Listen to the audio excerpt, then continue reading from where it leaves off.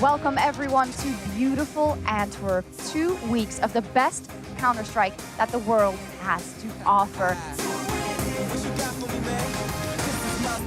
And I'm putting everything on it. Point them out, show me my opponent. Tell me how you want it. Victory sweet while I'm serving you the bitter taste. It's Apex just locking in this B hold. Grim on 50 health. His third victim. 1 magazine, 3 kills.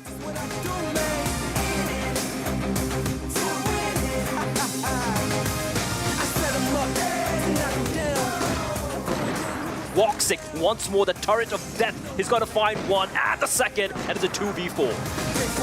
No one flat throw, removes his head, 30 seconds to play with, but the bomb is still out in the open. And now it's down to the CTs to push on in. And here comes Synopsy. First headshot delivered, there's the second, and the first game goes the way of Bad News Eagles.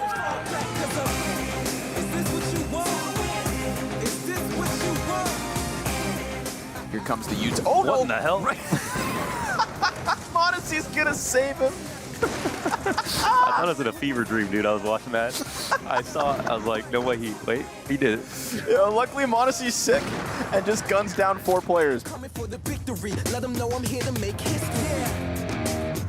It starts right now. Starts right now. Right now. Northie and Jerry expertly navigating their way through this push and putting up a blockade. Starts right now. Here comes Alistair though, caught completely with knife Shelfie. Sweat, yeah, when the smoke clears. With another couple. ForZe, one of the most unlikely rounds, have actually clutched it out. I don't think it's for me. I'm well known everywhere, so you can't ignore me. Fill the champagne flutes to the top. Here's a toast to the #1 spot. Boy, I told you I'm. Give it up for me. Give it up for me. Farley looking to be that next player to push into lobby. Look at this pack from IHC, dude. 1 spray and they could all die. He gets 2 and the last. Oh my god. Say what? Say what? Okay. Dexter, he continues to torture. Yeah, we winning over here. Easy second kill. Set him up. Dexter has just come alive. What you got for me, man? This is my moment, and I'm putting everything on it. Point them out, show me my opponent. Tell me how you want it. Exit pops up from the Molotov. Good little bit of patience. Oh, but Kicker's got a little life in him. Look at that spray. Ready, best yet to come. Yeah, how you gonna win when I already won? Fall back, cause I'm. This is what I do, man.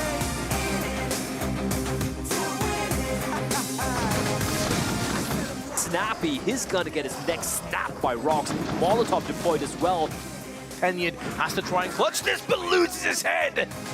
The best, I'm down for whatever. Not saying I'm the best, I'm saying I'm even better. Get up on my level, I'm built up as leather. Around and knocks his head off. The designated time, the designated place. I'll never And holds the line. How you gonna win when I already won? Hunter, good for it. Deals with the threat, only Siren, and he runs on into that Org scope. Feeling good about that one.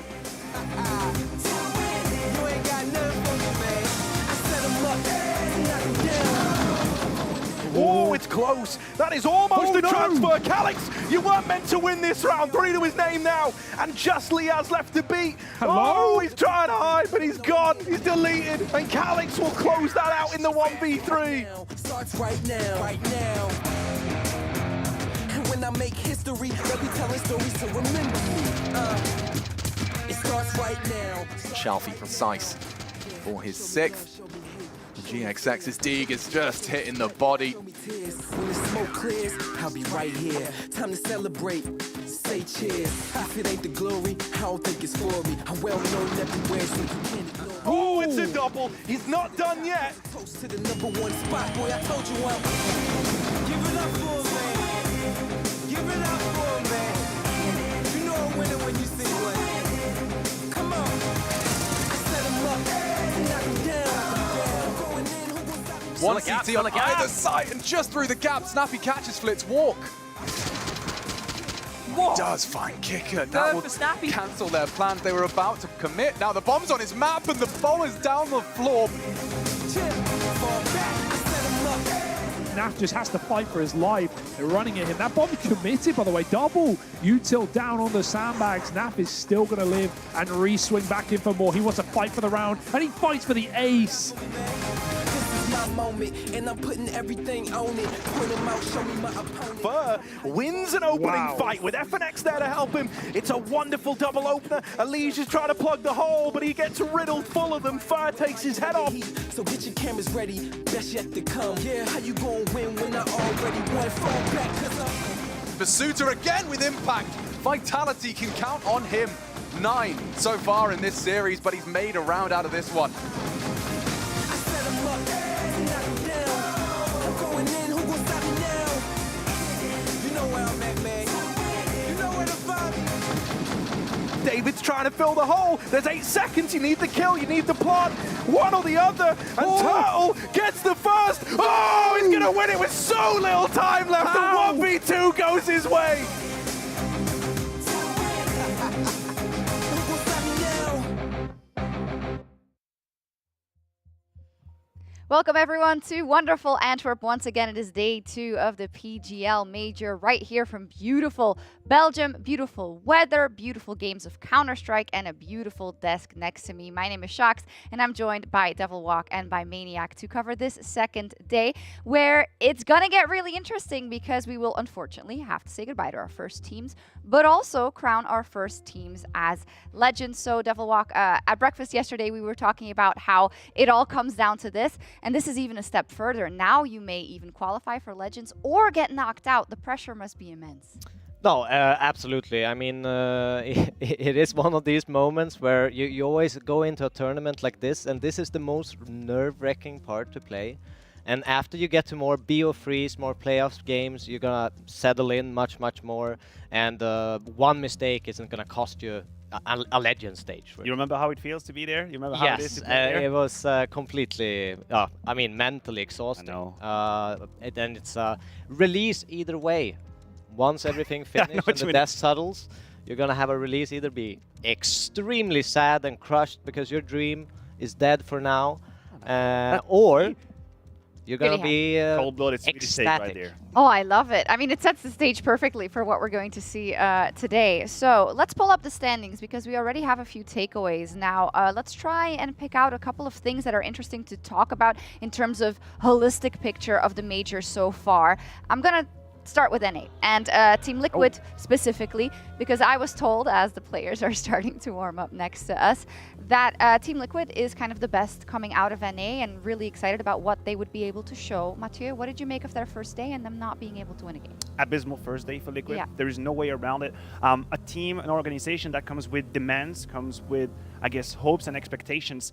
Liquid being 0-2 right now, facing potential elimination in the first step of the challenger stage would be unacceptable. I personally think this would be the end of this lineup as it is. I think changes would come right after that. They've been together for a few months. You've had the time to perfect your game. You've had the time to perfect your map pool and your players, and it just is not enough. If you are to go out against 9 Zeta, that would be unacceptable. Yeah, I completely agree. I mean, it's one of these lineups that it looks a little bit weird on paper. I feel like when I'm watching their faces when they're playing the games, they feel deflated. They don't really, I don't see the belief in everything when they are playing. They feel very, they lose 1-2 rounds and, all energy is gone. And so I really want to see them pick that energy up and actually, starting to believe, even if you don't, you have to trick yourself sometimes to make sure you can fight it all throughout the game. Yeah, I feel like the loss against G2 was maybe put them down just a little bit. It was a cold shower, but you're supposed to bounce back from it. And for the narrative to develop, you're supposed to bounce back against Imperial. That's your step. That's your best of one. This is where you catch back your momentum and you find your groove. And that didn't happen, and it leaves them in a very awkward position. And it's also such a tricky one, right? Fighting against a lot of the old teammates for a lot of them who snuffed them out and clearly had the game plan to beat them. Let's pull up the schedule to see what they are up against. As said already, Team Liquid will be fighting 9Z to stay in the tournament, and 9Z can be very, very dangerous, but I'm sure we'll talk about that when we get to it. For the rest, as said already, Mathieu, we've got the possibility for our not the possibility, we'll have our first Legends today, meaning we have some very convincing performances coming out of Vitality, ENCE, ForZe, and G2. Yes, Vitality, I guess, surprised us a little bit with how much authority they were playing with and how much dominance they brought to the server. I think the performance against Astralis was one of the most accomplished we have seen Vitality in a long time. You have ZywOo topping off the charts. You have Mizuta playing extremely well, although he's on a hot seat right now. So the signs are all green for Vitality. And we have to be real, we have to be honest. You face ForZe in the best of 3. This is your ticket. This is how you make it easy for you, and you go into the Legend stage and you relax for a few days. It's a dream scenario for them, for sure. Basically, you know, playing ForZe, playing a team that maybe everyone looks a little bit under the radar for. Yeah. The easiest matchup in the 2. Yes, but you could look at it in a different way, because you shouldn't be losing. So when you start losing a little bit, maybe the nerves come.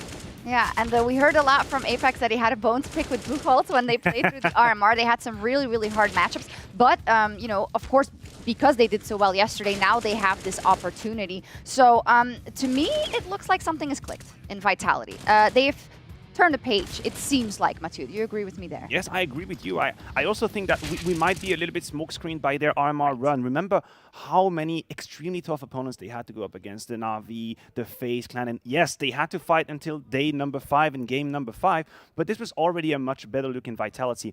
And something that we have to keep in mind is for a team to win the major, you don't have to be good 2 months ago, and you don't have to be good in 2 months. You have to be good in this exact moment. What if Vitality peaks right now? That's all they need to do. And you, of course, have a lot of experience with team environments overall. It is kind of a hard situation in terms of everything that needs to be balanced within that team. Where are they at now in terms of that, do you feel? It looks great. I mean, I think it makes sense when I look at them now. I was very critical, you know, before the tournament. I didn't think that they really had that gelling part done yet. And you could see ZywOo is much more comfortable, but especially Mizuta finally getting back in form, having so much impact in the last couple of games.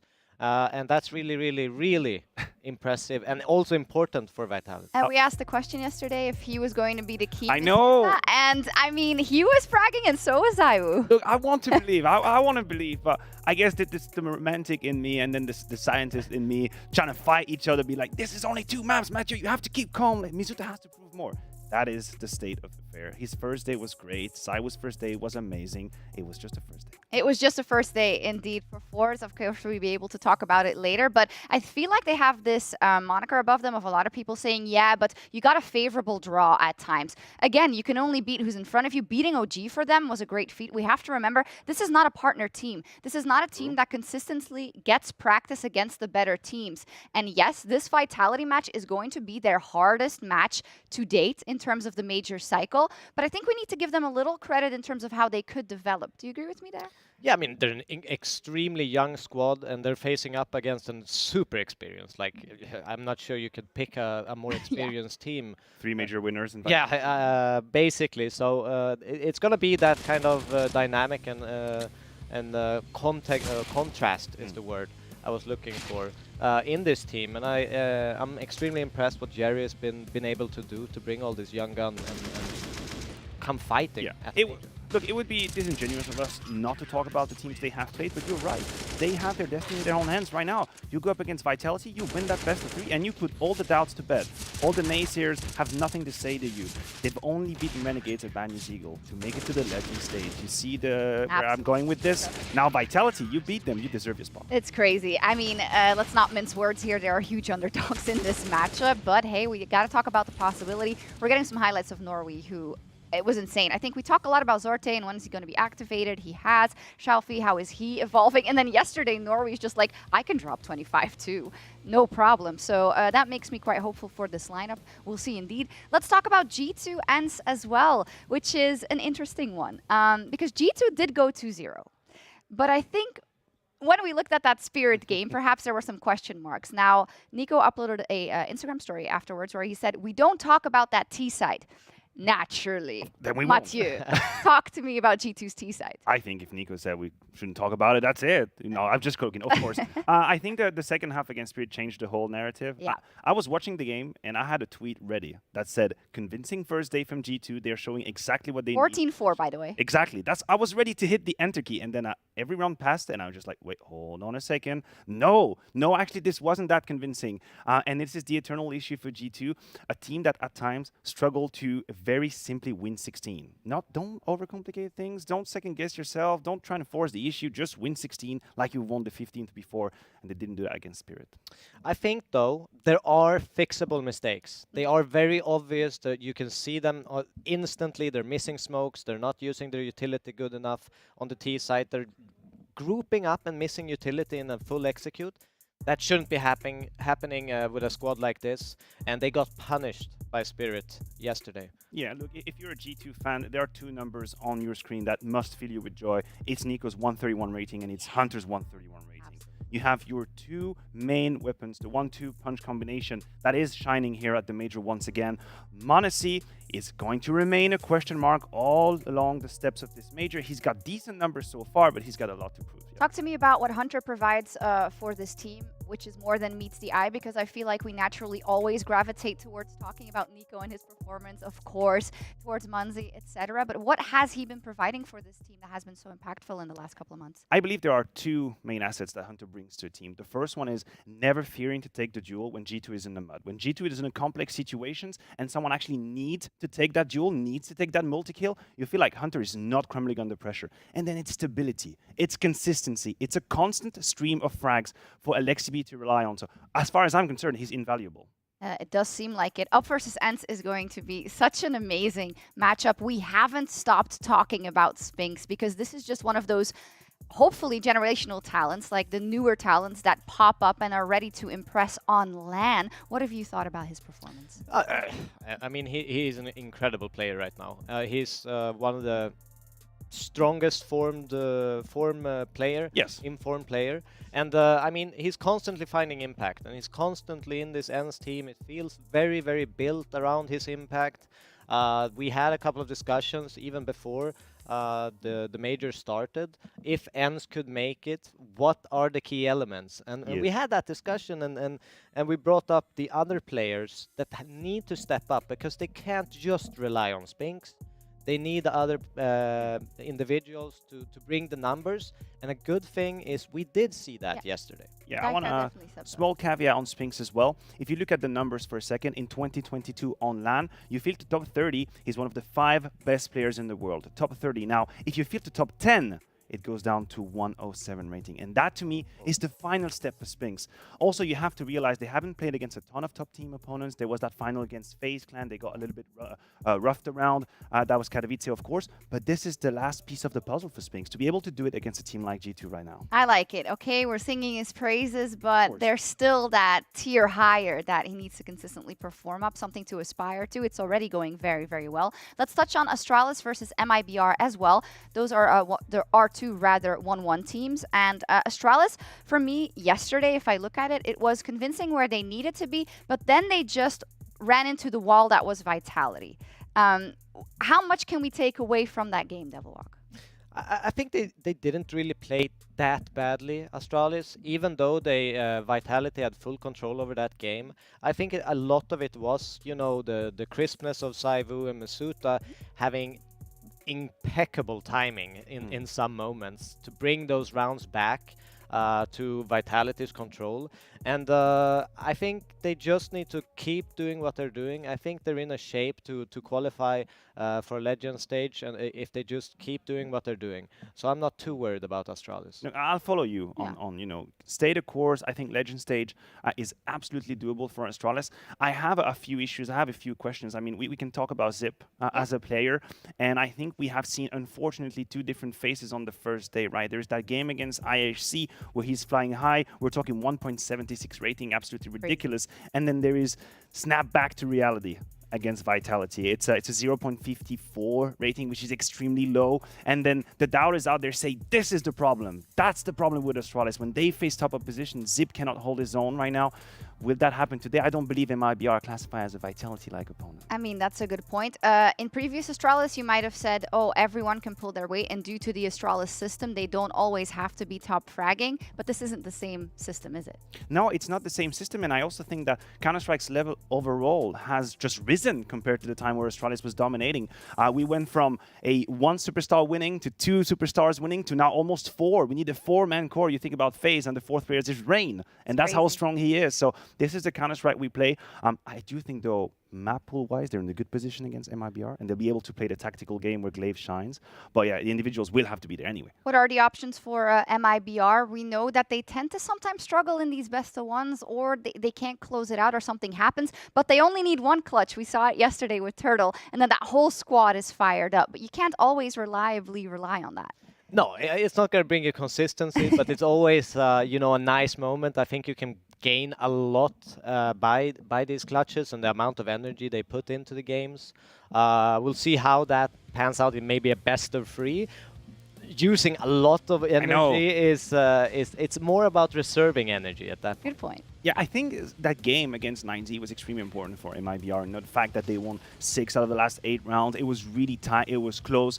They had to fight back. It activates you. It activates you. It pushes you into your limits. It has you face the possibility of losing and actually rising above it and converting the game. And this is something you keep close to your heart when you move into the next game, because you remember that 14-14 and you know you made it. Yeah, it's never over until it's over. Exactly. Or you need 16. In Counter-Strike, that seems more true than in any other like esport or sport, because there's always the possibility for that clutch to turn it around. With that, let's move on to our first game of the day on the A stream, which is Team Spirit versus Eternal Fire. I think Spirit gave us a lot to talk about because of that comeback they mounted versus G2. Again, going from 14-4 to pushing it into overtime. And we were talking a lot, Devilwalk, in the green room about the op situation, and that you have the primary opper in Dexter, and then all of a sudden, you now have a secondary opper in Patsy who is able to find opportunity when they need it most. Yeah, and I think what's interesting about these two players in combination is Dexter is more of a methodical, hold an angle kind of opper, and we saw all these crazy plays that Patsy just, he went full crazy. Yes. He took every duel he possibly could, and really got a lot of impact against G2 with that op, and I'd like to see that again. I guess he added a new layer that we didn't expect Yeah. for Spirit. That's what it is, having this secondary AWP being able to shine. Now, if we look at Dexter versus Woxic, there's an interesting caveat, right? We are comparing AWPs, but let's keep in mind that Woxic is the IGL of that Eternal Fire squad, whereas Dexter can allow himself to play more based on intuition, maybe follow his own feelings, being very micromanaging what's happening on his monitor. Woxic has to keep a big picture in mind, and it's really hard to do it with the AWP as well. Is that standard that if you have the primary opper and you do have one a secondary opper who is savvy with it, that it's always going to be the secondary one that is more aggressive in the peaks and whatnot, or is that not the classical setup? No, I think what Spirit is trying to do here, they want to play these long distance, a lot of op-based maps. They do tend to play these. So I think they've just incorporated their style. They are comfortable when they get those double ops to put the pressure on the riflers. They gain space, they gain time, because it's a chess saying I always like to say. The threat is bigger than the execution, and that's a very good point with the op, because it gives you space as a rifler. I love that. If we look at kind of what they were able to do with that double op functionality versus G2, a team that we know can play a puggy style at times, but of course have more strategic depth than someone like Eternal Fire. I think that is fair to say, right? Also Woxic, who is still, you know, getting into the groove when it comes to that in-game leading. Does that mean for Spirit they should have a similar game plan versus Eternal Fire? I think so, because I believe that there are comparisons that can be drawn between Eternal Fire and G2, the brand of Counter-Strike they want to play, the maps they like to play too. I mean, we could possibly end up on a Dust 2 again, and then we'd have to keep an eye on Patsy. Now, if I do allow myself to be devil's advocate for a second, do we expect Patsy to drop 22 kills on the CT side again? How replicable is that? How long-term is that for that man to shine on the CT side once more? Granted, they must have the economy as well. You think you can have a double AWP the whole side? You know how it is. Sometimes you just don't have the money. And they're playing a very high-pressure Counter-Strike team. Oh, yes. Eternal Fire, they're not going to stop holding that W. They're going to pressure you, and pressure you. So we'll see if they ever get control of that economy, because it's going to be vital. It's going to be vital indeed. We were talking about Woxic, who's of course trying to spur his teams on. He gave an interview, I think it was around the RMR, where he said, it was really hard in the beginning for me to be the IGL and the AWP because sometimes my mind was going away. I was holding an angle, checking the radar, trying to give information. And that is just very true in terms of the circumstances. And that's why it's a difficult thing to do to be the IGL and to AWP. And it's a more difficult thing to do when you haven't been doing it your whole Counter-Strike career. Yes, I mean, I'm really impressed that Eternal Fire actually has that good of a T side with a team and a squad where they don't have an in-game leader. They don't have that tactical presence in the team. It's something they've had to learn on the fly. Him, especially as an AWPer, try to negate, you know, looking at the radar. Maybe they're more structured, trying to find out where everyone is at certain points in time, so he doesn't need to be as aware of the movements of his players. And there is a lens that we can use as well is, what kind of person is Woxic? Very animated person, right? He's full of energy. He's super impulsive as well. Oh my God, you can hear that. What's happening right now? They're getting ready. But look, when I see Woxic right now going through the path of becoming an IGL, I have flashbacks to the first times Apex had to do it, because there's a lot of comparison that can be drawn between the two profiles. A very active, energized, impulsive player that suddenly has to take a step back, has to take a deep breath, has to see big pictures. Don't let the emotions get the best of you. You can ask Dan, you can ask Apex, hey, how did that go in the first few months? Mega struggle city. He had to figure that out. He had to calm down as well. So Woxic, that is going to be a test because he has Chopper against him, who's way more tenured in that role. That's a great point. Woxic was understudy to a lot of great IGLs, right? Like he was. He's played with some of the great. And we've got Dust too. Dun, dun, dun.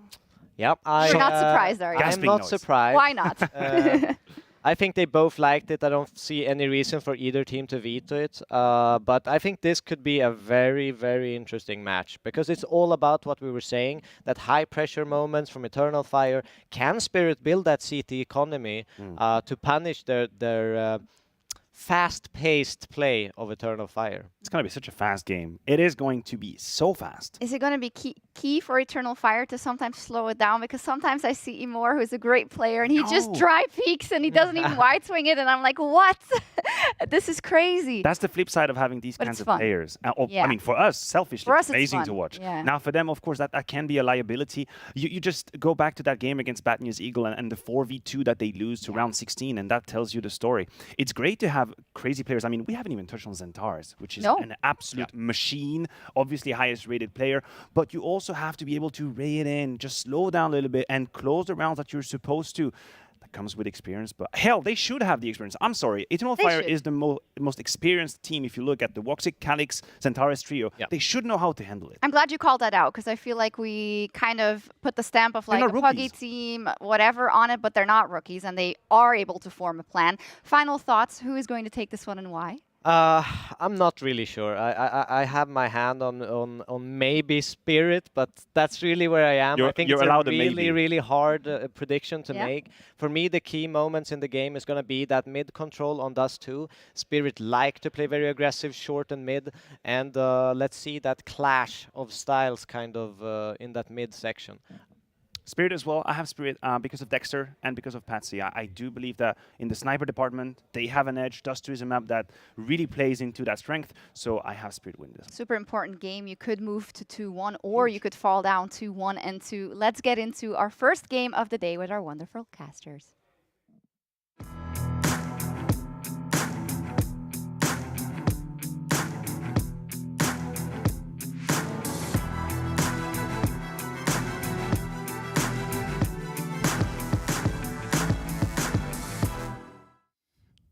Oh, those guys. I feel like it set the bar way too high because then it just cuts back to us and it's like, oh, here we are. Just two dudes. Crouch down, I'll get on your shoulders, Harry. All right, go on. No. I don't think we can do it with the cables on. But Hugo, man, we have a bit of a banging matchup here today, right? First, you know, I kind of want to home in on Eternal Fire to open up. I think it's a really good place to start. That Renegades game yesterday, these guys just absolutely beat Renegades down. It wasn't even close. And I think the most notable thing was was Xantares and xFloud. Firstly, Xantares for the utility usage, for the fact that it feels like he's really worked on some nerdy nades, man. Yes. Like, even back in the big days, back when you had like all these incredible nade protocols, Xantares wasn't necessarily the name that like sprung to mind to be the guy doing that damage, but it looked like he had, you know, shades of big in him in that Vertigo game. And then xFloud has been a real pillar of this team, who's even been able to stand the test of time here on LAN at the major. So, you know, I want to kind of home in on those two. Things get pretty interesting then when we look at AWPers. I think in this bout, Woxic versus Dexter, if this was like the Woxic of old, if this was the guy who was hyper-aggressive, I think we could have some pretty insane matchup. But honestly, it feels like Woxic's tried to make himself a little more consistent, kind of more like a backbone player of the team. You don't really see him going for these like super flashy, flary plays anymore. And so I think in that respect, Dexter could have the edge. But man, I don't know. I'd love to hear your thoughts on like Spirit and how and you know, who to keep an eye on there. Yeah, this is super exciting to see Spirit do well, especially considering we've had a couple of CIS teams come in and cause a bit of a ruckus, right? ForZe at 2-0, taking on Vitality later at a BO3 to go to the Legends stage. But Spirit, that other team, right, on the docket, and obviously majors, CIS squads, these are always where, you know, players like Chopper on your screens, the guy who originally got Vegas Squadron with those fast B rushes, with those Mac 10 buys, you know, deep in majors before, in majors gone by. Like, I don't know, major diff, man. It's something for CIS teams. It's something that we expect with outsiders as well. I think it's a really, really cool time to have so many competitive teams. So, you know, I don't think we were expecting ForZe and Spirit to come in and look this good, but man, they've stepped up to the plate, and yeah, absolutely favorites in this game. Going back to AWPing, I definitely agree. I think Dexter has the upper hand. Not only has Woxer kind of slowed down in terms of being an opening player and being a flashy guy, but also, yeah, it's kind of harder to focus on your crosshair or your scope when you're micromanaging, looking at the minimap, calling T-sides. I mean, those things are a lot more difficult. That was something they even kind of spoke about on the desk, right? Was the idea that Woxic literally said, like, oh, yeah, you know, it does get a little bit tricky like when I'm scoped in all the time to try and remember, like, what's happening across the map. Yeah, I think, you know, it kind of comes with the territory almost, right, of not wanting to be the guy, like, you know, making these like crazy plays, while you're also the one trying to rein in the rest of your team and stay on top of everything in terms of the micro. But I got to say, he has impressed me in terms of his calling, honestly, Woxic. Yeah. And Maniac brought it up on the desk. It's something you and I were talking about back at the RMRs. This idea that Woxic is trying to embark on almost like the apex route of reinventing himself as an IGL. And I think it's honestly, I think in the long run, it's going to help him a lot. You know, just kind of up his stock, give him like a new perspective on how to think about the game, how to approach the game as a whole. Like I said, you know, we bumped into him in the elevator the other day. He said that they just been practicing all day. Then they had an official like that night as well to play. I mean, so you know, they're really on the grind right now, as it were. Our eternal fire. Yeah, even at the beginning of this team, you know, the in-game leading role was kind of moving all over the place, right? Like Xantares trying it and it didn't really work out. And hey, now that Woxic's in that field and Xantares is freed up to frag out. You know what I think is so exciting is obviously it's not Xantares' first time, you know, going to a major, but for players like xFloud, for players like Emo, these young guys, that is the case for them. xFloud, we look at him as like the young gun on this team, and he's certainly good. But what I think is so interesting is Emo, who was always left, you know, right as that sixth man. You know, maybe he would be in Space Soldiers. Always on like the edges, always on the cusp. And I look at him now and I think like, oh, this guy's an older guy. No, he's really not. He's just a couple of years older than xFloud. He's in his early 20s. So you know, this guy was always on the edge as well. And that's why it's so exciting to not only see these guys at their first major, but to see them perform, especially when, you know, you hype up Xantares from that Renegades game yesterday. He played great. Over on B, xFloud was a rock. Yeah. He never gave it up. He never went down. His KD was immaculate at 5.0 KD. And for a B anchor, like, that's so impressive. Yeah, incredible. Yeah, you know, then we kind of talk about young guns on the other side of things. You know, there's plenty to choose from. Where do these young CIS talents keep coming from, dude, Harry? It's kind of wild. So, like, for a while back when, like, Mir was in the team, they would do this thing where they would try to integrate Patsy in some way. But he never really felt like he slotted in. It felt like a bit of a downgrade at the time. Then, obviously, you know, we have this kind of restructuring of Spirit, and he's been brought back in along with Siren. They've kind of promoted some of these academy guys that they had in the in the roster there. And honestly, they've really impressed me. Patsy especially, just because I think it's really night and day from when he first came into this team in the first few attempts that we would see to now. He's actually become like one of these kind of core backbone players of the squad who can put up these massive performances. And And considering for the longest time, when you kind of looked at young, promising players within this team who felt like they were going to do that, you were looking at Magic's, really. And I think the fact that Patsy's even risen to that level and is looking to go above it is a testament to how much effort he's been putting in. But let's get into this one, right? It's a little bit of dust too. Didn't even have time to talk about our opinions on the veto in this. But I got to say, you know, I think it has the potential to get a little rougher for Eternal Fire. They always manage to make dust too close, though, at a bare minimum. So let's see how they get on. They've got a CT side start, Team Spirit. They've thrown in this early Xbox smoke and it grouped up outside along. A little bit of control down in lower for Patsy. And there's the attempt at the opener. It's a dink onto Woxic. That's going to force a lot of respect out of this A-hold. They've had to go back and play within the confines of the site. And so all that info, it's a real asymmetry right now. They don't know what's happening at long. And they've had to concede mid. Oh, Zantares on the corner. It's Calix to help him out. Has to fall off. Another dink comes through, and Patsy's half health, but he's still going to commit with it. Spirit, they are in for a penny, in for a pound, but that flank on long is coming in. No one's watching. Backstab. Magix gets one. They climb over the top, and it's confusion for Eternal Fire. Don't know where to look. Up, down, left, right, behind. They're everywhere. Bomb still needs to make it in. Smoke to fake out Dexter's position. Patsy doesn't need to fight. He just needs to get that stick off. Get it for Cat if he can. Magix is still causing a problem. And lovely shooting for Magix will lock in that pistol round there for Spirit. I think they are definitely favored on the map, to touch on this veto, Harry. I think they are going to be very happy to play their third Dust 2 in a row in another BO1. We saw that G2 matchup yesterday. They pulled it all the way back from 14-4 to overtime. Yes, they lost it, but a damn commendable attempt on that map against G2. So Spirit, pistol round taken, and Eternal Fire's work cut out for them.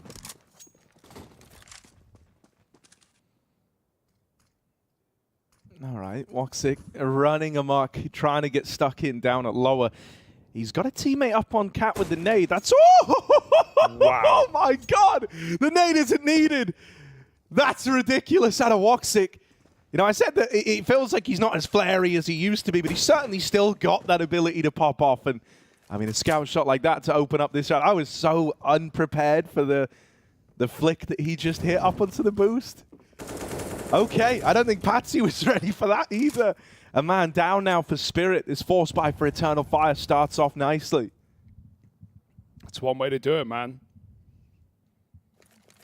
Double scout can be dirty. Spirit want to try and avoid the snipers. They're going to walk into B, trying to fake out his chopper. What a flash. Look at the reaction. Emo's moved away. He sees the smoke come over there and drops his own. He's going to try and lean into the mid side, and that will actually deny Spirit the entrance. They really wanted to go. That was the last bit of utility, but now they feel too predictable, and they might be. Calix is even pushing out on long. A very audacious play to make it a 5-on-4, but he has found the gap, and he has hit that perfect timing. Back's turned. Deagle back to middle. Nice shooting for Zantares. And a 5v3 when Calix is already called as another man. Yeah, they know all about him. He thinks he's being sneaky. Now they try to get into B, but this is where the UMP Scout combo resides, and there's that wrap for Calix nailing Chopper. Magix is left saving. He's out of there. He can't play for this one, and so Eternal Fire are going to steal it back with this force buy, getting the upgrades in, keeping 4 alive, although I say that pretty tenuously. They're fighting for this, and Magix going to go down. I think that was just before the timer expired, so luckily enough, we're all well and good. You know, a little bit of money made. Well, you know, little bit of money made, like bare minimum amount of money made. I think if they just recommitted into B right there, they would have probably won the round, right? They were panicking that Eternal Fire would be pulling rotates with, you know, that smoke in the B site, but all it did was split Spirit up and just let them walk into that flank for Calix, which was perfectly timed. Eternal Fire, now they've got everything to play with. Oh, we've got the lineup here for Magix. He's going up and over, boosting on the box. We love it. Rop style.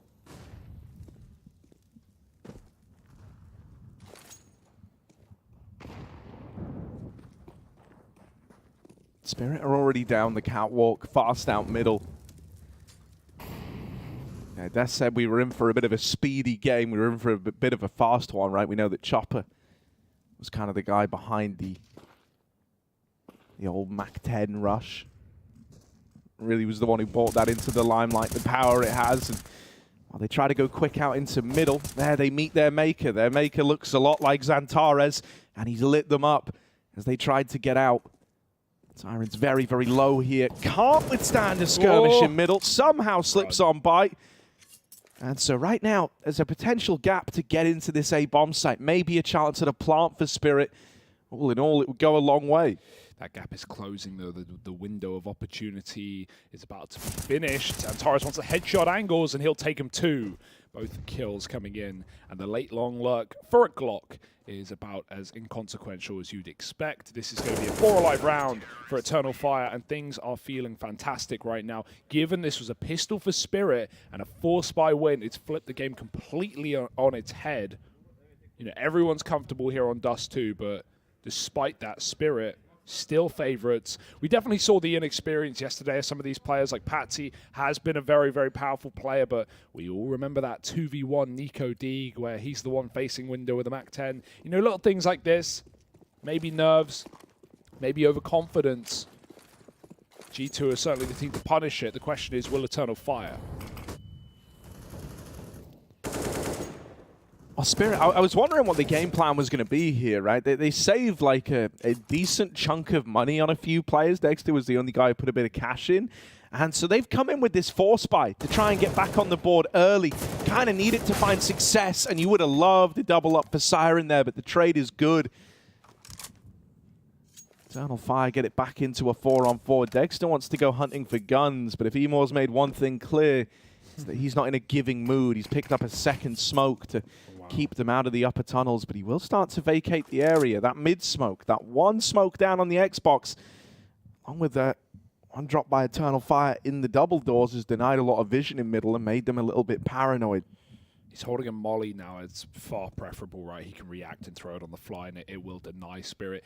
If he holds the smoke and they don't want to respect it, they don't have to. He's solo B right now. The molly will force a bit of respect out of Spirit. There's no smoke for it. They throw it over the top. There's his molly. It's too deep, though. They're already out. First kill comes. Emor doesn't know they're swinging him from both sides. Left, right, good night. He's gone. Bomb picked up, but Calix is still here at the window trying to challenge the plant. Doesn't want to run the gun. The flash almost lets him in. It blinded Patsy, but instead he'll get the stick off, and this will be a retake. Yeah, don't have too much time to get comfortable here if you're Spirit, right? They're kind of trapped within the confines of the site right now. Flash over. Woxic is the guy to try and set up Xantares and Calix. Flash goes in. No one's blind up close. And they go pushing out. They run the gun in middle.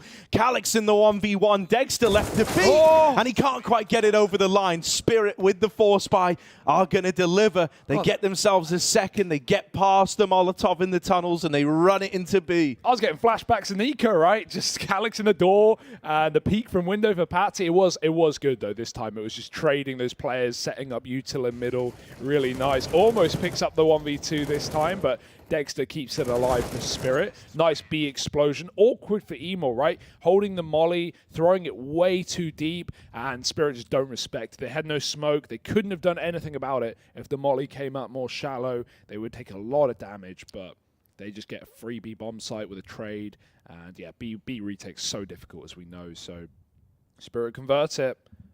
Already had a tendency to go B, as we've seen in these last few rounds here on the T side. Chopper, he loves a B site. Can't blame him. Woxie's got his AWP back for this next gun round.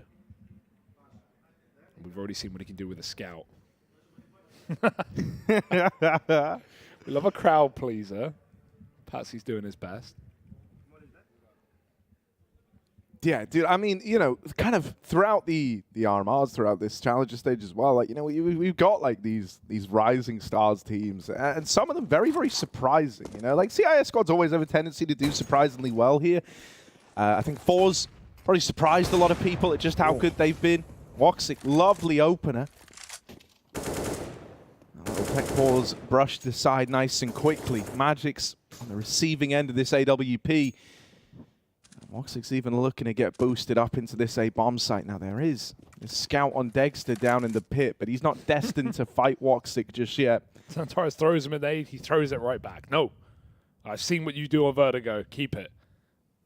They've given him more. Again. They keep giving. He's got a little treasure trove. So Xantares is like a kind of new beast nowadays. He's kind of like the artillery of Eternal Fire.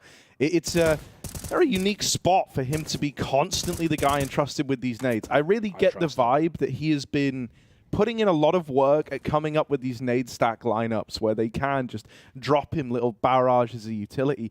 When we saw it on Vertigo, I was wondering if it was more map specific, right? But it feels like he's put effort in across the board to find these nade stack spots. Yeah, it's incredible. I mean, unfortunately, it won't work in this round. They're long lineups, and the cat take is coming in for Spirit instead. Molly is nice. Woxy can get a shot off. He's holding. He's really trying, but he doesn't want to die in the fire. And Spirit now taking the catwalk with a late long lurk. Antares will need to change his tune. Going back to the Molly. They will beat it. Pushing through the smoke. Antares almost doubles up, but it won't count. Woxy's got to give up the bomb site. These smokes are giving a nice window of opportunity for Spirit to get a bomb plant in. It won't be for Cat, but it will be for Dex to scout somewhat. However, there's util for this retake. Eternal Fire are favored. Dexter's going to have to go wide on the plat if he wants to watch that. He doesn't want to get caught crossing out of the pit. So right now, he holds his ground. This could leave him out of position as the retake comes in. We'll have to wait and see. Patsy up close. Playing around this smoke, hiding himself in it. Oh, it's a double up for Patsy. Out of ammo, trying to grab that gun. Dexter's at least helped him out from down in the pit, and now it is just Woxic. Mad at the helm of Eternal Fire, 1v2, and he's just going to write this one off, going to get out of there. Doesn't want to attempt it with the AWP in the retake. There isn't enough time, and he would have to win that fight onto Dexter in the post plant. They get out, and it is a wonderful round from Patsy to put that on the board for Spirit. It was him who wrestled his way past Antares up the short side. And then, you know, sub 10 HP goes on to double up in the post plant. Dexter set him up perfectly, right? He threw that cross smoke from pit, and it you know, didn't feel like it was going to be massive, but then Patsy got full blinded, and it gave him just the right amount of cover to hide out in the smoke and to pop out with a double kill. So yeah, sick round out of Patsy. Definitely one of the guys that there's surprising stars that we've seen in this team across the RMR and here in the Major as well. Where do these young CIS talents keep coming from? I'll never know. But we've got plenty. Right now, it's just going to be a B explosion for Spirit. Perfect round for it. The AWP back on long. 2 default pistols here. No hope for Eternal Fire in a round like this. Emor might not get checked, but even then, getting more than a kill is optimistic, and he's fully blinded. Not going to help, is it? Back of the site, X-Flow needs to be headshot, but he'll deliver one out before he dies. It's good damage, but it's still a round for Spirit.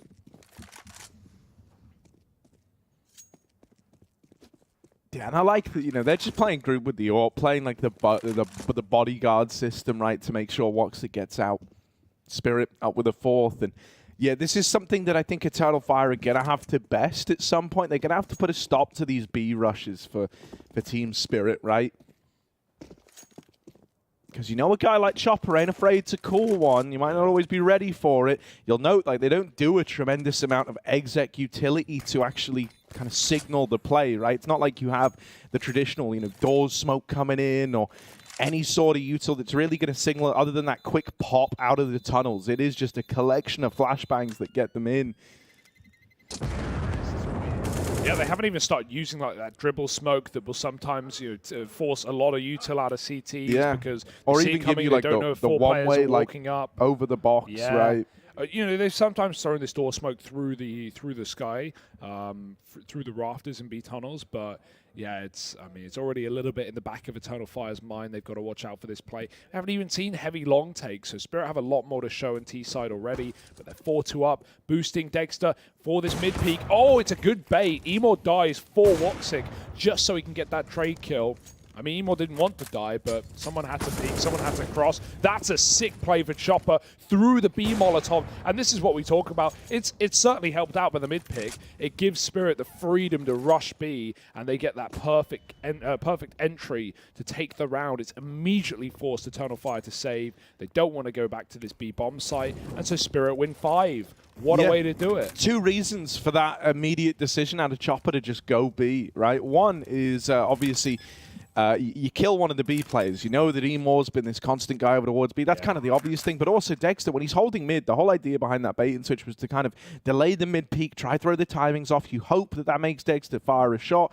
You were kind of hoping it didn't kill Emor, but you know, even the fact that they kind of delay the crossing is reason enough for Chopper to go fast out of the tunnels, right? It's common that they're going to be there, you know, just a second or so late, but it makes all the difference. It means that xCloud isn't actually in the bomb site. They kind of know that at that point with a late cross, he's got to be watching it from the door or maybe from the window. And Chopper just runs it down. So, yeah, you know, the B site's kind of becoming a bit of a problem early on for Eternal Fire. And it's something that a lot of teams versus these Chopper-led squads have struggled to put a stop to. Woxic and the gang have now got to come up with an answer to this problem. Yeah, there's certainly no map like Dust 2 where it can just be as, you know, maybe Inferno, you call Dust 2 the big Inferno, but, you know, at least Inferno, you have a lot more options in those choke points to shut down B takes, right? You, as a CT, you can just cycle utility with dropped util as well. You know, B on this map's a little more difficult to hold because mid to Bs are an option. My God, B&E are slamming Imperial into the ground right now on the B stream. They're almost done. Yeah. They're almost done with their first map. We're like 7 rounds in.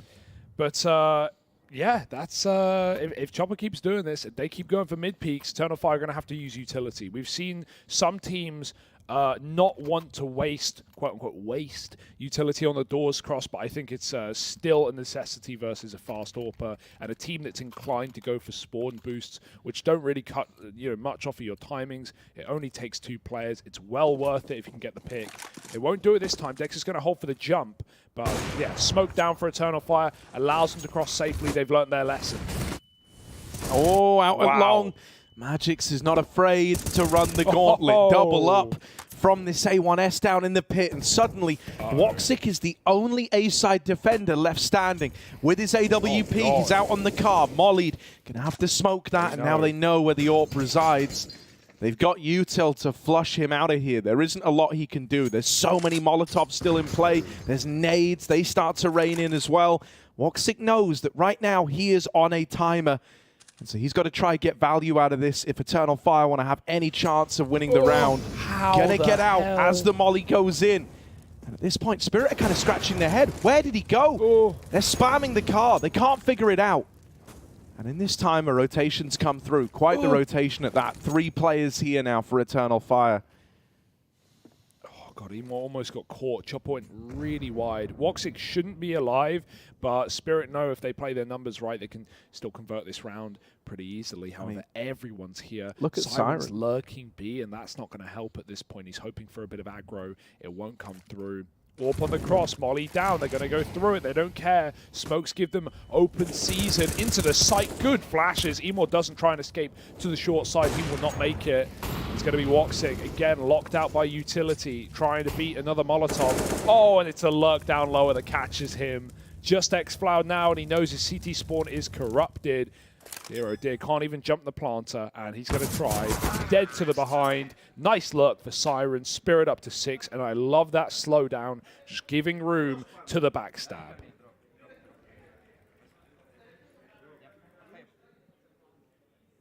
I mean, now we hit a bit of a problem area. It's like what was once kind of your safe bet was if they came over towards A, you've got this duo of Xantares and Calix on the long side. You got the supportive element of like Woxic's AWP to lock down the long angles. Often that's been able to stand the test of time for Eternal Fire. Well, now not even that's assured, and so Spirit really the guys picking up momentum right now. The ones feeling like they're in full control of this.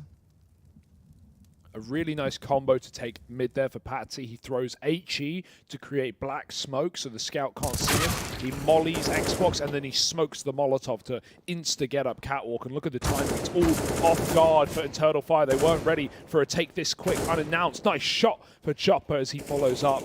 And yeah, this A site is cleaned up. And they're going B with a bomb. Eternal Fire trying to save. They're walking into the bomb. It's Spirit playing both sites at the same time, and they know what's good. They know what's up. Good Molly, the trap xCloud. He's cooking. Wait, he isn't. He isn't cooking, but he is should be. Eternal Now he's Fire. cooking. Oh, he's gone. Oh, nice try.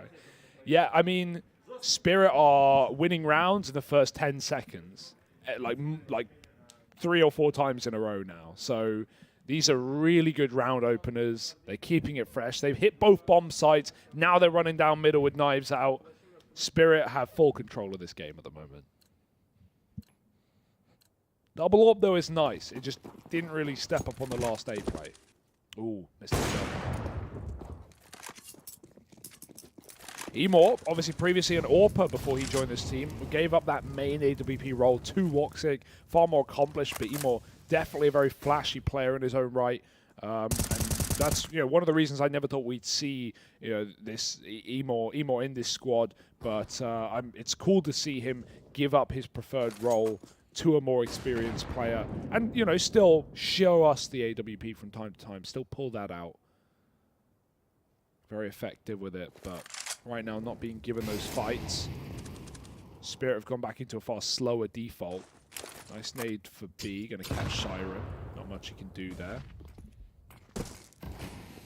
But Spirit can always join him later.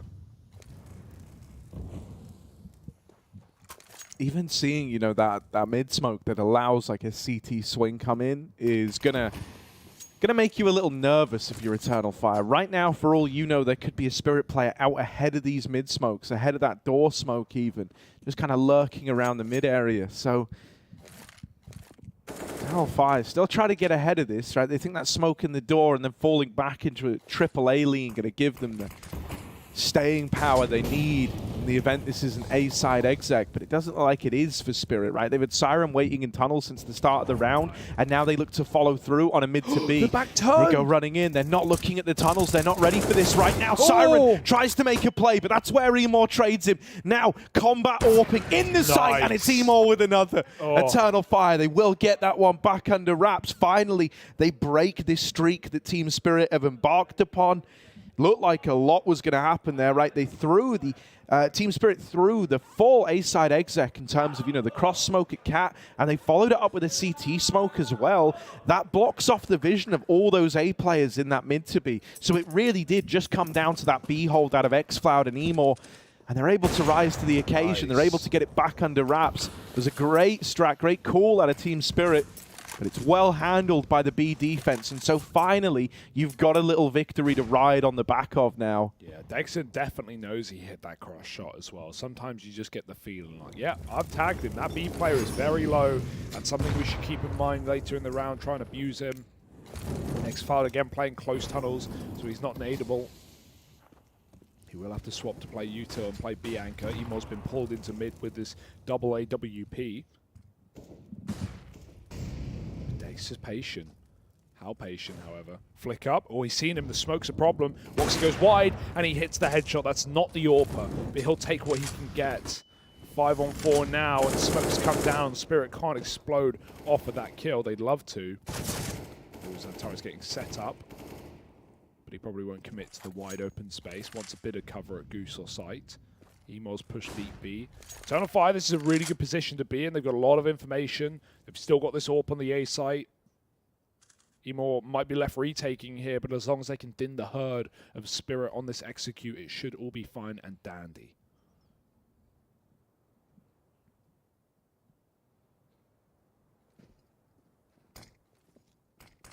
Woxic is super wide here. Oh, they dropped a man in, but that's where Woxic fills the void.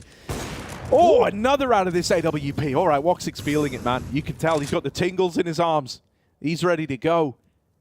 And that little double kill, man, that sent Spirit out of there. Their A execute, it falls apart, falls on deaf ears, and they're left saving. It's another round for Eternal Fire, trying to build back into this one. Right now, they're second in a row. And it's got to come as a real bit of relief, man. Throughout the entire, streak that Spirit were on, they're able to chain all these rounds together. And it felt like, no matter if you had the read, if you had pieces in the right place, the round would still get stolen away. It would still get stripped away. Spirit would still break you down. And so finally, in these last few, finding their footing again, starting to get in control of the money, starting to try and get back in control of the game.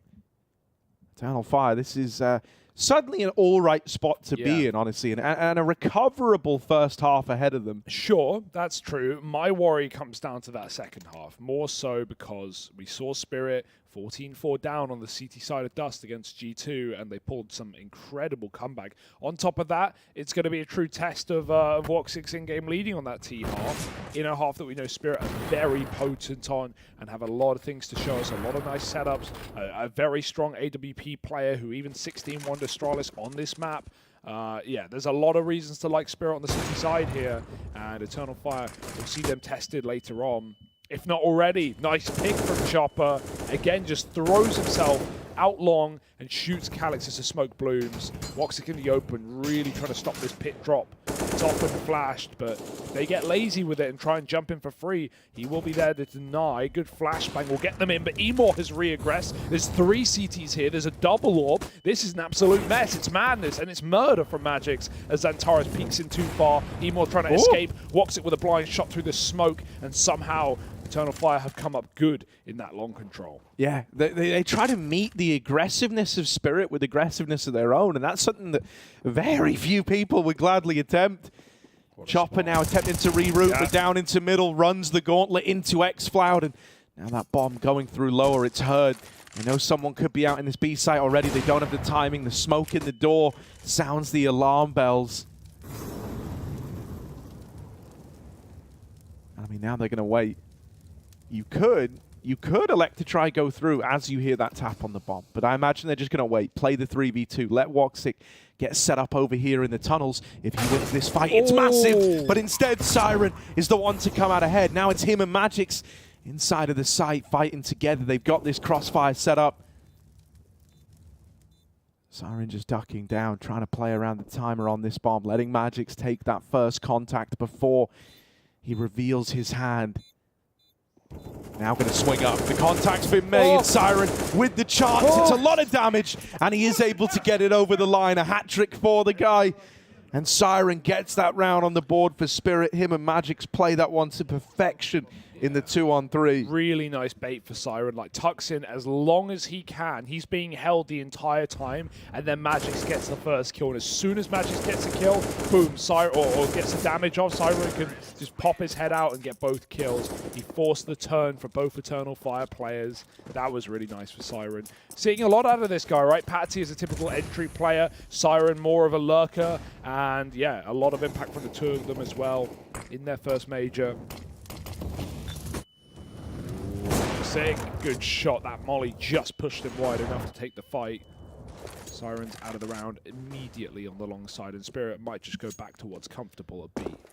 This game, more than any other Eternal Fire game I've got to cast, is giving me like vintage Woxic vibes in these last few rounds. He's taking a lot of wide angles, a lot of weird angles, a lot of ones that, you know, only a kind of AWP like him could look to take. Ones where you have to hit the shot. You have to, right? Yeah, it's like there's no second chance, and I feel like he's kind of moved away from that safer style we were attributing to him from other games that have just gone by. So kind of cool to see him try and roll back the years, and it's certainly spurring on the rest of the gang, right? On that point, it's more like T-sides where he isn't at the front of the pack, where he is a little bit more passive because he wants to play the late round. And also, when you have this team, these players, it's not like the AWP needs to be that opening piece. You have Xantares, you have xFloud, you have Calyx. Like, these guys are great round beginners, and Woxic, the longer he lives, the more effect he can actually have as an in-game leader in the late round. So, yeah, there's certainly value to that as well. But CT does too.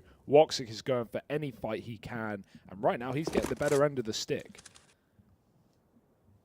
So this is looking like a very drawn-out save, right? And it makes a lot of sense. If these 3 players specifically stay alive, then you're good to invest in the following round. So Spirit will have another go at it. But this round was decided solely on the back of those kills that are Woxic and Xantares.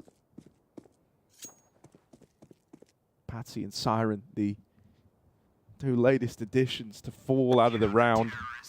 So this one just slips right on by.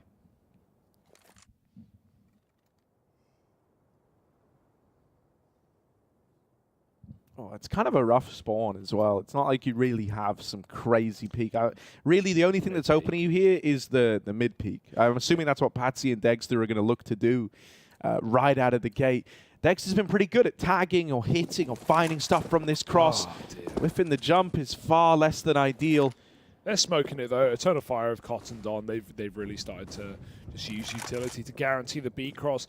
You don't want to get, again, get picked and then have Chopper just run through your molly at B. Instead, it's out mid. Nice shot for Emor. We said he was flashy. Let's get our taste of the action. Molly into the middle. Chopper's still committed. They're even boosting up Xantares' rifle here to deny a mid to B, but it's all just through the tunnels instead. xFloud normally a great anchor player, but he's got a lot on his plate right now. He is all alone. Drops the bomb. That's not just info, but it slowed down the push. Siren's able to trade that at least. Does take one to the dome in the process. Eternal Fire in this 4-on-3 retake. This is terrifying. Low man. This util would love to find, but all the offensive util bars Antares' molly has already come through. Woxic has once again got this flash for the B-side retake, right? Saw him lob it in last time from a very similar position. Spirit, they made it clear they like pushing this window, so right now he's holding it. They smoke off the tunnels, and Woxic now ready with the flashbang and send the rest of the guys in. Up, over, in it goes. Siren dead. There he is, the low HP player gone. Now the AWP from the tunnels. Dexter's trying to make it happen, but he can't flick back in time. It's a good attempt. Couldn't have asked some more out of Dexter there, right? Rough spot to be in, maneuvering around that tunnel smoke. But it is Eternal Fire stealing it away. And finally, you know, getting this B site even under control. So we can't have this situation where all these little things that Spirit felt like they had in the bag, they had in their back pocket, starting to get taken away from them. Yeah, comms really clean in these rounds for Eternal Fire and in that B retake especially because, you know, they're a man up. They finally get to actually attempt a favored, if you want to call it that, retake. And their util so clean. The smoke to force Dexter out of position. Great Molotovs make players on the site go wide, and then even flashes to supplement. Just really clean retake utility. They don't panic, they don't rush it. Spirit will, though, right out long. And into the mow down. Calyx almost gets 3 kills. My goodness. Puts the other 2 on their last legs. Gun's getting cycled and juggled, but right now it's the upper B aggro that could be a problem. Chopper's holding this. Did he get any info? Did he spot? Don't know. They're still committed on long. He's checked his flank, but as far as Eternal Fire are concerned, they're confirmed to all be out long right now. They leave X-Floud in position just in case Spirit late rotate, but they feel like they've cleaned up their backline enough. Zamtara's again left with nades on this bomb site. And with low players done by Calyx, this is even better. Great util dropping. This could be a problem. I want them to come long because I want to see what the idea behind this nade stack is. I mean, I know it is just to nade the players coming up, but he's getting in a very specific little safe angle for it. I want to see the fruits of his labor.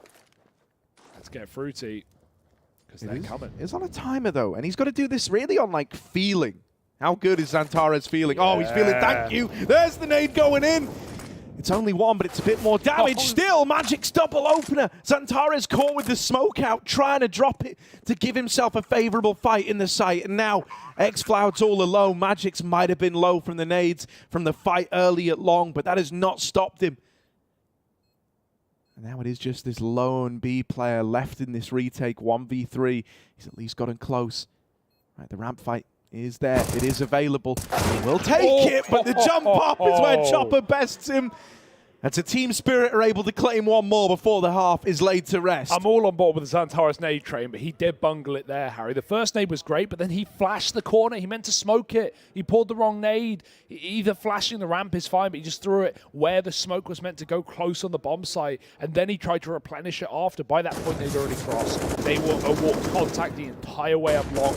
And, like, don't get me wrong, his awareness is so great. The second he sees util come out from pit, he knows they have to be close. He would have loved to get a second nade in, but just doesn't have enough time to get all that util out. Really cool ideas, though, out of Eternal Fire. But Spirit with a commendable T side on Dust 2. And this is where they do their best work on the CT half at times as well. It's what they did against G2 yesterday. So I'm a little worried here for Eternal Fire. If they don't come rip-roaring out of the gate on this T side, it's an Xbox smoke. They're going to be running up cap with it, leaving Woxic on a late long lurk. Triple setup there for Spirit. And with pot shots for Dexter, nothing will connect. They make it up cat. Oh, they might make it up the catwalk, but they don't take all the space. This is looking like a bit of a fake. They've shown a hand over at long. They threw the Xbox smoke in and they made a lot of noise going up the catwalk. I think really you're probably hoping that a bit more of this was heard, a bit more of this was seen. But because Spirit with 3-2 between the sites with mid-open, never really saw the Xbox smoke. Still, they get out, they get past Dexter. Emo can't follow up. Siren trapped in at the site, will get traded after 1. Oh, that's a bomb. Only just made it in. got the kit. It's temptation enough. It's a pistol round. You don't want to save. Chopper with a flashbang, but it's enough players tucked in that this flash isn't going to have the effect that they would hope to. Chopper won't even throw it. He's just dueling. Into the bomb site. Beautiful headshot for xFloud. Tunnel's flank is taking his damn time, and there's no time left on this train. It's Eternal Fire pulling up to the station with the 7th round.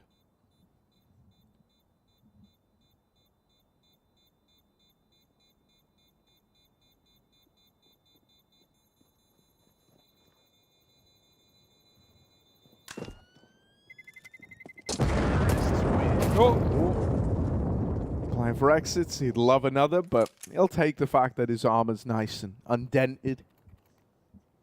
So now you get that cheaper reinvestment. You love that. Oh, that's that replay of the Chopper one tap. Man, like, you know, it's not even like he was kind of holding for it. That was a proper flick back onto the angle once he registers the jump. I always wonder why players don't jump more, and then I sit around like that. I'm like, ah, yeah, that's why. That's why they don't do it. Not even an AK. Yeah, Dex has been fairly quiet, but T-side up, there've been a lot of B rushes, a lot of long takes, so haven't really seen him posted up in pit much to go for A picks, and even when he has been, Eternal Fire weren't facing the bomb site. Yeah, a lot of his fights essentially came down to like, are you winning the mid doors fight? Yeah. You know, are you getting the mid doors fight? And I think a few fumbled boosts at the end kind of limited the amount of impact he was able to have, right? Because if you remember early on, he was a real nuisance at always tagging or killing that crossing player. But CT side's nice taste test boxing have a lot of impact with his, so hoping for some multiple rounds with Dexter. Good flash, but they do blind their teammate with it. Chopper was still fighting, and so he couldn't help Patsy on that swing. He's still stuck here, they know it. Smoke down, Eternal Fire say, fine, have it. Keep your 5-7, we'll take the round. They go back to B. Yeah, they got the util to go mid to B. Oh, they trade a smoke in at the doors. Spam is good, but it's not a kill. Siren will win one. No way. Ooh, No way. This shot. Uh-oh. Woxa gets it back under control. That is so important, man. This so quickly could have gone awry if the bomb got cut loose over in the tunnels. Luckily enough, he's course corrected, and now we're back on track for an Eternal Fire round. Spirit should just be left saving here. There's a gun up on the catwalk they can look to grab. I think that was juggled out of there. It wasn't, so you get the Galil on Chopper. Got the scout for Dexter. Chance to do something in this follow-up round, right? Not really guaranteed, but you've at least got a little bit of power. This is tightening up, though. Obviously, waiting for a full buy for Spirit, but Eternal Fire, some sticky situations, and they're getting themselves out of it. Don't overcommit to cat taking and running into that triple setup with flashbang. Calix keeps his AK, very important as well, just having 3 up at the end of the round. So no exits. This gap is closing. One more eco before Spirit get to show the full oomph of their CT side.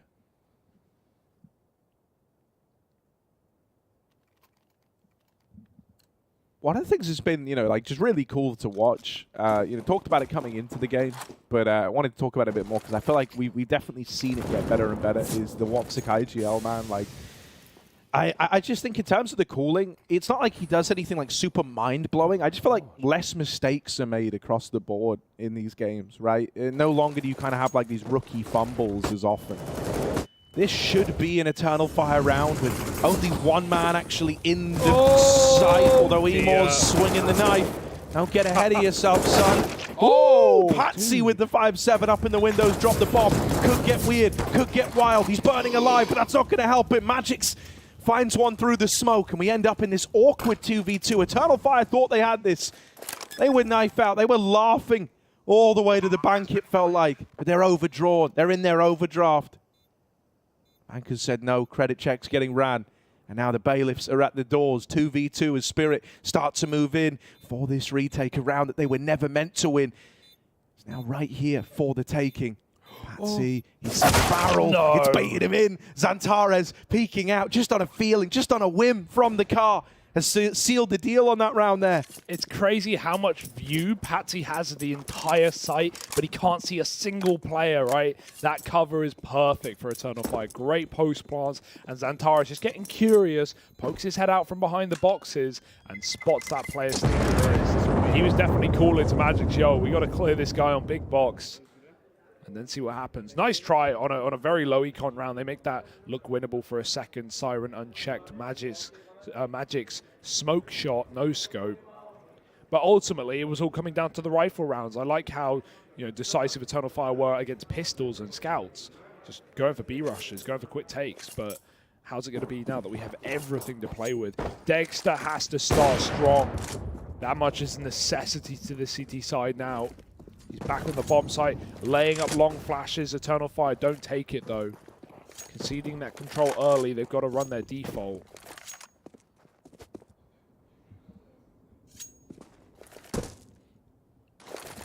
I mean, it's in this first go round. This is where I'm looking at Dexter. And I want to see something out of this AWP like right away, especially if he's dealt this A play. He's in the right place with it at the right time. This guy, there was a period where it looked like he was just going to be this breakout AWP star. So let's see if he can get back to it. Right over here at long. How he goes. Dexter swinging it wide, wanting to take these fights. And, with good reason. What? It's very confusing. Emo, what are you shooting at? There's nobody there. He's shooting at Ghost. He's fighting the invisible man. And Dexter will be there to take him down. Woxic now left in the 1v4. It's already too far gone. It's already a done deal, it feels like. Going all the way back in a T-spawn, but guess who's here? Chopper might be 5 HP, still deadly as ever as he holds for that AWP to come rotate back round. Oh, what a mess of communication, of audio cues, hiding enemy AWP shots. Reminded me of like the Taco screenshot on Cash. Everyone jumping. Like the one where Taco just looking up in the air, jumping. Oh, look at this. I don't know how he lives. The late long peak as well. Emo's just spinning around. Dancing in the long smoke. Dexter somehow gets away with it. That will do. That will certainly do, Harry. Those shots can be the hardest to hit, but he doesn't panic. And now Woxic, AWP back into this broken buy, and we said ourselves, Spirit's rifle round was when the true test would be apparent. Eternal Fire could not field it. Magic's v Calyx, and Calyx being very loud on this long control. All this does as well is, even if he doesn't commit holding long all round, is Magic's won't push. He knows he's a player at cart, and so he's not hungry to feed this waiting T. From lower to cat, no Xbox smoke or hinge either. They just gamble it and they get away. Knowing this AWP is likely back on that A-bomb site, they're correct. Spirit not bothered with a double AWP. Just letting Dexter hold down from car side.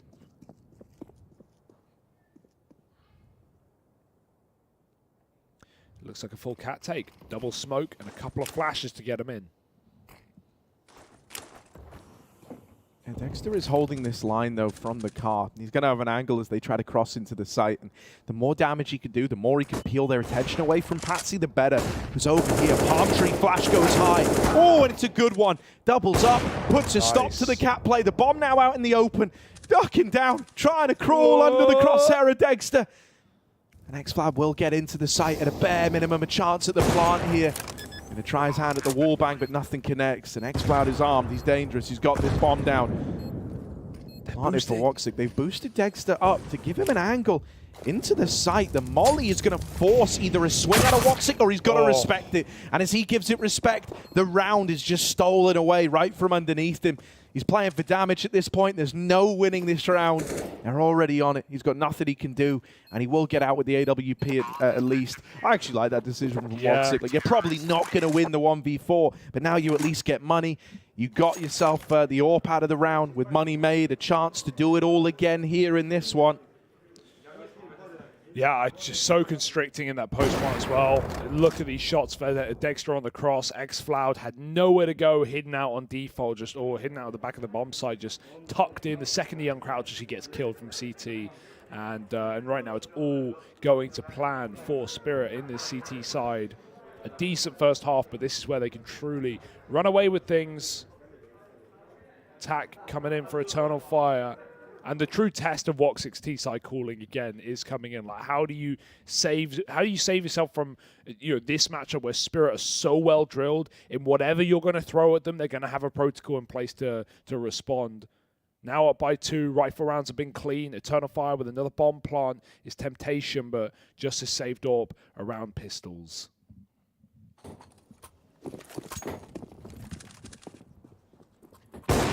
Oh, that's nice. On the jump as well. Okay, this is very ballsy. This is versus pistols. If this AWP gets dropped, it's not going to. Nails the shot with Dexter and Patsy both fighting mid. Bro, the AWPs are getting aggressive. Crazy. Into an eco round. Crazy. This isn't what's meant to happen, but they're getting all the kills. Oh my God, Emo. You're dead, buddy. Oh, but he got it. Oh, but that's as far as he goes. Ace from the AWPs. Patsy with 3, Dexter with 2, and like you said, that's not how it's supposed to play out. Who pushes up cat with an AWP? If you're ever in a yeah. If you're ever in a pug, like if someone's doing that, you're like, why'd you push with the AWP? What are you doing? But well, they don't hit every shot. Yeah, in the pug. but Dexter and Patsy, they're just on another level. They see it all clearly. They go, now I want kills. I want them now. I want to pad these stats. Just what? Despicable. Another cross shot. Woxic hits it again. Oh, even a leg at long. Oh, the damage has been laid thinly, spread like butter across both sides. But Spirit are the one who are daring. Deep through B, they've already cleared out the flank. They know this is A. Oh dear, you need a flash for that. Yeah, that's trying to be way too cheeky. They didn't have a flash. Dexter's going aggro. Oh, another out of this AWP. No way. Deary me, he's tearing through them with Patsy here again.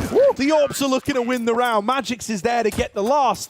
But it's the AWPs with all the glory. And I tell you what, while this double AWP for Eternal Fire might have been nice, it might have had its moments, it might have been where they found the majority of their CT rounds, it did not carry the same impact that we've had out of 2 rounds of the Dexter Patsy double AWP. What's great is when you, especially like last round in the lower tunnels, as soon as Eternal Fire heard Dexter shoot his AWP in middle, they immediately swung lower, and that's when they ran into the second AWP. It's the same here on long. You hear Dexter fire off, you swing him instantly. You know you have that bit of a downtime while he's cocking the bolt back. And what happens? You run into 2 on the same angle, both wide, off angles, in long, and both of them get kills. So really, really sick from Spirit. And as soon as you take down both orbs, Magix one-taps you. Like, it's painful for Eternal Fire. And Spirit are just running wild right now with a double AWP. We haven't even really seen the B players tested. Siren's just been chilling, getting tagged on every cross, and they haven't exploited it. He gets hit and he goes, well, thank God they never come to my bomb site, Yeah. Will he tag him again? Yep. No, it's Chopper, but, still a tag on these crossing players. 3 at B right now for a Team Spirit squad. You can get a very quick rotate out of Dexter's AWP to go and lend a helping hand. And so Eternal Fire might want to pump the brakes on what looked like it was going to be a B lean early on. They got this 1 smoke, 1 flash. I think they might try to mid to B. Yeah, nothing wrong with that. But Spirit have read this. Like you said, 3B early. And Woxic should have seen that. So that might change the game plan, right? Like, they've got X-Cloud in tunnels. It kind of looked like it wanted to be like a very bare bones mid to be early on. I'm really curious if they do commit to this. I don't know if Woxic realizes that this 3rd player also made it across and amidst all that madness. And this could be real problematic. Dexter scoped up on middle. You don't often miss these. Now with the swing, oh my goodness, tag right away. He's missed again. They run him down. Siren's dead. X-Cloud's out through the tunnel. Might be a triple stack here, but now there's only 1 man left. He's been deleted as well. And it's Patsy and Magix too far removed, too far away. They can't look to play into this one. Eternal Fire, they go in to the Lion's Den, but they're made of stronger stuff. That was a bunch of sleeping Lions, but they sleeping forever. Eternal Fire up on a double digits. Yeah, I mean, you cursed Dexter there. You said he doesn't have a miss. Why would I say it? And then he misses 2 of the easiest shots of the game so far. Like, he'll hit some, like, 180 onto an E-Maul that's shooting up in the sky, doing Beyblade actions, but on a guy just running in a straight line. That's 1 step too far. Yeah, the pressure of knowing with each shot you miss, they're getting closer. The Barbarians are at the gate. The Tech-9s are just raring around the corner, terrifying. And no one is able to multi-kill, and the round just falls apart. They lose Woxic. Ah, get the orb. Get the orb. They don't. That's a shame, but they've got the money, so it's fine. Either way, back on the board are Eternal Fire, trying to have a second coming in the second half. Trying to resurge after a 4-round streak from Spirit, all off these orbs. Eternal Fire have risen again, but is it a flash in the pan or can they continue it? Bishop trying to keep them in check, make sure that this was not a 1 round. And that, on its own, hoping they can build. I was going to say, yeah. It was, it was 1 round. Yeah. There's nothing you can do about that. I meant one. He's calling O-N-E. Yeah. Not O-N-E. W-O-N. Not, It's crazy. They make words the same now. That would be W-O-N. Yeah. Got it. Weird. That's how we used to do letters phonetically. Do you know your abacadus? Abacada effiga. Yeah, pretty impressive.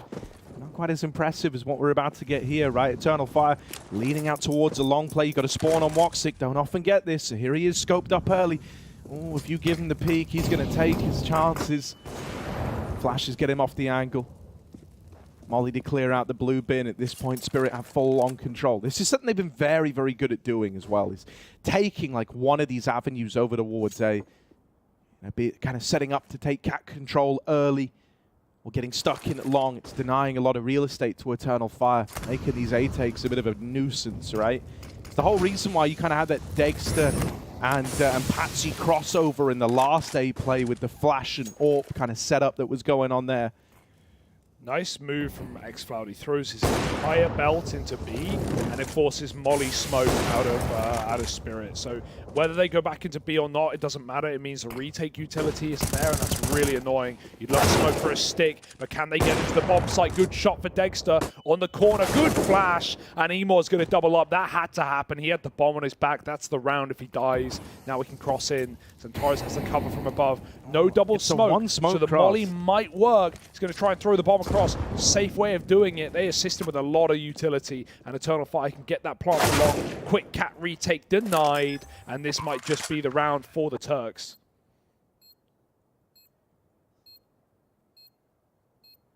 Spirit's still creeping up, but yeah, it will eventually dawn on them. Maybe this isn't the best round to try and attempt.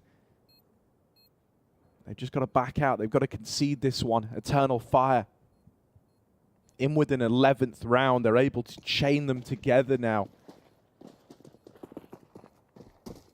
It's not a big issue for Spirit yet, right? It's not the biggest problem just yet that Eternal Fire have found these couple of rounds just slipped on by. You've still got the ability to reinvest. You can still lean into a double AWP if you want, right? You still have all those little luxuries that have really helped make this CT side what it is. But eventually, if you keep leaning into the double AWPs, if you're only saving one of them out of the round, it's still going to come at quite the cost. Still going to start to have that money run out. And that could be Eternal Fire's way back in. Yeah, I'm surprised they're putting up so much of a fight, right? We wondered what Woxic's T side would be like, and right now seems to have protocols in place. Emo's coming alive on the long side with that AK. Keeping Spirit scared at B with these cross-shot tags for Woxic, and in that round, as said, the util just lobbed in. Limits the retake of utility available for Spirit. And so, bit of the test of the metal for Chopper. What's he going to give us?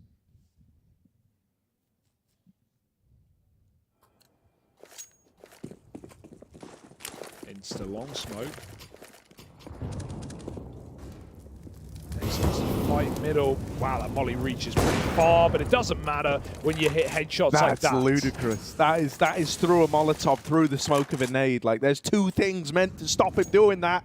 There's two things, and it was a jump peak. Like, I don't know. That just shouldn't have happened. That just shouldn't have gone down like that. But Dexter, tired of having fights dictated to him on Eternal Fire's terms. He takes one of his own early. In spite of everything that Eternal Fire put in his way to try and stop that exact thing happening. So now it's about the mid-round for Woxic, because they wanted to go for a B split. Maybe send Xantares late down middle with this B play, but they've completely pulled it apart. It's unraveled right in front of them, thanks to Dexter. And so we've got to see what they want to do elsewhere. Spirit have tucked into very safe setups. Siren close on the B corner, or on the B site for Dexter as well. It's a nice grenade, but at least Eternal Fire, what they've done here is outmaneuvered the AWP. They're going to be able to hit A into, you know, lacking utility and no scope on the cross. This could be their way in. Bomb right now on long. Calyx needs to regroup with this team. He can't afford to risk it all on a solo lurk as they set up this attack. Magix wants to fight. They're playing up close. It's a really nice spot, man. A lot of those flashes just go sailing on past him. Never ran the risk of getting blind. They might try to drop into a... it's a save. They're out. They're done. They write this one off. They say, you know what, Spirit earned this one. We didn't like how it started. We didn't like how it went. And they've just got to hold on to these guns. So Spirit, it's a flawless round. And suddenly, you know, the big worry, the big way back in, obviously, is breaking apart the CT money, getting ahead of the economy game. Well, your hopes of doing that kind of out the window now. It was going to be close at best. And now with 5 alive, there's a lot of cash in those bank accounts for Spirit. Eternal Fire, it's going to be a real grind now if they do want to get back into this. And it feels like for Spirit, the advice in that little pause was try get Dexter more involved with this AWP early on. It's where he's found a lot of impact when they were winning rounds. It was only once we saw him kind of taper off, lean back towards A early on, and maybe look to be the guy at the crossroads that it's gone the other way. That is a quad mid-peak looking to come through. They're trying to take lower tunnels, and it's not spotted by Eternal Fire. They saw Dexter fight mid, sure, but that's really the extent of it. They do not know about these 2 players down in lower right now. Okay, Woxic owns the angle, but that's only because Dexter doesn't want a duel. And with this lower play, it's being held by xFlower, but again, this is the bomb on its own. This shouldn't be a go-to check for Spirit, but once they've cleared tunnel, where else do they need to look but T-spawn? This could be super awkward. This is the bomb fully alone right now. If they push further and find him, oh my goodness, they have no idea. And neither does he. They never made a step. He runs back to spawn. But the timing is good for Spirit. They're aware. They can still cut him off on long, Harry. This is insane. 4 players coming out through the long side. Util goes through. Dexter tries to change position. He's blinded. He's just committed to it. Wide in the open. As they try and bait the shot, they might run right into it. The bomb's made it to regroup with the pack. And Dexter just wants a kill. He just wants a 5-on-4 so bad. Run boost to get Woxic out. Oh, Dexter though, fighting them every step of the way. It's a collateral out of that AWP. They need to move in. They got to go now. 30 seconds as the smokes are down. And even though Calyx trades it, are you ready for Magix? The second man gonna nail that shot, and it's all left onto Woxic. 25 seconds and a round that feels too good to be true. He's out of there, looking to leave. And as he goes back, as he falls away, Siren looks to take the AWP out of play. He's wrapped from both sides, and that puts salt in the wound for Eternal Fire. They don't even get to hold on to that AWP, and Spirit are up onto 15. Dude, Dex is amped up on gooseberries right now. Like, this guy's re-peaking every single time. I can't... Who gets a collat at long and then re-swings? He re-swings, Harry. He's like, you know what? 5-on-3? Nah, I want a 5-on-2. He does give up the kill, but it's just the constant aggression for Spirit. I don't even think this has come down to Eternal Fire. I just think Spirit have so much on the CT side, and even getting players in lower, they're clearing out upper dark. They just have so much info yet again. It's a very staggered B play, but Dexter's in lower already. He just finds the gap every time, but he doesn't want to stay there forever. That's fine. Dexter peeling back is better than nothing. Better than dying. And this has just been impeccable for Spirit. I don't know why teams want to play them on this map. I think teams are going to start to learn. Here's the other AWP, Patsy, committed at the back quad. And Eternal Fire are about to peek into a triple B setup. Exactly, yeah, it's this triple B lean, man. They know Spirit and Chopper know better than anyone what these kind of rounds call for. It's a bit of a B play, but you don't get in. Don't get past Patsy. It's almost another collateral. He's done a lot of damage. Chopper, that's that last man, and he triples up. Team Spirit do it to him. They lock in Dust 2. They take it away for Eternal Fire. The comeback attempt is denied. They're going to fall down 1 and 2, and Team Spirit go up 2-1. Oh, Spirit, man. This team on Dust 2 is something else. That 14-4 comeback against G2 yesterday on this CT side was not a fluke. They just look solid as a rock yet again on Dust. And Eternal Fire, pretty commendable game. They kept it competitive all the way through, but you could just see that switch on for Dexter near the end of the map, the guy who was quiet, who was bottom of his team the entire T side, who is never given a pick, never given a peek. As soon as he's able to dictate his fight, it was a completely different story. And Patsy as well. Like, I want to give another shout out to these young guns. Siren, solid lurking on the T side. Patsy over on that B side was really, really nice as well. There are a lot of reasons to enjoy this game for Spirit, just not for Eternal Fire.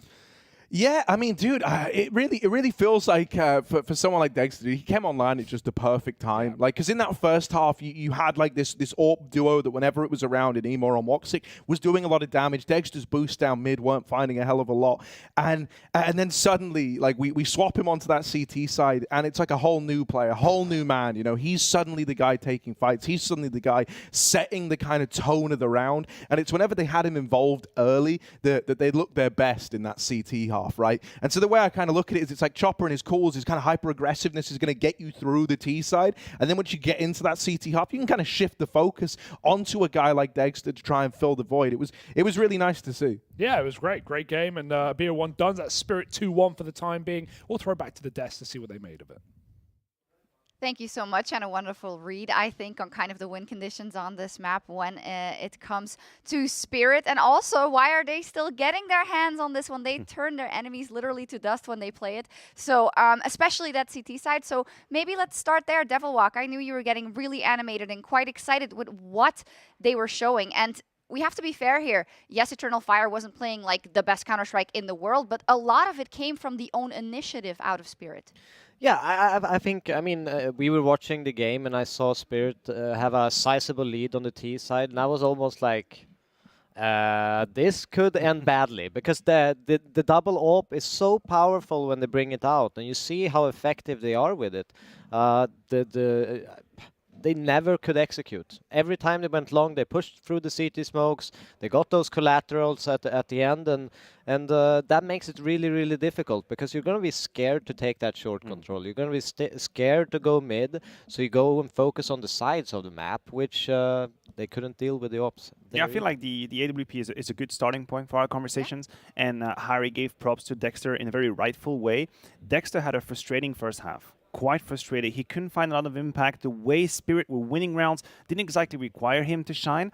And sometimes it can lead you to overplay your hand and try and force the action. But that wasn't the case. It wasn't the case. Dexter knew what he was doing. Here we have Dexter, again, standing his ground, staying behind that smoke. What the hell is Emor doing? I don't know. He's just jumping around. I was very confused by that. But this just encapsulates what we were talking about. Dexter, the multi-kill ability on the CT side, standing his ground with the AWP and not shying away. And Devil, at the beginning of the day, we talked about how Dexter was kind of more the safe guy, right? He's going to hold his angles, and then Patsy would come in and peek. Here we saw a bit of a different side to that, because Dexter really seemed like he felt invigorated. Is that an evolution that you like to see out of Spirit? No, he's always incredibly impactful when he does take peaks. It's just he is very more reserved in it than Patsy might be. And obviously it's great to see him shining, because he is one of those guys that need to play big for this lineup, because he's a center. You thought he was reserved in that game? I thought that he took a hell of a lot of risks. No, he usually is reserved. And I like that. I like that. You know, I like the fact that he's risking it just a little bit. There's a I guess a balance to be found. If you get that double kill, that collateral when you fly through the smoke, maybe you just don't repeat after it. You know, you've made it to the 5v3, you can take it easy. But I like that he takes that risk. I think it's required from him in that lineup. And it's working out well, especially on Dust 2. But let's talk a little bit about the T side coming out of Spirit. And there was one round that you wanted to look at in terms of the long takes that they love so much in round 9. And the fact that for Eternal Fire, just use some util.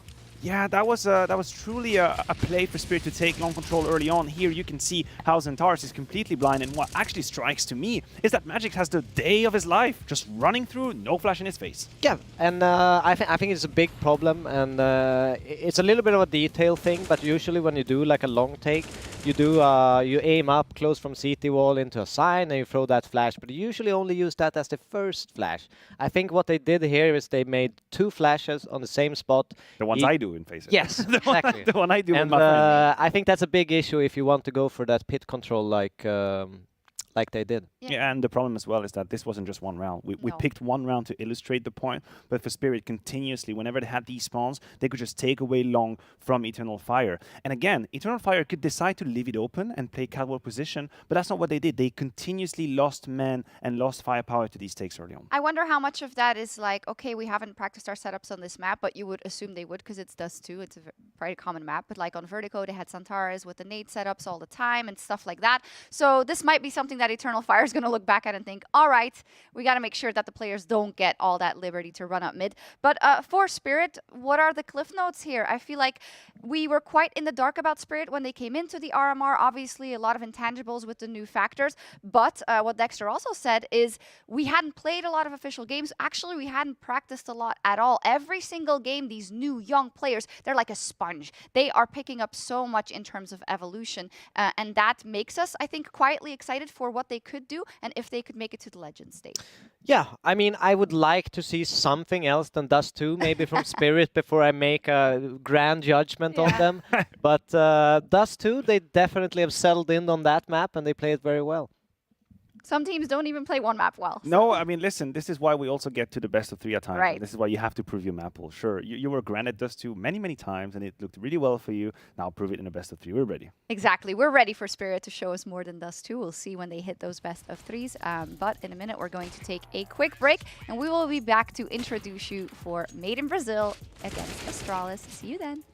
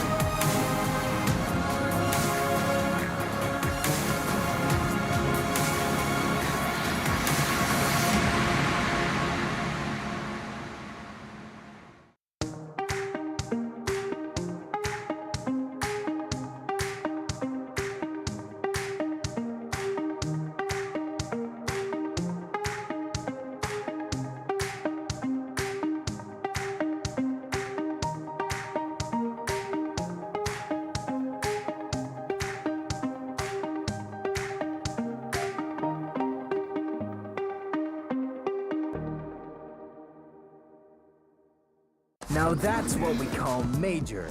14 days of high-octane action. 14 days of fierce battles. 14 days of special bonuses from GG Bet. Whoop, cheer, and make your fortune.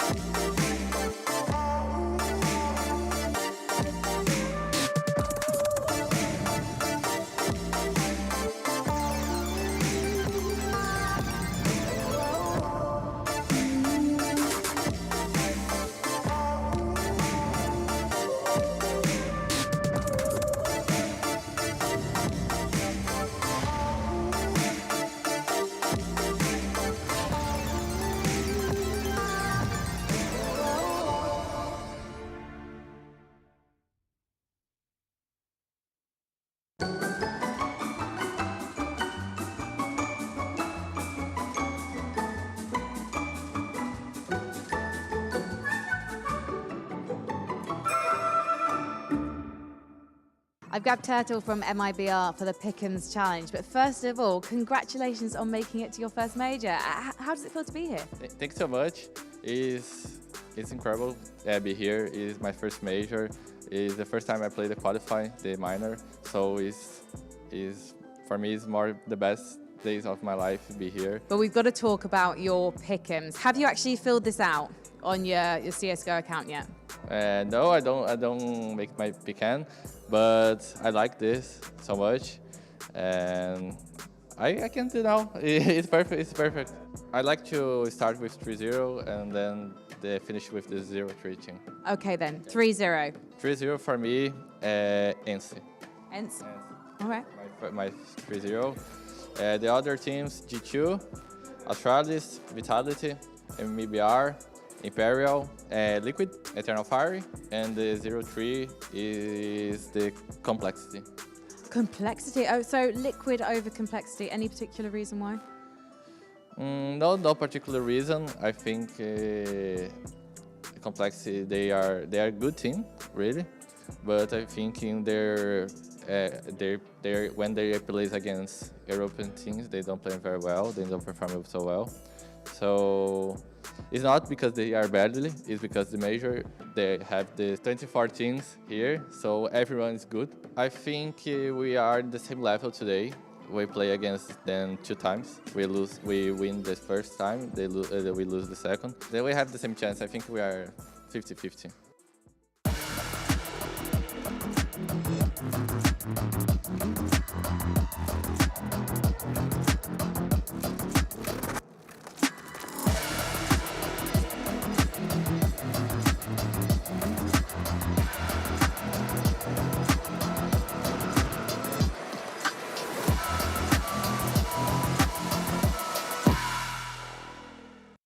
Wow.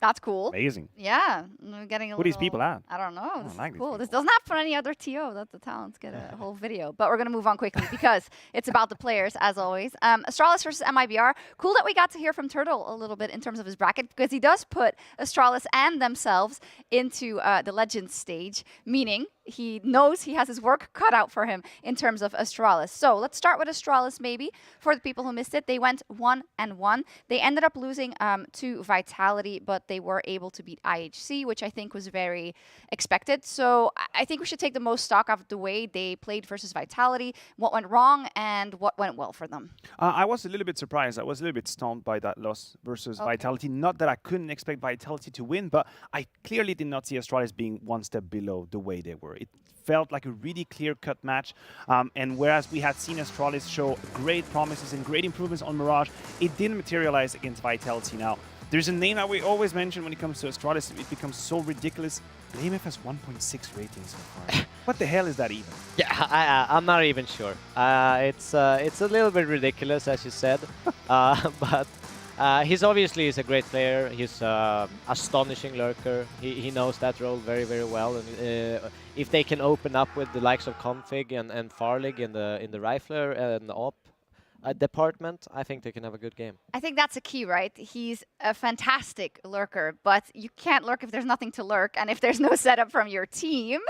So that's my question. What happens versus Vitality? I saw a lot of aggression coming out of Apex, coming out of Vitality to shut Astralis down. Is that something they generally have issues with to get it going, Astralis? Well, I think that if BlameF is a player that will immediately utilize any space he's being given by the opponents, right? And this is why typically in a matchup like this against MIBR, they are the prime target for BlameF, because you either have to send someone specifically to punish him on his lurk role, or he's going to eat all the space away from you. And I don't know if we're going to end up there, but Overpass is a map I have in mind where he can be so obnoxious.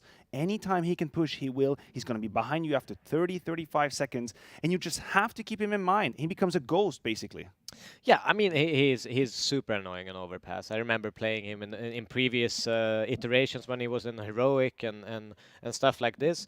He always had those one-way smokes all over the map. He was super annoying, but he's this kind of player, like, don't go into him, because he is extremely good at punishing you. taking duels, which is an incredibly hard thing to do because usually the one that takes the initiative is the one that has the advantage. So I would recommend leave him on the side. I like that you said that because I feel sometimes people give him some flack, right, because of their lurking, but it's not just that. It's his own setup with his utility. It's the making space for himself. So I think he deserves his flowers in that regard. Let's talk about another contentious topic on Astralis. Xyp9x. You brought up in the pre-show, Maniac, the fact that versus IHC, top of the scoreboard, so much impact, incredible, versus Vitality at the bottom. So what do we think about that? Look, we've come to the point with Xyp where we can actually discuss how viable he is at the top level of Counter-Strike. And I won't ever touch anything about his career and what he's done and what he's accomplished. He was one of the first strongest anchors and lurkers we had in the game, and I won't ever touch that. But in the now, in the today, Hick at noon, Xyp sometimes struggles. He becomes a liability, an individual liability. He's fragile against the very best players in the world. I don't believe MIBR pertain to that category, but he is proving his position today and the day after and the day after he had the major. Yeah, I mean, the worrying part is it feels a little bit like Blame F, you know, he's taken over that, he's now the king of lurking in that team, and Xyp9x has a problem finding his place. You know, he can be a good support, he can use utility well, he's smart in that regard, you know, he's an incredibly intelligent player, but I feel like that slot could be open for something else. And there's a firepower issue, right? In nowadays Counter-Strike, I think Xyp used to shine because 95% of the time he had the better position, the better angle, the better timing. He would never enter into a 50-50 duel because he would be where he needed to be. In today's Counter-Strike, if you don't have the skill to convert onto it, your position actually doesn't matter that much. You need to be strong enough to get that multi, and at times he struggles. Yes, but we've seen in the past, he has struggled in the past for a long period of time and then brought it back to be almost the best. Oh, is it now? Is that it now? It might be, it might be. So let's see if he can get his head together and deliver on the server. I like it. I also like that you put it in the greater context of how the team of Astralis like to play. And it's not always a player disparity issue. Of course, that works towards that as well. But also a, hey, what is my spot in the system exactly now that things are different than they used to be? I think it's good that we read into that Vitality game because we should come to a point in time where we expect Astralis to take down these heavy hitters consistently. However, now they are up against MIBR, so let's talk about the positives and the things that they have working for them. Well, I think that, stylistically speaking, Astralis will be in a good position. There is a map pool conversation we need to be had. They've played twice, head-to-head between these two cores. They've played Overpass and Nuke. Very tactical, closed-off maps. MIBR lost both occasions, 16-9, 16-11. That is my issue. If I'm an MIBR fan out there and I'm hoping to make it a dirty, muddy boxing fight, that won't be the case. I don't think Glaive will allow it. No, I have a hard time actually finding the win condition for MIBR in this matchup. The map pools, it doesn't favor them. These long, drawn-out maps. I mean, Glaive is an incredible in-game leader. He's adaptive, he's flexible, and yeah, I think they're gonna have a tough time breaking down. You watched them at Blast as well, right? That's correct. It's a bit hard to read because it feels like to me that MIBR obviously have individual skill, right? And they also have room to grow. Very momentum-based. We saw it yesterday versus 9Z as well. Wasn't going well. Turtle gets an insane clutch. Boom. They're off, right? But you cannot always rely on that. So how do they get it going? That's correct. Look, I've witnessed them play quite a few times in the last few months, and I have observed a progression. I've observed improvement, which is great. It is great for the project. It's great for that core of players. Am I ready to say that they can take on a team like Astralis? Not quite there yet.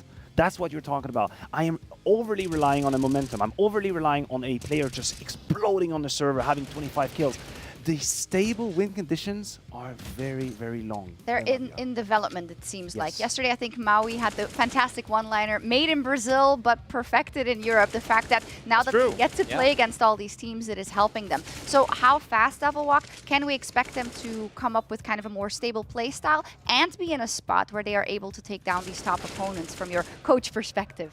I mean, they recently added a new coach, old 9C game leader and Analyst. He was helping them in the ESL Challenger in February. But one thing is they are improving, like you were saying. That's correct. It's very, very hard to implement a new philosophy, new style into an already established team in such a short time that they've had Bit as a coach. So I think there's small changes, there's details, there's a few extra things they have in their baggage now, but I don't see it being enough time for them to have really figured it out. You know, I'm just realizing, when we talked about Blame, one of the points you made was that you should avoid him. And it just crossed my mind that, hell, why don't they not avoid him, but straight up go and try and destroy him? Just go ahead and go and trade him. You know what position he's about to play. Instead of letting Blame become like a ghost menace in your mind, thinking he might just be behind me all the time, why don't you actually actively try and go and trade him? I would even go as far and say, do a 2-for-1. Trade a 2-for-1 for Blame, just so you know he's not behind you anymore. Because I truly feel like Config and BlameF, that duo, thrive whenever they play against weaker opponents. They thrive. They don't respect them. They exactly, they get in their heads, they get in their faces, and you need to neutralize them. That's as simple as it is. For MIBR, there's also a bigger holistic conversation about kind of, I think, the region of Brazil doing at this tournament. Imperial is not doing too hot. Of course, Furia is still waiting in the Legend stage. But at some point, there was an expectation of how much will they be able to step up and take over, and who's going to be the best team coming out of Brazil? They're a little bit of a way off there. I would like to say as well, they've had some trouble this year in terms of fielding their full roster. Not that that's an excuse before the match has even started, but those are things that matter when you make changes within a team. I'm loving it. I hope the mic's pick up on that. I think they do, because if we really can hope. hear it, I think people are home feel it. That is Exit great. gave an interview at the RMR, and he talked about Bit and said, like, Bit's a monster. He watches like 15 demos a day. He has so much to give us. But that's also tricky, right? Because he probably has a lot that he wants to teach them and a lot that he wants to implement. And it's about taking it one step at a time. Yeah, and you can't just pile all information into a brain and think it will stick. You need time to reflect, you need to digest it, and that takes time to make sense for everyone, right? Overpass. A little bit of overpass. Oh. I was looking at the stats, and I realized it's a map that both teams affectionate a little bit. I knew Astralis would probably allow to go through, and this is where we circle back to our conversation about BlameF, the space he's taking, about Config and the duels he's taking as well. Good for MIBR. They've been tried and tested on overpass here, and I think it's a very important aspect to consider when you're at an event. You've played the map once, and you've had this very fresh reminder what went wrong, what we have to be careful about. So playing a map twice bodes well for MIBR, if anything. So how do you shut down BlameF? Always being in your head. How do you shut down? I mean, I told you, honestly, I think I tailor a plan to actually go and fight him. I fight him. I think BlameF is the most dangerous when he takes a second attention fight during the round. When there is a trade happening in one area and he realizes, now is my timing, I have a 1v1, I'll push. Worst case, I have information. Don't let him be the second fight. Let it be the first fight. I You can tell me you disagree, it's fine. I'll take it. I'll take it. Because BlameF usually is so methodical. He is always in a safe position when action is going around on the map, and then he finds the timing to take that space. I think it's too far of a leap to push him into those defensive areas. I think you're going to be off on your rotations. You're going to be committing way too much men trying to get him out of the map. I like it. Kind of the dual perspective here. What do you have to say about that? I would agree on the T side. I think on the CT side, I maintain my point. Yes. I think on the CT side, if you know where BlameF is playing, doesn't matter. Just tailor your game plan, go against him, trade against him, because the rest of the Astralis core will take less space if allowed, whereas Blame is just going to eat the map as soon as he realizes he can do it. What a great matchup. Also remembering for the people at home, if you win this, you're then all of a sudden a 2-1, just one best of 3 away from Legends. If not, you are at 1-2, and then it becomes so dicey. We saw how fired up MIBR is. Hope they can contain that and channel that in the correct way, and if our casters can do the same. I'm looking for BlameF right now. You've made him sound terrifying, like he could be here at any moment. And that's kind of how he strikes, right? Oftentimes finds himself in the back lines playing this. I think Devilwalker Mania have like a good bit of like a disagreement, like a healthy disagreement as to how to approach him, right? Do you want to try and fight him? You know he's a very, very safe player, right? He's not going to get caught out easy. So I kind of lean more in favor of like Devilwalk's argument of like, nah, man, he's just too scary, too safe to go running into. You don't want to do that. I mean, I think MIBR are going to have their work cut out for them today. Devilwalk 2 Majors, Maniac 0. That's all I'm saying, okay? The numbers speak for themselves. Right? The numbers should tell the full story. But yeah, ultimately, this is not going to be an easy game for MIBR. They're not coming in this favourite. They're not, taking on a battered and bruised 9Z with a struggling AWP. That was part of the reason they won Overpass yesterday, right? MIBR played a great T side, but you can't look at that game without recognising recognizing the difficulties Lucan had. He didn't get a single AWP kill on the entire CT side in that map. So it was rough. It was really rough. It was just a one-man army. If you look at the numbers, it was just max 20-5.5, and everyone else below 7 kills in the entire CT side. So you're not going to get that weak CT side for Astralis. They've got a solid B hold on this map. I think this is actually one of the maps that Zip is still looking really, really good on that B bomb site, and he's had some good games so far. So I'm holding a lot of positivity in my head for Astralis right now, and I think that one's a safe bet. I also think, because I found myself kind of, like kind of becoming like a little bit of an MIBR fan in that, like, I like the progression that this team's on. I think you see them get better event to event, and they definitely, earned the spot here. You could tell how much it meant to them back at the RMRs. But when you look at Astralis, I think you've met them at a very bad time. Obviously, they copped that out of Vitality just the other day, and I think that hit hard, really. I think that's going to piss someone like Config off. I think it's going to fire him up to try and really show that, he's got what it takes individually to be the Dane that everyone's talking about, right? So I think you're going to have a very fired up Config. I'm assuming with that, the kind of Config Blame F duo that you have going on. Always fun. I think that's going to be a pretty scary thing to run into.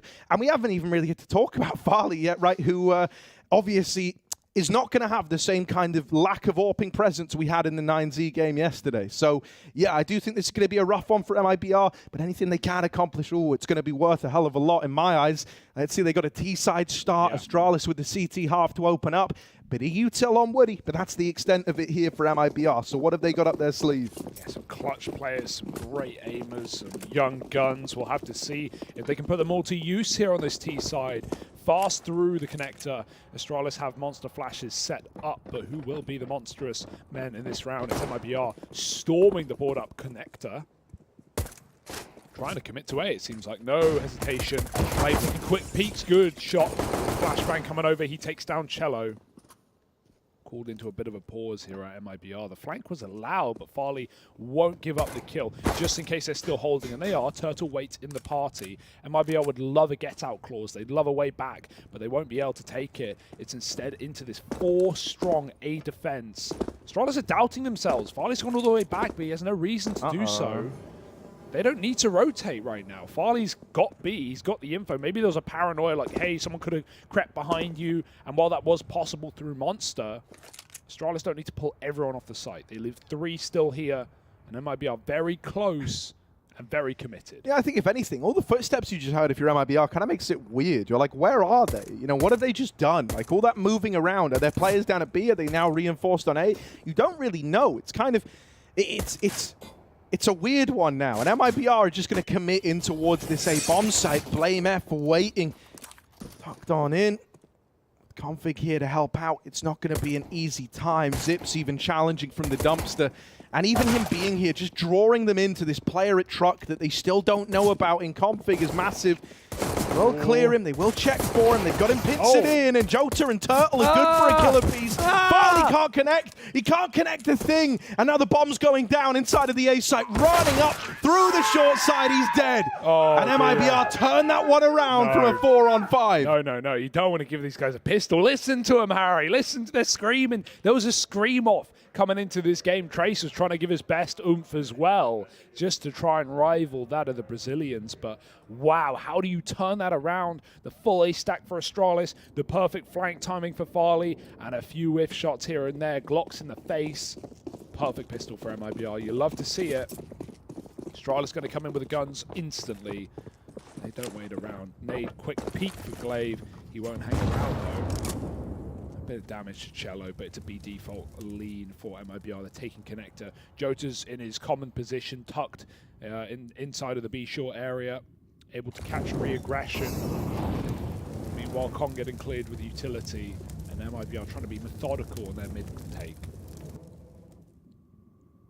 Yeah, Jota might be occupying the same role as normal in terms of this B lurker, but he is going about it in different ways. Oftentimes, in the 9Z game, for example, it was very much monster-orientated and trying to find these timings, whereas here, versus Astralis, it's clear he's trying to switch things up, right, try to keep them guessing. They've done their research. They'll They'll be ready for his B lurking, so he's trying to keep the positions fresh at least. And he's gone from being more of someone looking at open over towards B on timings, as instead someone just denying short control and denying that flow of info to the Astralis squad. Now, that smoke is problematic. It's just going to slow you down a little bit. And with only 40 seconds left, by the time that clears, there's going to be about 30 left on the clock. It's still timing enough to make this play happen, but Zip has a re-smoke. Unfortunately, he's down on this B site, so that's not going to get to play into it. Oh, that was a chance for Farley. Goes back in. Second time is the charm for this scout, and he's even ready for more up the short side. Config, the 5-7, it's only one. The scout is still delivering, though, back inside of A. These Danish scouts not to be underestimated, but it is brushed aside. In come the AKs. Woody will trade it to 1v2, and Blame swings him wide to steal that one away. Astralis are right back on the board, and they're getting loud now as well. They're going to try and match MIBR in the hype, in the loudness. I can't wait for the continued screaming that's going to be coming across those boards. Farley, what a round from the scout as well. Picks 2 out, even gets that long player whose timing he missed for a good moment. Looked like Jota may have had the drop. And I don't know how Blame goes from being tuck divided, getting spammed to 30, and somehow makes it all the way back to truck with the cover of Config and the scout. Sick round out of Astralis. They steal a force buy, and they put MIBR on the back pedal. Even worse weaponry for them now. Not even the benefit of the scout, no range. A single deagle catches the middle, and Cello with a bomb won't commit. And Astralis immediately take their get out route. Well, for Blame, it's not a get out, it's a get in. Pushes up deep on the long side after showing himself in toilets. And exit. Awkward turn timing. Looking to farm his ecos. He's always there when the pistols are coming. Blame is running. But Farley went all the way back. He's going to have to re-peek on long. They've got the M4. It's just low. That's a lovely D-Gunner Turtle. Maybe there's still hope. It's boding well that the two big-time performers, Turtle and Jota, are really looking good early on, right? They were instrumental to winning the pistol. Now they're the ones putting up numbers in this round. It is just Jota left standing in this 1v3. So what was once looking kind of good for MIBR has quickly turned sour. They got to try and get past Config over here at long. This guy is out for blood, and the pillar's going to save him, man. It's like a cartoon. He just shrinks down behind it. There's no getting rid of him. It soaks up the shots, and Astralis in with a second. They get that conversion, and now it's just an eco for MIBR. Just his biceps poking out. Chowing down on his spinach. But yeah, eyes getting popped in that one for MIBR as they were meant to be. It's only pistols. It's a full eco now, just running it down B perhaps. Connector stacked, mid taken back, and with that deep Molotov Blame, he hears pistols and nom, nom, nom, nom, nom. He's hungry. Ooh, he's starving his Blame. They have so much They're clearing control. Everything. Guys, they're all MIBR are literally stuck here in spawn. This is so weird. Oh, no. Make that money. Oh, who flashes that? Come on, guys. Imagine, man, you're playing the little, nightclub corner, and then, just full white. And you're thinking, why are they flashing spawn for crying out loud? Can't catch a break. Farley's even getting some of the ecos that spread onto him now. That was beautiful. They got all 5 kills with the MP9s. Oh, well, actually, I think 4. But, yeah, really, really nice to see Astralis. Even the little details, man, they go a long way. Farming up that cash. Meanwhile, B-Stream, Cole are taking on Outsiders. Right now, they're winning. Early days, though, Outsiders. They like a 30-rounder where we're from. But maybe NA's healing. We'll have to see. If an Outsiders game doesn't go 30 rounds, that's a bad sign. Yeah, true. Oh, mid-fight attempt at it. Farley with a missed shot. And that opportunity to take the opener. Jota walking out through the short smoke. Back to what he does best, which is these B lurks, right? The rest of MIBR trying to work a bit of con control, trying to take middle. Blame F is down here in the connector though. Right place, right time, as is often the case with this guy. Just tucked in. If he can multi-kill here, that is a big problem for MIBR. They're going to burn him out. Flame setting him up with a flash. Ooh, it's a good flashbang. And that kind of pulls a bit of uncertainty into it now. Where's Blame F gotten to? He's challenging at top con. He knows he's trapped. He's stuck. They put him boxed in. This is where you cage the animal. The claws are out now. Blame F with one. Getting challenged from both sides. He's lost his teammate in middle. He's got to do it all alone. They boxed him in, but they're stuck in here with him. Not the other way around. He's in with a third. Exit and Jota left up in the 2-on-3. They've lost everybody else, and they're losing map control by the second. Zip even pushing up through Monster. He's going to have this stab onto Jota. There's really nothing he can do about it as he comes on through. There's Zip with the kill, and it's Exit. 1v3 has to go and get the bomb, and even once he's got it, he would have 25 seconds to win the round. He's saving. I love how disrespectful Astralis are playing right now. They are not scared. You know, even though Config gets kind of hung out to dry there in middle, he saves Blame's life, and then Blame ducks back down connector. But boy, does he make up for that kill as he comes in with 3 kills, all from the stairwell. Zip's pushing Monster. I mean, yeah, Astralis are just not letting MIBR run their T-side rounds. And those are the worst when you can't even like establish your defaults and take middle control, because Astralis is just in your face the entire time. And now, for the rest of the half, MIBR are going to have to be really methodical on clearing connector, just because Blame has set the precedent of being down in the dungeons. But I doubt he'll just be going for it in back-to-back rounds. Just want to keep MIBR on their toes. They're going to call attack. Like said, you know, there's a lot to teach these guys. A lot they want to learn. But don't want information overload for MIBR. Sometimes you just got to focus on hitting those heads when Astralis is just dueling you down middle. Yeah, I mean, as is often the case, right? You want to try and find a simple issue to a complex problem. And well, no one's got more complexity to them than Blame F and Config as this duo over in middle. Nice.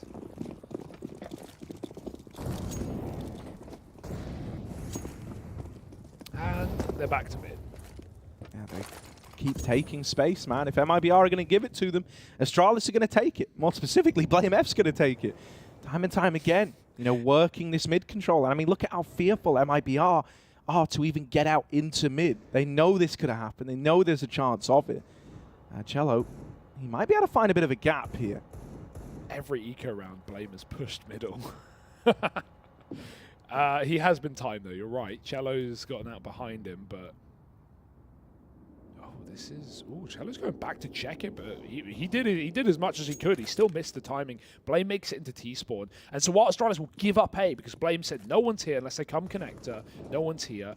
Well, he's about to kill the entirety of the D play. Bye-bye, Jota. Trying to run up to that top site. He's saying, Cello, how did you let him by? In an abstract way, if you can deal with Blame F and Con. Oh, no, he's going to get the backstab. I was going to say, if you could deal with him, maybe this timing on Cello was huge. You're kind of glad that it was just Jota who discovered the lurk, but no one else really reacted to that information. Yeah. It's like they thought Blame was going to give a lot more respect than he was. And I mean, if any of these other anti-ecos or even the rifle rounds have been anything to go by, it's that this guy doesn't give you respect. And I mean, eventually it might even dawn on Astralis, like he could have hit the timing, and yeah, it has. Blame said, yeah, I guess there was a tiny gap, and there was a tiny gap, and now they found the last man. They know where he is. They're going to get rid of him. Astralis are on fire, 5-1 up, as they chain all these rounds together on the back of winning the Force buy in round 2. It's this is insane, just what Blame's doing already, and we're only rounds in. We haven't even had to see Farley on the AWP, really. He's fired a couple of shots, but, you know... This is a great CT AWP map, and Blame is stealing all the glory. Tell you what, though, we got our answer to the analyst questions, right? Maniac said, try fight Blame. Well, they've been trying. Yeah, well, he's actually trying to fight them. I don't think they want it. They moonwalked into him in Con that round. All right, a gun round, though. An AWP for Woody. Let's see what they've got for us. Farley is going to late peek mid, flashed out. Fires off. Blame's back in Con in a rifle round. And MIBR, they've at least taken that mid-control. Take what you can get. Farley's boosted for long. Blame with the door off. Does have to carry a lot more angles, but he's got teammates supporting from B short side. Farley stays on despite the flashback. Love that re-peek, and he gets away with a freebie. He really wanted to get value out of that position, didn't want to give them the entirety of long in a 5-on-5. So stripped back to 0-7 is Cello. And Farley's got a new angle.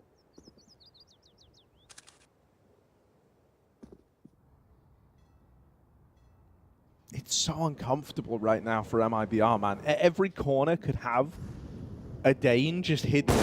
Oh, that's a missed shot. Okay, Farley gonna have to back up out of there. They're already closer on the angle than he's ready for. Even though he nails that, the trade should come in for Turtle. There's the trade kill. Farley now brushed aside. But down here in Con, remember that Blame F fella? Oh, well, Jota does, and he's going to deal with him. Config holds the line with a double and drops the bomb out the front of the toilets. He's here to clean up, and he will miss the third. Can't quite get it over the line. Jota trying to clutch. This re-swing out of Glaive looks to seal his fate, and there it is. Wide on the dice box. Astralis get it back under control. It's like a wave game, man. Every time you kill one, a new Dane is rotated up CT silently. He's not ready for the fourth man in that A bomb site. Yeah, really, really nice shooting from Config as well on default. Realizes Turtle's up close, but takes the deep player first while the guard was down. And Glaive is good to close the round. This is just so smooth right now for Astralis. On fire. MIBR, more pistols, Blame, more mid-pushing, I can only presume.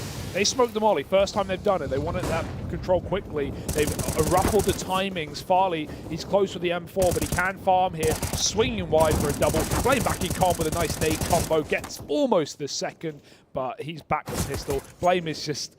Oh, he's the Eco Cobra. Send him to North America. He'll fit right in. It's sickening. He's not even getting punished for his madness.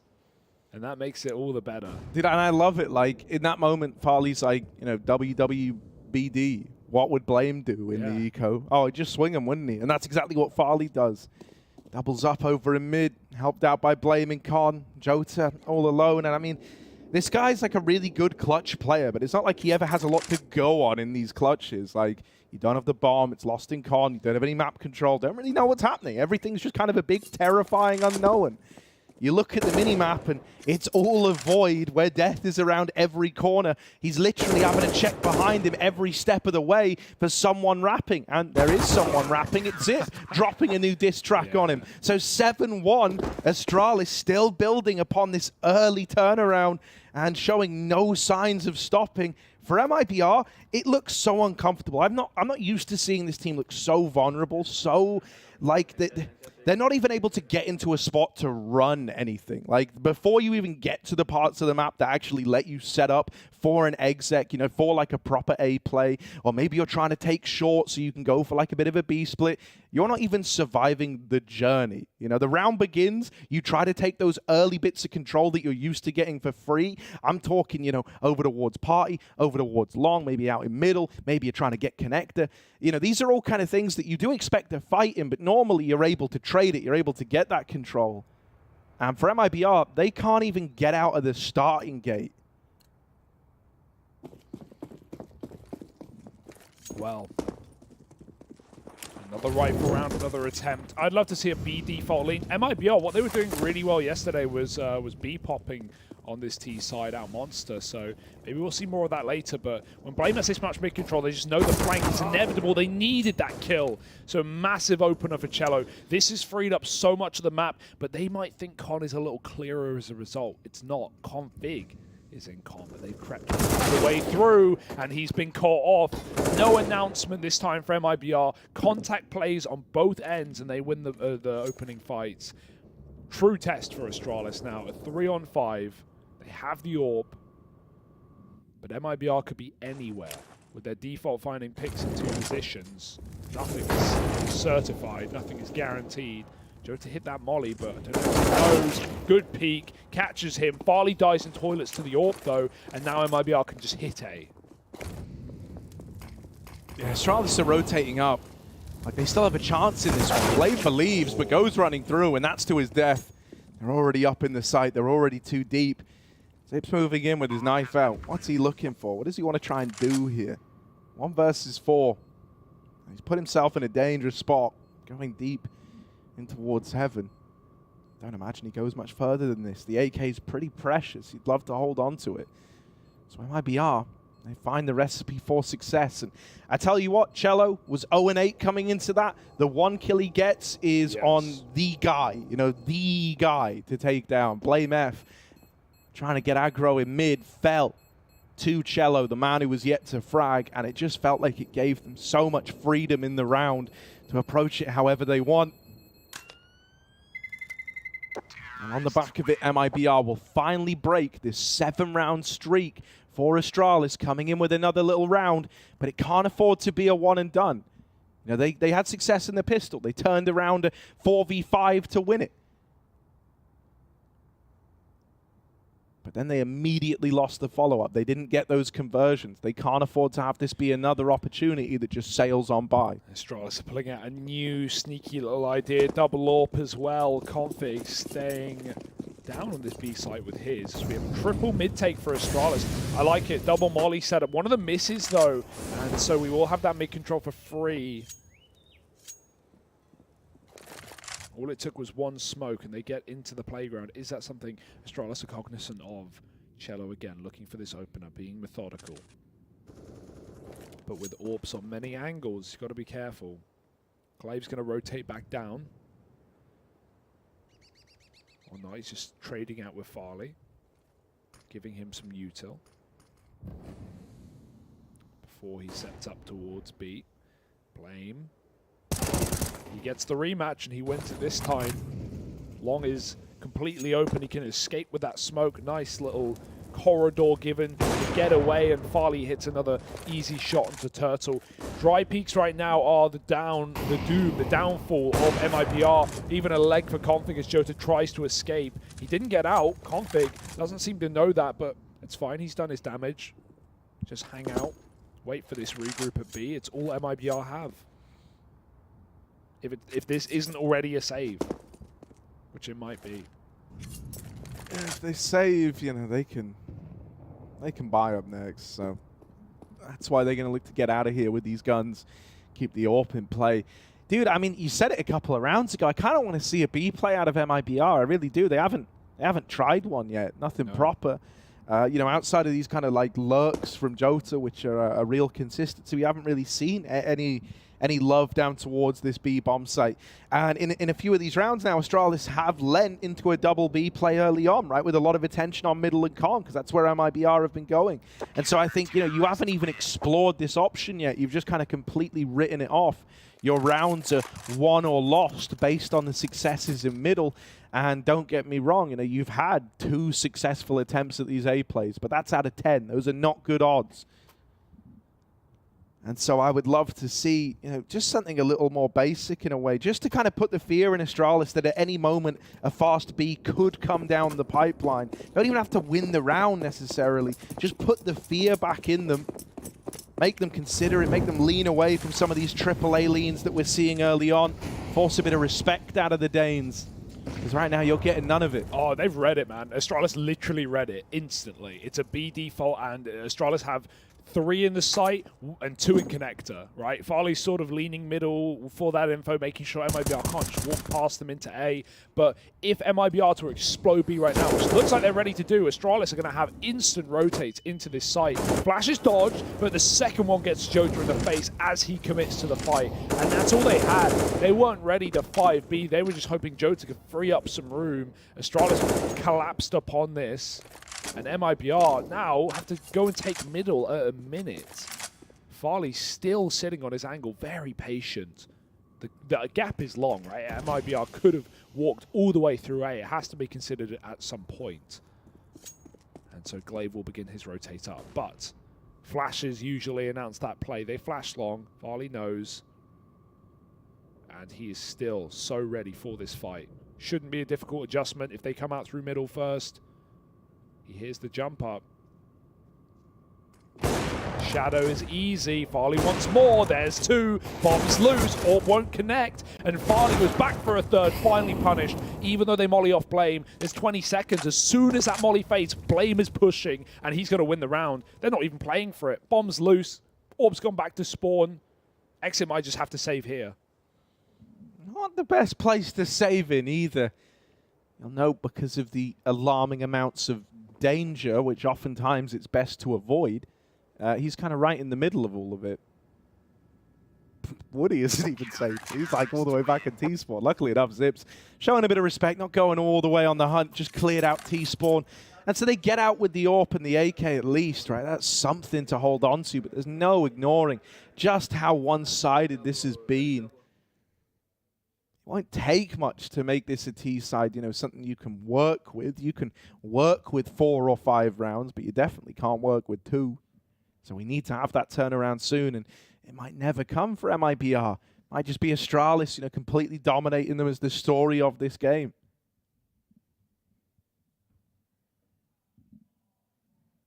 Yeah, it's kind of reassuring. I'm liking when Astralis are playing underdogs, they are just keeping it clean, right? Like that game versus IHC, they destroyed them. It wasn't a competition on a map that IHC, you know, managed to take complexity the distance on. Yeah, the Vitality game didn't go to plan, but Vitality are on one right now. They're in very good form. So it seems. So Astralis, who have certainly been shaky, right? Peaking in their first event, back at Blast with this roster, and then going a little bit colder. This could be the time for them to step up at the Major, where many of these players have done their best work. Or at least for the old boys of this roster. MIBR just so timid in middle. And with good reason. Farley's been everywhere. Now he's back on the site. First time Astralis have played an extremely passive round from the offset. Double monster setup just in case. Config AWPing B, short. And MIBR just going to contact all the way up A. This is a round of trading. If they can keep a tight spacing and trade onto this AWP, clear Blame out of the corner, a post plant means Astralis are very constricted. They're so deep down at the monster side at B that it's less about the retake and more about the hold.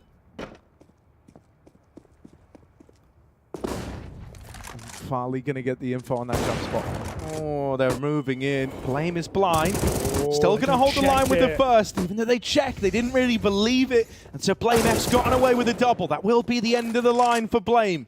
The A side falls, a 3-on-3 chance for MIBR here. That bomb still yet to cross as it's holding connector.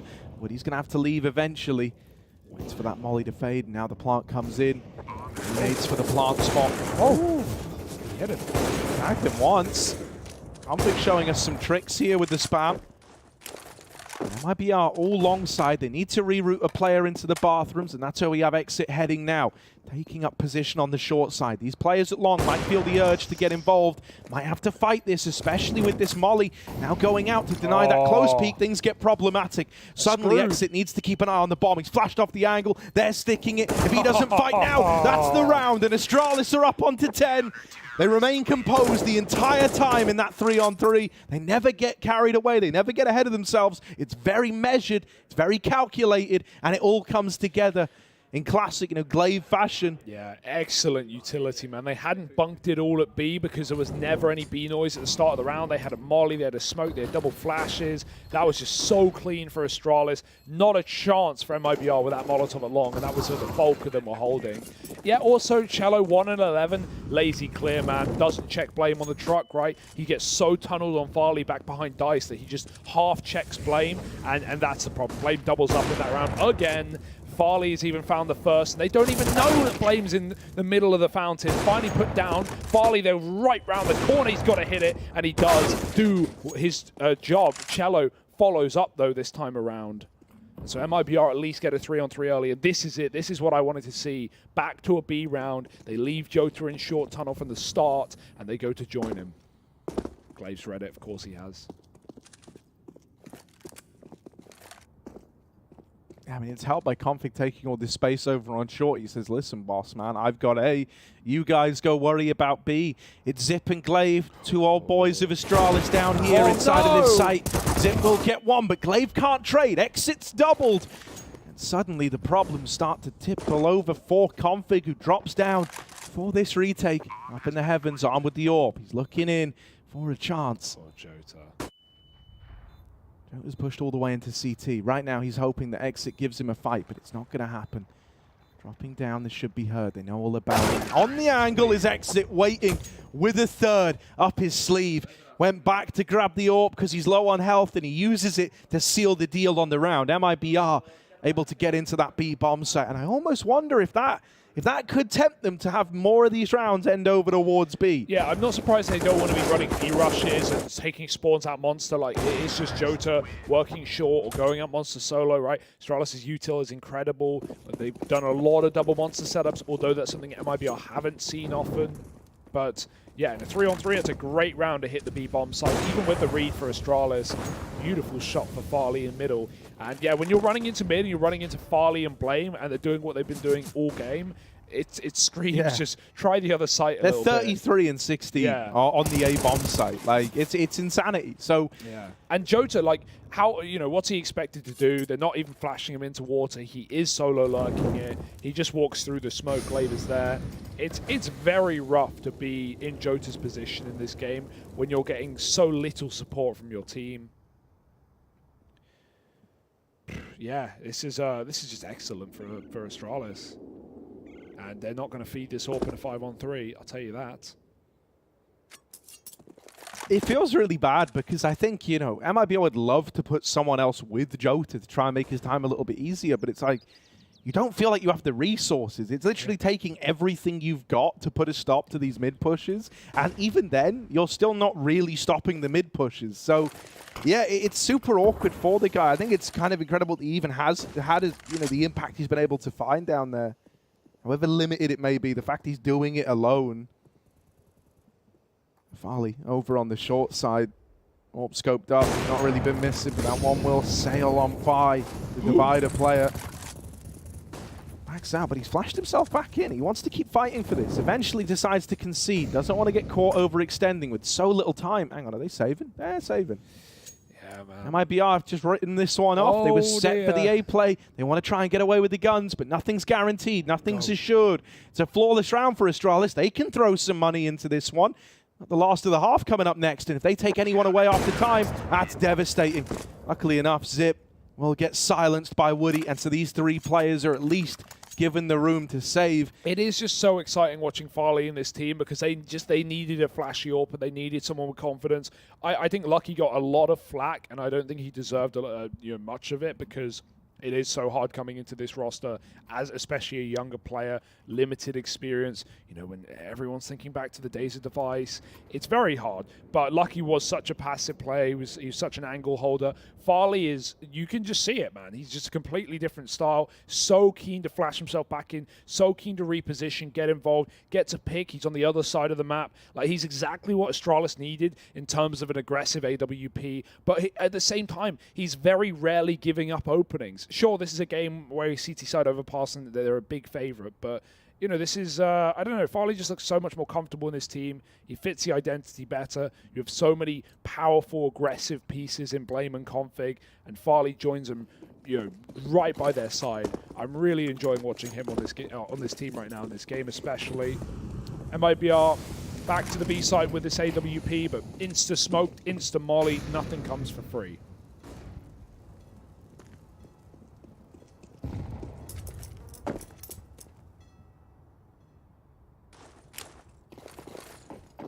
Attempt to nade the boost, but nobody's there.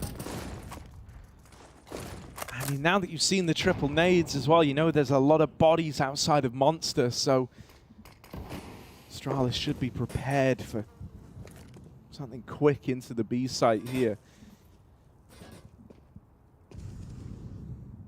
There is a world where MIBR can look to go back, but it doesn't look like they want to. They seem pretty dedicated towards this B play. How does Blame get out of that molly? Not a tick of damage, not a sound cue in sight. Farley's back to this mid setup as well. They don't even care about A. Forget it. Farley's got to unlock. Easy kill. That's the one man. Config, even if he hits one bullet here onto exit, Blame's going to hear the tag. So he knows what to expect and connect to. He's already seen the Molotov. MIBR, you can't save here, boys. Unfortunately, you do have to rush out Monster, and Zip is more than up for the task. There's no weak link right now, but MIBR have to try and break their way through this chain.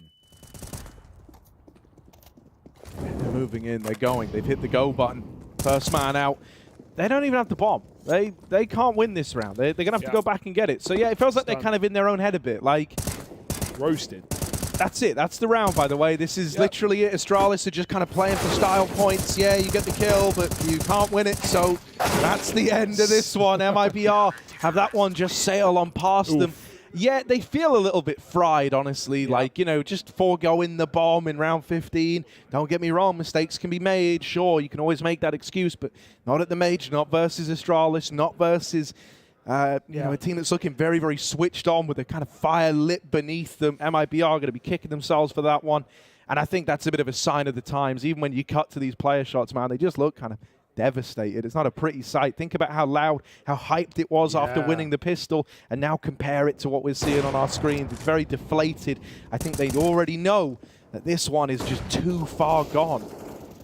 Mistakes can be made, and as a result, eliminations will be had. This is not an elim game. Don't worry just yet.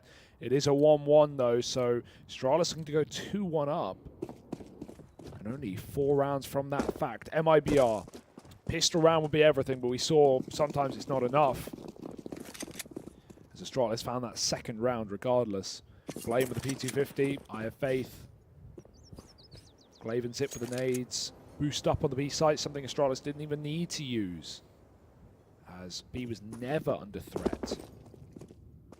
And whatever MIBR's game plan was today, it didn't really go well. They wanted it to, but that's a couple of lovely shots for Cello. He's been very quiet. He's just nailed 2 to the wall, and he gets out. I think he spotted Config. He should have spotted Config, but it doesn't look like he did. Backstab is just there in time. Config. Oh, the Glock finally finding the headshot. Jota's pushed all the way in through B. Something's never changed, but the rest of the MIBR stacked up on that top site. Astralis might just walk into this. Oh, they're resetting. This is the bomb. At 6 cents. Dude, Glaive just doesn't trust it. As he's running back, something in his brain goes, now, we haven't had this position. I don't know, man. I don't buy it. But Jota's 1 step ahead. Down in con. Needs to connect, and he gets himself a double. Dropping the bomb. Third man's in. And he will at least get that bomb back. Farley able to retrieve it, but with only 40 seconds, he's running into this B site. There's already 2 here. He's fighting 1 man, but there's the second. The right hook out of Turtle is enough to KO Farley. And so MIBR, they've managed to get both pistols so far. Kind of, you know, isn't too reassuring considering the scoreline. Last time, they weren't able to convert it. This time, they need the conversion if they want to have any chance of keeping this series going. Saw Turtle trying to hype up his team at the end there, like clapping them on. There weren't screams like round 1 of this map, but you know, at least trying to get their head back in it. Every comeback starts with the round. You've got to be believing till the bitter end. But yeah, 1 round out of MIBR, and Astralis will at least give them the benefit of the doubt. The conversion round. Double long push with the rifles. Astralis are having fun in spawn. We saw the same round play out the other way, where MIBR constricted to T-spawn and connector. But in this one, MIBR won't close that net just yet. Would rather wait for these Glocks to walk into very uncomfortable angles. And really, you want to keep 5 alive, but that dink is immediate from Farley. Uh-oh, overwhelmed. Team kill, though. That will help. Cello, only 20 health. Could get chunked very quickly here. Oh, God. This is terrifying. Full eco. Astralis are really trying to bleed what they can. Config's got it. But nice shot from Jota. And he comes in to save his low-health teammate temporarily. But he will secure the round. 5 up for MIBR. Forget the damage. The conversion's all that matters. Yeah, I think it's kind of reassuring that Cello's had a bit of impact in these last few rounds, like in the pistol, right? He gets that double up over at long. He's starting to find his way back into this a little bit more. He's also the guy making like first contact here on the long play. You know, I think with him being kind of the more experienced voice within this team, I think it'll be important to have him pumped up. I kind of see him as almost like the spirit level for this squad, like gauging where the emotion's allowed to be at. And he's had very little reason to be happy so far. Hopefully that can turn around. He's taking more liberties as time goes on, starting to make his way up through connector now. However, you want to try and lurk Blame F. Blame F lurks, you lazy lurk. Oh, never mind. Wow. Cello, ready for it. Blame is gone. Just moved off the angle. right as Cello moves in. What a recovery from Cello, from 2 kills in the first half to that big pistol double on long, and now he's picking Blame.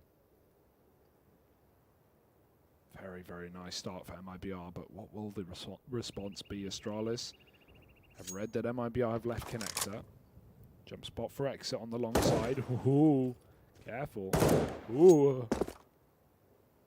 But still 3 strong on A. Those barrels, the silencers, man, they can peek out. Don't move a muscle, Jack. Woody will find config in middle, and right now the dueling is coming up. All MIBR. Astralis going to try and hit B. How monster they go. Not much defense here. Yeah, Turtle oftentimes is entrusted with the solo play in towards B to facilitate these heavy stacks. He might be here a lot, but it doesn't mean he's going to be able to get away with a lot. Flash through, he's trying to make a play, but Glave's seen him. Smoke spam goes a long way, but there's Jota with the trade. Farley's all alone, can't cross out as he's spammed, and that smoke fades. And MIBR, there we go. That's the hype we've been missing out on. Careful, I think at this point all you do is trigger Astralis into max mode, man. Like all they're going to do is go crazy now. Those screams, they weren't happy to hear him in the first half. They came back in with some upset rounds of their own. But yeah, I'm glad MIBR, their head is still in the game. Rightly so with some of the rounds we're getting out. Nice double up from Jota in the B-bomb site. Farley jumps out. If Farley doesn't jump there, he probably makes it. But you always want to try and, skate round the air, try and strafe rather than walk in a straight line. But it's his head poking out above the top of default that lets him down. Oh, that's a very deep smoke on the fly. Forget the molly, man. Astralis have to respect it. They even throw a smoke expecting the Molotov, but it lands in Playground instead. Nice combo for MIBR, but it doesn't matter. Astralis are rushing B. Well, rushing, walking, same thing. Hang on. MIBR are going to come to them. Farley could get caught with nades out on this smoke fade. Uh-oh. He's a dead man. Now, there's a lot more bodies inside of the little tunnel. Whoa, we're going to have to start to deal with him. Glaive goes running in, but he's dead after 1.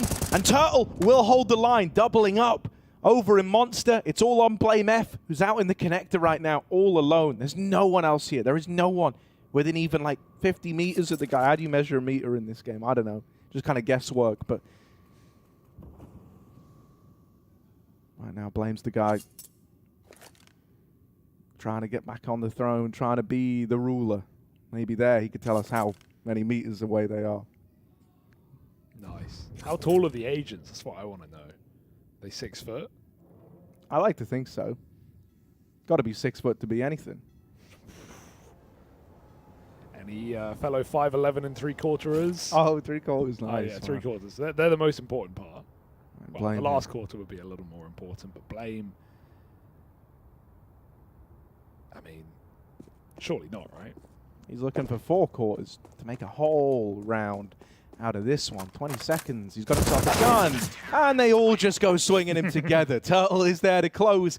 And yeah, man, I got to say, I think it speaks volumes just as to how often they're willing to put Turtle in solo B anchor spots, as to how much they entrust him with this bomb site. It's clear he's super proficient down here, right? And I think one of the reasons I do like watching him down on B is like, solo in the B play is already just kind of mental enough in and of itself, but also he never really gets caught out. A lot of the times he's like super safe when he needs to be in those solo spots, but he still plays to actually fight for the site. And it's like he's trying to take 2 out of the round with him a lot of the time. Whenever he has support, it gets even easier. Imagine that. Crazy. Zip Smoke went through the Molotov, so he's delayed getting out on the short side, which is a bit of a shame. He will still flash in and try to take this control a little bit later. MIBR building back into this one. Astralis can feel it. We can feel it. And they want to get back to winning again, so they're hoping. They've got a formula for it in this one with a bit of con control. Great flash. Gets the AWP off of the angle of connector. Now, the party molly, or playground molly, did miss for MIBR, but the nade put Farley down to half at least. Cello, and this late activation. Dink's config, that's pretty good for a one-and-done spot more often than not. Exit, he can just kill Freebie in the toilet. They were never considering it, and Config had already left, so it's not like Cello's, Exit's even boxed in. He gets back to the bomb site. Astralis regroup B in a 3-on-4, but hey, when Turtle's alone, he can be dangerous. Now he's even joined by Jota. playing a very safe setup. They have no utility to set up monster flash peaks or cut out these choke points anymore, so they just have to try and take their fights. Jota can sell Turtle's position so well by making first contact. But Astralis 20 seconds, walking out monster, holding the flash for Config to pop into default, and they've got to go plant. Uh-oh. Moving in, they need to get this bomb down. They've got to clear out Turtle, and I mean, once again, right, he was here alone in the beginning, and now he's got guys to help him out. There isn't time for this. Config dead with the bomb, and that's their fate decided. Blame F just going to scooch his way on out of there and into the next round. MIBR with this CT side are starting to find their footing. They're looking more positive. They're sounding more positive. They're getting hyped in the rounds where they deserve to get hyped. And Astralis going to call in their first tack pause. I think that speaks volumes, really. In that first half, they might have lost the pistol. They then went on a bit of a tear. Every round they lost, they were convinced that if they just got straight back into it, they could find their footing again. And they were right to assume that. They did every single time. The best that MIBR could manage were solitary rounds that were immediately returned upon by Astralis. But that's no longer the case. It's no longer so certain for this Astralis squad. And that worry's starting to creep on in. So now they've had a moment to talk to Trace, talk to him as to how they want to approach this next round. Try get those nerves calmed back down again. Yeah, excellent util on that B side for MIBR, considering the two players that were actually B anchoring had nothing left. Those rotates completely saved to exit. Molly default caused quite the problem in getting the bomb down for Astralis in a round that was already very low on time. Woody shows Con, but he gets out before the Tech-9s close the gap. Config hasn't locked him in either. He's got long, which is an open gap. Exit spams Con player. Glaive grabs the gun. But again, Config is the man right now. He is the guy to look out for, and I think he's realized how much room they've given him. Mentally, that timing that they have is incorrect, and they're getting baited by all this mid-util and all this presence. Woody's overwhelmed. There's another AWP. Cello. Oh, they didn't see his barrel. They should know he's here. He fired off. Config, he's going to hear the rotate instead, but Cello, he goes back for it, aware there could be a little bit more. Cello flicks back with a kill onto Config, saving the site from falling under. Cello hits another bomb, gone. Zip grabs a gun, and he's got to pop off with the clutch. Oh, not going to happen. Cello, there it is. Big multi-kill in the round. This guy started the map 0-8. 0-8 before he arrived on the board. 2.5. 2. He's rising up the ranks, Harry. Incredible round. And even though Config, he had the perfect call, Astralis were very quick to get out middle. Maybe too quick. Should have given him a little bit more room. They weren't ready for a double toilet setup with 2 orbs. Now it's just Woody, who is, again, having a very quiet one. But every kill matters, as we've learned from Cello. Never too late. Oh, they flashed to take short. Now, this is info that Astralis have thanks to Zip. Oh, Blame is screwed. That nade's sailing his way. It only did 2 damage. There's another one. No, oh, no. God. So close. Blame's so made far. of magnets. He's made of magnets. They're pushing the forces away. You can't get him. Ah! Every time he should die, a mistake happens.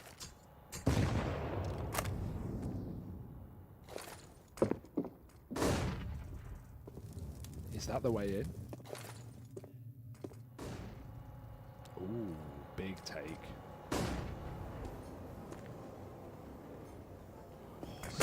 On a real timer, but he's going to flick back just in time. And this is already a nice lurk at Zipnik's man. He's just going to get out of there now, right? That 1 kill is enough to kind of stave off the B aggression, keep them back. They've read it. No, MIBR They are have going read up. it. As if they see who it is. They go, now we don't buy that for a second. They go up into the A side to reinforce it. Util now starting to rein in. Astralis committed to this one. They could still elect to duck down Con, but that timing's starting to elude them. Now they've got to commit. Now they're committed to this A play. Util going over into the 4-man stack. MIBR, they took a gamble. They've got everyone here. They hold the line with a double. It's Cello again, lighting them up. And even though Zip trades 1, it's not enough to win the round. Config, 5 seconds to make this happen. And even though they were both giving him this fight, they were both giving him the chance. He doesn't attempt the 1v2, saves the AK. It's an MIBR round in spite of going a man down early. They completely outread Astralis. Dude, it's mental to even say this, but it's like one of those rounds. If Zip doesn't get that kill, Astralis probably win it. And that's just because MIBR make the perfect read. They see Zip lurking outside a monster. They take all that short control and they go, you know what? I'm going to call the bluff. Zip gets a kill, he leaves, and MIBR are already 4-stacked. Not just 4-stacked, Harry, but they re-aggress on A. Those A players push toilets. They get close. They completely constrict Astralis with 20 seconds.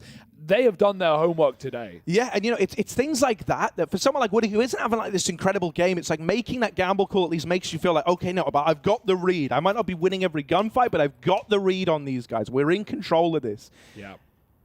And, you know, I mean, we've already spoke about the recovery from Cello. It's just been a treat to see. Like, I'm not used to seeing him just completely fall off the face of the earth. It looked like he was in his own head a lot. And bear in mind, MIBR, they go from forgetting the bomb in round 15 because they're so deflated to now screaming again. Now they're hyped. Now they're believing in this comeback. The nades are beautiful to open up. So much damage done and not an opponent seen yet. Yeah. Astralis is going to try and go fast here. Going to try and change it up a bit. They take long very, very quickly. And they've got a lot of room here. That was 110 damage nade. Woody's coming back. He's seen it. He's spotted a lot of bodies out on the long side. And he said, guys, I know we got numbers down on B right now, but I think it's looking like this A play, looking pretty speedy. And so now Woody can't reflect in the calls. He's got to hold the line with the AWP. He has teammates coming in to help, but Exit's gone. And so Woody needs to do the heavy lifting. Flash for a peek, but the shot does not connect. His teammates are here to hold the line, though.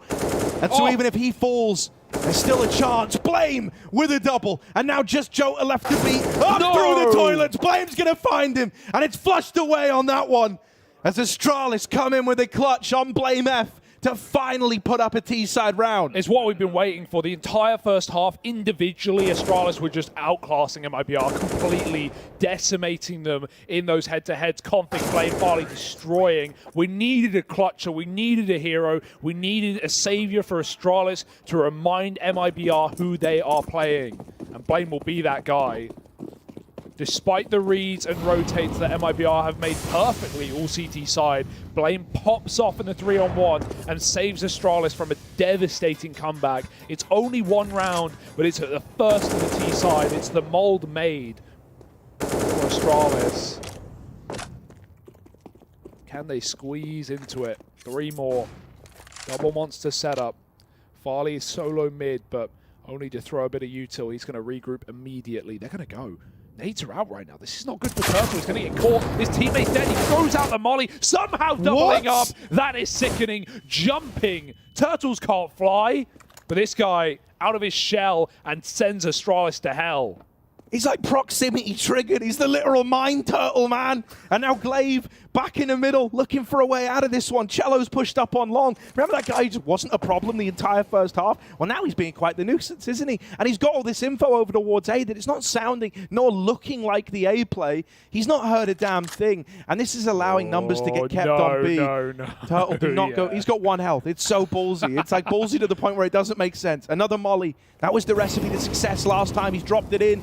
Just to slow them down that much more. Oh, they did. Here's the tag. He knows someone's close. He knows this is now the B play. Third man's in, but Turtle doesn't need a helping hand. He's in with a third. At 1 HP, he's putting up all the numbers, and now he's on for the ace. 4 out of 5. Let's make it a 5th. Just Glaive left on this corner. Turtle coming out of his shell with a really big round right when MIBR needed it. Glaive goes running in, Turtle swings, doesn't get the ace, but he's done his job, hasn't he? And MIBR are in with another. Oh my goodness, MIBR, how were they in this game, Harry? This was a 12-3 half. This was Astralis poised to just run over MIBR, and we've had quite the streak.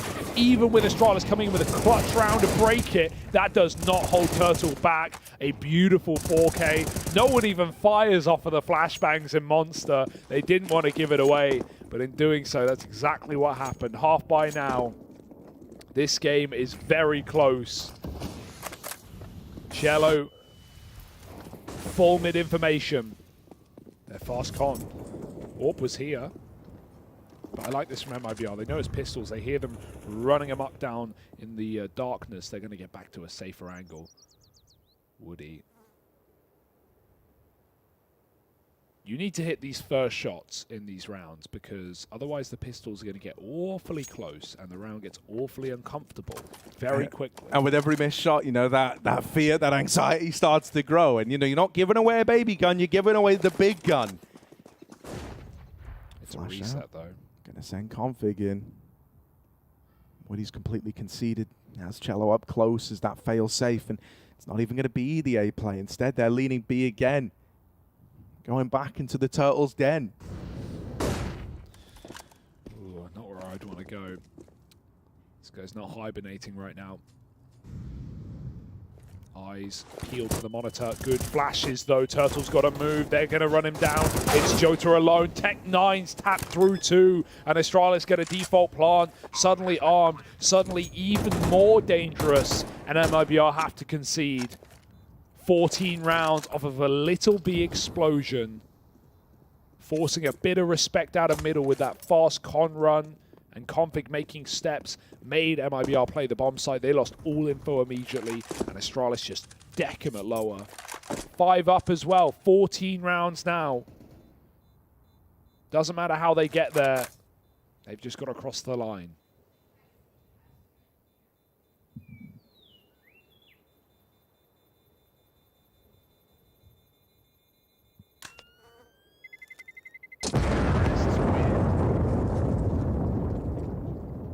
Yeah, dude, I mean, it's just lovely flashes to, like, facilitate that entire play, right? They get all that room at short. They go, all right, we got to use this, right? We got to use all this space that we've been given. And they lob those incredible flashes. They just ruined Turtle's position. It felt like they were handcrafted for him. And it uproots that entire B defense. Yeah, that's kind of the limitation that MIBR faces, that they are kind of more vulnerable to these B plays because of their tendency to play low numbers down there. When it works, it looks really pretty. But occasionally you get faced with a round like that. And in a game that you're trying to launch this comeback in from 3-12 down, it's devastating if that ends up being like one of the key swing rounds now to close this out for Astralis. MIBR, they've been knocked off the horse. They need to get right back on. Yeah, good space in this round for MIBR. They have B shorts, but Astralis are leaning heavy towards his site, keeping the pressure on Jota. Legs can't be seen atop the railing. Very powerful position, very difficult to clear. Astralis is setting up a monster, but still Farley's on his mid-fake, finally get a reset. The contact, no one's here. Oh dear, look at the timing. The MIBR peel out of this bomb site. They seem assured that one man at the B short side is enough. That's not the case. The flashes at least announce this. They now know what's going on. They can play a 5-on-5 retake. But the penny's going to drop for Astralis. They should be scared of the short side. They don't have that information. Farley's coming for a late lurk, trying to backstab Jota, and he's heard the drop. Oh, mate, once you hear that drop, that's an invitation. Config's even going deep at CT. Dear. He wants these fights. Woody might be on the angle, but he's been kind of unreliable today. Needs to hit this shot in the event of a swing, and instead it's a lineup for Config. Lights them up on the CT retake, and it's only Cello left. Config wanted more. He will finally get put in the dirt, but there's no win in this one for Cello. He's out of there with the AWP, running away, and they're even going looking for him. 2 up through Con quickly. 1 man still in the B site left to hold on. Jello, you're going to be hard-pressed to hold on to this AWP, but he has rooted well and just looks to hold on up in the heavens. They're getting closer, second by second. Glaive's moving in. Yeah, oh, what an escape. Cello drops B. That's so smart.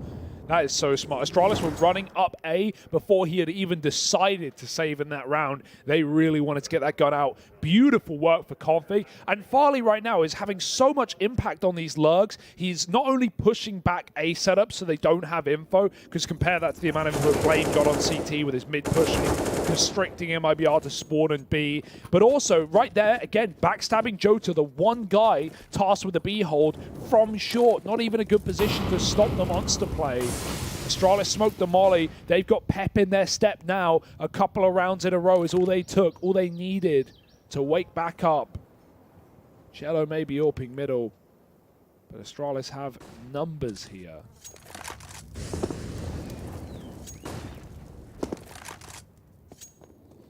I like that Woody's just let Cello keep the AWP in this one as well. I think Cello's able to find good impact with this gun, and Woody's having a really rough time. So let's see, can Cello hold the line? He's been entrusted with the big green in this round. really the only thing worth talking about. You got these MP9s and Deagles. They can deliver, but you'd love that AWP to set you up. Cello tried to get involved early. Knows they've taken long now, though, and so starts to fall back passive. Oh, hang on a second. They've been scarred by times gone by. He started to drop down towards B. Well, reconsider. With the double con setup, you know, with these SMGs trying to play it in connector, you need him to hold long, especially when he knows they've taken it. He will get on the angle, but they're already pretty deep. Moving in, there's going to be a flash to complement this play, you'd imagine. Cello smoked off at bank. This is not a fun angle. No one's having fun here. Maybe he catches the first man crossing. Oh, but he will get one down on the short side. Missed shot for Cello's AWP. And now they're hounding Woody down. They're going to flush him out. Pushing through the bank smoke. Cello swinging it wide. And in the meantime, Jota's found one on the banana side. Suddenly a bit of room given. A bit of a chance in this one for MIBR. 2v3. Oh, no. Glaive looks away. Goes to try and help out back in the site, and this is giving room to Turtle. The time to strike is nigh.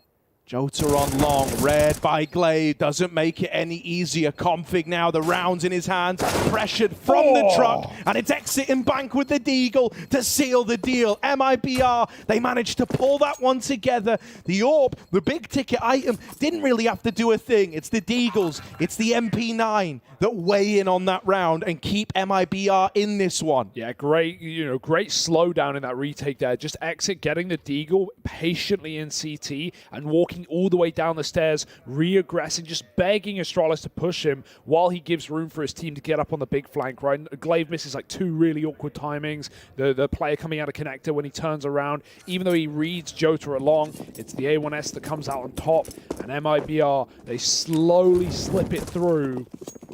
A 12th round, another chance, but up against the odds here. Fast out B short, a pace change for Astralis. He's asked to, oh, no! No, that's not supposed to happen. Doja wallbang into the B side. Farley gets snuffed out through the wood. That AWP removed immediately. He was holding for the boost, for the jump up perhaps. But instead it's a 4-on-4. Zip also smoke spammed a player through Monster. So it's made up for that first player dead. Config eats the grenade. But Astralis, after getting a B pick and losing a man there, they're fine going back up to A. They've got a lot of room here. The AWP is back in Woody's hands on the bomb site. And I mean, Harry, again, it's going to come down to AWPers having trouble on overpass. And this can't happen now. This is the game in Woody's hands. Yeah, Woody dancing around, playing a game of chicken on these jiggle peaks. The Keeling fields up inside of this A bomb site. Here comes Astralis moving in. Glaive at the front of the pack, leading the charge. First kill found. Cello on the receiving end. Woody's been quiet all damn game. There ever was a time, it's now, but he's wrapped on the long side. Config's knocked him out of contention. Bomb. Exit up in their face and brings it back to a 2v2. Having to go back and get the bomb has given room to Jota. Oh my goodness. MIBR. Maybe they can keep this one afloat. Maybe they can take Astralis all the way. Jota's on the angle. Config's dead. The bomb is loose. And Blame F is still inside of the A site. But with no bomb, it's a dead factor. Gonna have to go back and get it. Jota's now wrapping the long side. They're keeping their wits about them. And if Blame F tries to plant this bomb, the challengers can come in. They don't want to let him play his own game. They don't want to let him take a position to win this clutch. He taps it, and that's not going to win him the round. Was hoping for the face, and is instead left saving. Runs away, and MIBR are up onto 30. Dude, Jota's flanks right now are winning this game for MIBR. They're keeping them in it, dude. Twice now on this A site. The long flank right there. He hears every step. Config going back to get that bomb is so much info for Jota. He just hangs around the toilet. Felt like maybe there's a world that Config would read it. He was considering Jota on con flank, but the timing was just so good, so fast to activate, and that's because he's taking this B short position every single time in the CT side, much as how he does solo on the T side as well. Yeah, it let them down in that one round. Astralis came out monster and there was no one B, but in terms of the A hit, it is getting him sped fast in the back line. These rounds are so damn close right now. Some ludicrous entry work for Astralis, but it does fall on dead ears. And 2 rounds, the difference in this map at this point. And it's just so mental because of how the first half went. Like, if this was the scoreline, you know, maybe you wouldn't even be that surprised. But it's the fact that it started at like a 12-3 in a game that Astralis should be winning. you know, it's insanity that MIBR went from looking so deflated. They looked done, you know, in round 15. They looked like they were over it, like they were already prepared for the loss, and now they're believing again. Farley might have just taken it all away, though. A double up on the long push. Cello and Exit both removed from play. And Astralis, in the blink of an eye, have their best chance yet to win Overpass. They literally can't lose this. Like, Farley's been faking it A so hard without getting any kills, just by throwing util, just by having presence. Now he doubles up. Yes, MIBR may have the info, but they've only got 2 on the bomb site to defend. Turtle's got to do it all over again. He got a 4K last time. This time, nades out. That was the recipe. Oh, no. Jota with the swing. Config's on the receiving end. Woody! Woody's flanking. Oh, no. Knives are out. And Blame's there to deal with him. Turtle and Jota, 2v4. The bomb's going back through Spawn, and there's a minute left on the clock. MIBR starting to pull players up towards that A site. Astralis are racing there, willing to meet them in the middle. Over at Truck, it's low HP Jota going to play on the dice box. They've seen him with that peak. The bomb's going back to B, down through Con, joining up with Zip on the short side. But guess who's here? The king of this B bomb site, Turtle. Oh, they didn't check for him. They're still going to commit. That's the bomb. No. He's dropped it. 30 seconds. Turtle's trying to save the B site all over again, but he can't get the third. It's only Jota to finish what Turtle started, or else Astralis will pick up the victory here. Out through heaven. They've seen him. They know where he is. And he slows it right down. Nades are out, but he's already in the site. And they can play around this bomb with a nade on Blame and Glaive. This is unlosable. Jota would have to fight this and win them both. And with him so low, this might be the end of the line for MIBR. He's on the bomb, the nade goes in, and that's how it ends. Astralis picked this up at 16-13. It's labored, it's not easy, it's not one they're celebrating after the win.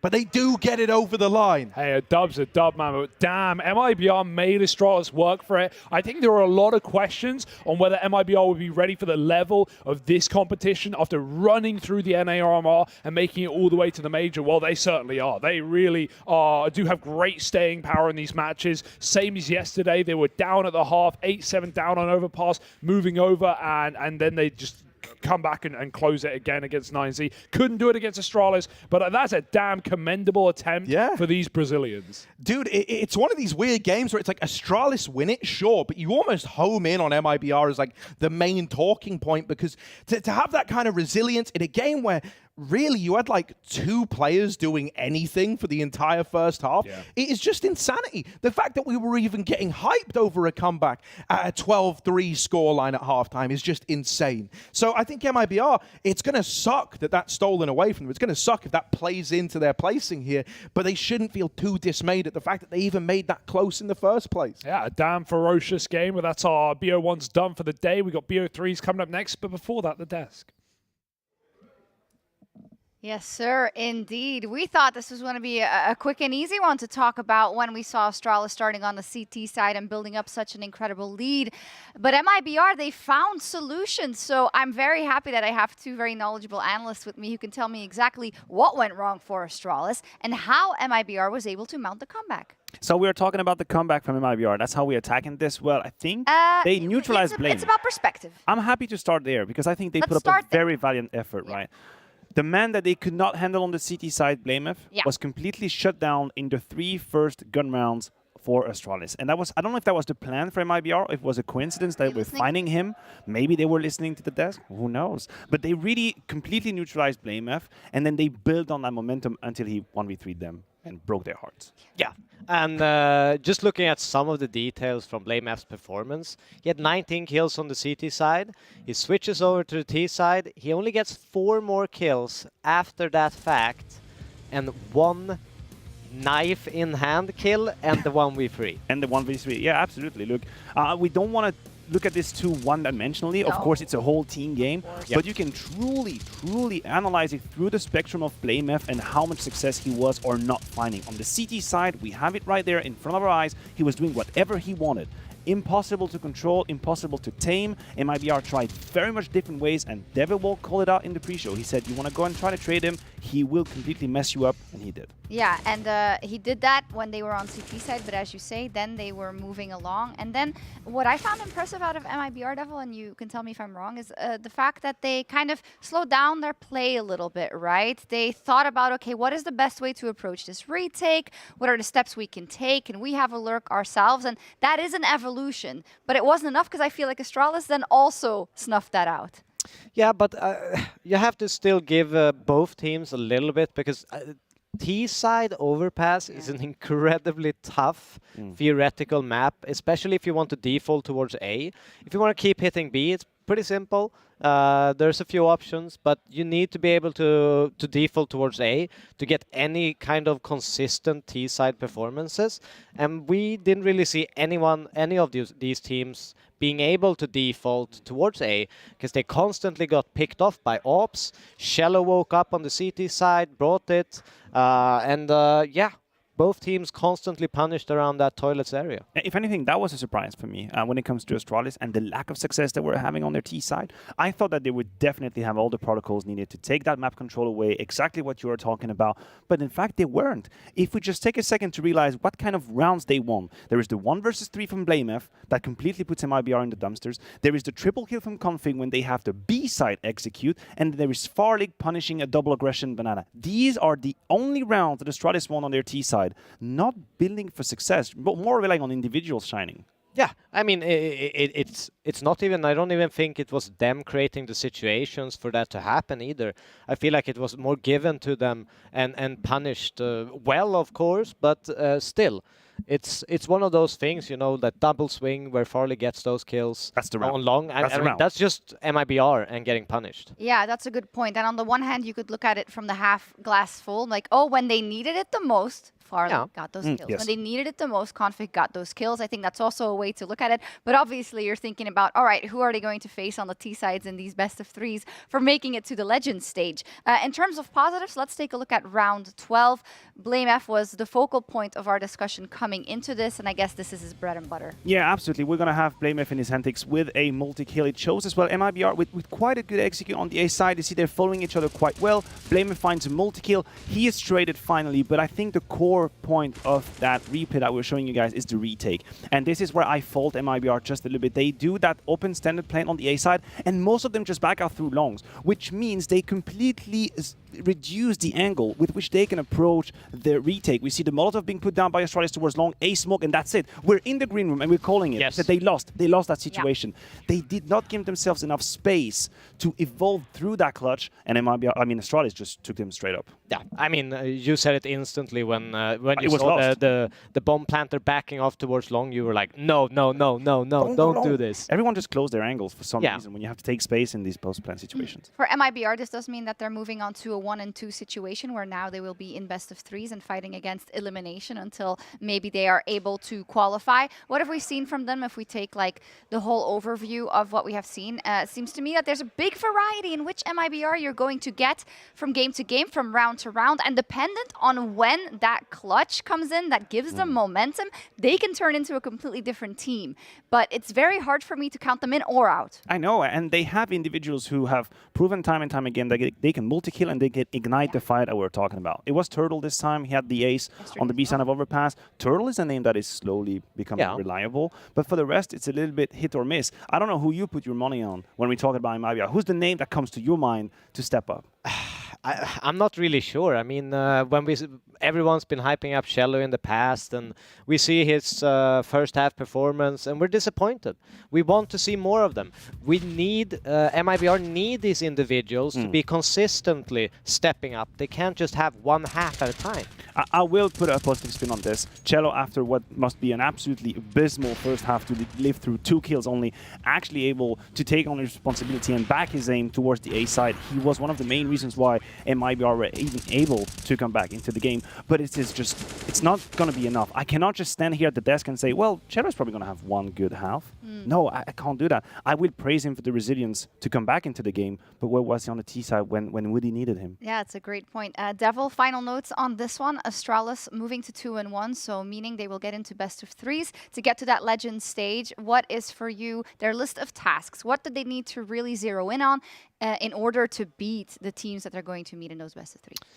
I think they will have an easier time in a best of three. They look a little bit shaky, but at the same time, I look at this match as more of a worry sign for Astralis getting into the legend stage, because I initially thought they were very stable. They've done all their progress. They've been doing the homework, but I look at this now, and this game is especially in combination with that Vitality game. I'm not so sure anymore. You have a little bit of a sour taste in your mouth. Yeah. Doubt creeping in. Yeah, doubt is creeping in. Okay, well, we'll stew on that. And of course, Astralis will as well. I think they will be looking at this spot in depth before they get into their next games. We're going to take a quick break, but when we come back, we are going to find out who will be our first team making it to the legend stage as we see about between Vitality and ForZe.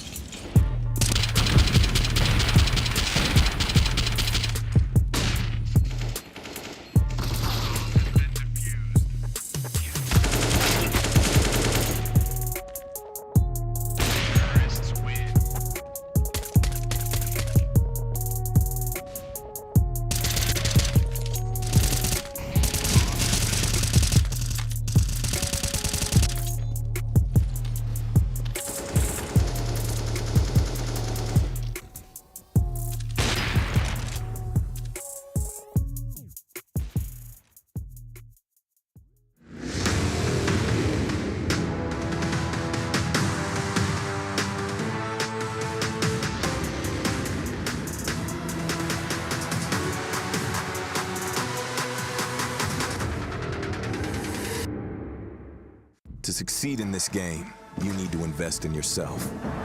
Be daring. Innovate. Calculate. Never hesitate. Follow your instincts. Don't follow the crowd.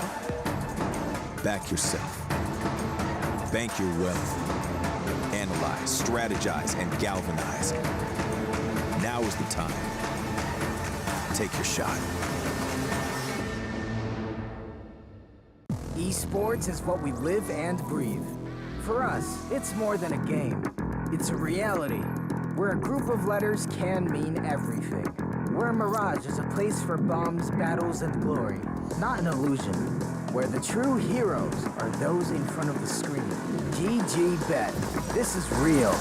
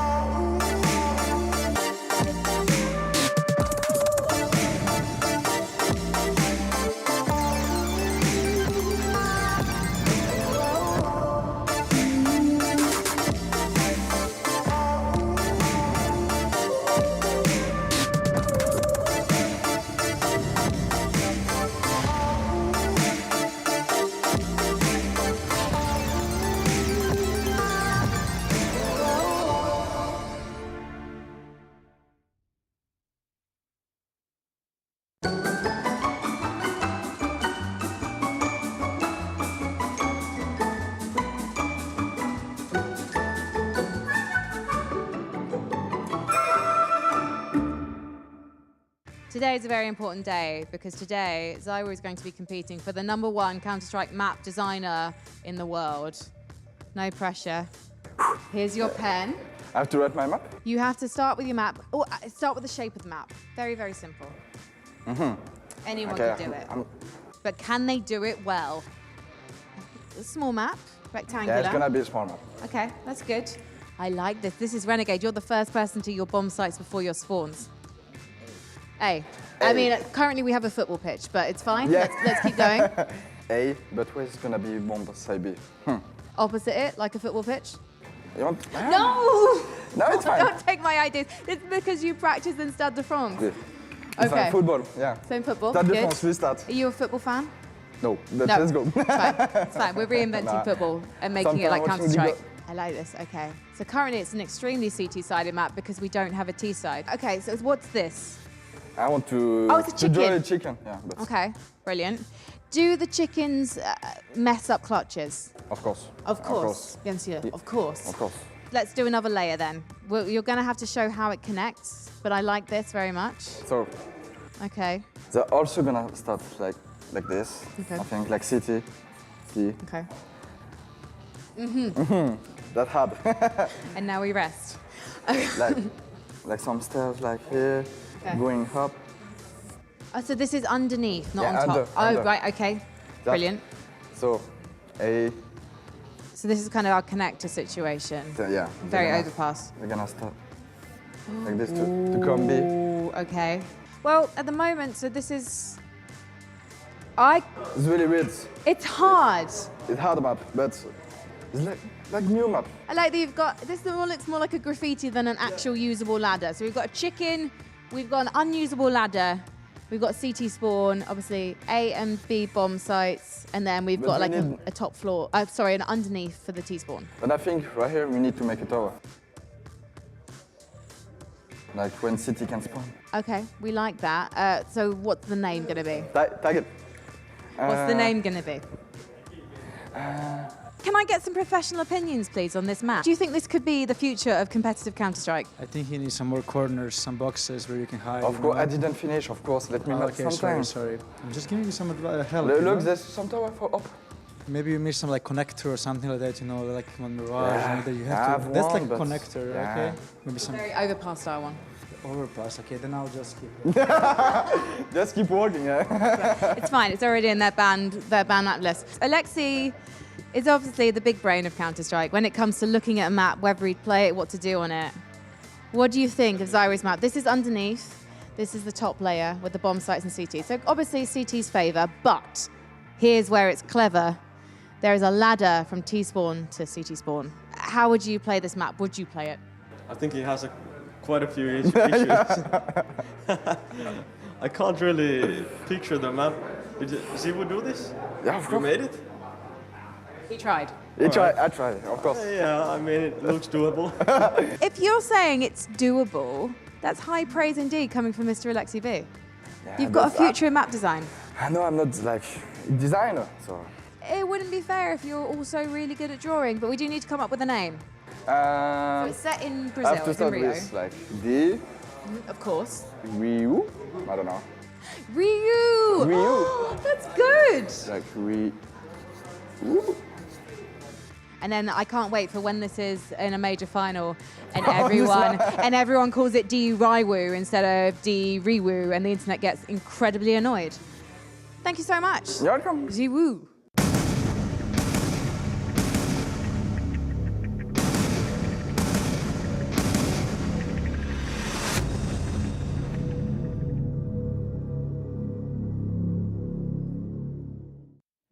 Welcome back, everyone, to the PGL Major here live from Antwerp as we are about to dive into Vitality Up versus ForZe. One of these two teams will book their tickets to the Legends stage, so I think it's only rightful that we pump up the action and the adrenaline just a little bit because this is the most important match we are going to see on the A stream that we have seen so far, since for ForZe it would be absolutely monumental if they would be able to overcome Vitality, and for Vitality it would be a very welcome sign if they could book a convincing ticket to the Legend stage right here, right now. Yes, you have to think about the message that it sends to other teams, right? Because for Vitality, it's much more than just making it to the Legend stage. Everyone in the universe is expecting them to make it to the Legend stage. They were built as a team to lift trophies. We are in the Challenger stage. What we need to know is the message they send to other people out there. We are ready. Today they come in, they dispatch a ForZe 2-0, and we move on, and then they start to strike fear in the opponents. I don't think people fear Vitality quite yet, but they could get in that direction today. No, and it's incredibly important to gain that respect from your opponents because it gives you time, it gives you room to actually play your game. So it's going to be very interesting to see, because ForZe, they are not a team that respects others. And they are no slouches whatsoever. So let's first kick off with Vitality. Then yesterday they set aside Complexity. It was like Complexity wasn't even there. ZywOo didn't even die. Then they went on to beat Astralis on Mirage. And to be fair, it also looked like a regular day at the office for Vitality. And Mathieu, we talked about Vitality having turned a page. What is written on that page? What do they look like now? Looks like a way more convincing Vitality that we had seen at the beginning of the year, and for multiple reasons, right? I think the first one we can touch on is quickly the maps, right? When you rebuild a project like that, of course, you're going to take a moment to figure out where are your strengths. Vitality got abused on Mirage time and time again in the first few months of 2022. What did they do? They put the efforts into it. They worked into it. They practiced it, and now they made a statement against Astralis. So now you're up against Vitality. You pick Mirage? No, definitely. I don't You like. don't? Definitely Don't not. I don't like Mirage first and foremost because I think it's the least tactical. Based opinion. But yeah, it's very, very hard when you see ZywOo and Mizuta delivering the way they have been doing so far. It's an incredibly tough nut to crack because what do you do? I love that you mentioned ZywOo because it's the elephant in the room that we absolutely have to touch on. The man starts playing Counter-Strike, is back-to-back best player in the world. Third year, he finishes second. If you look at 2022 right now, he's not even in the top 10. These are the reality, the cold reality of the numbers. We are expecting more from this man. He has the mental of a genius of Counter-Strike, and he hasn't provided that in the beginning of 2022. And we're starting to see the glimpses again, right? And Devilwalk, from a coach perspective, there's two ways you can go when you are such a top player as ZywOo in this project, where so much is changing, the language is changing, the coaching staff is changing, these new positions need to be found out for the players around you. And you could see that as an opportunity or of a, okay, maybe I don't thrive in this situation. What differentiates a great player like ZywOo in those situations where he can use that situation and level himself up to a better player?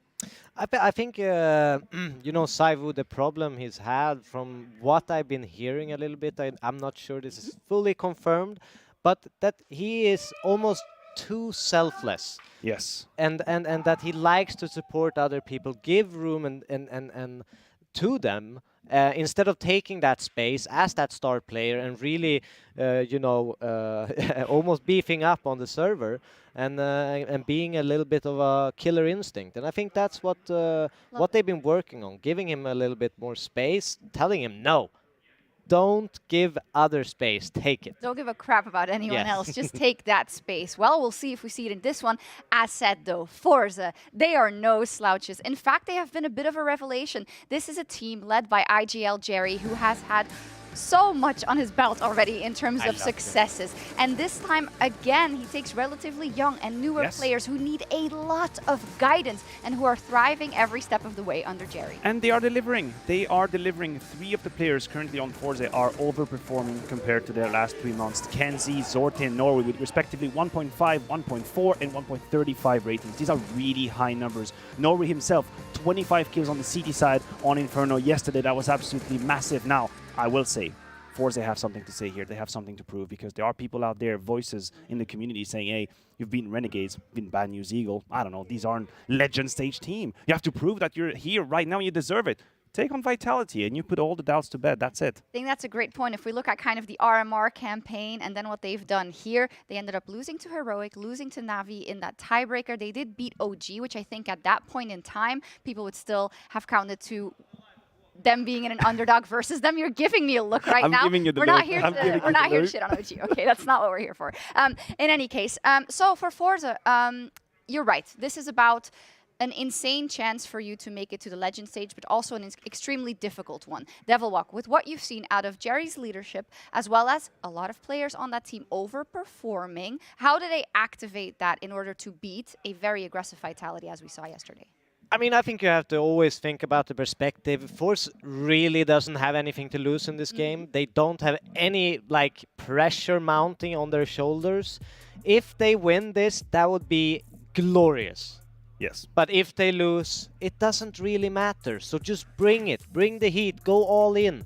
Have no respect and just go with it. Yeah, I think it's a very good atmosphere to have for the rookies to shine, because usually the pundits, we talk about the pressure, we talk about crumbling under maybe a 2-2 matchup on the 5th day, which is horrible to play against. That's not the situation they're in right now. No. If you're Norway, if you're Kenzie, if you're Zorda, just have a good time. It's 2-0. People can hear it at home already, how much they are shouting. The other teams in Apex, he can get hyped. Jerry, he can get hyped as well. So let's see what we're going to get. It's a best of 3, of course, changing it a little bit comparatively to what we've seen earlier in the day with the best of 1. Yes, and now we get a little bit technical here, because oh my lord. I thought Vitality would pick Inferno, and I thought ForZe would consider Nuke. So we have a huge switch. Inferno third. Let's see if it happens. I mean, we could have Inferno as a 3rd map, but I am already a little bit surprised. Inferno is removed by ForZe. Now, that's a respect towards Vitality, because we know how strong Vitality can be. What I don't understand is ForZe not even picking Overpass. Like, Overpass was right for the taking. Vitality have not had good results on it. I'm not sure I like this veto. Okay, or ForZe. Who do you think is favored? Who do you think is favored from that? Oh, I think Vitality, actually, by far. I think Nuke, it's too of a risky map to play that high-pressure Counter-Strike. The no respect doesn't really work in the same way in that map. Fair enough. Unless you go a little bit no respect on CT side, but that's still a risk. I do wonder to what extent that's a curveball that Apex is throwing towards Jerry. I was trying to build the theory craft behind the maps, and I thought, okay, maybe Vitality go for an Inferno. They've already established how strong they are on it, and they throw Nuke, which is a map ForZe will play. So I don't know. It might be just a curveball that Jerry didn't see coming. We'll see. Vitality was also still, in general, working on their map pool, Sure. right? And not sure where the inflection points lay. So if they are successful on this is creating a whole ripple effect for the rest of their campaign. And this is why we see Mirage coming in as a 3rd map as well. That's the consequence of the work they've been putting in. It gives them more leeway in the veto system. Now that they can actually back their aim on that Mirage, they can remove other maps. That's great for them. And obviously, if they're going to have a deep run at the Major, it goes through a deep map pool. You cannot only play 2 or 3 maps. No, absolutely. If you want to win the Major, you probably need to play at least 6.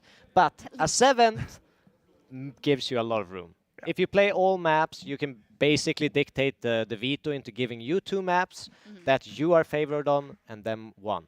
Depending on how good you play those maps, of course. But I think that's a little bit how it is. I'm still yet to see a teams that play 7 maps really, really well. There are when we miss it, just tag Very me and I'll check it out. Thank you so much for this. I think that was a wonderful setup for this match. ForZe is really up against it, but who knows? But they will have to dispose of Vitality if they want to make it to the Legend stage today. Let's head over to our casters. Thank you very much. Yeah, this is a really exciting game. I'm so hyped for this, right? Because before the dinosaurs, before the dawn of man, before the start of time, all of that, before there was even a universe, there was Jerry and ForZe, right? And with this team, I don't know. I'm convinced you could give him 4 scarecrows in ForZe jerseys, and he would find a way to at least make them competitive, right?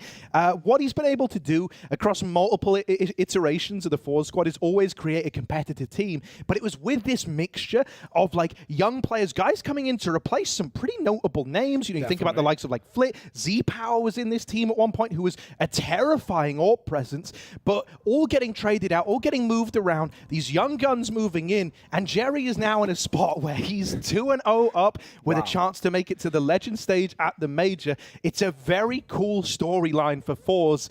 And we're getting into Nuke right away. No time to wait around here.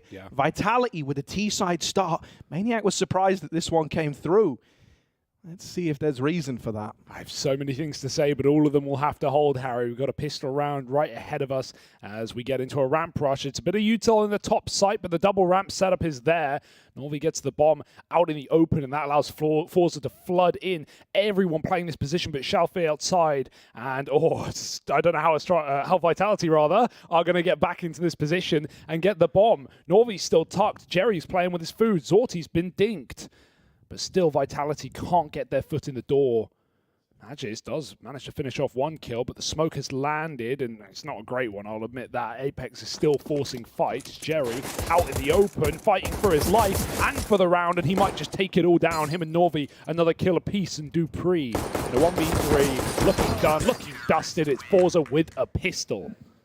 But yeah, good start for ForZe, man. And I will say, you can't underestimate that guy in the middle right there on Nuke. We've had some naughty moments out of him. think it was back in 2020. He got this incredible Glock clutch as well, if I do remember rightly. I want to say it was an ace, but maybe it was 4. He's very, very proficient here, both as an individual and as a leader. Let's look on the other side of things, though, Hugo, because I imagine you have something you want to say about Vitality. I don't think they need much introduction. No, right? That's kind of the thing, right? Of course, I just almost called this team Astralis, mainly because we just covered Astralis, but also because there's still some familiar Danish faces. We even saw Apex yesterday. He was screaming at Astralis in Danish. It's good that the boys taught him some useful words. I actually saw them in the cafeteria here. Oh, okay. And did Apex have French to Danish translation? They were teaching Dupree how to say certain. Well, actually, he just said it on his own volition in French, and then they kind of just like neatened it up a bit, made it a bit prettier. Nice. So yeah, you do have that kind of. That's cool. They're all learning from each other, all learning a language. No, this roster needs no introduction, right? Super cool to see them actually performing after a bit of a shaky, few months since their formation. Players and other people saying, like we always say, oh, these rosters need time, and that for some teams it can be a caveat. You give them time, nothing happens. I think for a team like this, it was a matter of a when, not if, that they were going to be performing at a tier 1 level, and no better place to perform than the major. Look, I love the ForZe 3-0. I think that's a great story. I think this would be awesome for them to prove themselves against a tier 1 team after getting fairly easy draws so far. I even have them as my 3-0 and my pick'em. I'll be objective there. I'm a Jerry fan, but at the same time, it would be great to see Vitality just storm through this stage and look like the team that we expect them to be. I like that you use that little pick'em tie-in as like a thinly veiled attempt of showing your transparency and impartiality, but really it was just a little flex for everyone, which was quite nice. Hey, I haven't won yet. It's done. It's done. For Vitality, dude, something I think that's kind of helped them along the way was they came out early on. They said there's going to be a lot to work on here. There's going to be a lot of stylistic clashes. We're all having a comment a different language. Like it is a very big uphill battle. And they said from the offset, it's going to take time before the results are there. And I think their transparency, especially from guys like Apex and interviews that have followed, has shed a lot of light on some of the internal kind of things that are going on with meshing together the Danish style of Counter-Strike with the French style. So I think that's kind of helped people give them a little more leeway, even though all of us just expected, oh, you're putting Magic Dupree alongside Zywoo, and Apex as an IGL, Masuta is this talented, I don't even feel fair to call him a young gun anymore with how long he's been here, but you know what I'm saying.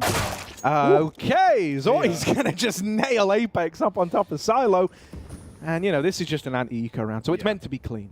For that, I just want to go back to that 3-0 ForZe pick, because I may as well flex while I've got it before they've lost. Not that they ever would. Give a little shout out to Hawker, of course, who managed to sell me ForZe coin in going for that 3-0 pick. So if he's watching, I'm sure he is, supporting Jerry and the boys. Shout out Hawker one time. But one thing that we can expect from ForZe in this CT side is Zorti, and I'm going to say this, you're going to be shocked, on an auto sniper, on a Scar 20. Yes, I hope he does like that. In 2022, it is his second most used weapon on this map, on the CT side.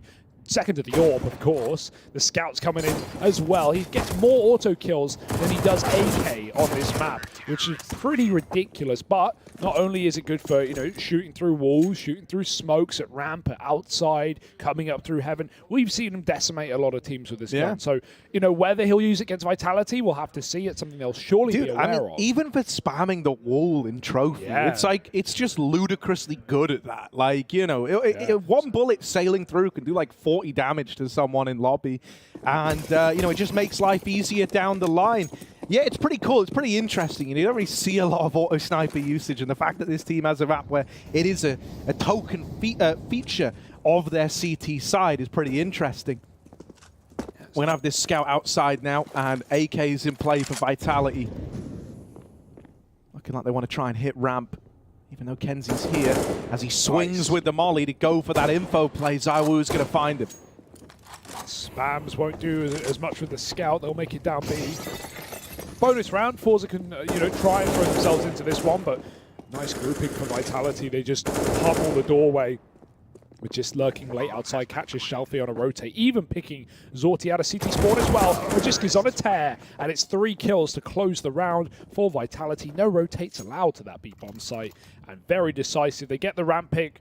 I mean, obviously, a ramp player's not hoping to not fall that quickly, right? You want to at least get your util out or go 1-for-1, or just drop down into B in a 5-on-5 and play that lower site. ForZe very experienced Nuke team are going to have good rotations in place, but Kenzie gets caught jiggling, and Vitality know they have a gap there. They just explode.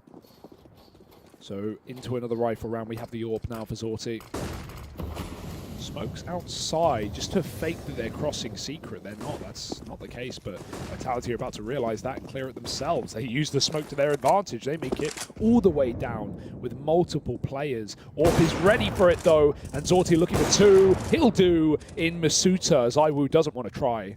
Dupree's walk down A. There's a bit of a gap here. Hut roof player watching Mini. Oh my god, turning around just in time is Norvi. Saving this one from getting weird, even though Vitality have hell wrap control. ForZe are aware. Yeah, you might have denied the lower play.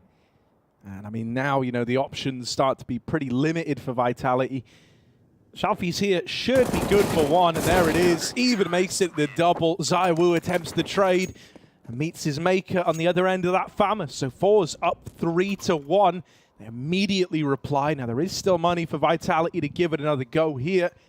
They're repelled from outside. Zorti's hitting the ground running to open this one up. That's a real treat. You know, when he first came in, it was kind of surprising because you had Z-Power in this squad. That was something we spoke about earlier, right? Z-Power was a terrifying CT AWPer, and it's weird to put it like that, but T-sides he would fall off. Still, it felt like with how good he was on CT sides, it was reason enough to keep him around. Decision was made, however, to bring in Zorti, and we thought he had big boots to fill, but it does just look like a flat upgrade since that happened. That is the craziest part, right? Like I love how you introed this game where you talked about how ForZe could, you know, Jerry could make any team look incredible. Oh wait, let me hold this point. Dupree's been mollied out. He's got a smoke here. Thank goodness he does. Staying alive. Door push does come through. ZywOo seen it. Jerry sidelined in the squeaky. Zorti fires off the AWP. They know it's near. And they won't repeat that door side. 5-on-4. Kenzie close ramp. Flash setup ready. But these T's are not far from the lobby. If they hear that flash, they should know what that means. And it's not like he's being quiet about it. Fast steps inside of Trophy. Smokes outside now for Vitality. Wide wants to try and cross down towards Secret. Over the top, though, Zorti's hungry. He saw him. He really wants that fight, man, but Apex just going to dodge it, knows that AWP is lusting for the equalizer outside, and so Vitality, they might have thrown these smokes in, but only one man is looking to use them. They have faded. As Magis was walking across, luckily enough, no one was there to punish that. This is the one gap, but the AWP is still here. Shalfie man donning it low on health, but he's dead. Kenzie holds the line with a double. Maybe that entices ForZe to give this round a go. Zorti and Norvi a long way away from this B bomb site, having to rotate in and take ramp away. A lot of it's going to be hinging on this fight between Apex and Zorti on the ramp side. He moves in. Apex with the swing is giving that one over, and suddenly ForZe have given a reason to want to attempt this one. Zorti might be low. And so Norvi's going to face the bulk of the pressure. Door swings. He wins that fight. ZywOo on the receiving end. Now Magisk, he snuck down with the smokes outside, waiting at the double doors. It was set up for him to win the round if needed, and it is needed. He needs to step up. They've tapped the bomb. They know where he is now, and this time Norvi's sticking it. He's looking for a fight, but Zorti's going to catch him through the smoke. And so it's ForZe winning that one out in the 2-on-3.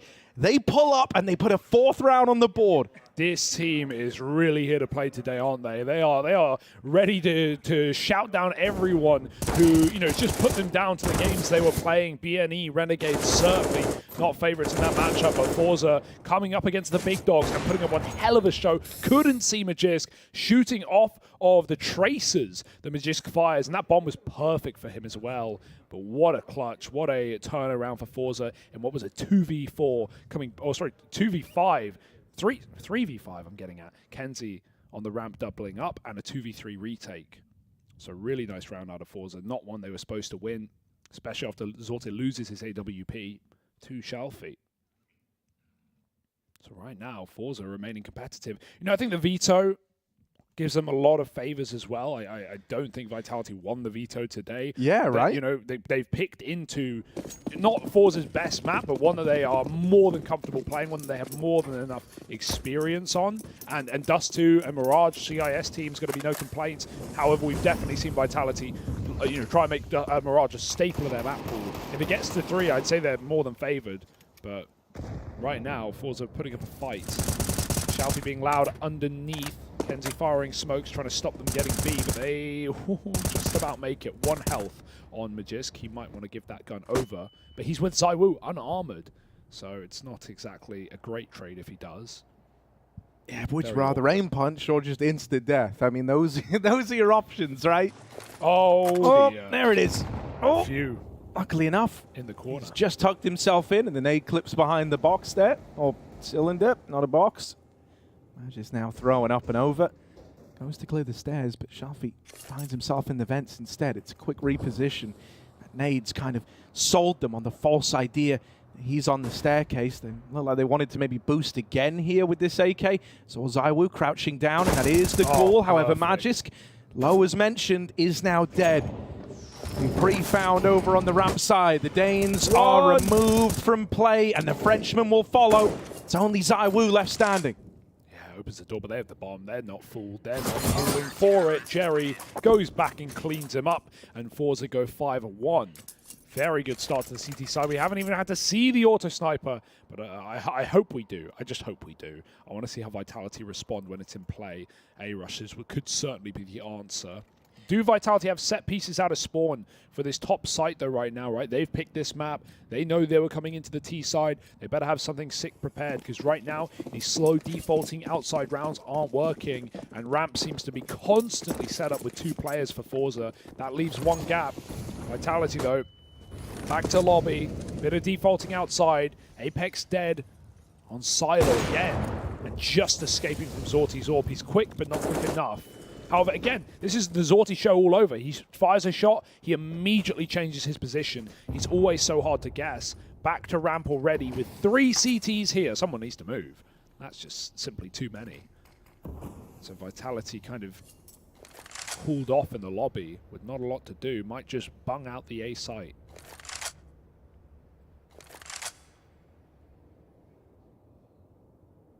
Yeah, I mean, dude, ForZe in moments like this get really annoying to play against. They get super mobile at times, right? Like, even now you're kind of seeing it. Like, Kenzie's constantly shifting his position around the map. Shalfie as well has now just decided to hold this angle over towards Hell to lend a bit of a helping hand outside if needed, and it will be needed. So in the right place at the right time. But it just feels like, Apex and Dupree have both died. What have you got out of it? Nothing. All the info is now null and void. You don't know where these players are. You gained much. Jerry will get mollied out. Swings with it, sits in it. And Masuta finds him. Now there's a double up in the back of the site. If one of these players swings early, maybe a bit of a bait and switch could be employed. Right now, they're hoping that Magisk can be their saving grace. The man to make it all happen, up into heaven. Oh, Zorti's going to check for him, and Magisk is now gone. They waited for the heaven wrap. They thought he could be the angel to dispel the sins of this round, but that's not the case. ZywOo, tap on the bomb, 10 seconds, and he's spammed out. Lovely check for Zorti. Wow. The awareness to swing it wide like that, just in case Magisk had hit the timing. It wins the round. It saves the day. If that heaven wrap comes through unchecked and he hits that timing, Vitality win the round. There's very little that ForZe would have been able to do. Yeah, great awareness. And it all comes off with that kill onto Jerry, right? Just gives full info. At that point, ForZe know it's an A split. They're wondering where the outside player's gotten to. They saw the smokes go out earlier. It was meant to be main, but Magic's got so much room. He just took the chance, and it should have been a good chance, but great check for Zorti. Again, wide smokes. They go quickly with them.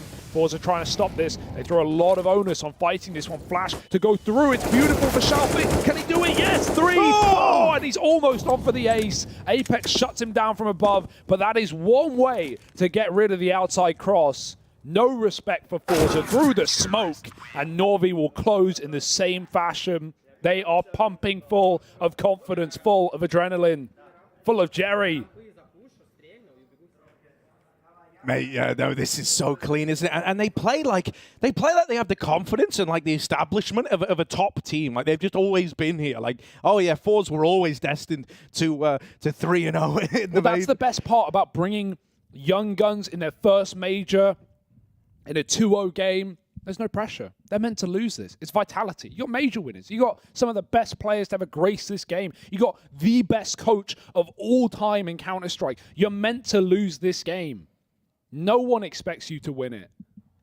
So pressure's off. Play free. Play crazy. Yeah. Don't respect their setups. Don't respect their smokes. And ForZe are doing everything they can right now to just keep Vitality down. Yeah, something else I'll say about Jerry is in terms of like fundamentals, in terms of looking at like the micro and macro of Counter-Strike, you know, thesis, I guess, or something like that, some words to that effect.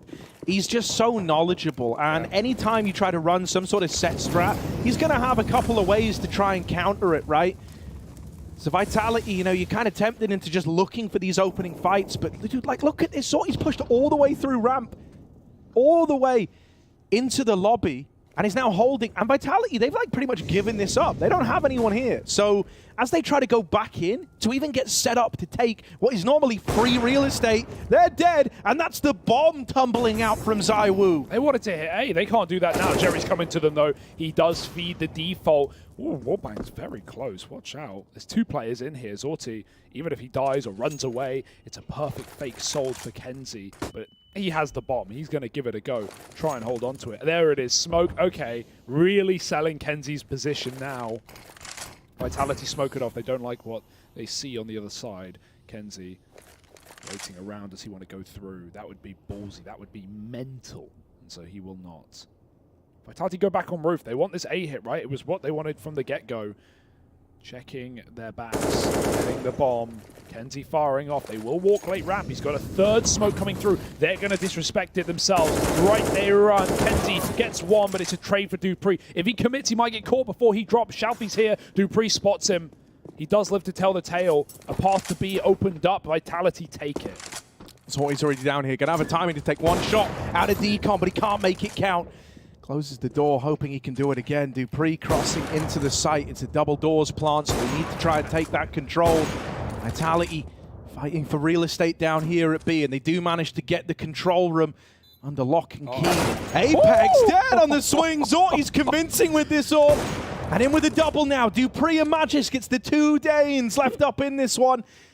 Bomb's ticking away. They're trying to play a timing game. dupreeh's wrapping, and they were holding for this, but they've just let go of the angle. dupreeh could be in pole position. Magisk is drawing attention away. It's only making dupreeh more dangerous, and there he is with the backstab, doubling down. The Danes get it over the line. Yeah, that's what you want. Clutch potential for Magisk and dupreeh. Perfect patience for Magisk to just hold off. He takes one shot. He disappears into the mist, and they're so attentive to his position. They never even try to work out where that last man was. Very nice try for ForZe, keeping it competitive the entire round, but it's the clutcher, it's the backstab to get it done. 7-2, Vitality trying to warm in off of that one round. Dumping Util and A, Zorti's back to his red cross, back on his BS, but not today. ZywOo expects it. Even on top of the garage, Apex, he's died enough on Silo. He was ready for top garage for Shalfie, who will fall off and live. Coming up secret is Kenzie, swapping with Jerry down lower, but right now ZywOo's a dead man. Peek and a kill, easy as that. Flash doesn't even work, doesn't need to. Vitality have found the gap at ramp though, again. Yeah, you know, we talk about the mobility of ForZe. Well, this does kind of come with a few drawbacks, right? Occasionally there might be gaps like this, especially when you lose a man early. And so as Kenzie goes back into the ramp room, he's going to have missed this timing on the Hell players. They just about evade him. And he's not considering it at all. Shalfie's going to get shot in the side of the head by Masuta, and dupreeh now emerges out of the heavens. They had no idea. It's a 2-on-4 turn, 2-on-3, thanks to Kenzie's A1S. You can't drop this if you're Vitality. You have to win it. Your positions are better. You have the A side, but sneaking in through main is Jerry. It's suddenly a 2-on-2. Low players. dupreeh's out on an island. Jerry wins that fight. Somehow, dupreeh knew he was coming, and Apex can go down the vent. It might be the only way to catch him off guard. It's silent. They haven't heard it. They will be able to group up on the ramp for the retake, but Apex full nades and full timing to get this stick in. Open if he wants it. Doesn't take that risk. Jerry's going to run back towards the ramp side. Bomb is down. Util is thrown, and position is known. It's got to be vintage from Apex, man. It's all on him. All eyes are on the man at the helm of Vitality, trying to win this 1v2. Bomb is not planted for him, and with a player out decon, that's going to be rough. Kenzi's got a kit, and so as they move in, they're looking at the bomb, they're trying to piece this together. They're saying, he's not decon, where could he be? And Jerry just runs at him, W held. And the kill is found. ForZe deny the clutch attempt. 2v4. 2v4, and Vitality have Heaven and A site. They got so paranoid there was another anchor, right? Dupree comes up on Heaven as Shalfie dies outside. Norway gets hit from Heaven when he's looking hot on the rafters. It was that awkward timing. Kenzie misses, but boy, he makes up for it. Him and Jerry clutch out a round against Vitality again, and ForZe bite back. The B conversion last time immediately denied, and ForZe even call a tactical timeout trying to figure out that gap. I'm sure they know. I mean, Kenzie was late down B with Jerry for a moment, and that's when Vitality hit that beautiful timing out ramp. But dear oh dear, they're getting their work cut out for them right now on Nuke. Sorty's still keeping it very standard with the AWP, but he's made a couple of red crosses. He's finally been punished by ZywOo, who's not really had many AWPs.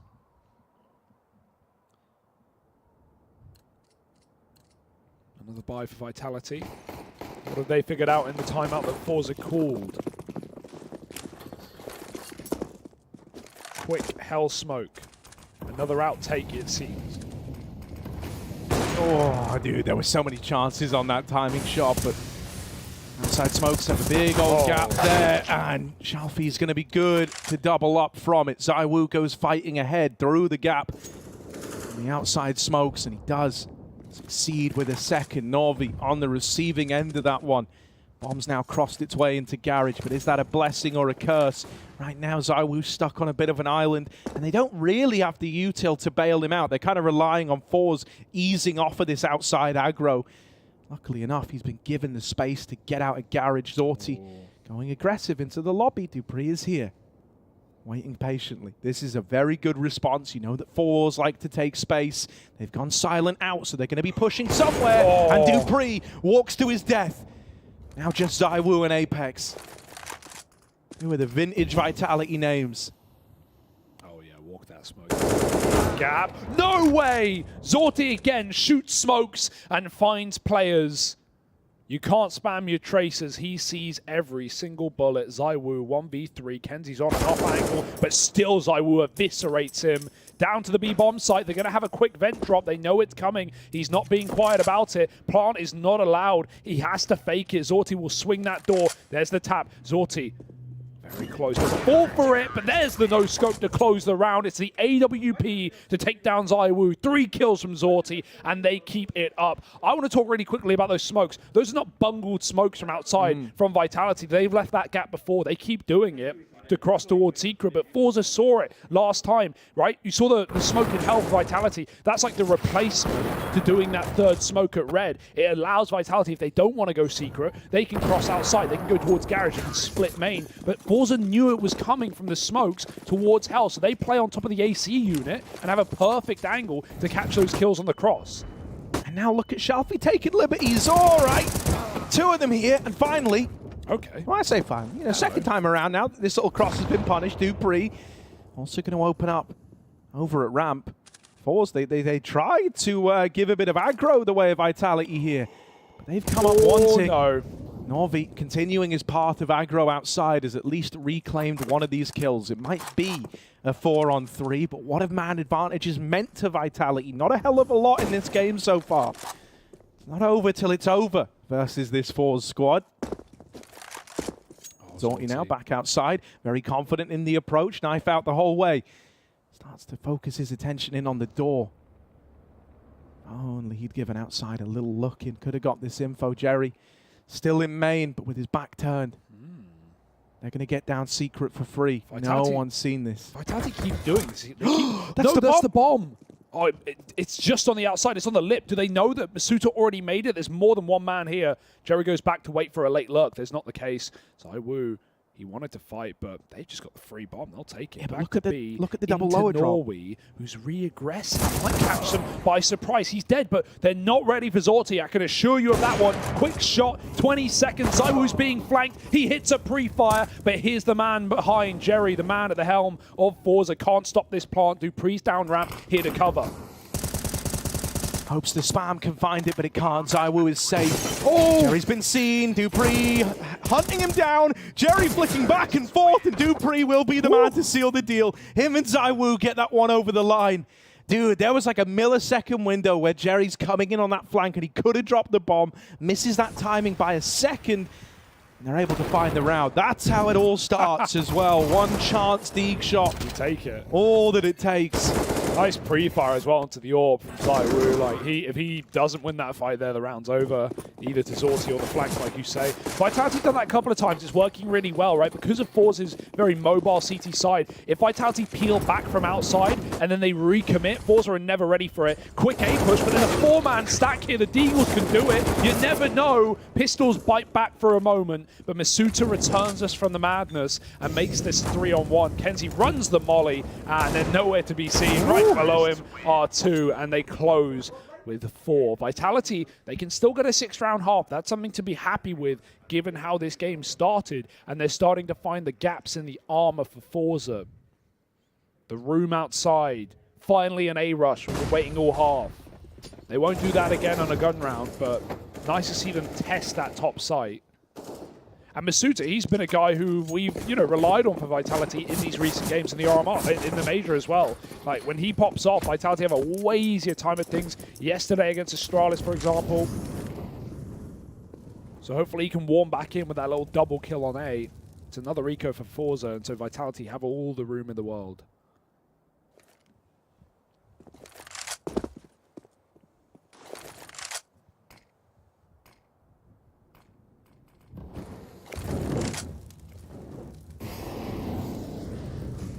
Main and hell smoke, so looking to maybe make this heaven cross happen. They're taking real estate outside, ready to main split at the drop of a hat. This is borderline overkill up against these pistols, but they're just doing everything they can to safeguard the round. Shouldn't ever get out of hand, and so it won't. ZywOo pretty much solidifying that with his double, and it is just Shalfie left standing. He's been back in CT the whole damn time until Apex sprays him there. So it's Vitality with a 5th. In with that chance of a 6-9 as you say. This is the fear that they're going to wake up, they're going to warm into this game, and the ForZe maybe get ahead of themselves and think, guys, we're wrecking them, they're bad, we've got it. No, right? Like, Vitality. Yeah. I mean, I do still think as well, though, like half the rounds they have right now have come on the back of like weak money, essentially, for the ForZe squad, right? Breaking apart the Force Spy and the A play, besting the USPs there. That's like 2 little freebie rounds on the 5 that they've got. Yeah. So, it's still not out of the woods just yet for Vitality.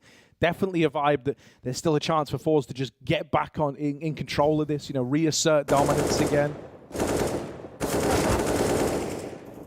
You keep telling yourself, right? But regardless of how you paint it, it's still a very nice CT site for ForZe in this first map. A BO3, remember, to qualify for that Legends stage. To meet some of the teams that have already made it that far just through the RMRs. Fast flashes outside, they're going to try and cross. Shalfie gets behind Garage, and so he can stop a main split, but they smoke him off immediately. Apex runs a Molotov, that gets heard from the A site, but they're going all the way through. Full send through Garage. Apex, he's almost checking it, he flicks back. If Shalfie peeked earlier, he would have seen Apex emerging through the smoke. Spam from main puts him low, and don't shoot through smokes. You've already seen what happens when you do that, Vitality. 4-on-4. But Vitality make it lower, and again, Dupree on the ramp plug. This is what has been winning rounds. This was the winning recipe to win their D round, right? Dupree out ramp, the rest of the gang heading lower. And Dupree's in such a strong position here, right? Only has 1 chance at a kill. I'd like to think it's as good as done. It's a dink either way, and the AK wins those. Now ForZe a man down.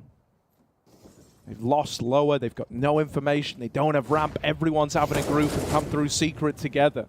It's a good flank timing, but ZywOo's gone back and they're running amok as well. Smoke puts them in 1 corridor only. They run Econ, Magisk is there, line up for 3. All headshots for Magisk, and there it is, right at the end of the half. We have Vitality's resurgence with 6. It's not perfect, but it will do. It is the bare minimum here on Nuke right now. That being said, it's still a fantastic game out of ForZe at the moment. Zorti's AWP is popping off. Jerry's having rounds. Lots of 3v5s, 2v4s have come through already in this game for ForZe. Jerry, of course, we're hyping him up a lot. This is the guy at the helm. This is the in-game leader for ForZe. He's going to have to cook up some nice T-side rounds now to try and keep this streak going and steal Vitality's map pick. Had something there for Vitality as well, just like kind of residual leaking through. Yeah. Bit of a motivational speech heading into that second half by the sound of things. They said, we might make mistakes, but we keep on going. Yeah. And they've been able to write their course thus far, right? Might have been this really slow start, but now they've got something to build upon. This is now we kind of flip it back the other way. We say for Jerry, this is like a real test, right? You got to try and outcall Vitality, who are building back in. Over a ramp, Magic with the dualies. 3 right now, but why stop there? He goes for more and will get churned up still. It's a 1v5 turned 1v4 clutch, and it's going nowhere fast. Vitality going to win that pistol, and they owe it all to a pair of dual Berettas. Yeah, usually the hut roof, right? Close ramp, what a read, what a setup, and Magis just mauls them. You see Norway running in backwards. He's trying to make his head hard to hit, going full Essa tag, jumping around corners, but Magis just finds it, farms it, and puts up a pistol for Vitality. Now this gap is closing very quickly. There's only an eco here for ForZe, so should certainly be an 8th. Quick out the door, get it done, get it run over. Did the bomb make it? Yes, down the vent. But Masuta's here to stop that plant, and he won't allow it, not on his watch. Kenzie trying to walk out hut. It's not happening. There's always one. 8 rounds to Vitality, and here's the buy for ForZe.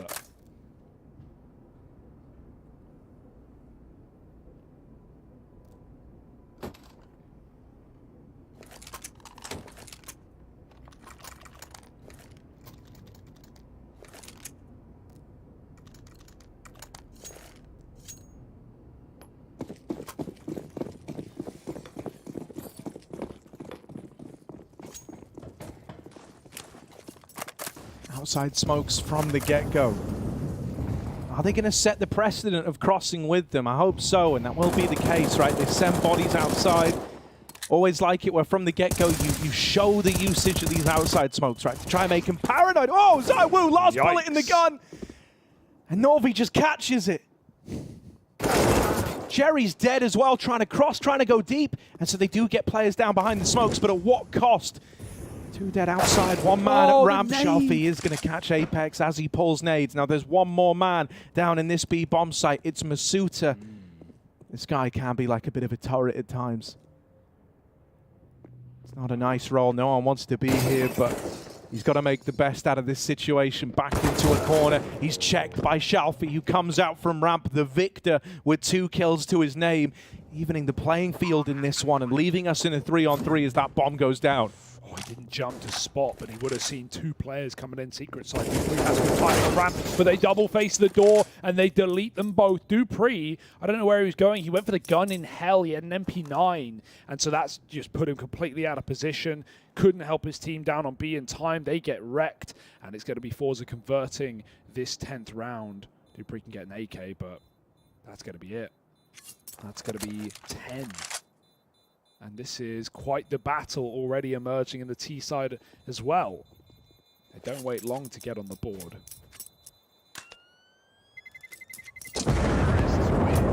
Sadly, didn't get to see that auto sniper, but I'm glad that Zorti is putting up quite a fight on the AWP, and he hasn't even brought in the T side AWP yet. ZywOo had it, I think, once, and he got 1 pick on Zorti pushing up outside, and that was it.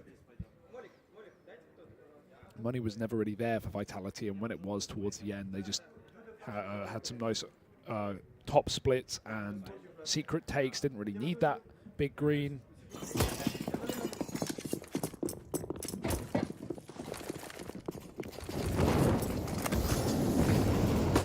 All right, Apex.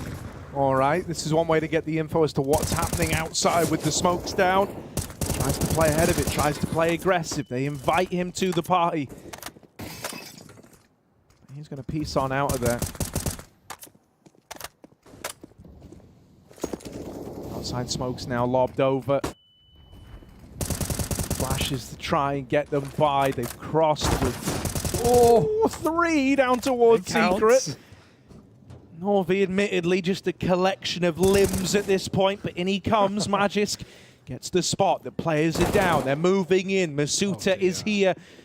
Deal with the bomb and doubles up. Can't quite make it a third, and in the blink of an eye, this round's flipped on ahead. Oh dear. ZywOo and Apex, they're both at ramp. They're both in the right place at least, but now they've both been spotted.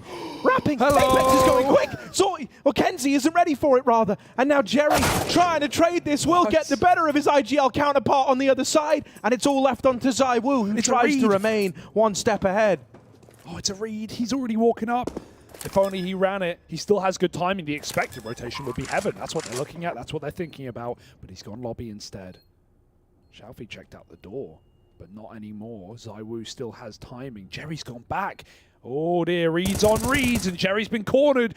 Oh, he's stuck, he can't go anywhere. ZywOo wins the fight, and he has enough nades to get weird, but Xiaofi swings in, and even though ZywOo waits patiently, he will be picked apart. It's another round for ForZe. It's a 3-on-5 into that A site. I love that hunt from Apex. They just keep throwing bodies at ForZe, but somehow, in an instant, 3 kills came in. Dude, yeah, that is wild. Like, that just shouldn't... I don't know. Like, so much happened in a millisecond. There's no way to capture it. There's no way to show what just went down. But, like, the lobby crunch got dealt with. The guys at B that were these early rotates into a stacked B bomb site got churned up. Back to the drawing board now for Vitality. They're out of money.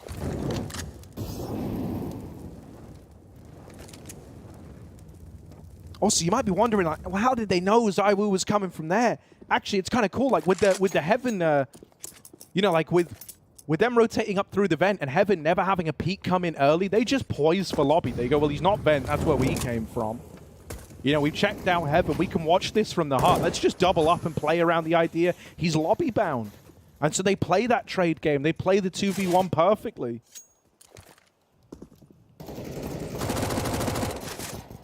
Yeah, playing outside against Pistol is going to give Vitality very little options. They don't have any B rotates right now. Finally, Masuta moves in off of the ramp, but unless you're going to catch ForZe in these hallways of Secret, you're not going to do much, and it's never going to be B anyway. They're faking out the Secret cross, they're doubling back. They've got Shelby waiting in lobby, and they can take all the space in the world outside. Yeah, it's kind of funny, you know, coming into the second half, we said, like we heard Vitality saying, yeah, we might make mistakes, but we soldier on. ForZe said, guys, we don't make mistakes. Oh, look, wrapping in towards Heaven and Hell. They've split Masuta out on an island, and all these pistols are churned up. It's not going to get weird. It's not going to get wild, even though Apex tries his best to make that happen. ForZe find the conversion, 12-8. And they've got Vitality right where they want them. The longer you can keep this streak up, needless to say, the better, but especially when it's this CT side, man, the money can feel so punishing. Really can. And the idea that all these rounds are hitting almost like a 2-for-1 right now for ForZe is very quickly accelerating them towards the finish line on Vitality's map pick. Now it's Eorp, and there it is, delivering the goods. Not what Apex wanted nor needed, picked immediately. The cross outside does hit some tags. ZywOo capitalizing, but only good for 1. And when you're trading 1-for-1 on ZywOo, you're doing a damn good job, as ForZe are able to do in that 2v1 in lobby. Xiaofi doing his best to pre-impression. Magisk is not ready, and it's a freebie.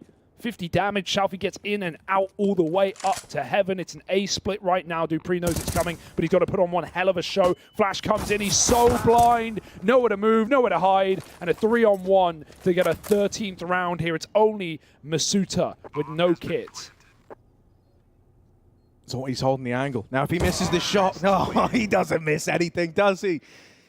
There's ForZe in with the round, and dude, like, even that little kind of like 4-man group up into the A play where Dupree is there, I think for lesser experienced teams, for teams that get easily kind of scared or worried, that could have gone so wrong. You had so many low players. Your one guy with health was a little far out right over towards the door, but he lobs that flash in like what was really just a split-second slowdown. Everyone just kind of stopped moving for 2 seconds, and they let that flash come in to wreck Dupree. They don't feel the pressure of, we need to trade that, we need to trade that guy in the site, we got to get the bomb down. No, it's still very measured. They don't get ahead of themselves. They've also got the Heaven player in as well, but I agree with you. I was sitting there thinking, God, Dupree's going to win this whole round, because That lower player tries to trade, they're dead. Heaven player Dupree knows he's coming. So many ways that round could go wrong, but ForZe the split-second decision to chill and to wait on the util. They believe in the Jerry system.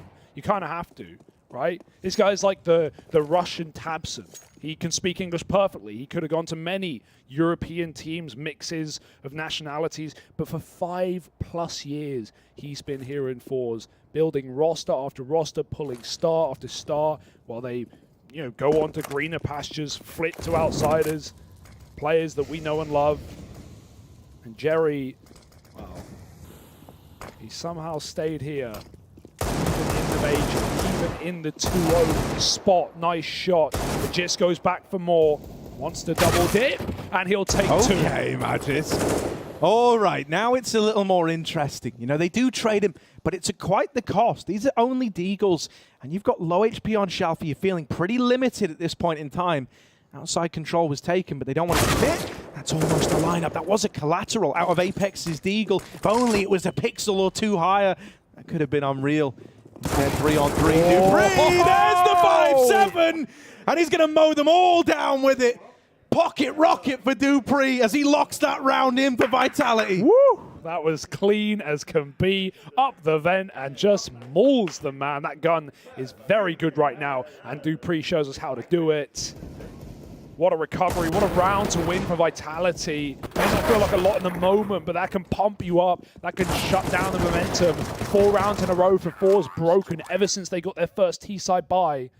And finally, Vitality have cracked that nut. They just have to chow down. Still a long road to recovery, but we heard those motivational speeches. We see Zonic clapping behind the folks. Their heads aren't out of it yet. ForZe have got to dig deeper still because their money's on the line now. Jerry's on a tech. Salty's still got his big green. And over on the B stream, Renegades are mapped down to IHC, facing 0-3 elimination. Bunch of pick'ems on the line on that one.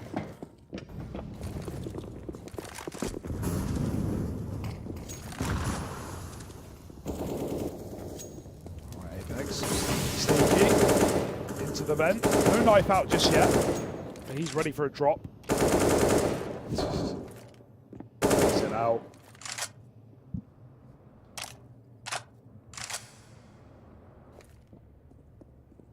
Dupree's got a great angle here. Yeah, there's no winning that one if you're Zofty. Whoa, Apex. It's scary, man, as that spam's getting traded on the door.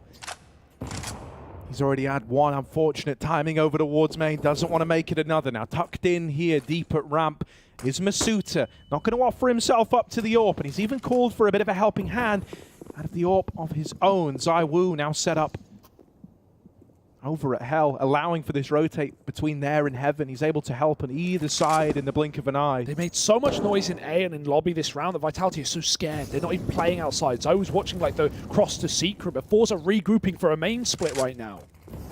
Oh my. Oh my, Jerry throws caution to the wind. Knows he's got Apex trapped. Now Masuta's hit this timing. It's a very awkward one. They don't know that he's here. This could be the round winner. Line up, and Norvi's going to trade it after one. Now ZywOo, we talked about him earlier, set up in Hell. He's meant to be able to watch ramp, meant to be able to get this under control, but a missed shot, and they slip on by. They get down lower. Magisk is already here, dropping the bomb out on the ramp side. Time is running out, and Magisk still putting up numbers, refusing to let up. In with another. It's only Shalfie left standing here, and there simply isn't time. He's out of the round, and Vitality are up onto double digits. Wonderful play there for Magisk. He just runs at them, relentless, knows that dropping the right man, the right moment can win you the round, and so he does exactly that. Oh, the Danes have done so much today, right? Yesterday it was the Frenchies who were putting up quite a show, but Dupree and Magisk have won so many rounds in this game for Vitality. All these like little 2vx's that have come through have had at least one of them alive, if not both. Dupree with his ramp lurks and the T side were good. Magisk now winning another round, and ForZe only on this saved AK. There's still hope for Vitality yet, even with a couple of missed shots here and there. Masuta spams out that AK, no armor. Just anyone can grab it, Norvi will. But this is not a round that should be of much interest for ForZe.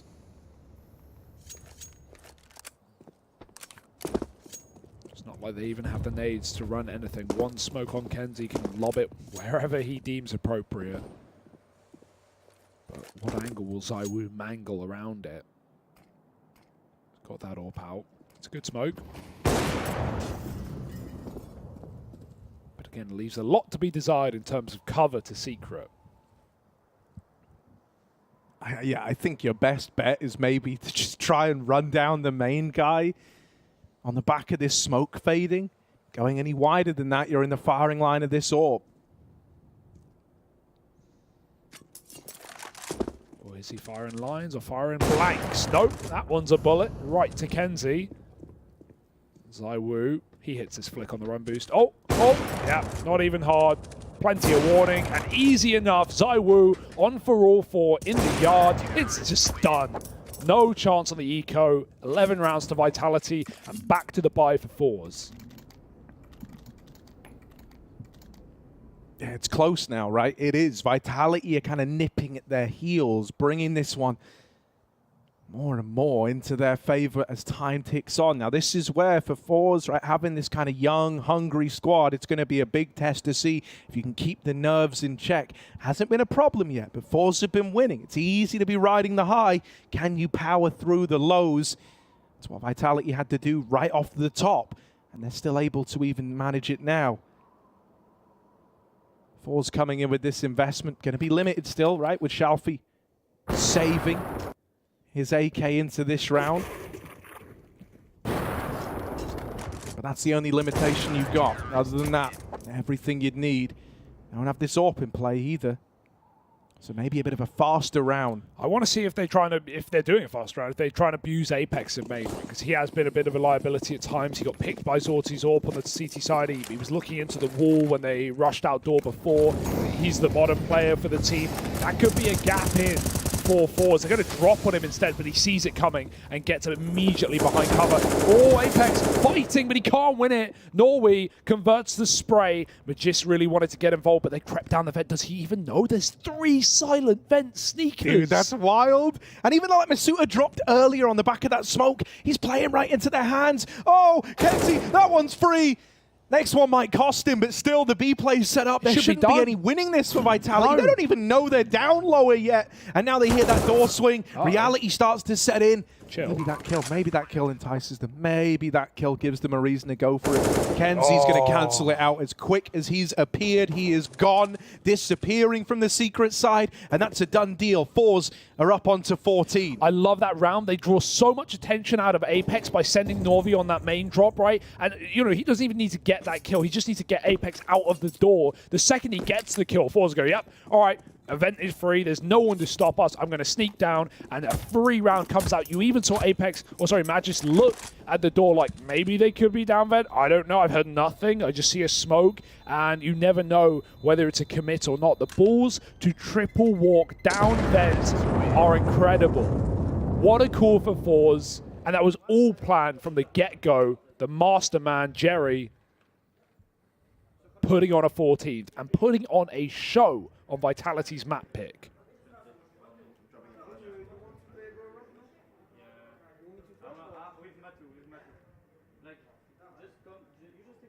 Dude, if he does, you know, if ForZe do manage to close this out, I think that's a pretty big deal for someone like Jerry, because the reason why, you know, they were always on the cusp of greatness, but they always felt more like an upset team with old rosters, was they could take, you know, top teams the distance, they could make it real close, but they would sometimes struggle getting those games actually over the line. And that was especially prevalent versus like your Navis. What? Jerry! Mid-air! That's not how it's meant to happen! And now with a bit of luck going his way, why stop there, right? He's got it all. Luck, skill. I don't know. What else do you need? Kill. Yeah. My goodness. And I mean, now 5-on-4 couldn't have asked for a better start, really.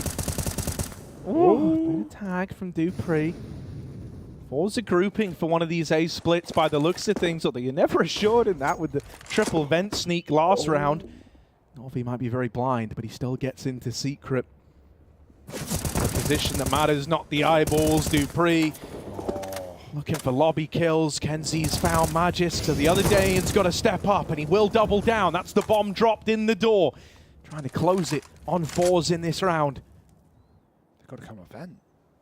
Main, Hut. These are the positions they've got. It's all they got to work with, and it's not pretty. Norvi especially is in a rough spot right now. They're going to try and bet drop, maybe. That's what it feels like. They're going to have to. That's really their only route back into this, is event drop. Instead, Norvi's come up. He's joined for the A fight. They're actually committing into this. A double sight hold. 2 players here. Norvi's got to deal with them both alone, and he's seen them running away. Still dead to Dupree. Doesn't matter. It's all on Jerry now. 1 versus 3. He started the round off with a hop, skip, and a jump, and he hears them rotating away. He thinks they think he went down lower. It was the only play that was available, but now it dawns on them. He outbrained them. He got past them, and now he's got a man stuck on the vent. Dupree's baiting. This is all to draw his attention in. Jerry tries it. Now Heaven is the next point of contact. Runs the molly. Fights Zywoo. He's gone. He's reappeared. He's like a ghost in the sight, and Dupree will get rid of him. It's a damn good try for Jerry. The man at the helm of ForZe tried to put 15 on the board, but it's snatched away in the 3v1. Oh my god, these rounds are a roller coaster right now. They're terrifying. How do Vitality keep that one together? I can't even blame them for that panic drop down B. That seemed like the obvious play. That seemed like the only play. There were so many ways ForZe could have won that. And that backside player even kills one. You know, if Jerry actually peeks Dupree when he mollies him out behind Vent with 20 health, but there was a bit of fear for ForZe, and it will let them down. Vitality, they don't overplay their hand in the 3-on-1. They wait for the group, and all 3 of them come right at Jerry. A very nice try in the clutch. But this game's not done, Harry. ForZe haven't closed it yet again. Those problems against the top, those problems against the tier 1, rear their head again.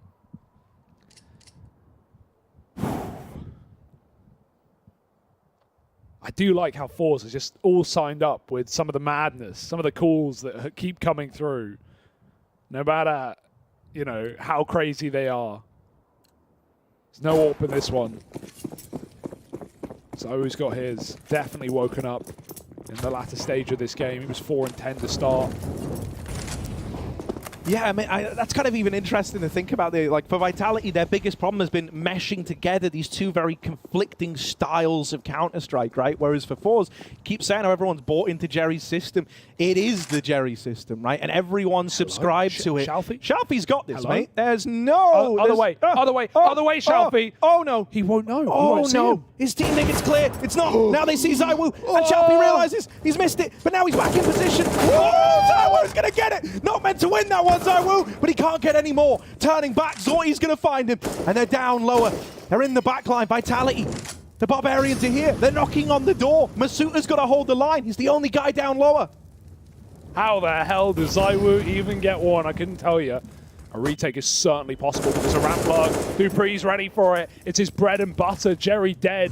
Norway with a plant. Apex on the late secret lurk, and he needs Magisk to come down that vent. He's got a clear position for him. Roll out the carpet. Red carpet made of blood. His blood. Norway comes back in the doorway and takes out the in-game leader. They're going to focus on ramp. Zorti's pushed up. 2 CTs here. If they kill Masuta, they know about Dupree. He was in the kill feed earlier on. Magisk is only now coming down the vent, but Zorti's picking these other players apart. Where's Magisk? We need him here. We need him now. He's opened the door. He's being loud. Zorti in the back of the site dead. And the bomb plant in the open. Kenzie's got time, but does Magisk. Smoke on it. Fight taken. Kenzie wins. And ForZe find 15 first. Unbelievable scenes. I think I just saw a signal there for the timeout. ForZe wanting to compose themselves, right? What on earth was that in secret? What? How does Zywoo even get one? I know it doesn't matter, but like the timings, the corners missed. And he no-scopes Shalfie and Vent is one job. And they still win it. With or without him. Vitality, they were poised for a retake, man. That was 4-on-3 in their favor. They got rid of the lurkers, both of them. But ForZe set up in the site. No AWP, no need.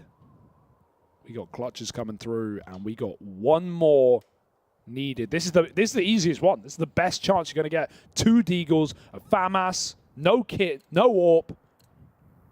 But is there a chance?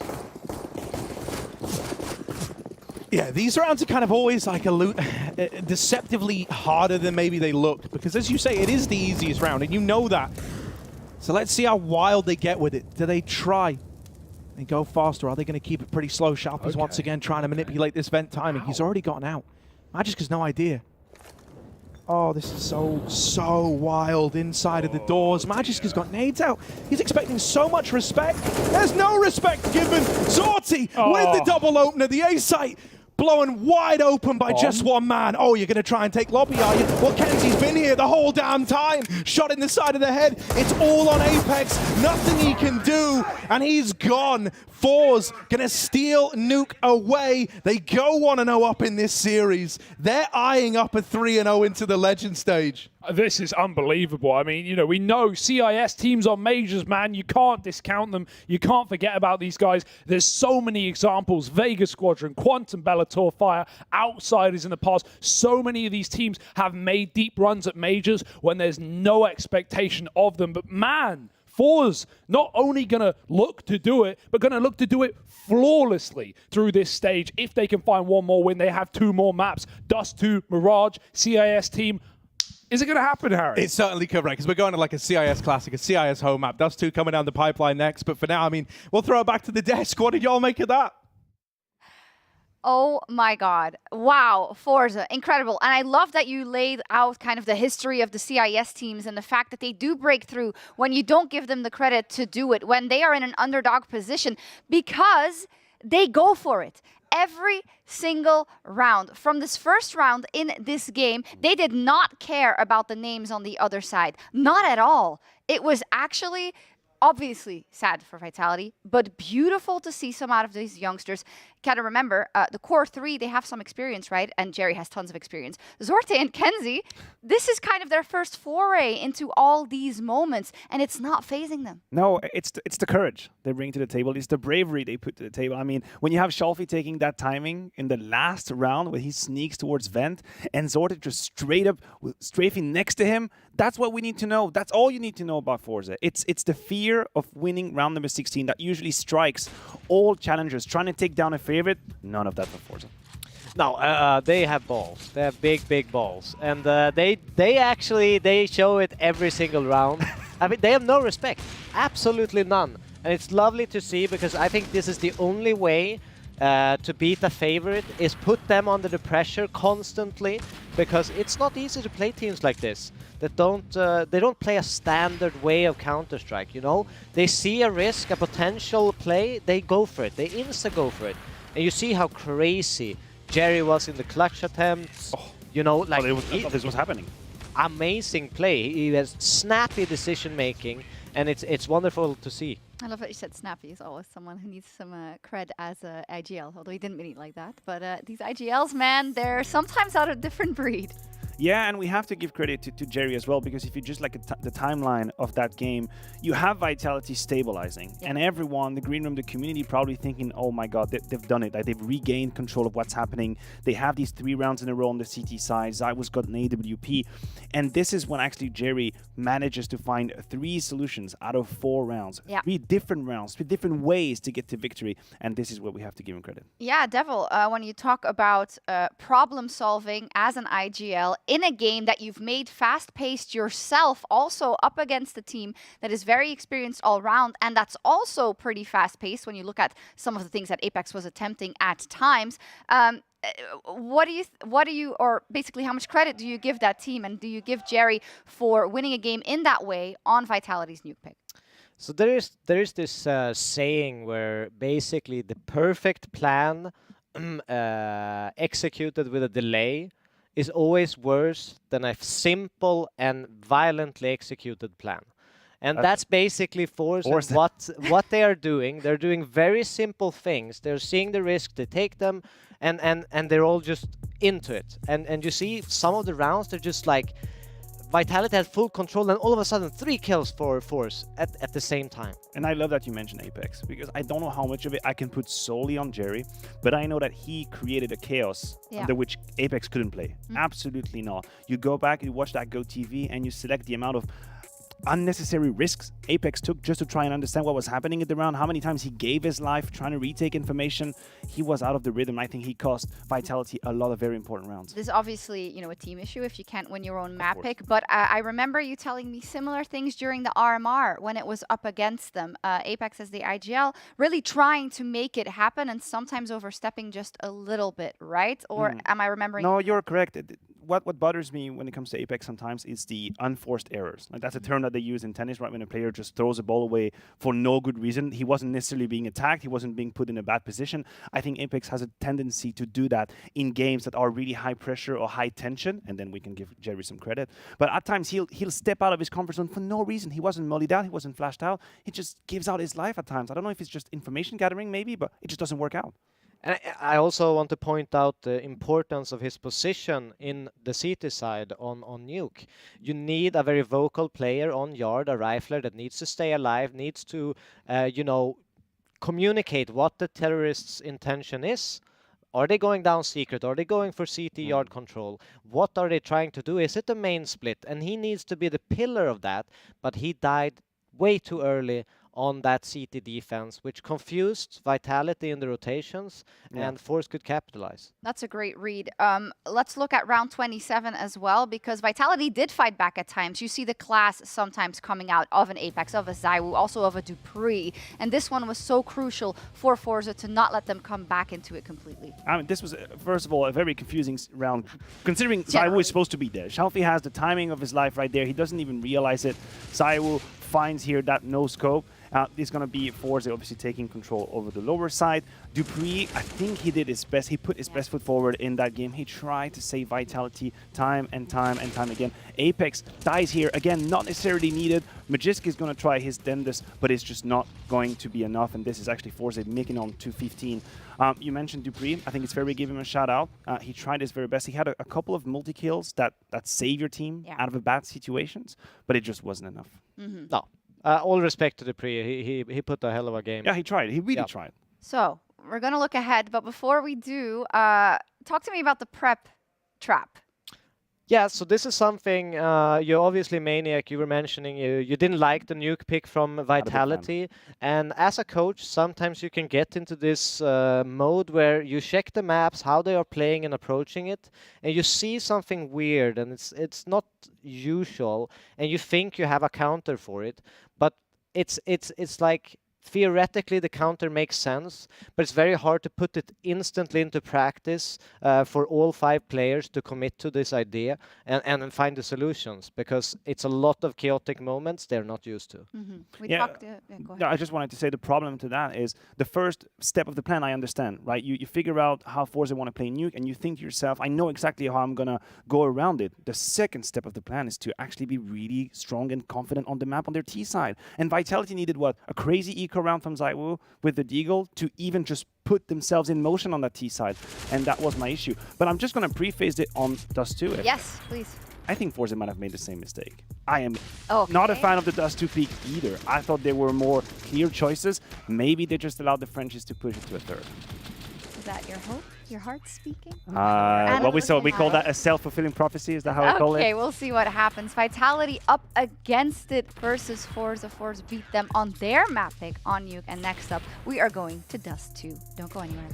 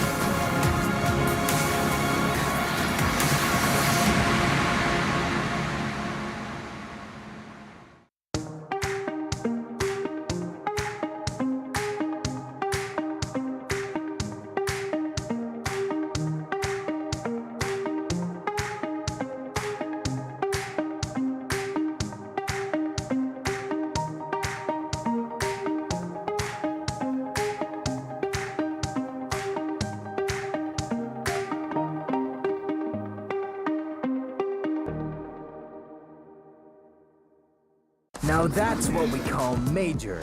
14 days of high-octane action. 14 days of fierce battles. 14 days of special bonuses from GG Bet. Whoop, cheer, and make your fortune.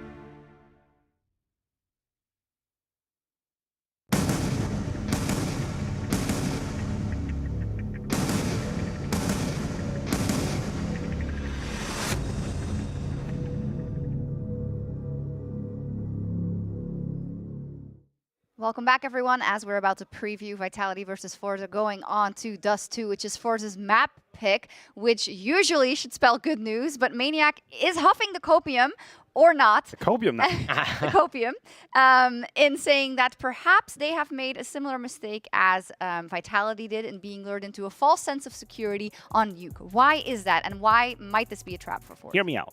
I know that Dust 2 is in the wheelhouse of Jerry. I know Jerry has liked Dust 2 for a long time. It's a map that ForZe play, and they win most of the time. 67% actually last 3 months. Now, the teams that they play, I'm going to give you a bunch of names. Sure. Heat, Sprout, Nexus, Saw.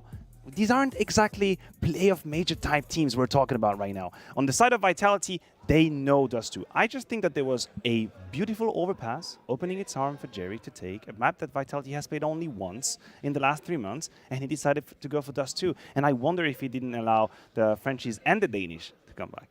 Well, I still think, even though you look at that, I think the performances they made previously in this tournament was against weaker teams.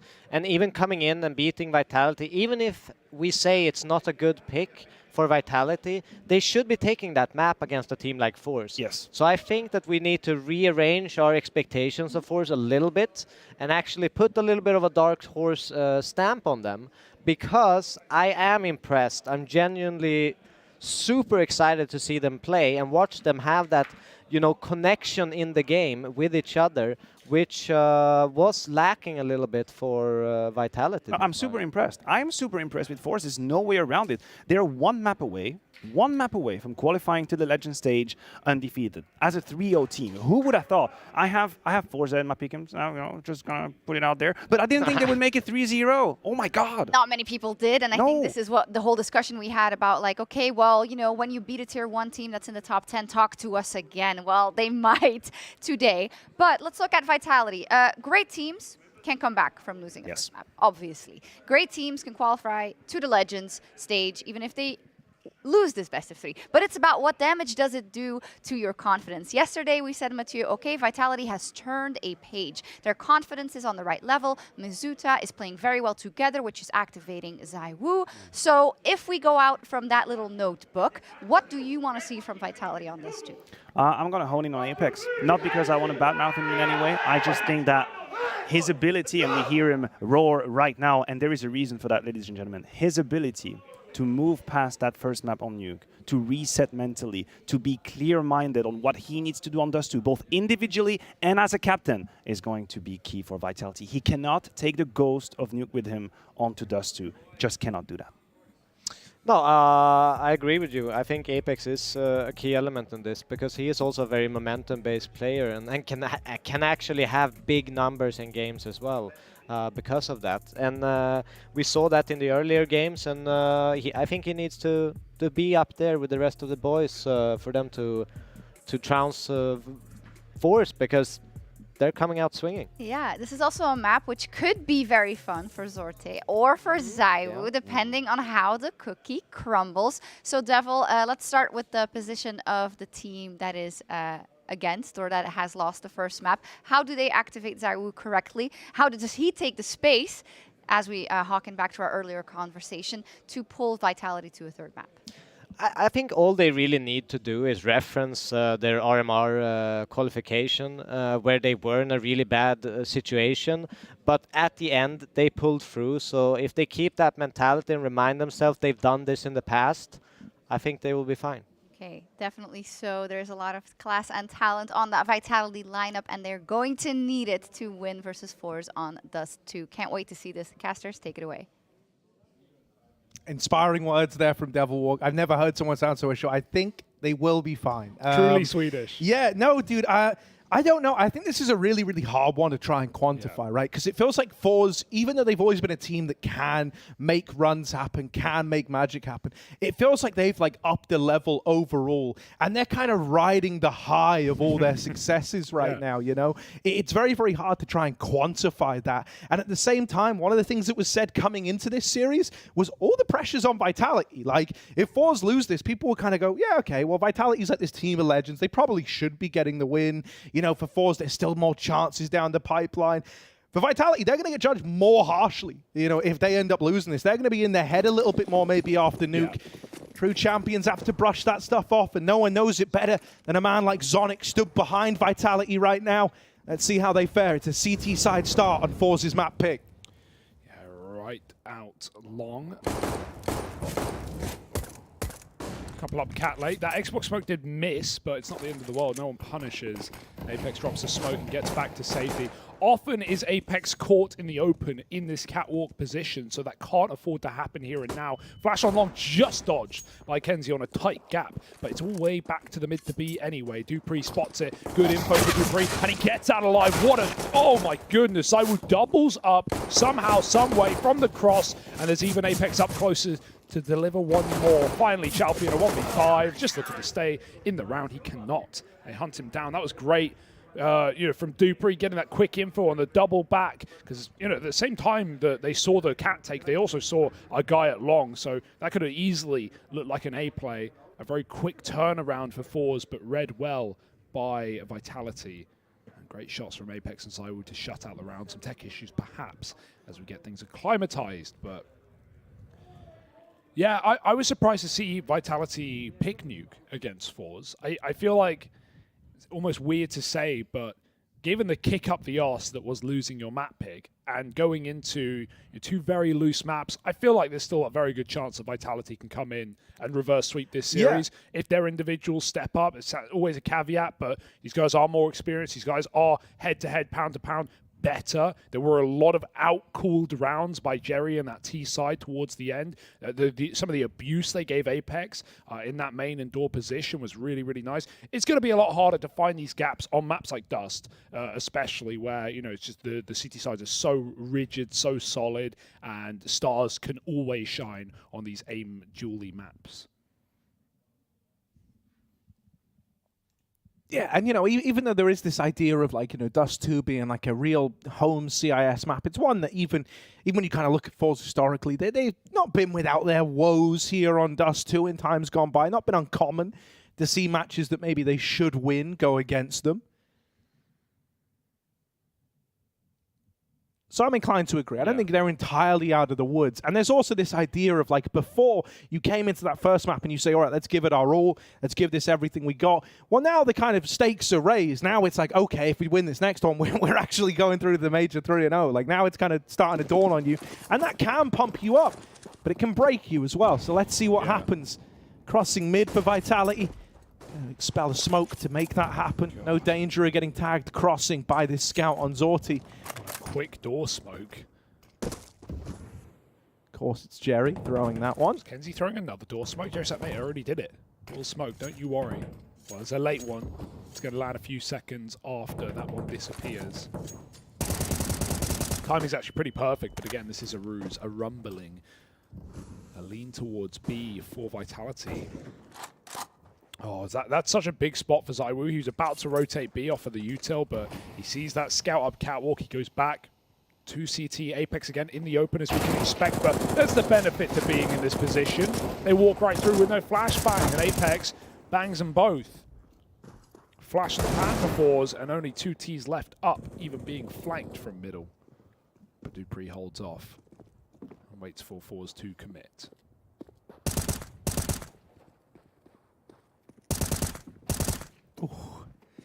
You always get a little nervous when it's a Zorti scout like that, but all well and good. ZywOo looking good at them. It's a clean start out of this guy. Gonna need to have a lot out of him, really.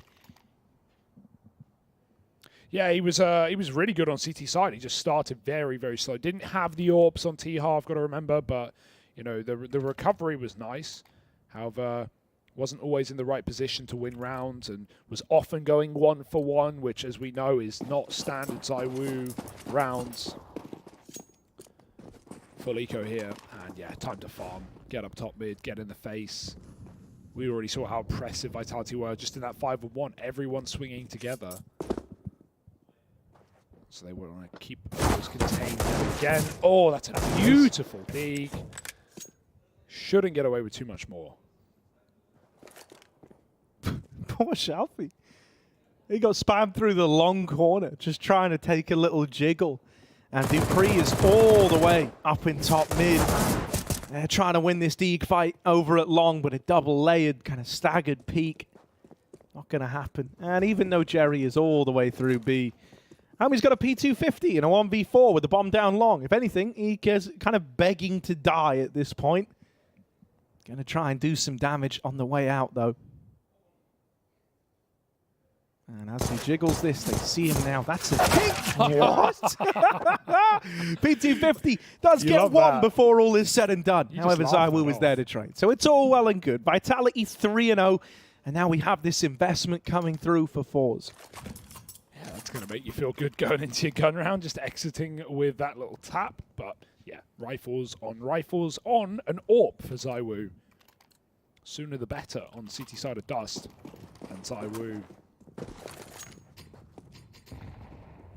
full of fiber. He's just going to float around on this CT side, run all over the place. Starting long, going back to the CT spot, or back to the catwalk rather. No one to boost him yet, but Apex is on the way, and that boost gets knocked off by the flashbang, fortunately enough for ForZe. ZywOo goes from long to cat to CT spawn. He's everywhere and nowhere all at once. But ForZe are still hanging around in lower with 4 players. They're trying to cause enough commotion that someone pushes on the long side and fees Norway a kill, but Masuta ain't making no mistakes.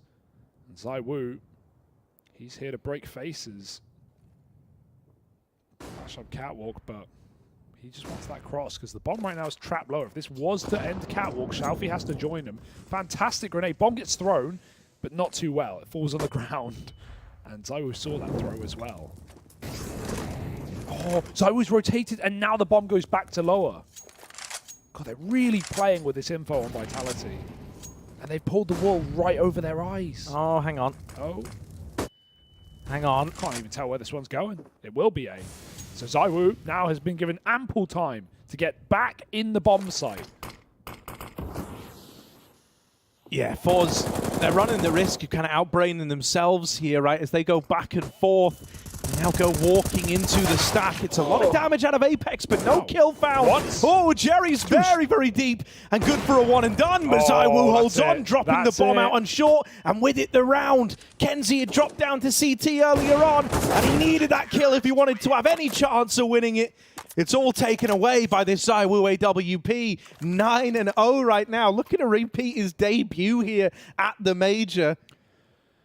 Yeah, I don't think ForZe just realized how much info they were giving with that bomb toss, right? ZywOo just, it seemed like they were faking it out so they could drop lower. There were 2 down lower at one point, but they go back up catwalk, try and split with Norway on that long timing, and Vitality just were given so much time for ZywOo to go all around the world and then back up on A, and he hits the couple of kills that just win the round. This last kill didn't even need it, but it looks good as well.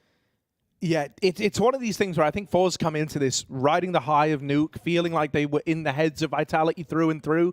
And so they're still trying to go for these like kind of convoluted and like, you know, very manipulative of like the rotations for the opponent. But it doesn't feel like it's meshing right now because it feels like Vitality have come into this with a second wind. They're not defeated. They're not deflated. You know, with a team of this caliber, with the players, with the coach, with the staff that you have kind of joining it all together, that was never going to be the case. And I like that they called a pause. I think that was needed, honestly, to kind of just regain a bit of composure. Out towards long. Masuuta's doubled up. The attempt to take it has gone sour very, very quickly.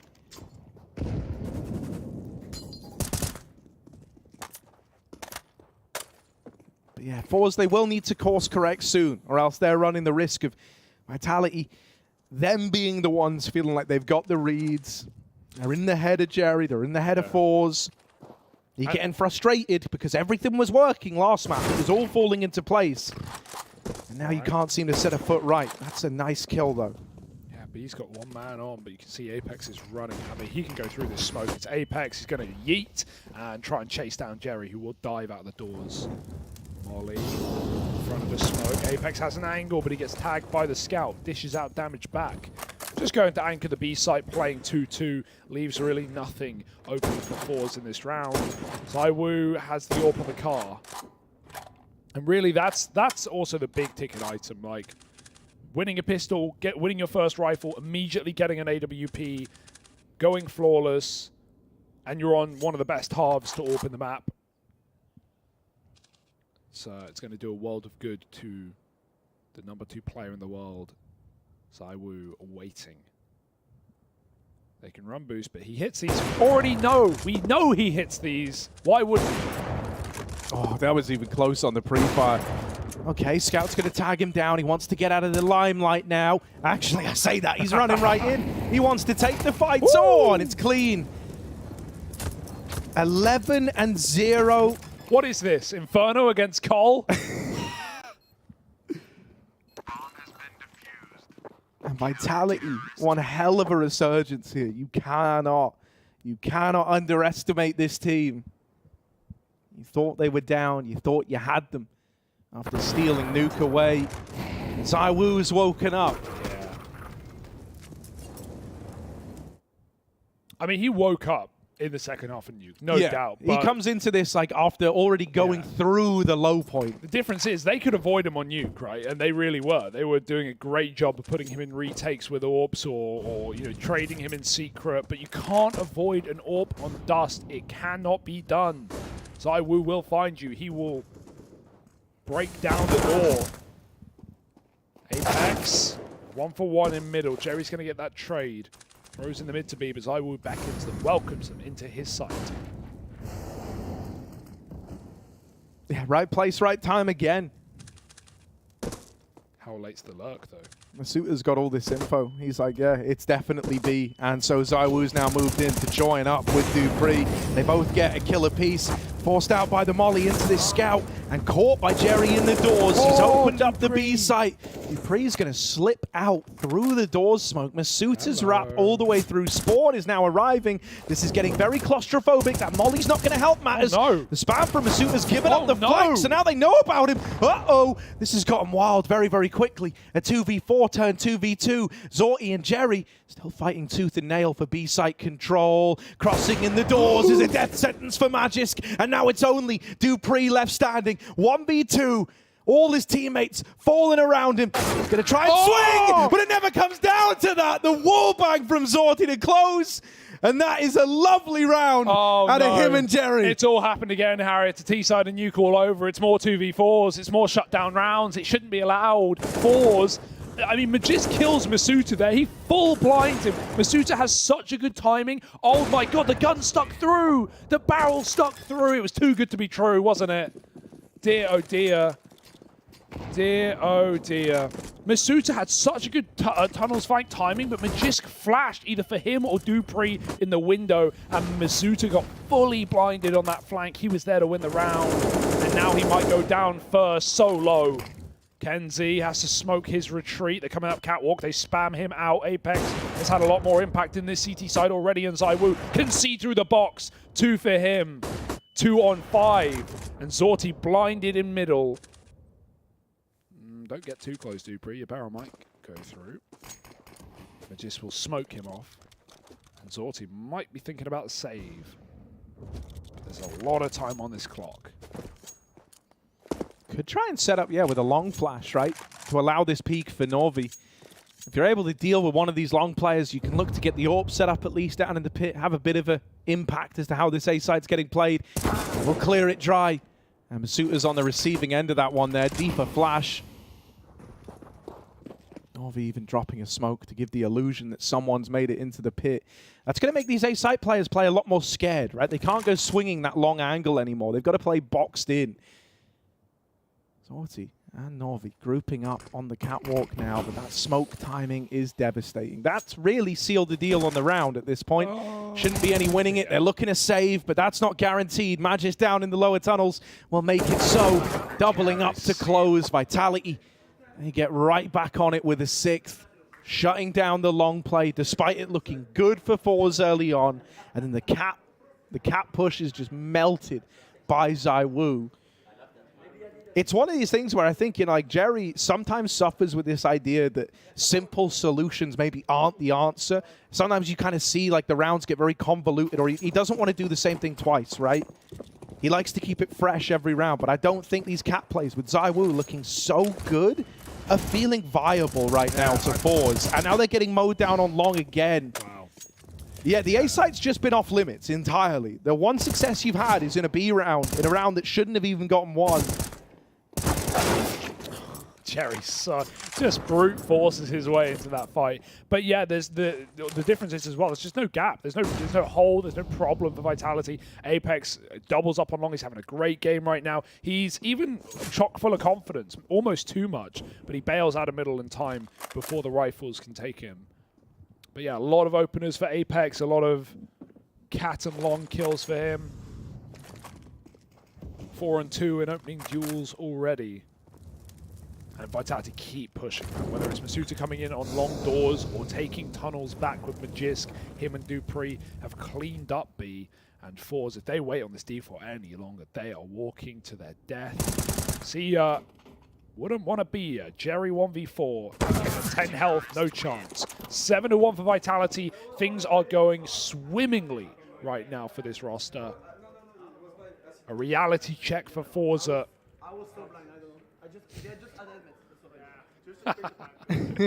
Talking about that double opener. I was so blind. I don't know. Yeah, you know, this is where if you look at like other CIS squad, I think Spirit are a good example. I know what Chopper would be calling right about now on this T side. Right, I think he would feel like the time is nigh for just an all-in B play, an all-in B rush. Don't get me wrong, you know, oftentimes the reads have been there for Vitality. They've kind of had extra players leaning towards B. But if you think about what the actual B players for this Vitality squad have got to experience, it was a lost 4v2, and other than that, nothing. They are playing this rotate role, and oftentimes the round is over before they even get to play into it. So they're kind of, you know, they're not as warm as your ZywOos, your Apexes over towards that A-bomb site, who have just been on a bit of a tear. Yeah. Okay. Still, Vitality every round are starting to be, and often have ZywOo either rotating mid or Apex helping out, spamming middle as he is now. So they're ready for the eventual B rush. They're no longer scared of long takes because they've multi-killed ForZe every time they've gone for long spawns. So yeah, it's very difficult for ForZe to look at something and go, ah yeah, this is our way in. Corridor smokes in mid. Left and right. Can get them a good tunnel to try and take a fight in mid, but Vitality have been keen to flash through these smokes from CT side. Obviously, as said, they're leading B. They won't need to. Shafi goes up and over. He will die. No, take that all back. Headshot images. There's the split. One more man. They're not going to expect it. They're not going to read it. They might completely leave it discounted. Apex drops the bomb. And 2. They've got to go back for him, but he might be on for the round. 3 frags out of Apex. The in-game leader leads Vitality 2 and 8. Beautiful scenes. Now just Novi left to get past, even though he's dealt with Masuta. ZywOo and Apex are back-to-back, and Apex wants the ace. He wants them all. Oh. Instead, overextending in middle, and the nade does nothing. Uh-oh. Oh, dear. Uh-oh. He wanted all the glory. He wanted everything. But now he's left the round open and in with a chance. ZywOo is low, but at 14-1, you're willing to hedge your bets. TikTok.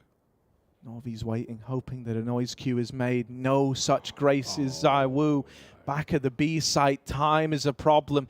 Every second passing Novi's running out of chances here. Will he check for it? ZywOo winning this one by playing passive. Out with the swing. He's covered up by the barrel, but there's the reveal. And ZywOo's going to close the 1v1. Phew, Apex. I would mold. He would. Any reasonable man would mold if you kill 4 and lose the round. That almost went very, very wrong, but ZywOo tunneled in, boxed to the back of the site, and not to be expected by Novi. Didn't have the time to play around. That's a beautiful sequence for Apex. Playing the triple B and ForZe, they double entry on the mid-split, and they never clear the bomb site. They don't check car. Wow. I mean, that was ForZe on the money to build into this game. The 2B plays, the reads, Orty was holding above the smoke, but ZywOo, too quick, too clean. Whether it's openers or closers, he's got it.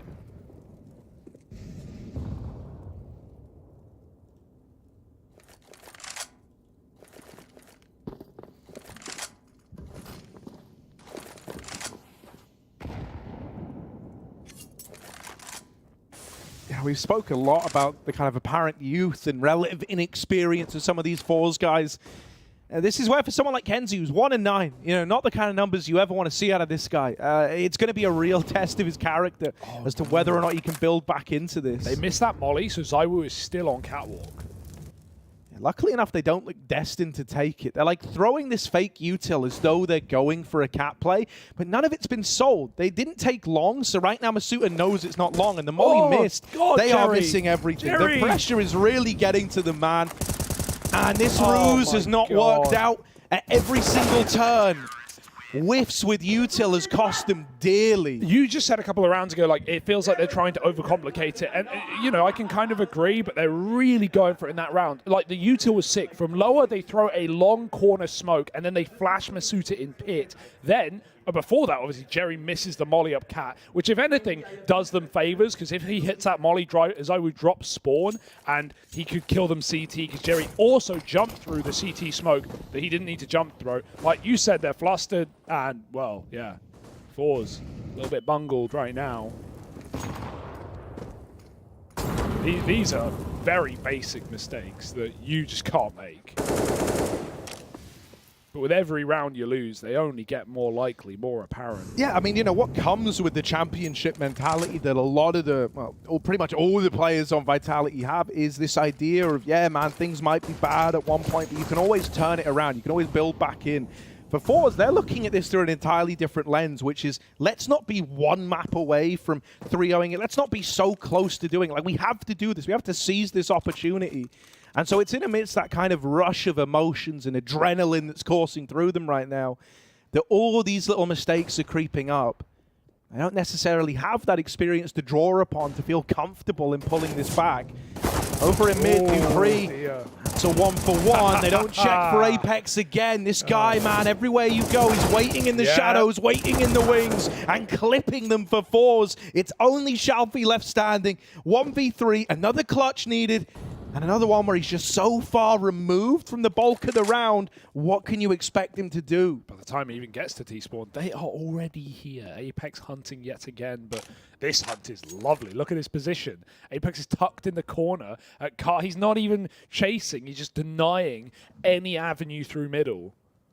This is done. This is a save. Even if Shalfie goes for it, he dies. So Vitality find double digits, and this is dominant, man. Like, this is just, ForZe have had nothing. They've had 2 chances. One of them they did close. Even then, that wasn't, I wouldn't even call that a chance. It was a 2-on-4.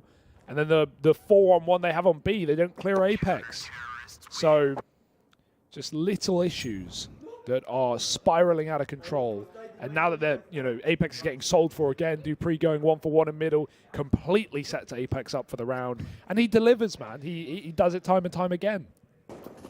Dude, having Apex in your team when he's having like a great game must just be the best feeling ever. He's always got a little like one-liner once the round's over. He's always laughing. That one there, he says, I almost died in my molly that round. Like, long spawns. All right, they're going to try and take it. And finally, right, it's not this horrible mow-down situation. It's ZywOo's AWP over at long. He manages to make it at the car, but there is a molly. There's 2 of them, in fact, to try and deal with this. He will have support, right? Critically, Masuta doesn't have a smoke to lob in. So once ZywOo's used his, Thankfully, he doesn't have to yet. Oh, that's kind of saved him here. Because if he gets remollied and he'd already used a smoke, he would have to peek. He'd have to just either peek or burn out. Instead, he still has a degree of freedom. They don't even have a molly ready for him. Kenzie's up cat with his. Try peeking. One and done. The Suitor on the short side wins his fight. Dupree's wrapped lower. It's unraveling here for ForZe, isn't it? Vitality. Just one man left to beat, and they swing him. They run at him. Apex having a hell of a game. 19-4, top of the server. And right behind is ZywOo. This is more what you would expect from this matchup, right? Like, maybe not this dominant. Like, ForZe are here for a reason, but what a beating, and Vitality having so much fun. They also just don't respect ForZe because they know at this score they're in their head. Every time ForZe do something out of spawn, Vitality just do the opposite. Like, they hear the long flashes, they know they've lost long, Dupree insta pushes B upper, and so by the time the cat players are even there, he's shooting them in the back. Like, Masuto's pushed long twice in this game. Both times it's been empty, even though Shalfie's been defaulting outside of it in 5-on-5. So yeah, Vitality have found all the gaps. They've played all the bait and switches. ZywOo's missed nothing in this CT side. There is simply not a way in for ForZe right now. The only thing they keep getting close to closing are these mid to Bs. So I guess that's what you go back to at this point. But man, got to get your util down at least.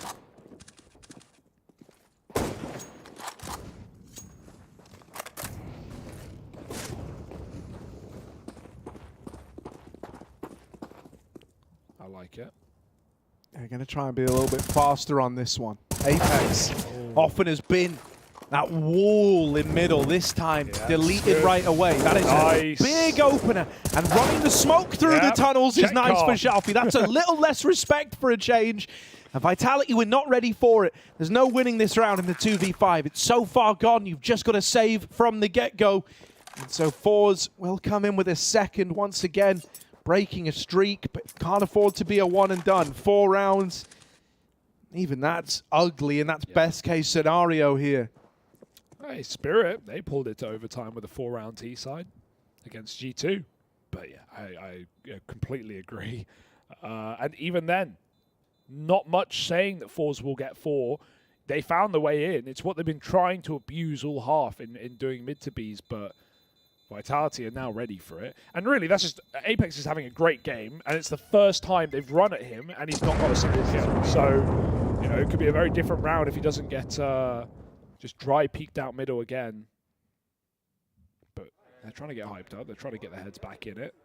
They know what they're fighting for. The 3-0, the flawless run to the Legends stage for the plucky CIS underdogs versus the legendary Frenchmen and Danes.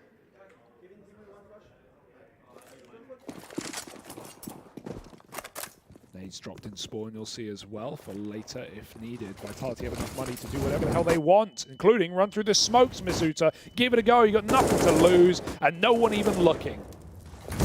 Yeah, man trapped over behind blue. That molly's going to keep him cornered. Jerry tries to cross out, but now he's in the firing line. Masuta with 3. What? How does he even get 3 there? Jerry's trapped now. They're going to flash peek him. Nowhere to go. Dodges it, but dead to bullets instead. And Shalfie, enjoy catwalk. We have the bomb.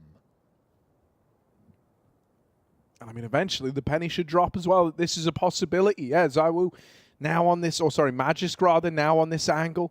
ZywOo not on any angle. Now, he's been holding mid, but kind of on timing, so there is a gap, and Shalfie's found it. Going to deal with ZywOo. Magisk was hoping it was going to be a long swing, and it was not. Shalfie finds this one gap, but you can't win the round on the back of picking off the players on the extremities. You need to go get that bomb, and right now, it's just surrounded by Vitality. You need to be very methodical in clearing these corners, and that's something that ForZe have been lacking. 35 seconds, and I think Shalfie's just looking to save here, looking to make a retreat out of the round, so Vitality are up onto 12. Save is actually completely pointless, by the way. Literally makes no difference whatsoever, at all. They can buy up full next round. So, kind of would have liked to see him just go for kills, but, you know, that's just stats play. And there's plenty of money for Vitality, so it's fine. It's not the end of the world. he can still drop over a gun, enable full utility perhaps. Maybe we get the AWP in, but yeah, this was pretty unwinnable anyway. He was hunting for Dupree, who pushed so far through B. He was in top middle. And Shalby, yeah, it takes a fight. Nothing wrong with that. But as said, full money, last round of the half, last chance, and Vitality, you'd think that this is as good as theirs. Masuta, how does he kill 3? What a spray in the Molotov. Very dependable. Vitality, a 13-2 would be a bonking if they can get it.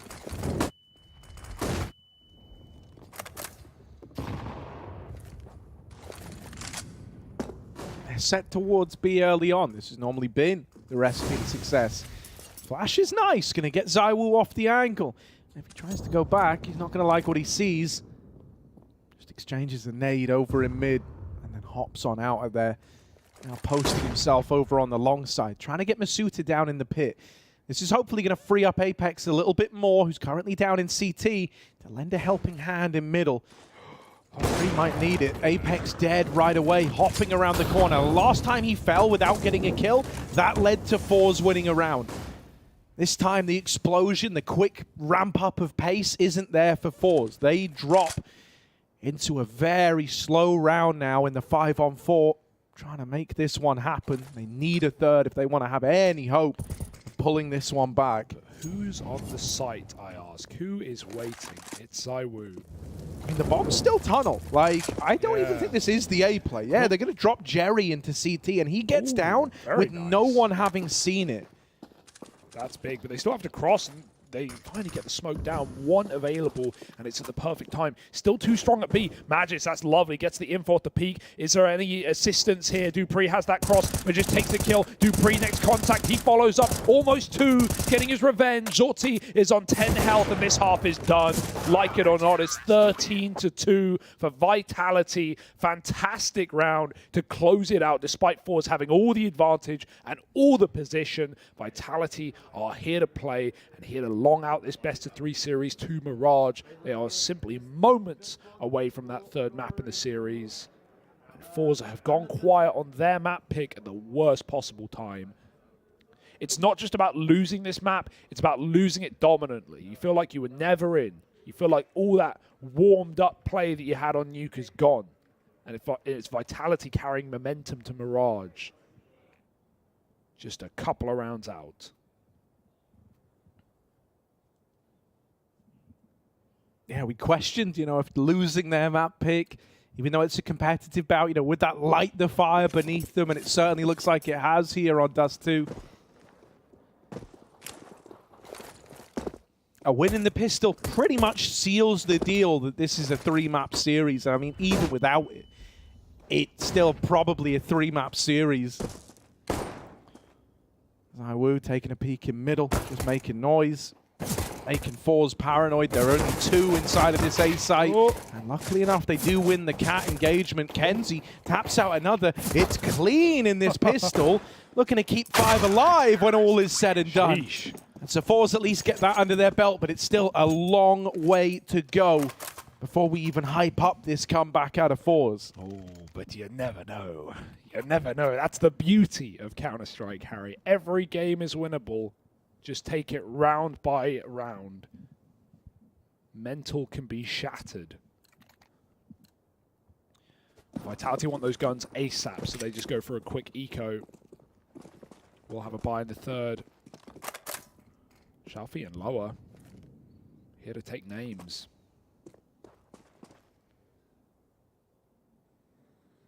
But it's Vitality taking their sweet time.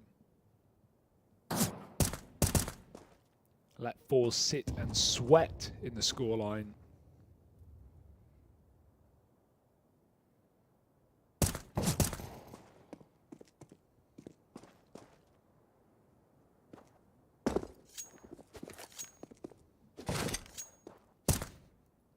Yeah, Vitality, they're just kind of treating this like a bit of a timeout. They're not expecting to win this one.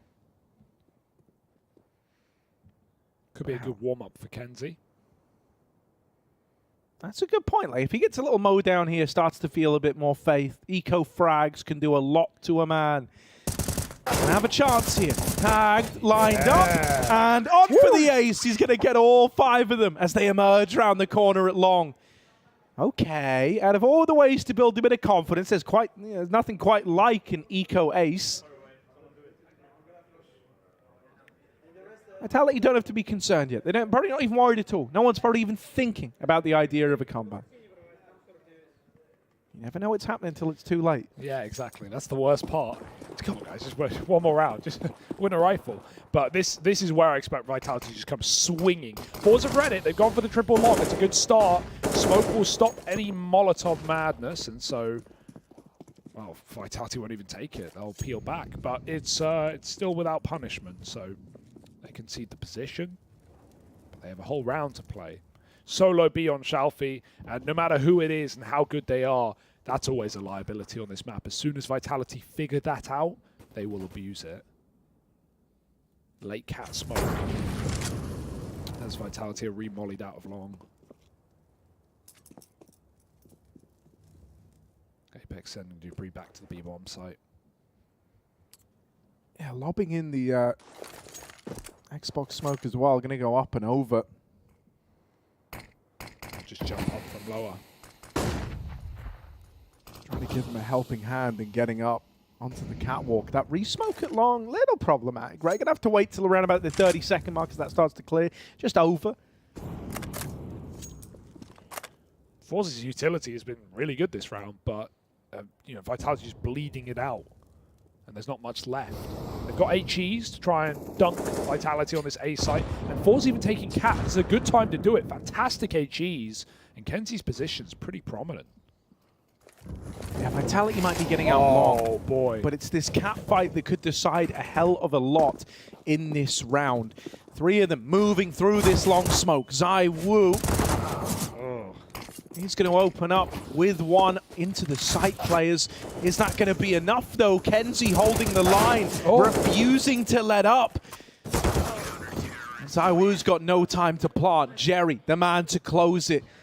And I mean, now, you know, ForZe winning the first rifle, starting to build a bit more confidence up, right? Kenzie came into this second half with, I think it was like 2 kills to his name, now rising to prominence alongside the rest of the gang.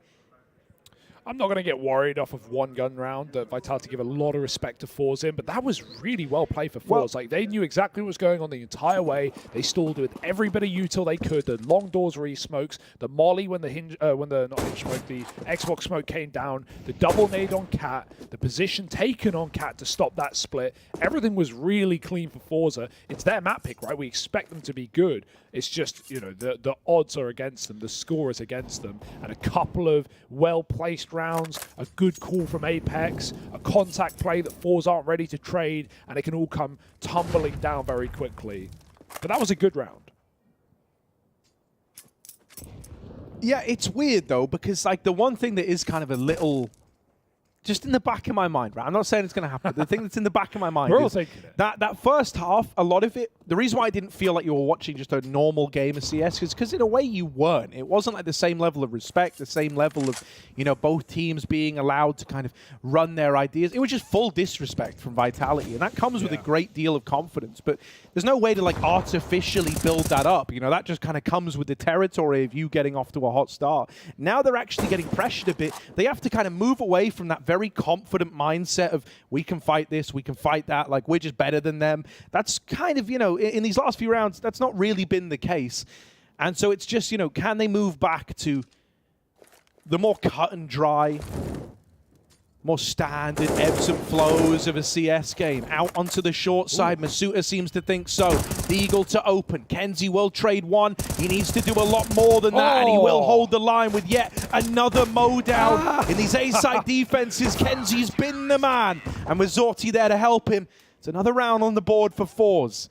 Yeah, only pistols, but a couple of nice shots there out of the Deegs of Vitality. Still a lock-in round. I was a bit scared there. Kenzie peeked very late off his flashbang, but was still able to tuck in Goose, and they couldn't clean him out. Honks on their parade. But it's 13-6, and with every eco comes a following gun round. So Vitality leaning B. Beautiful start, right? We know Xiaofu has been alone here in this bomb site. Now it's Norvi. If Vitality smoke a molly and go for it, man, why not? Xiaofu, that's beautiful though. Norvi spams and they smoked the molly. They wanted to go, but he denies that first man in. And so back to the drawing board, back to a 3-on-5, and back to the T-spawn for Vitality.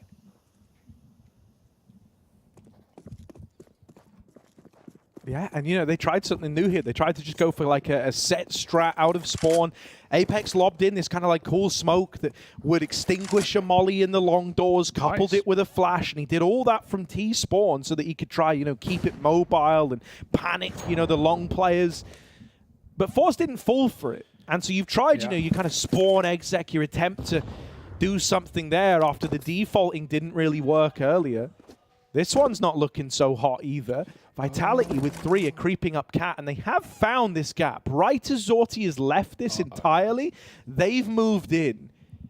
And they're going to get deep within the A site before it even dawns on ForZe that this could happen. A one and done there is really about as good as you could have hoped for Zorti, considering he didn't have that info wide on the angle as he went swinging out into that one. It's Molly. It's a 4v2 to decide if ForZe keep the rounds racking up.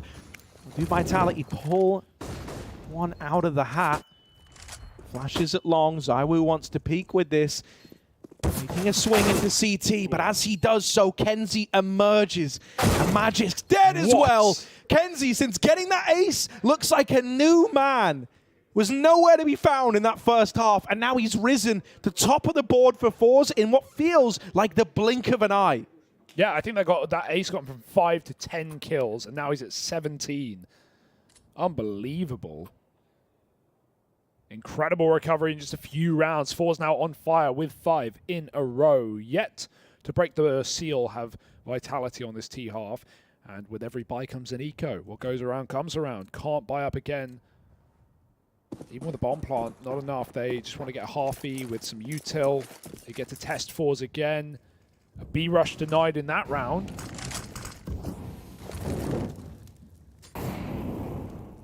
Even Vitality getting a plant there is maybe more than they should be allowed, considering Zorti just got very unfortunate with his timings. We have a double orb, and Xiaofu is continuing to be aggressive. Last time he pushed up middle, and this time he's deep in tunnels, but can't go too far. They'll be able to trade it. So, nice shot, but can he escape? Yep, just about around the corner. Molly dropped, and Xiaofu lives. Vitality can't do much about it, and with 2 players at B, they now know who can constantly cycle utility and keep this rush out of Vitality. It's going to send them back up Cat. Mid-smoke will help them. They still have to jump over it, though. And look who's here. El Verde Grande. Xiaofu won't see them get up. And so this is nice for Vitality. They have a chance, but there's still Zorti on the site.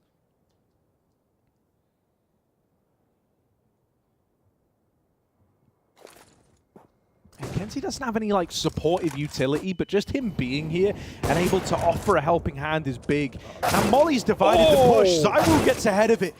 Only one. He's traded afterwards. Jerry now playing inside of the site. Gonna duck on out of there. They are getting closer though. These pistols are moving in for the kill. Jerry with the mow down, and there's the support from Kenzie we talked about earlier. Catches them crossing. And now ForZe are getting animated. They're talking again. They're getting loud. They're believing in this comeback from a 13-2 half. They're making us believe. It's kind of crazy that we're even here. Yeah, Vitality calling out their first tack timeout. This is where, right, remember earlier we were saying, into the first try for one, we said, no one's thinking yet that this could go wrong. No one's thinking yet that ForZe are going to come back.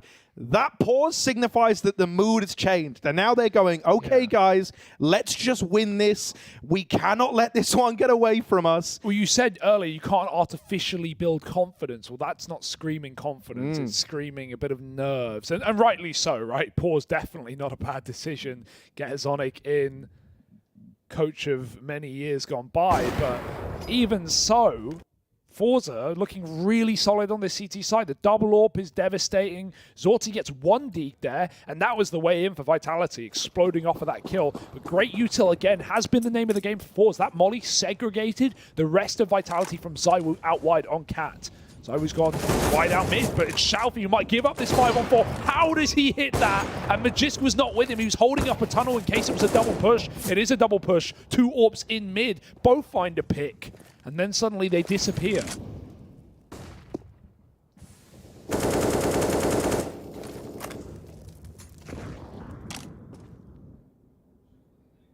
It's just brutal right out of the gate, isn't it? And now, like, over towards long, you're hoping, oh, Masuta. Nice. All right, well, best sortie. Hard fight for him to have won, but are you ready for this? Oh, Masuta is!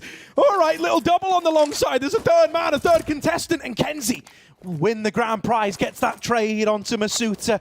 Still, there's another man, long bound. Apex, with that flash, has given up the aim of the game. They know he's out on the long side. Kenzie plays inside of the site. This guy, so quiet in the first half. Now trying to save the day once again over in A. Shalfie's rotating middle. They've heard the footsteps. They know what's happening.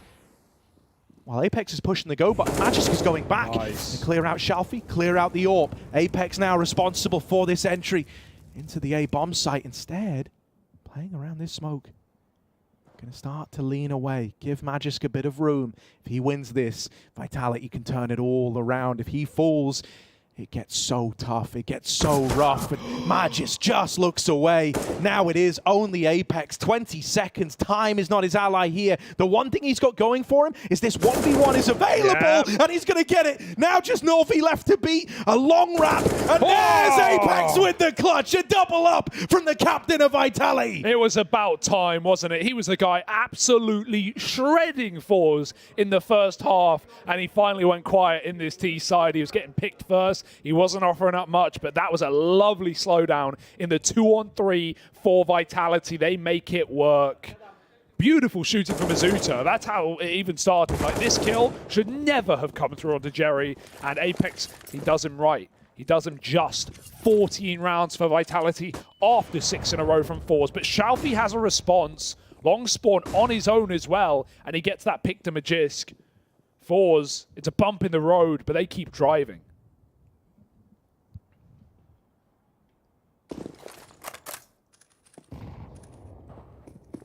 Nades are nice. They're kind of giving this illusion that there's no one in tunnels. And once you spot that up, you definitely won't be ready for a second man here. Jerry's going to start to take a bit of space on his own.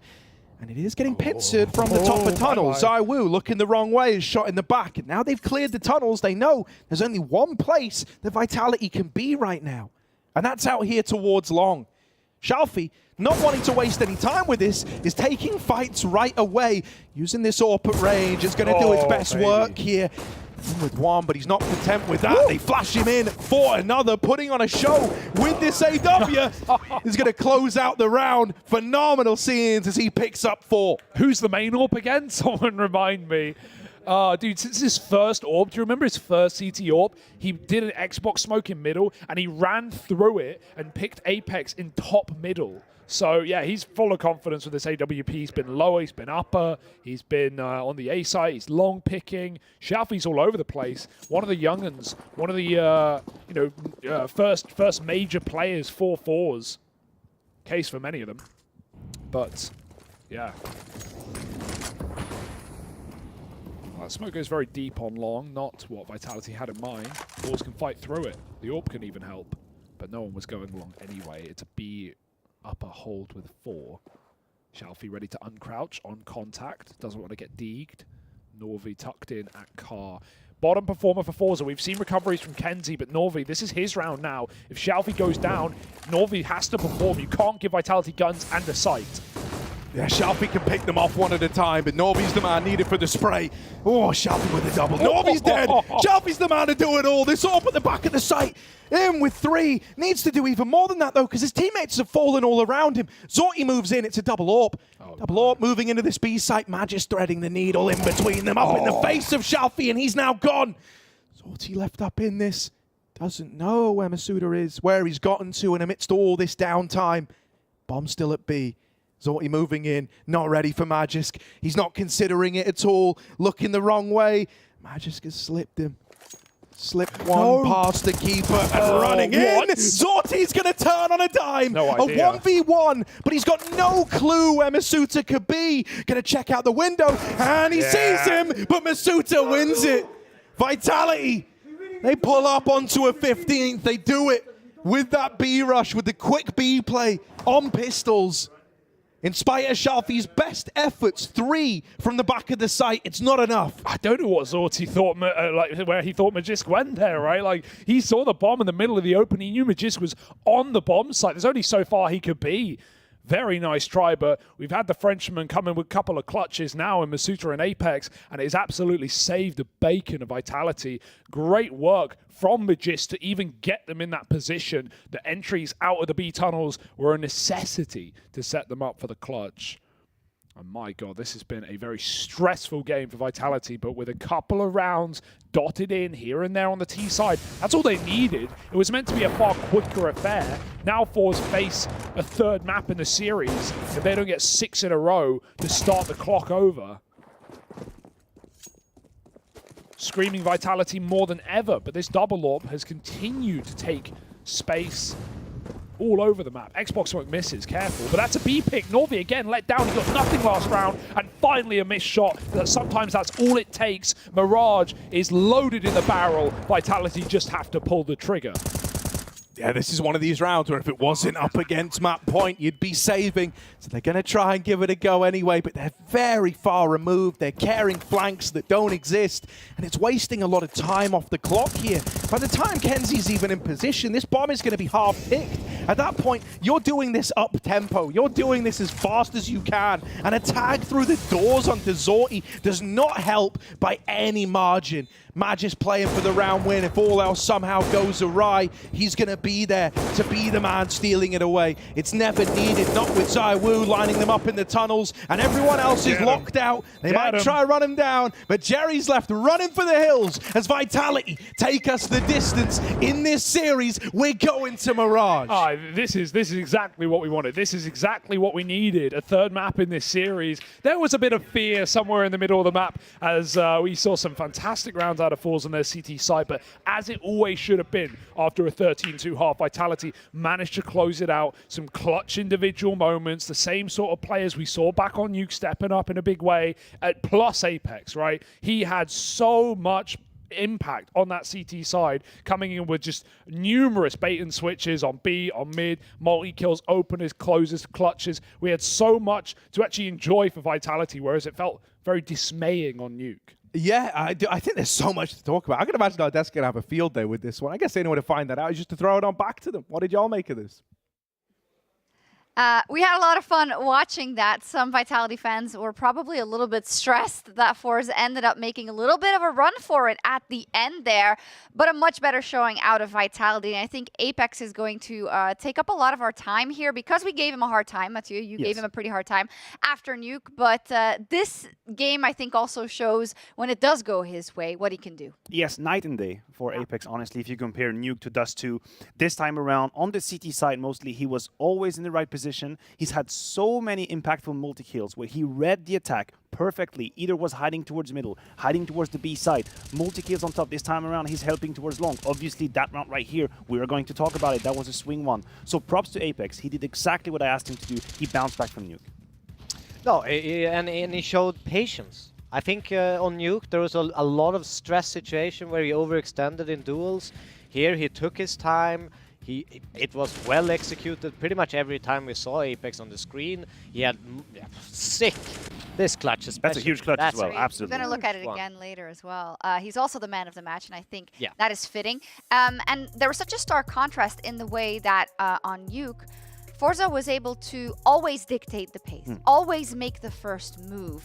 And especially in the first half of this game, Vitality closed the door on them, right? That could have not just have been Apex, but what was kind of their system to avoid getting letting them come into the game? Look, I think ZywOo was a huge factor. Huge factor in the beginning of this game. He quickly went up to 14 kills in about 6 to 7 rounds. He had a triple kill on the CT pistol. He mounted up the AWP and he punished ForZe when they attempted to play the A side very quickly. So if you're Jerry, it just feels like in about 10 minutes, your tactical tree has just reduced to like a branch. That's what you need. This is the only thing you can do is like play the B split because ZywOo was closing the A side. And it's it's a little bit tilting these moments when you get B side for free and Apex is hiding, they're planting the bomb and he shuts you down. That's like a mental, you know, you lose that round and you're bit done. It's a checkmate. It's a Yes. psychological checkmate. Yes. It's like the lessons taken from Nuke, where you said, okay, ForZe is able to problem solve super quickly, come up with, okay, this is the riskiest road, but we're going to take it immediately, and it's going to give us success. This time, you have one side on lockdown. You have the other half of the team just making sure that they always catch the moves that you may make to the other side, and the door was closed.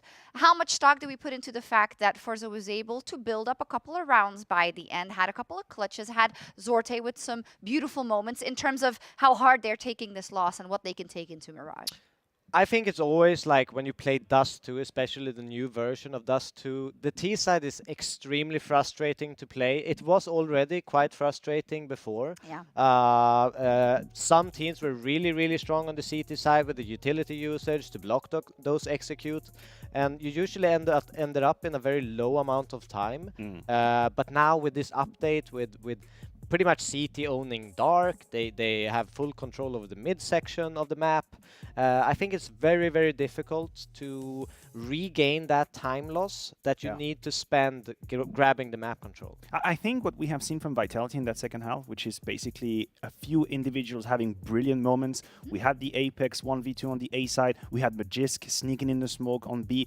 It kind of tells the story of what Dust 2 has become now. Very rarely do we see a T side absolutely, outplaying the opponents, having perfect execute. It's more about creating these 2v2s and then hoping that your individuals will make the difference.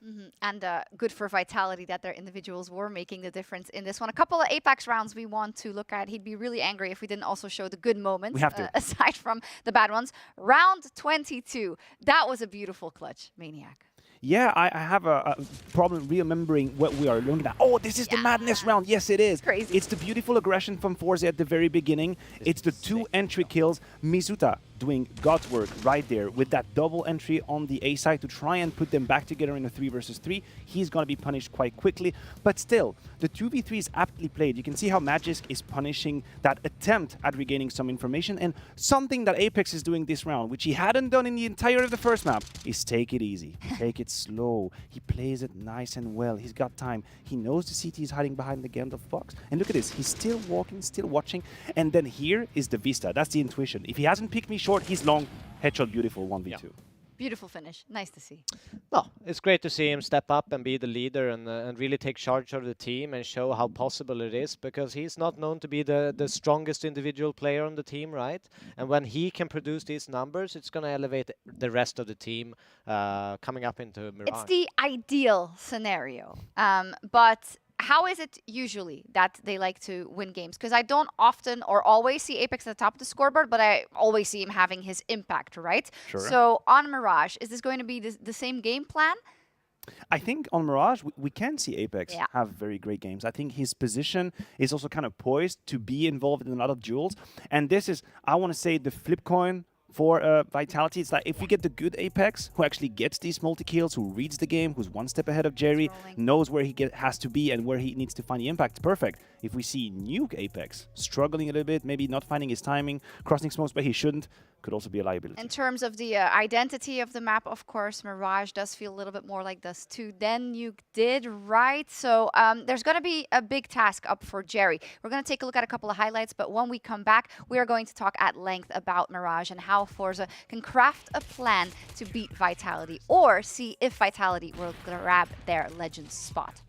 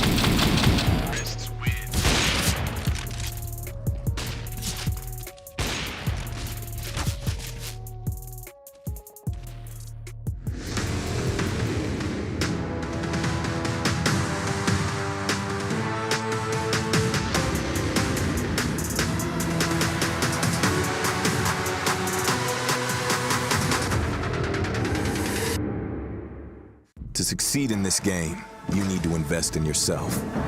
Be daring. Innovate. Calculate. Never hesitate. Follow your instincts. Don't follow the crowd. Back yourself. Bank your wealth.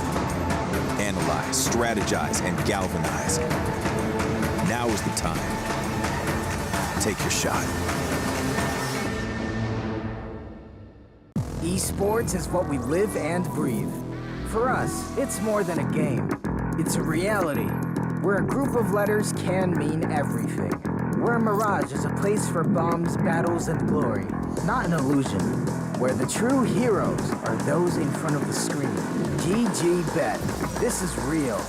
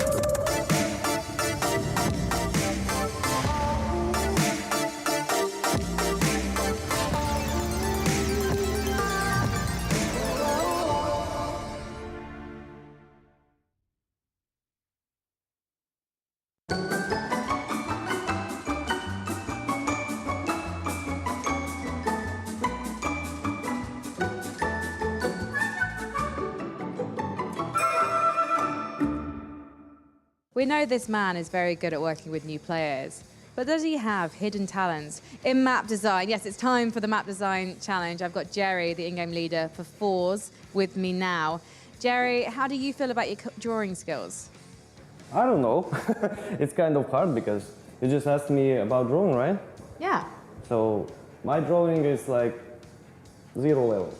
So I will try to increase it to 1. I don't especially remember the name, but I will try to. So let's go. We will start with the big circle. Circular map. This is the first circle we've had in the design challenge, so I like this already. Yes, but the circle is just the first step because... Oh. Yeah. Because we will need some areas. I like it, good. Oh, we've got little water currents. Yeah, something like that. He can draw, it's lovely detail. So, the thing is, the city spawn, it's like not a big square. I will not draw it till the end, but the thing is, and we will have a ladder over here. So people could, like a bridge that people can go over the river. Oh, we're going upstairs. Yes. Oh, it's a moat. We have for the B side over here, but go here, let's say we have 2 entries. Say we have entry over here, and let's say we can go like upstairs somewhere here. It's like a, I would say, ladder. And T-spawn can go directly over here and go through the roof window. There is another ladder over here, but just towards the side. So in this thing, it's gonna be wooden.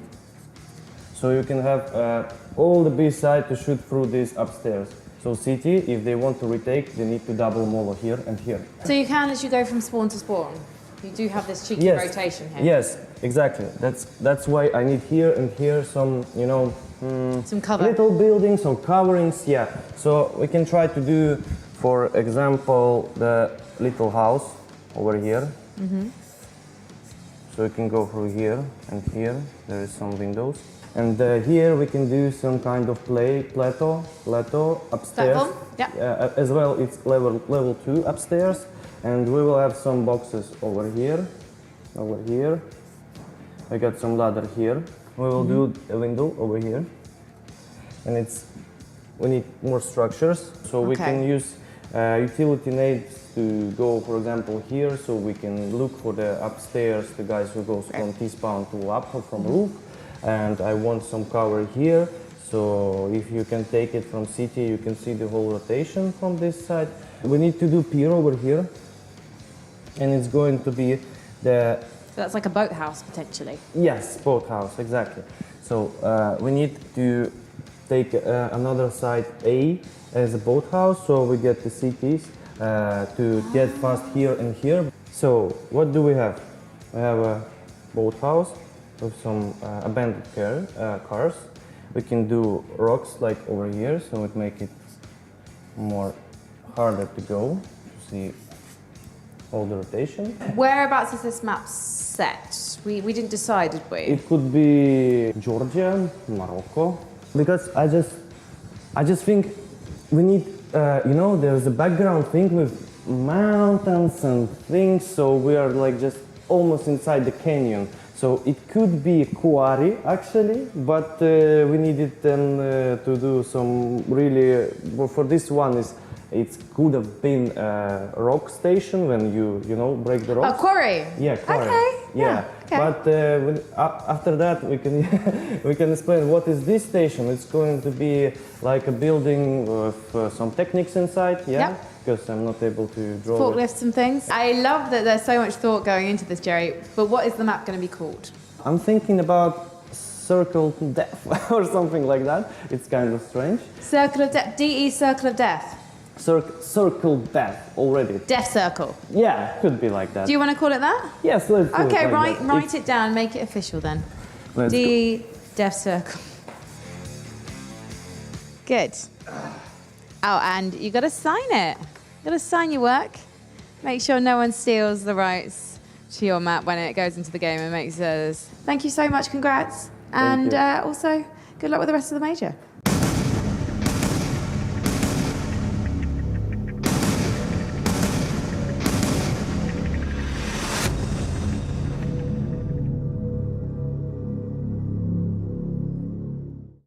Welcome back, everyone. We're gearing up for Mirage as Jerry, I think, is trying to be a circle of death or a death ball towards Vitality on this one.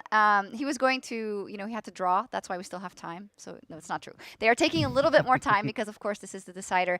The decider map for these two teams. Who is going to take that Legends spot? So, we are on to Mirage. Mathieu, you told me that Vitality's Mirage was bad. They've put a lot of work into it, and now it's better. What was it first, and where do they shine now on this map? I think just historically, to set the scene, the duo, the Danish duo, Magisk and Dupree coming in, notoriously did not put a lot of effort and really mastery into Mirage in their careers, right? That was a map Astralis didn't really play too much.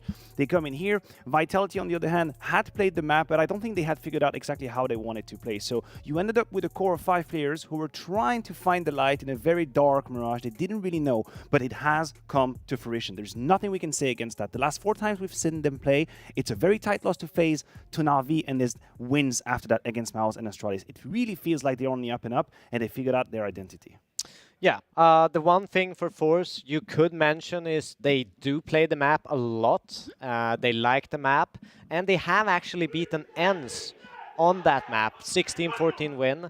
So that is one little tidbit that could go into ForZe's favor, but we saw a very, very dominant Mirage previously against Astralis. Yeah. So it's going to be a very, very tough task for them. And you were very harsh on Mirage when it came out that that would be the decider map. You don't like it at all. I don't like it. Why is that?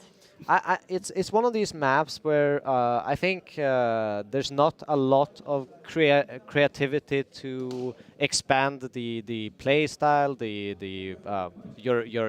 meta, I guess. Yeah, the meta. It's already developed in some way. The reason why I ask you this is because I want to go back to kind of what it has come down to, right? You had the individuals on Vitality really stepping up on the previous map on Dust 2. We had ForZe doing the same, but on Nuke. And we saw a lot of problem solving coming out of Jerry. But this is not necessarily a map in which you can think outside of the box so much. So might that be a column in kind of the difficulty and the adversity for ForZe on this one? I think there's 2 things to look at. I think, yes, you can't be that creative, but they like simple solutions. They like very hard, aggressive styles, and that works very well on Mirage. Whilst I think the key component for Vitality would be to try to stop that, negate that, good utility usage, good flash plays, and yeah, that will make it difficult. if we want to put the scope on a Vitality player for 1 second, it has to be Misuta for multiple reasons. First of all, you look at 2022, you only look at Mirage, and Misuta is the lowest rated player for Vitality. That's a 0.8. It's a very, very low number. But then you look at the game versus Astralis, and suddenly he comes alive. He's got these multi-kills, he locks down the B side, he retakes on A. Now, are we going to get that Misuta? Because suddenly, Vitality look way more balanced across the board. Looks completely different. Apex there lounging in the Secret Labs chair, who is the official chair sponsor for this event as well. So for Vitality, Maniac, you were talking to me in the break a little bit about their setup. Can you share it with the viewers? What is Vitality's setup on Mirage? So what we should expect is obviously the man that we have on our screen right here. Misuta is going to be doing the fair share of the work on the B side. He'll be anchoring. He's going to get some help from Dupree, who's played that catwalk position. Saiwu is going to sometimes start window with the AWP, but we know he'll move around. And then you're going to have Apex and Magisk on the A side. That used to be a duo that was very fragile when they started playing Mirage. First of all, Magisk had to discover a little bit how the meta was updated, I guess, on the A side, and Apex had to find his rhythm. It looked much better recently, but that's still the duo that I would keep an eye on.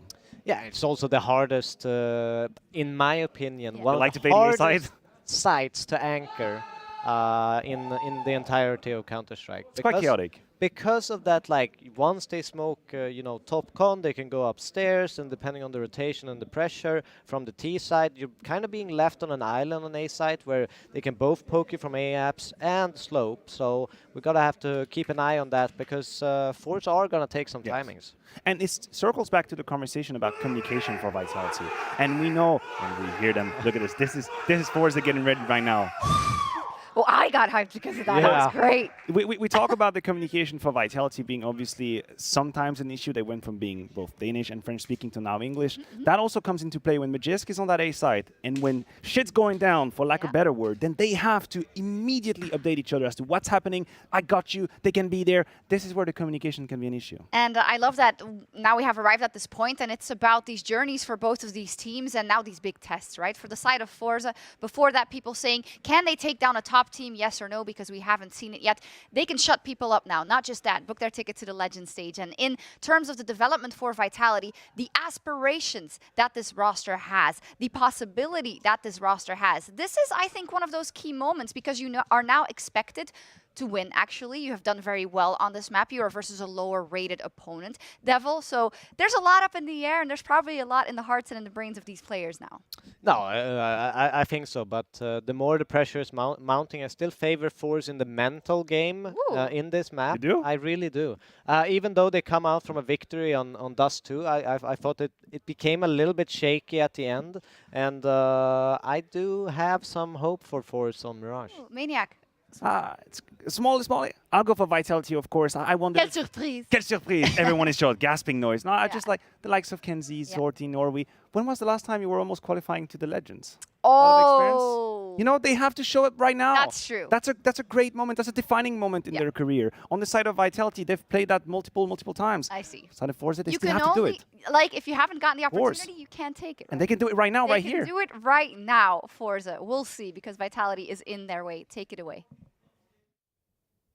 Ah, yes, thank you very much. I'm Harry, and yeah, we got a banging one here, right? It's going the distance, going all the way to Mirage. This is where, you know, the ForZe squad going to try and pull it back. I don't think it's working, Hugo. It doesn't work? No, it looks all right, but, you know, we almost had him. We almost small. had him. I don't know, it's a mixture. My arms are massive. I'm a tank of a human being. All right, rub it in. Yeah, no, dude, this has been super exciting so far, right? For ForZe, I actually think they have a pretty good chance here on Mirage. They've got some legit wins, man. I'm talking victories over the likes of like ENCE, Big, a couple of other like big squads here, even close games versus the likes of Na'Vi. So I think, you know, you'd be surprised just how much resilience they're going to be able to give Vitality. I like that, you know, many kind of homed in on someone like Masuta here to keep an eye on and how key he is to these Mirage victories. Let's see, though. We've gone the distance. It's a full 3-map series to decide who's going to be getting Legend status out of ForZe or Vitality. And it opens with a quick B play in the pistol. Yeah, just flying through Norby. Hasn't been spotted. That's a quick tap. Saiwu gone. They're going to try wide swing him. Dupree does trade. Another B site's been lost through the smoke. No chance. As Masuta was watching that down. Dupree firing bursts and bullets to the head. Zorti on 1 health. as now this round gets converted shortly. The late flank for Jerry is simply too late to be of any impact. And Vitality on the board, on their T side, looking for their third map on Mirage in a row. Yeah, that's in amidst the sea of kind of, you know, close games, but never quite victories. You know, they finally started to what feels like find their footing here on this map. So I do think that gives a far more exciting closer. Already opening with the pistol. Vitality are keen to repeat their success from Dust 2.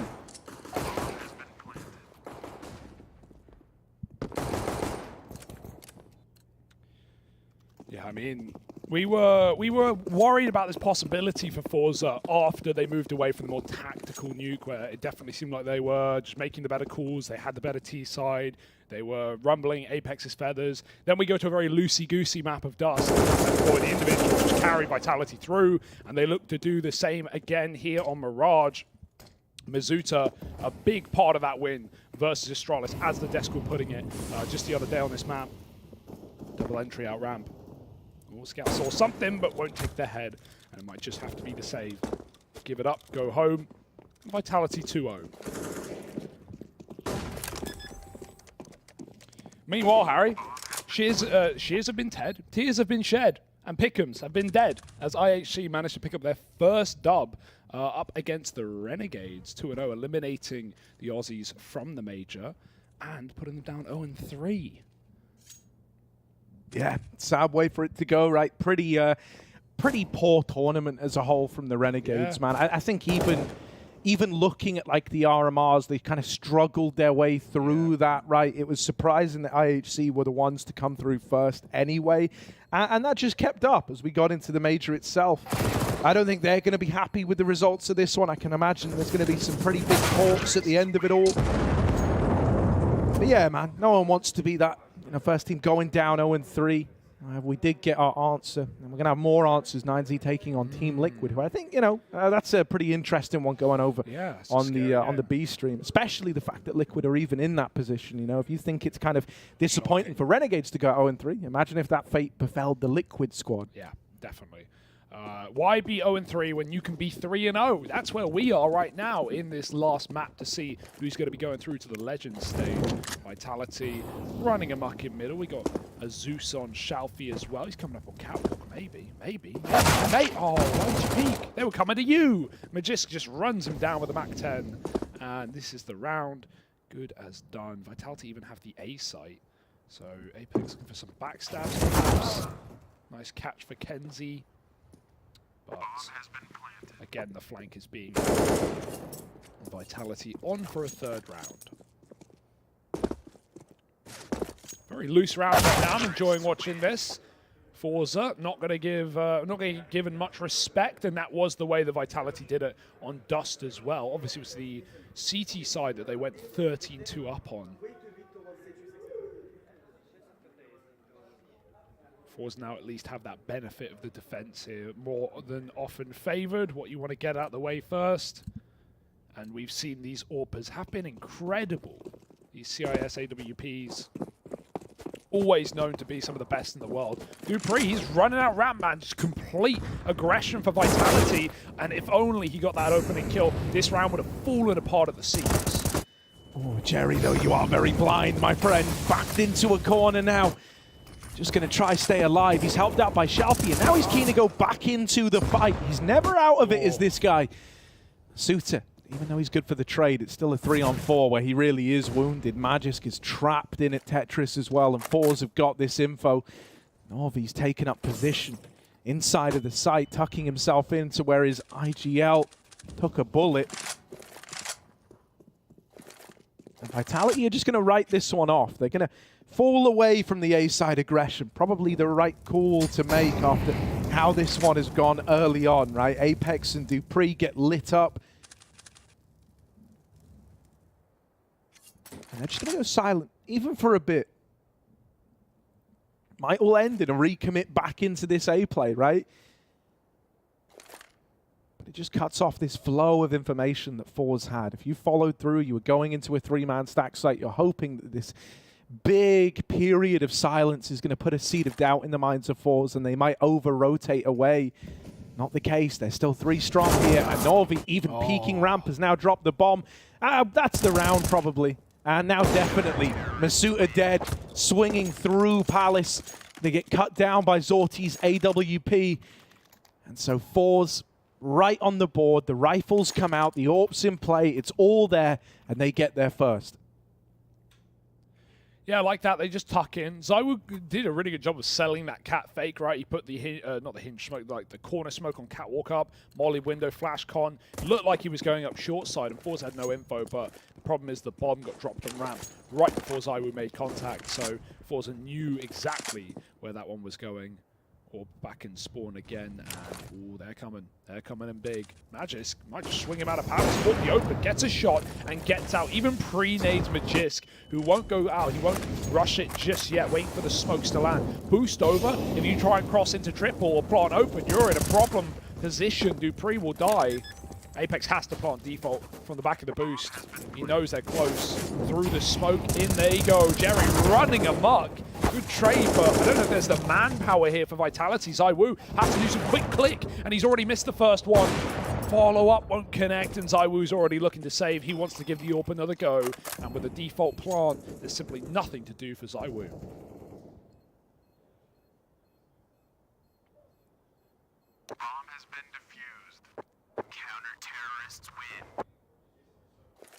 Yeah, the idea that, you know, you're going to be able to replicate some of these very confident, very kind of fast rounds that you had back on Dust, where everything was clicking. I don't think it's going to be as easy here on ForZe. I would argue that this is a really good third map for the ForZe squad to find themselves on, in spite of Vitality's recent successes here. It's always been a map that ForZe like. Yeah. So they're more than comfortable. They're going to have a lot of ideas, and I think there's a lot more that Jerry can look to do in terms of, you know, calling some smooth rotations, getting in the head of a guy like Apex a little bit more. I will be interested to see how it pans out, because I feel like when I think ForZe Mirage, I think back to 2 players who are no longer in this team, how incredible Flick can be on that con side, and Z-Power's CT AWP, and just how explosive that's been in so many online matches gone by. Obviously, neither of those players still in this team, and, you know, for Flick, brought out, for Z-Power, you could argue upgraded onto Zorti, who can definitely do it on both halves, who doesn't go stone cold on the T side like Z-Power often did. So, you know, have the other additions, have the latest players got the depth that these old guys did? Vitality, right now 2 of them fairly inexperienced in comparison to the rest. Running out of ramp, they've got the util down. Shalfie's behind triple, waiting for the right time to strike. I'd love to get set up with a flash, but instead peeks it dry. Good for the double, but 4 ZywOo trades. They're cut down. Shalfie and Jerry, man. Valiant A-hold out of the 2 of them here. And Zorti's even willing to go blow for blow with ZywOo. Wins that fight through the lip of the smoke. Peeking top ticket was never even needed. Kenzie gonna lock in that final one.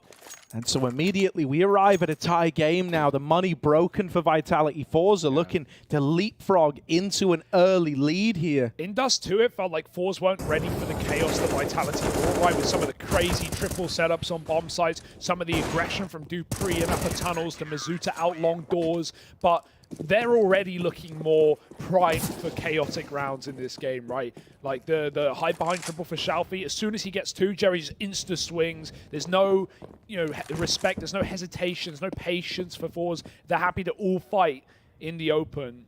Oh my god! Thank God Zorti got that off before his teammate walked into his crosshair. That one's an elbow. Apex about to have thin limbs if these shots connect. Oh! How about a face reduction? Zorti gets deeged. Shalfie tries to escape, but try being the operative word, as Magisk doesn't let him succeed. Norway needs to stop running because Magisk is coming. Oh, almost another deeg. But ForZe will take that anti-eco 4-3, keeping AKs as well. They can afford the AWP. Vitality coming in with yet another buy, including the big green. But right now, ForZe are certainly looking primed.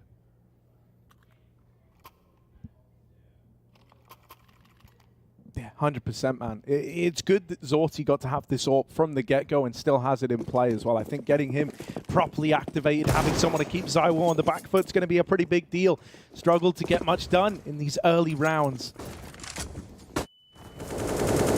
Jerry even pushing lower. He does like to do this. That's something you're going to have to keep an eye on, right? He's a bit wild when it comes to this mid area. Jerry's not afraid to take risks here. Play with guts and go for these lower tunnel pushes. He's out there as quick as he arrived. So middle now has a bit of a void in it that Vitality might look to fill. The bomb still back in T-spawn, still pretty undecided as to where this is ending up. His smoke for Apex is less than ideal, and dying after the fact is just salt in the wound. He's going to be feeling a little rough after that one. Oh dear, it could get worse. Dupree, he gets spammed through the con smoke. They saw him on the minimap at least. ZywOo does kill Jerry out through Palace, but his teammate at ramp dies, and both these Vitality players have to regroup and pick the bomb back up. It's a reset to middle. But it's not like ForZe have given this position up this round. Kenzie's still fighting for it. Shalfie's over the top of the fence. Or up and ladder, rather.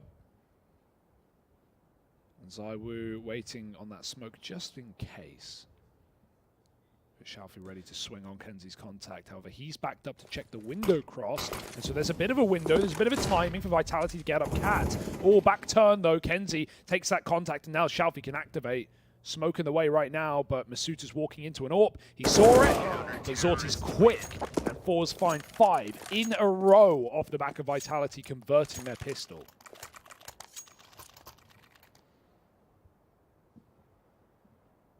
I mean, already any Vitality fans out there could be getting a little nervous. You know, this isn't the most inspiring start once the guns have come out.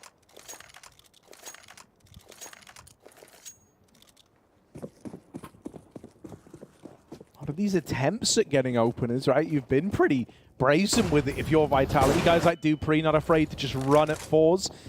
But it's not really netted the results you've been hoping for. The openers have been few and far between. This round, it's fast through Con. It's a clean tap for Jerry. It's even more down here in middle. Good deagle for Dupree.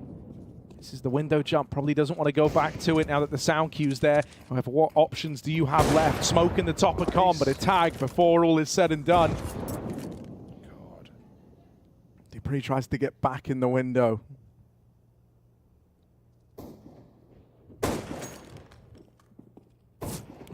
Oh, watch out.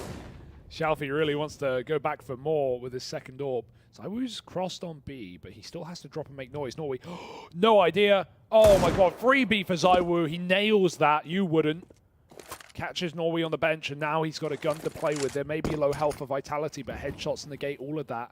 Shalfie scoped up.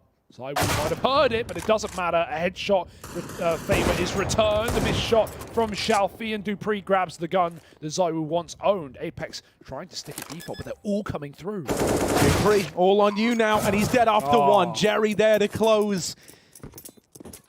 Oh, the kills coming from just 2 players in this one. It's Shalfie and Jerry lighting them up. Able to deliver that round up against the pistols. It certainly got close for a moment, right? There was a chance there for Vitality thanks to ZywOo opening up that B site. But the response was good. It was pretty clean. The trade work was there. They just ran into the site. The moment they heard that bomb going down, they knew they had a 3-on-1 versus Dupree at bench. He either needed some incredible sequence or that one was just always going to be a ForZe round. I think it's already kind of clear, you know, like the missteps are feeling like they're few and far between right now for ForZe. On Dust, there were a lot of glaring problems early on. But this one, they're looking in control of it. And we have a very early tack pause out of Vitality.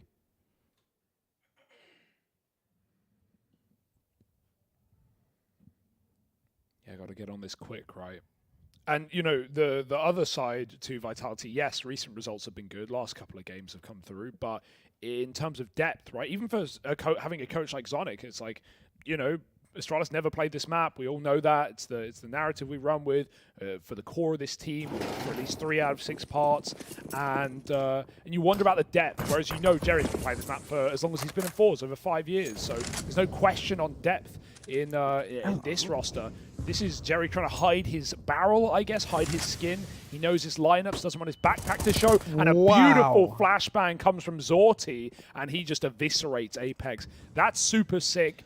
That's something you've done in a private server to make sure your model doesn't stick out. I get the feeling, because some players looking at the wall there, but I think your kind of like shoulders stick out, if that makes sense. Whereas when you're looking up, your model's manipulated, and so he's thin enough to actually fit in there with like no risk. What a nerd. Yeah, and it's all time with that flash peek as well. These are the little ideas, the little gimmicks that can steal you around.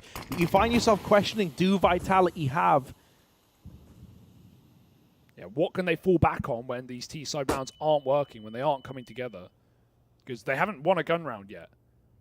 And so we still have that question mark. A 5-on-4. ForZe seem ready. That's a good spam, but it's going to force a play out of Magisk. He goes through the smoke. Ramp player just has to gamble. The ramp is clear. Back turn on the Tetris. Kenzie mollied out. It's all on Shalfie. Oh, even tagged in the molly. Now they know that someone's taking a peek over here in jungle.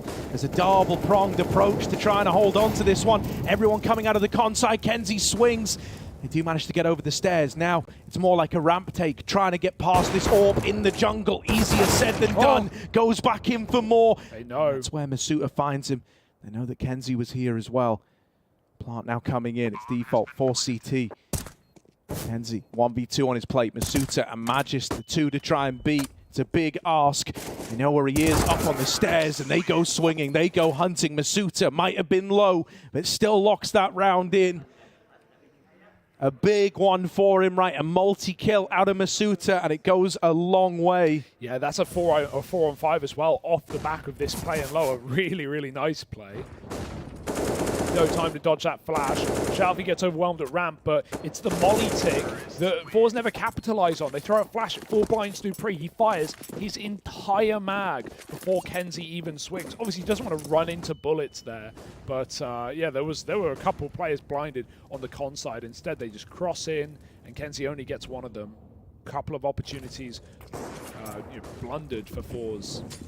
Fast up cap for Vitality on a AAA deep lean. So this is nice. They're going to completely avoid the setup. It's only Norvia B.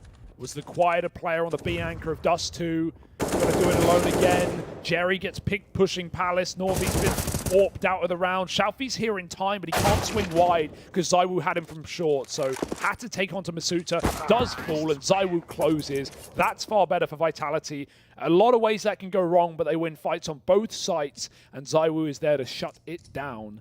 Finally up to 5 now, and breaking the money of ForZe while they get there.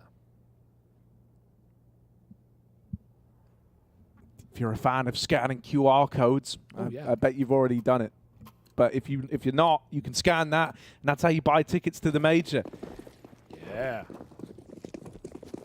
That's right. You can have an easier path there than either one of these squads. They're having a battle for the privilege. Pay to win, IMO. It's all upon Shalfie, man. It's the only thing in this round. Putting a lot of faith in him to get something done with it.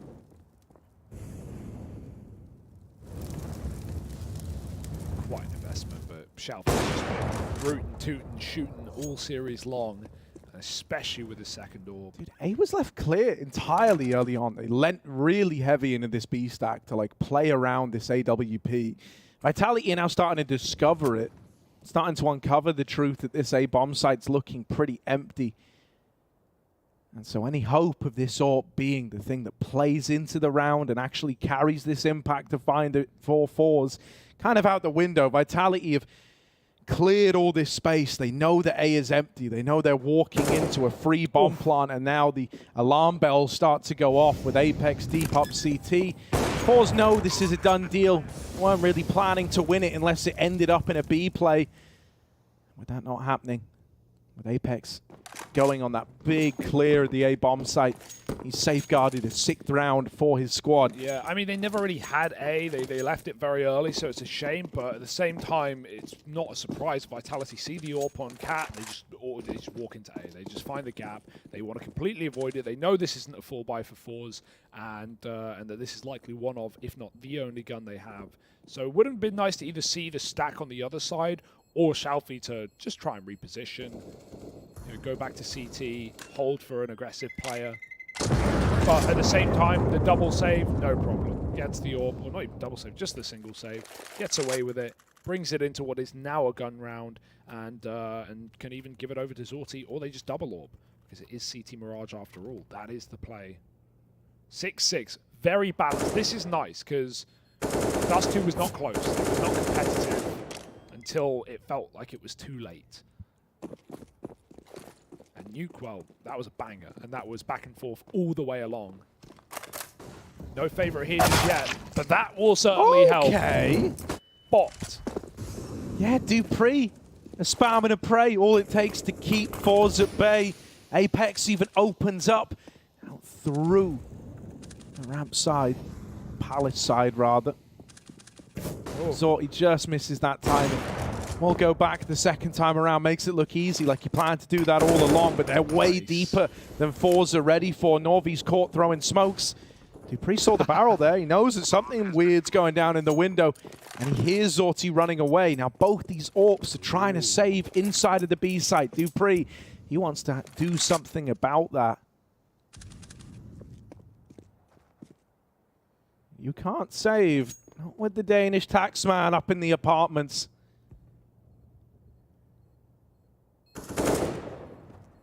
Or will they dodge or will they evade? That's the question. One is okay. One is not going to let Dupree be happy. Zorty with a shot, takes down Magis. They've seen them in apartments. Usually getting thrown in. It's worthwhile losing guns for this kill, knowing how AWPs can be so influential. Shalfie running through the smoke, and that's perfect for Apex. That's all he ever wanted. Almost found the second, but a kill is a kill, man. They sacrificed 3 players, and it was worth every penny. So now Vitality take the lead back, and all we have is once again a single AWP into a half buy with pistols, SMGs, whatever ForZe can put in. It's not going to be a lot.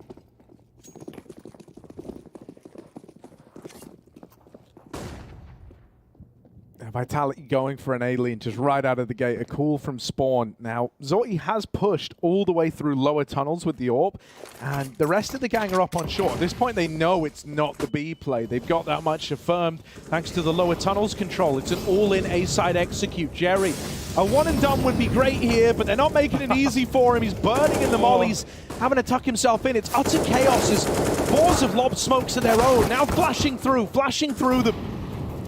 Finding kills on either side. It's a 4-on-4. Damage done to both teams, but right now Vitality still the ones in control. They can decide to back out if they want. They didn't like what they saw there.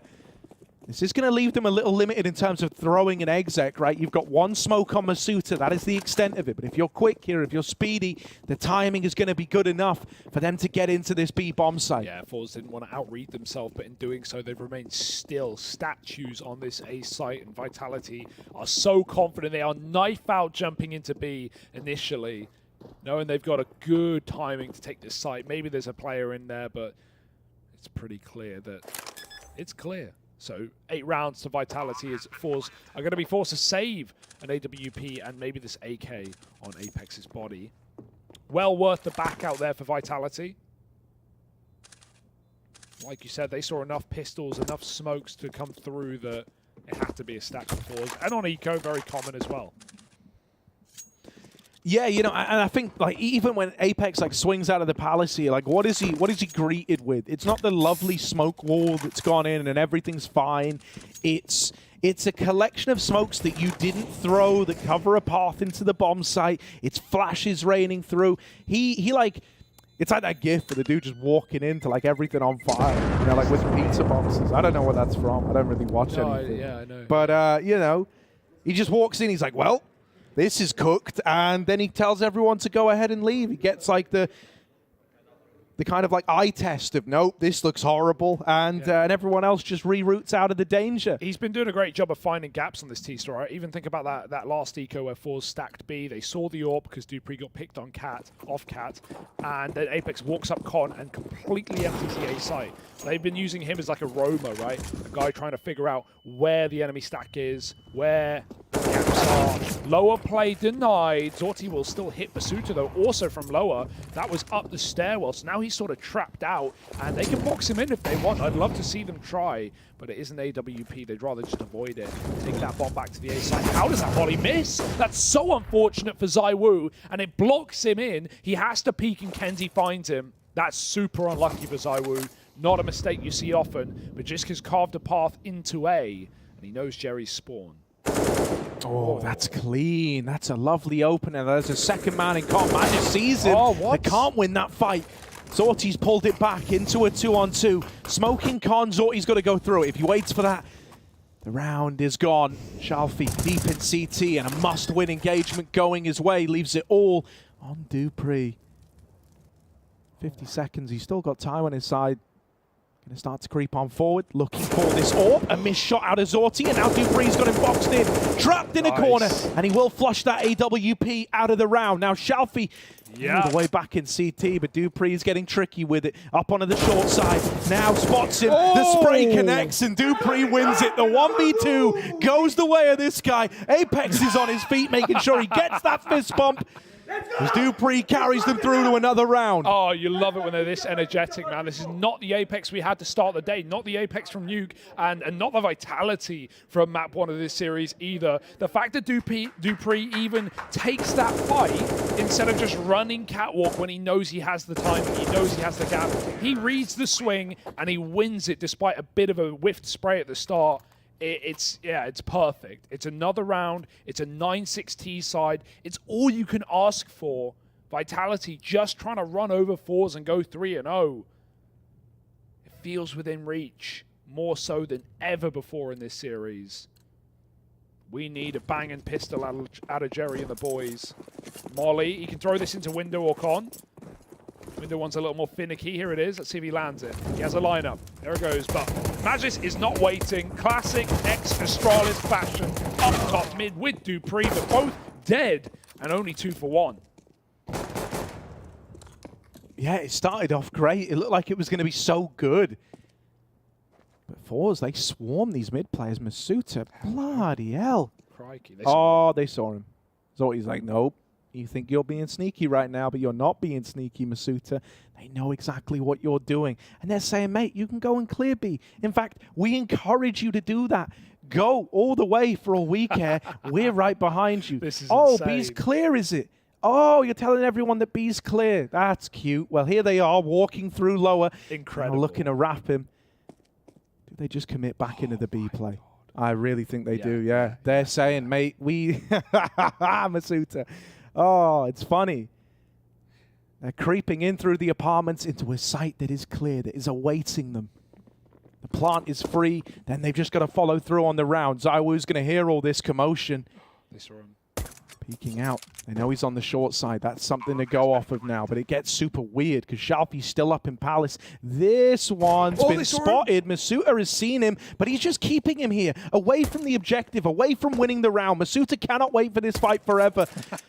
And with so much time already ticked off the clock, this should be ForZe winning the pistol in this second half. I just love the routing, right? They don't try and box him in by sending like Norway back top mid and go T-apps and trap him. They just go, no, he's going to get misinformation. He thinks he's cleared out B. We'll just follow him. If we don't find him in B apartments, then the site is clear and it's a free plant. And like you said, Shalfie just wasting time. Just living is enough in that position. Sometimes not dying is more important than killing. You just know that Vitality have eyes in the back of their head and they're wasting their vision on a dead round. 7 for ForZe now. And that can close this gap very quick. Although Vitality have really gone for it. Double FAMAS, a Scout, and an MP9. You rarely see double FAMAS round 2. That's like an outsider's buy if you know, James saves after we drop it. But 2? Pretty good. Oh my God! No! No! No way! That's not how that's meant to go down. Apex. He wasn't even fully scoped in. That was just hitting the shoot button fast as he can. Masuta gonna drop the bomb. Shalfie runs in with it first. Jerry might be up the short side, but it's into this stack, into the FAMASes, and the French guns put up a French round. Vitality in with 10. Wow. Oh my God, I have nothing for you there. B stack, perfect read, smoke headshot. How did he hit it? He wasn't even scoped. It barely looked like it. And of course, Zywoo multi-kills on bench with a FAMAS. the only #2 in the world can make that gun look good. Sheesh. And you know how I said how this gap was probably going to close? Yeah. Yeah, no. Yeah, it doesn't feel like that, does it? They're back in with this top mid aggression on the side of Vitality. And even though Magis will take one to the dome, if you think that running him down in middle is a viable prospect, I've got news for you. There is a triple stack right now for Vitality. Crossfires upon crossfires over here in mid. ZywOo can make contact first, and then he's got immediate support from Dupree. There's only one out of it. And Magis doesn't want to go swinging back in. Not with everyone already dead. It's too late. He can't play the trade game there. He will at least get the info. They haven't followed through on the mid play. They haven't kept up this aggression. But it does get a little bit weird now. That was exactly what Vitality wanted. They wanted the mid fights. But the individuals step up for ForZe. And now they lean back here towards B. Yeah, Masuza's has just been so solid this series, though. I don't know if they're going to be able to trade this kill. He might just have all three. The first two are going to be dripped in together. The last one's going to be a little late. They try and cross. They don't clear him, Masuta, anymore. He's just buying seconds, valuable time for his team. That's a beautiful D. They will still continue to put on kills, put on a show for ForZe in this round, but Magis can't go. Apex is on the big flank. Right now, there's no kit. There's one dropped on Masuta's body at the bench. But Magisk knows they're at least trapped deep in the bomb site, close to the smoke. Apps was being held, but for how long? Apex's timing is of paramount importance. There's the peak.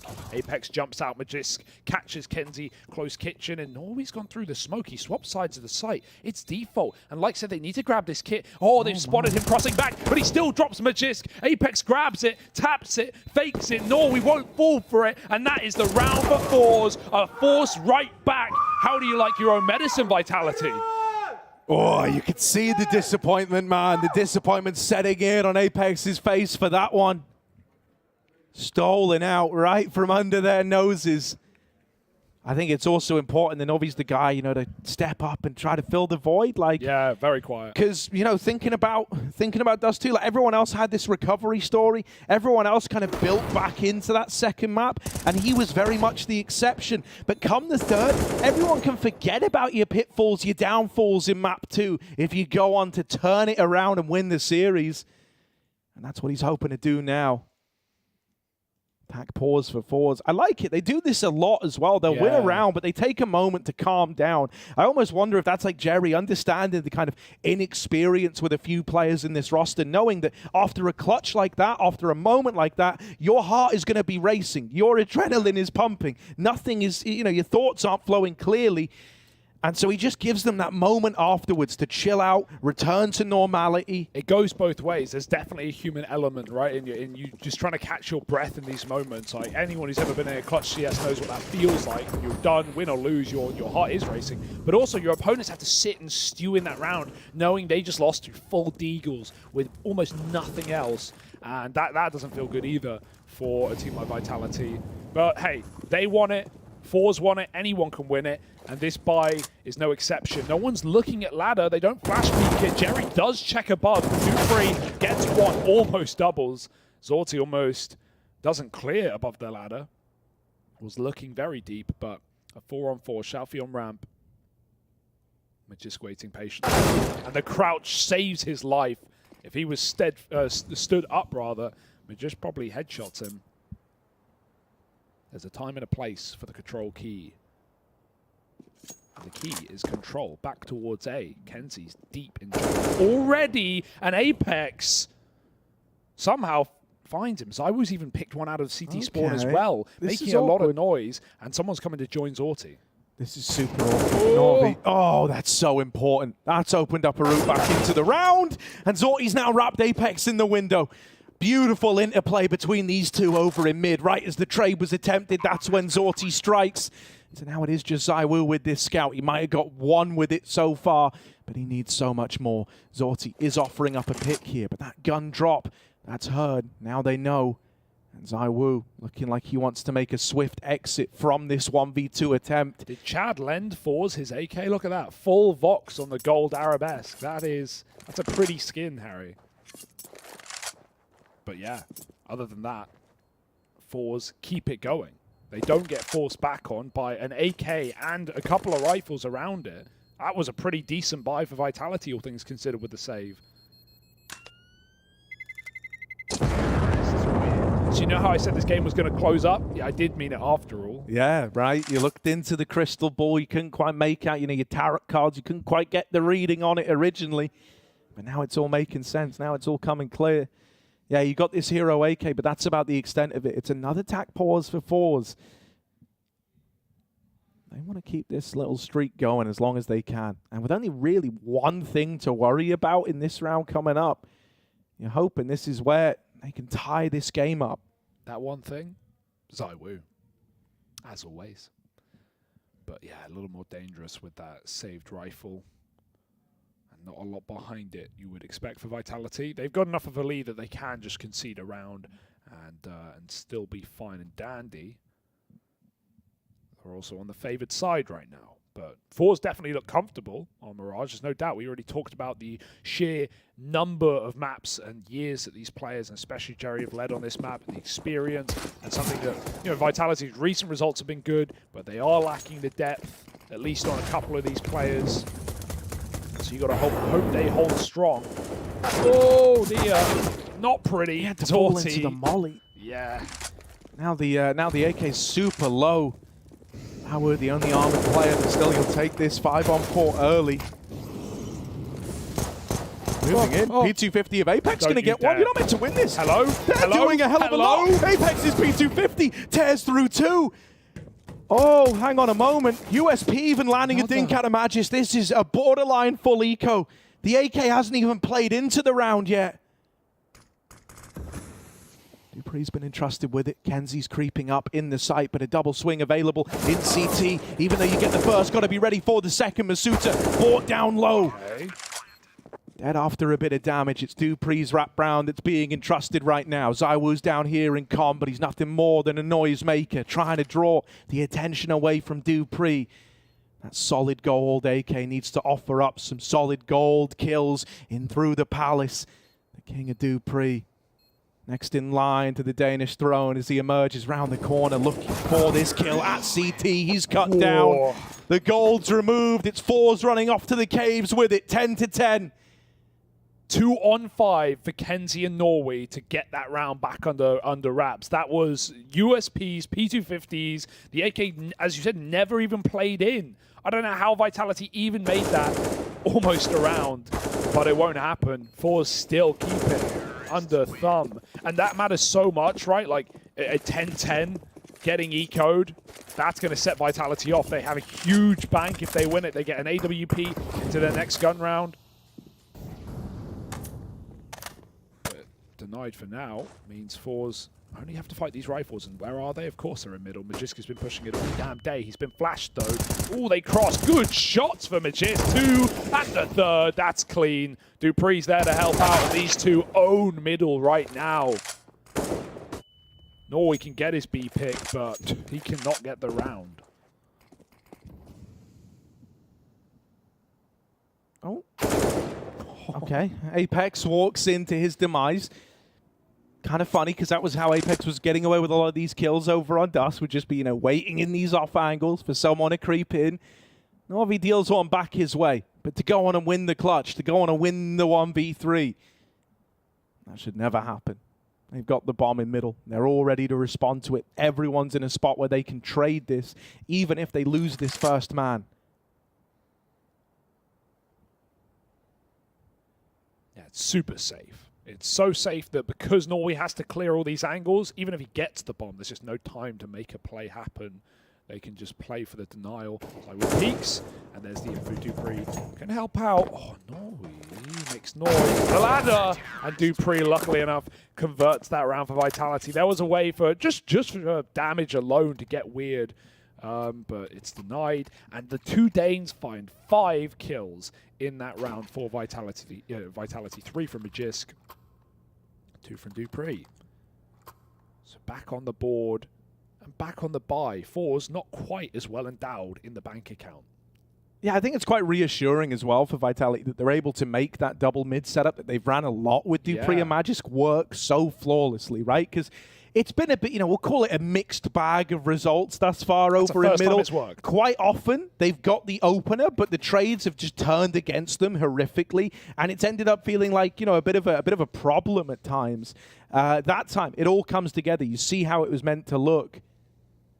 And that's how they find the lead. Now, there is an aggressive purchase back in from ForZe, right? They had, guys like Jerry kind of around the pretty low money. I think he had 1,600 coming into this. So, throwing the investment in, getting an AK for Kenzie, Deagles on the others, Tech-9s here and there, bit of utility to accompany you into the round.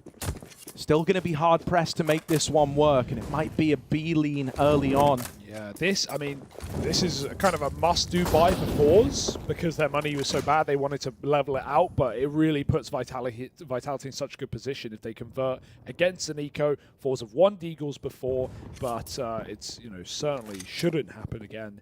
And what's most shocking about this to me is Vitality haven't even been hard carried by ZywOo. It's not been the Mizuta show, just winning retakes or anything. Firstly, Apex is continuing his dust performance, but also the Danes are the ones winning a lot of rounds for Vitality right now. Dupree with a clutch at the end of the half. The mid setup, like you said, finally working for these two. These are the guys that have been the stars of the show. ZywOo's barely had his CT AWP, right? And that's still to come. All these things are good for Vitality, but I think it's important to just see how well they're doing despite it not being the ZywOo show. It's not being the AWP and CT Spawn just carry and kill 4 around, which so often has been the ZywOo show on this map. Well, this is a chance for ZywOo to put on a show, right? He's under Palace, and he's about to have just a flood of ForZe players come his way. Got to vanquish the flood here. The Master Chief of Vitality under the Palace, but will get dealt with. Doesn't accomplish anything. It's Magisk doing it all. 4 from the spawn, on for the ace. Can't quite get it. And it's given Zorti a chance at the 1v2. Now there's a nade on Dupree. That could just seal his fate, but it goes on triple. Not for default. Out from behind the box. Always seen one. Looking at the stairs. Swinging out as the molly rains in over the top. Missed as well. The worst part is he thinks it's landing, so that's why he swings. If it does land, he dies. But it doesn't. He could have lived a few more seconds on that box and picked players off. But yeah, 2 missed nades, and it actually does Vitality favors in that round.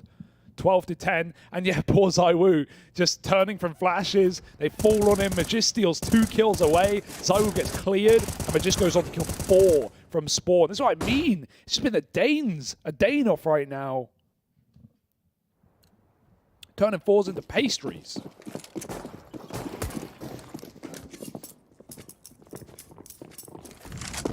Well, they might be pastries, but they got no dough. Hugo, mate, they're all out of money in this one. So it is that eco that you prophesized. This is really where Vitality are looking to build into the lead and run away with the game. Kenzie gets a freebie. Dupree, little complacent on the mid aggro, doesn't clear the angle fully. Insight's now going to get tested, running down Masuta and Apex, but they've got each other's backs. Masuta's able to drop the last man out of the apartments, and Kenzie will be arriving here, but it's a little too far gone, and there's Masuta to close it. No longer the Danish pastries, it's the croissant served in the continental breakfast here for Vitality. Nice B-hold as well. Both sites on lock at the moment, and when you add in on gun rounds, they're playing double, triple middle to start. Vitality are not leaving a stone unturned. They are keeping ForZe out of this game, and they are trying to go 3-0 straight to the Legends stage. Join some of the best teams in the world right now. And Vitality absolutely in that list as well. Waiting next stage. Heroic, Big, FaZe, Na'Vi, Cloud9, Copenhagen Flames, Nip, Furia, and maybe Vitality. Yeah, you see them feeling a lot more confident right now. Running that double lower push on Dupree and Magisk, just sending around your little Danish death squad. Sees the man jumping back in CT. He's spotted ZywOo, not able to find that opener, and instead nades rain in, doing damage. This A play starting to take fruition for ForZe. They've smoked off Con. They're moving over the stairs, but are they ready for ZywOo? Was quiet in the last A take. This time he's roaring to life with a third. Out from behind triple. He lives up to the name. and puts 14 on the board for the Vitality squad. Apex is getting hyped. He's getting loud. Vitality can feel this one. They can feel that legend spot, and they want it more than ever. Yeah, 4 in a row now for Vitality, and they're just feeling fantastic, right? No longer the woes of these eco wins, these lost clutches. It's all coming together. It's all happening, and ForZe have had to use their final tactical timeout, their final chance to run through 3-0. And no matter what happens here, ForZe deserve a lot of credit for even making it this far. Yes, their draws may have been easier than some of the others, thanks to their seed. But they took Vitality to the limit, man. They pulled a nice attempt at a comeback on Dust. They had an incredible nuke that is definitely something other teams need to avoid. But they may have run out of steam here on Mirage, going very cold right near the end. Playing for overtime right now are ForZe. Vitality gifted a 15th round off the back of Deco.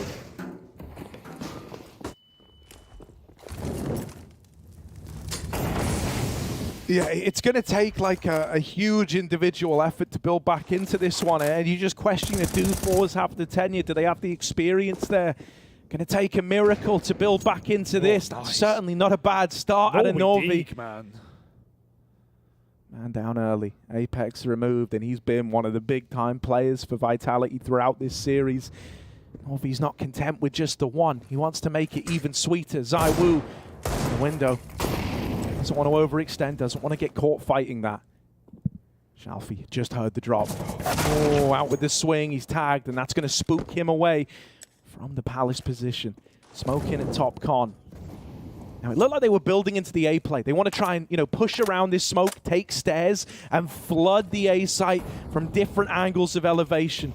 There's only 2 players here right now for Vitality. ZywOo's one of them with the AWP, but he's missed a shot. Jerry goes sprinting in. Takes all that space on the back of the AWP bullet, just whizzing over the top of him. And Shalfie's Deagle's found another. 15's not guaranteed for Vitality. It's not locked in, and it's stripped away. ForZe up onto 11 with the force buy. They're coming through. ZywOo ain't saving today, buddy. 1v5, they're right behind you. They're going B apartments. There is no red carpet. There is no escape pod.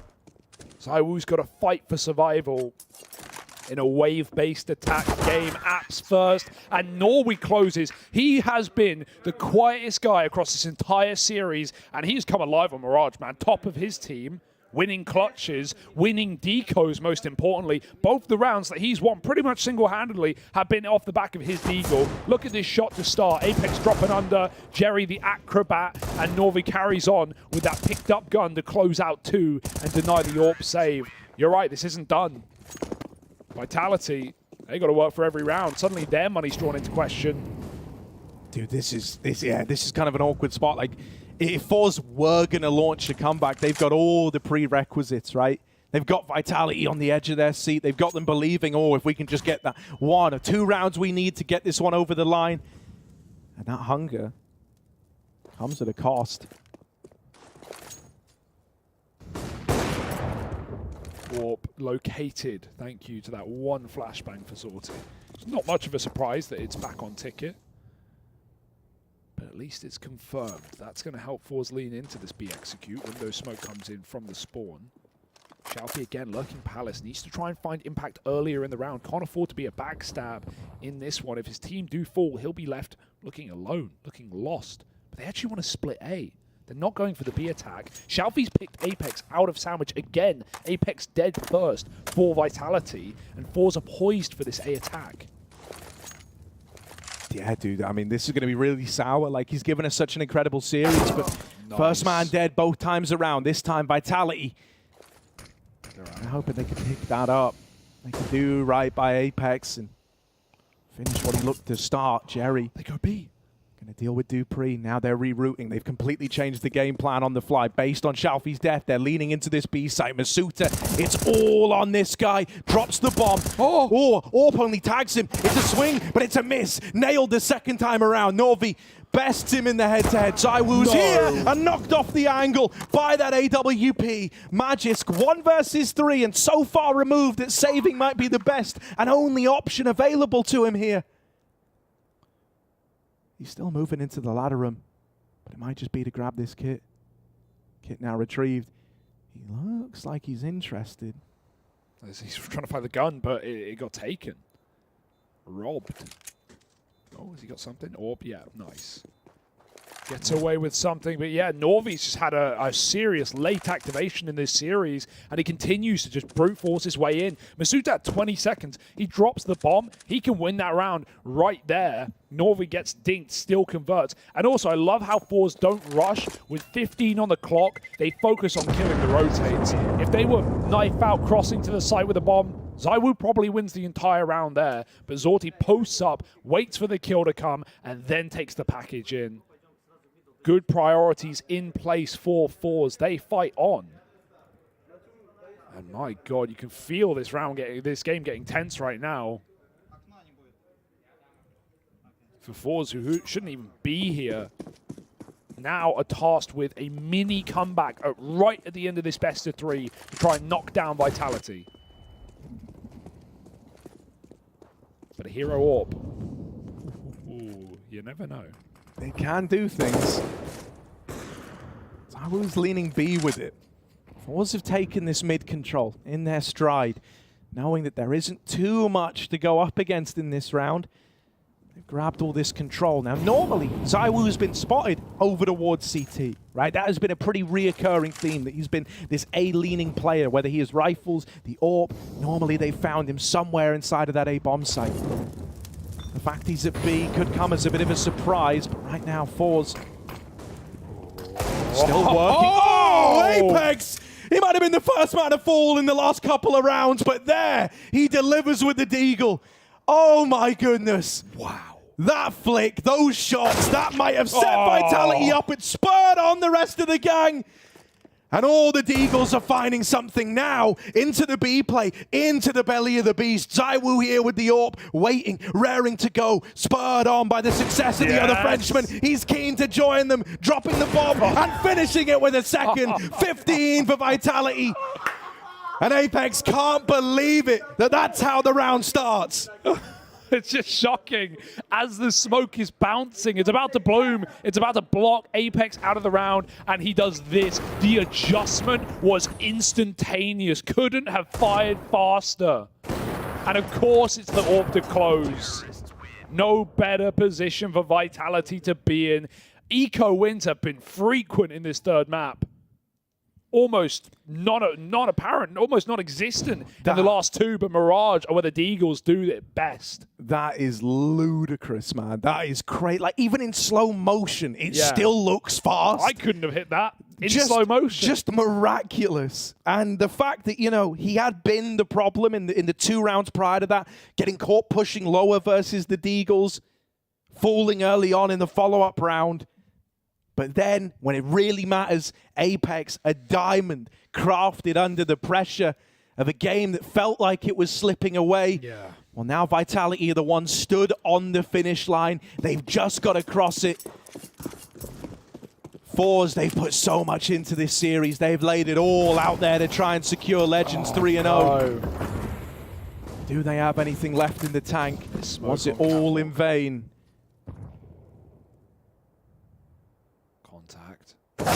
And not the angle he was expecting. Through the legs.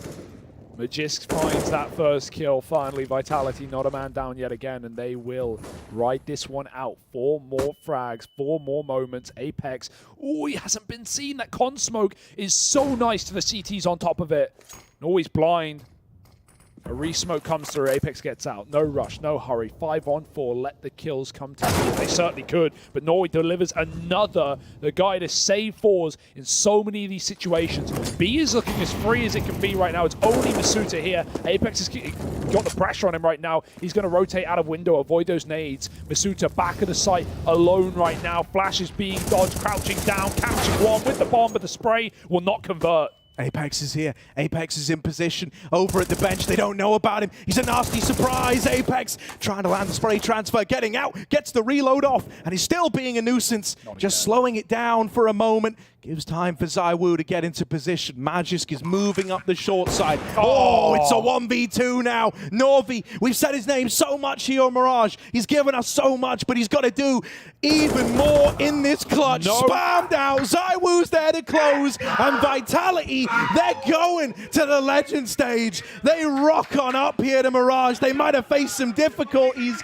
but with Apex leading the way, they follow through with a win over ForZe. With every roster, we always say they need time, and with time, Vitality have put together quite a show, quite a feat. A 3-0 and a 3-map winning streak on Mirage, a map we never really expected to see these Danes shine on exactly like they have. That was an incredible game from absolutely everyone. Apex starting so slow, but his recovery across Dust and Mirage were absolutely perfect. For ForZe, that has to feel devastating, being that close, having that many chances, winning that many ecos, but they still fall short of the 3-0 dream. 2 more chances for ForZe to get through.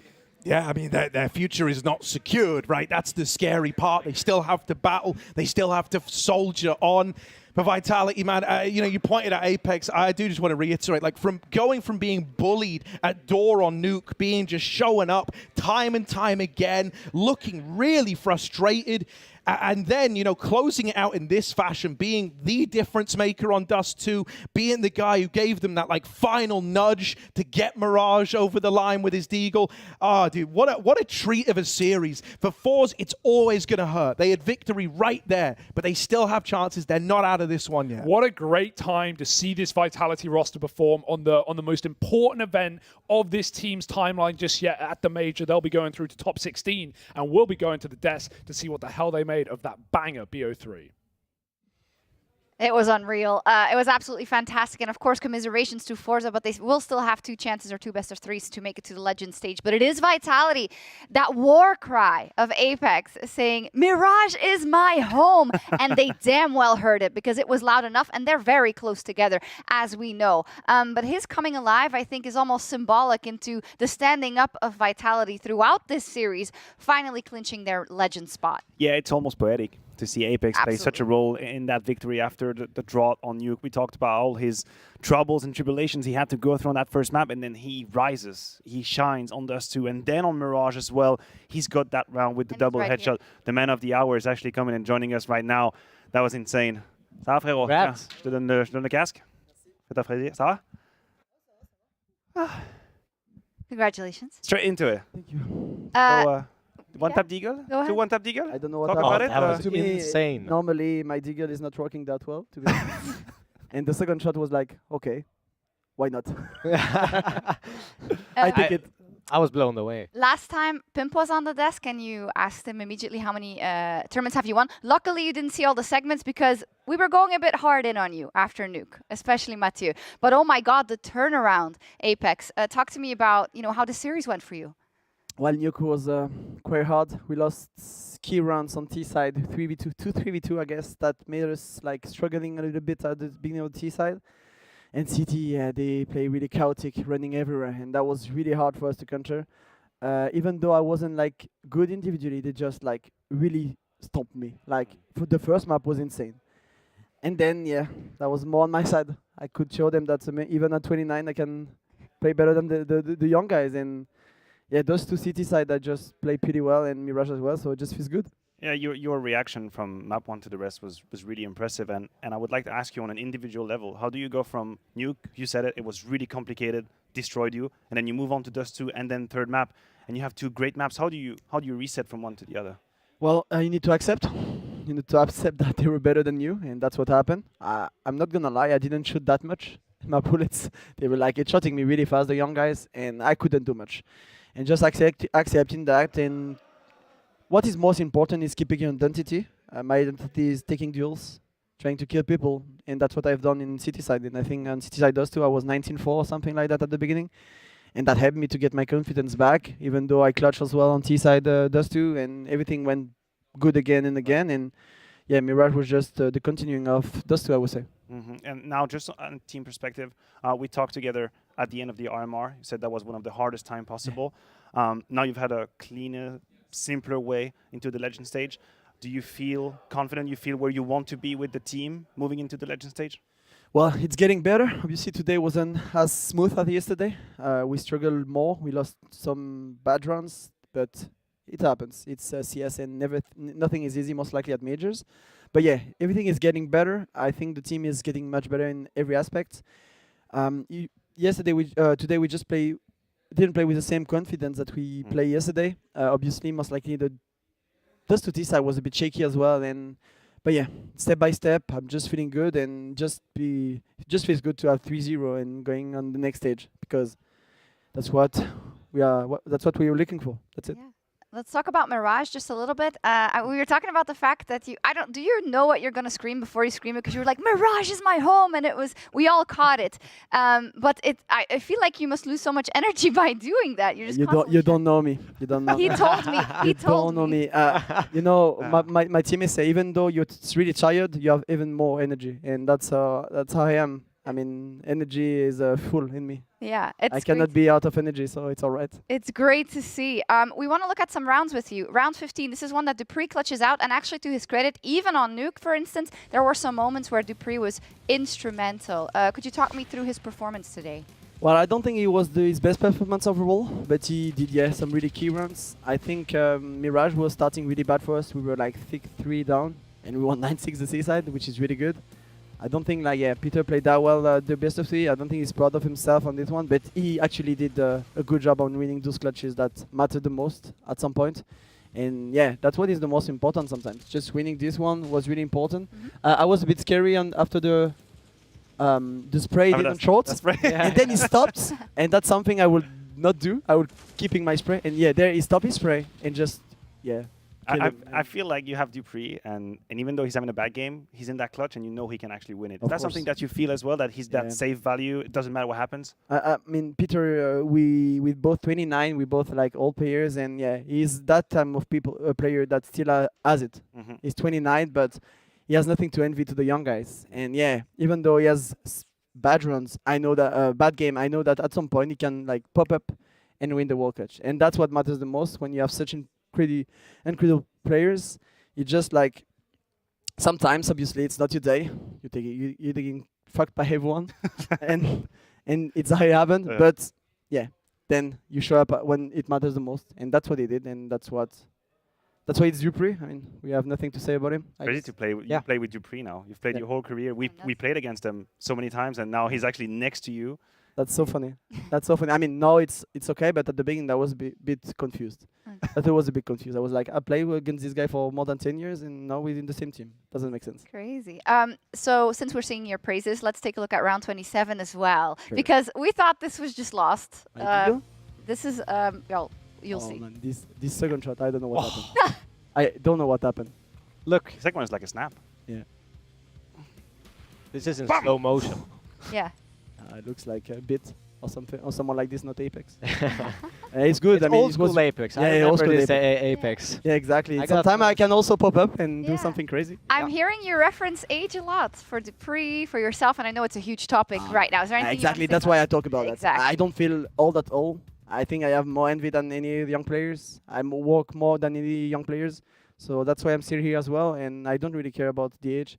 It's just like fun part because people talk a lot about that. That's why I'm talking about it. Well, you look 22 to me, so yeah, maybe. Yeah. Devil I look. I don't have enough hairs and stuff like that. Is there anything you wanted to ask Apex or say about Vitality? I wanted to give a shout out to Magisk on that CT side on Mirage. I thought it was crucial for you grinding that map out because he had a bunch of impact rounds on the A side, and which I think is extremely hard to play as an anchor. Yeah. And he got his position, picks. He caught oppers in A-apps, he caught people in ramp, he did and many he did a 4K when they pushed him on site. So that's true. He was really, really good, I thought. Yeah, it was quite insane. I'm not gonna lie. The thing is with Mirage, we won 9-6 at C-side, which is really good T-side. Then we lose the pistol, but then we are really, I mean, I'm lucky as well on window, and I kill someone to the smoke with the scout. Maybe you haven't seen it. That was a mean one. Yeah. And then we win the round, and we lose like to 1.4 money, which is really hard to lose from. And we almost won as well an eco round when I have P250 on default, and I killed 2, and we 4v2, but we still lose it. So yeah, we had to grind out, and yeah, Magis also on A, also mid. They came mid, they did 3 kills, I think. I mean, yeah, it's good to to be able to have those players like shining, and because for quite some time we only had ZywOo being able to play really good individually, even though our team, last team, were really good as a team, individually it wasn't the same, and then yeah, having those Danes showing up at those moments is really good. Really awesome. Quick prediction, ENCE G2. I hate prediction. I don't like Okay, never mind. Ignored. Just for my heart, G2, because 2 Frenchies. Okay, I see. Well, congratulations Thank on you. making it to Legend Stage Apex. We are going to take a quick break, but when we come back, it is ENCE versus G2, another banger. Don't go anywhere. Get your snacks, get geared up, and we will be right back.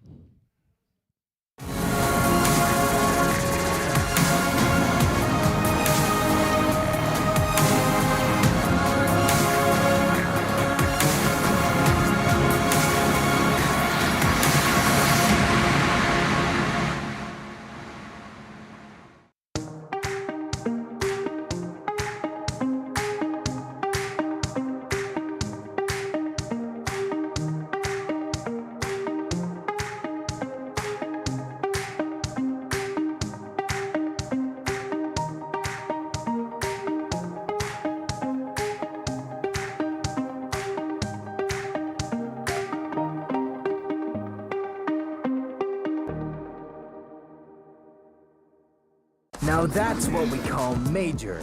14 days of high-octane action. 14 days of fierce battles. 14 days of special bonuses from GG Bet. Whoop, cheer, and make your fortune.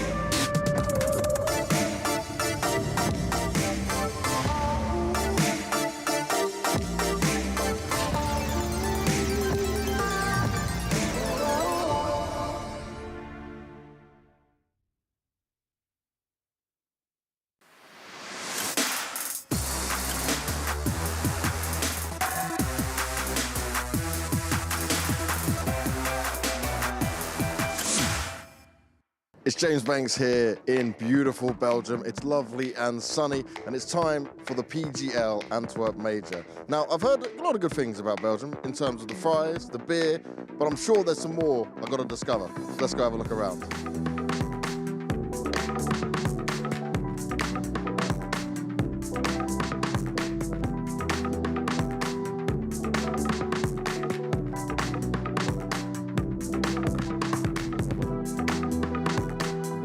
So I've had a little wander around, started to see some of what Antwerp has to offer. The first thing we're going to look for, well, let's start with fries.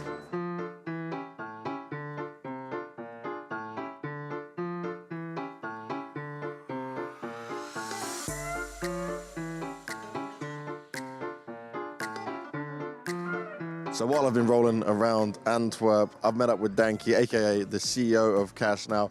I've known him from when he was streaming, hosted me a couple of times, we're chatting, so I hit him up and I said, all right, I'm in your city and I need some guidance. So we've got here, Danky, to discuss all things when it comes to Belgium and like the major being here. Now let's start with that part, right? Because obviously a lot of people were surprised that Antwerp would get the major. What did you think when you were like, okay, it's coming to like my city?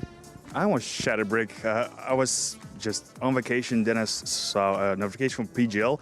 The next major is going to be hosted in Antwerp, so it was surreal. I thought, is this April's Fools? But it was too early, and I was just so incredibly hyped. I was immediately thinking, I got to meet up with so many people, I have to network, and there was a sense of pride of CS coming, like the top level of CS. The summit is dropping down to Belgium in Antwerp, my hometown, so I was very hyped.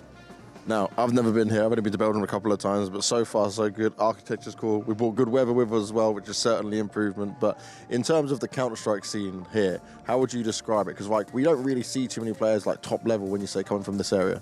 Yeah, of course we had Scream, but that's been ages. He's switched over to Valorant. That's a whole different story. Unfortunate, of course. And Belgian CS is almost non-existing. We have some companies that are trying to get it to a next level. They're investing in them, but I see a lot of more room for improvement. And that's something I also kind of want to work on and get into the world because I see so much potential. I see how other countries are handling it, and there's so much more room for growth in Belgium. Now, how long have you been playing Counter-Strike for? Because I know you've been playing a fair while like me. Yeah, it was since I was 14 years old, so for 16 years already. So do the math how old I am. And in terms of Counter-Strike and what you love about it, right? Why Counter-Strike? Because I know you stream it, you also do a bit of trading and stuff with it, so it's a big part of your life at the same time. I don't know, it's just I kind of hopped into it from internet cafes from back in the days, and the mechanics are pretty simple. It's easy to understand, but hard to master, and I like the competitive play. And it's also a fun experience with the homies. Just you go on a server, you play a bit, you prac a bit, you sweat a bit, and you go back either tilted or super happy, and you repeat it every day. You can shake it off. It's a never-ending story. It truly is, man, and it keeps going. It definitely keeps on going. Now, for anyone that might be visiting Antwerp for the first time, what would you recommend them to do? Definitely go to Het Mas. It's a museum featuring Belgian art and history, but it's also free for people to go all the way on to the top level for the sky view and get an overview of Antwerp. It's a must-see, and at the bottom there are plenty of bars, restaurants, so it's a hotspot in Antwerp, definitely worth checking out. All right, I like it. Okay, well, I think you give me the lowdown on what's going on in Antwerp and also what you've been up to. I think we should go and check out the rest of the city and see what's going down. So we'll be back in a little bit. We're going to have a look around. I would say some fries, chocolate, waffles, and just enjoy life here.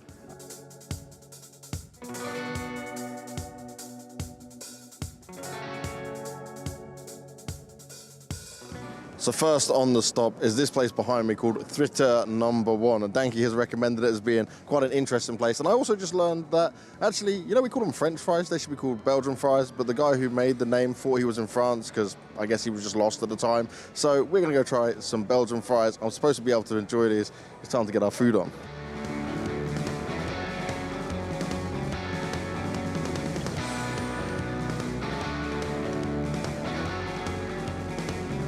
So the conclusion of our Belgium Antwerp fries experience, I was pretty impressed, Danky, I'll be honest, right? I enjoyed that a lot. I did not expect, honestly thought you were selling me a bit of a lie with the whole like, oh, the mayonnaise will taste different, the ketchup will taste different, but this was banging.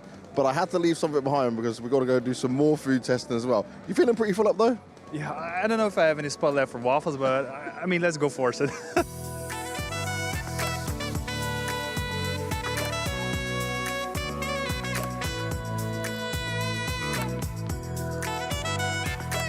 Now, me and Danky get to enjoy some yummy Belgian waffles.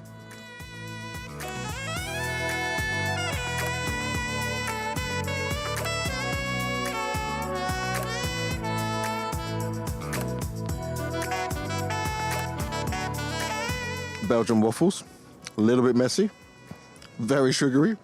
It's been one cheat day and a half, and Danky, considering you're from Belgium, yeah, how did you end up more messy than me? You not got the etiquette?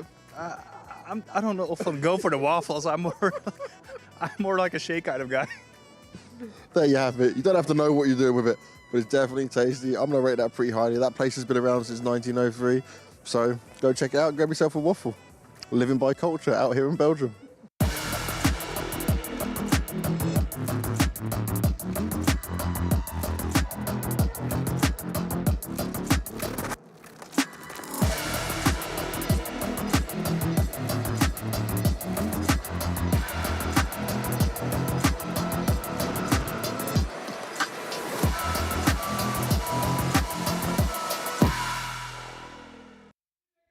A legend spot tantalizingly close and a chance to join Vitality in a flawless run. G2 and ENCE are going toe-to-toe. And joining myself, Freya Spears, up here on the Analyst desk to see exactly how it goes down. I got Pimp, I got Maui joining me. Question to start off, how are you Pick'ems faring? Still alive? I'm doing good, Pimp. I'm doing good. My 0-3 came through.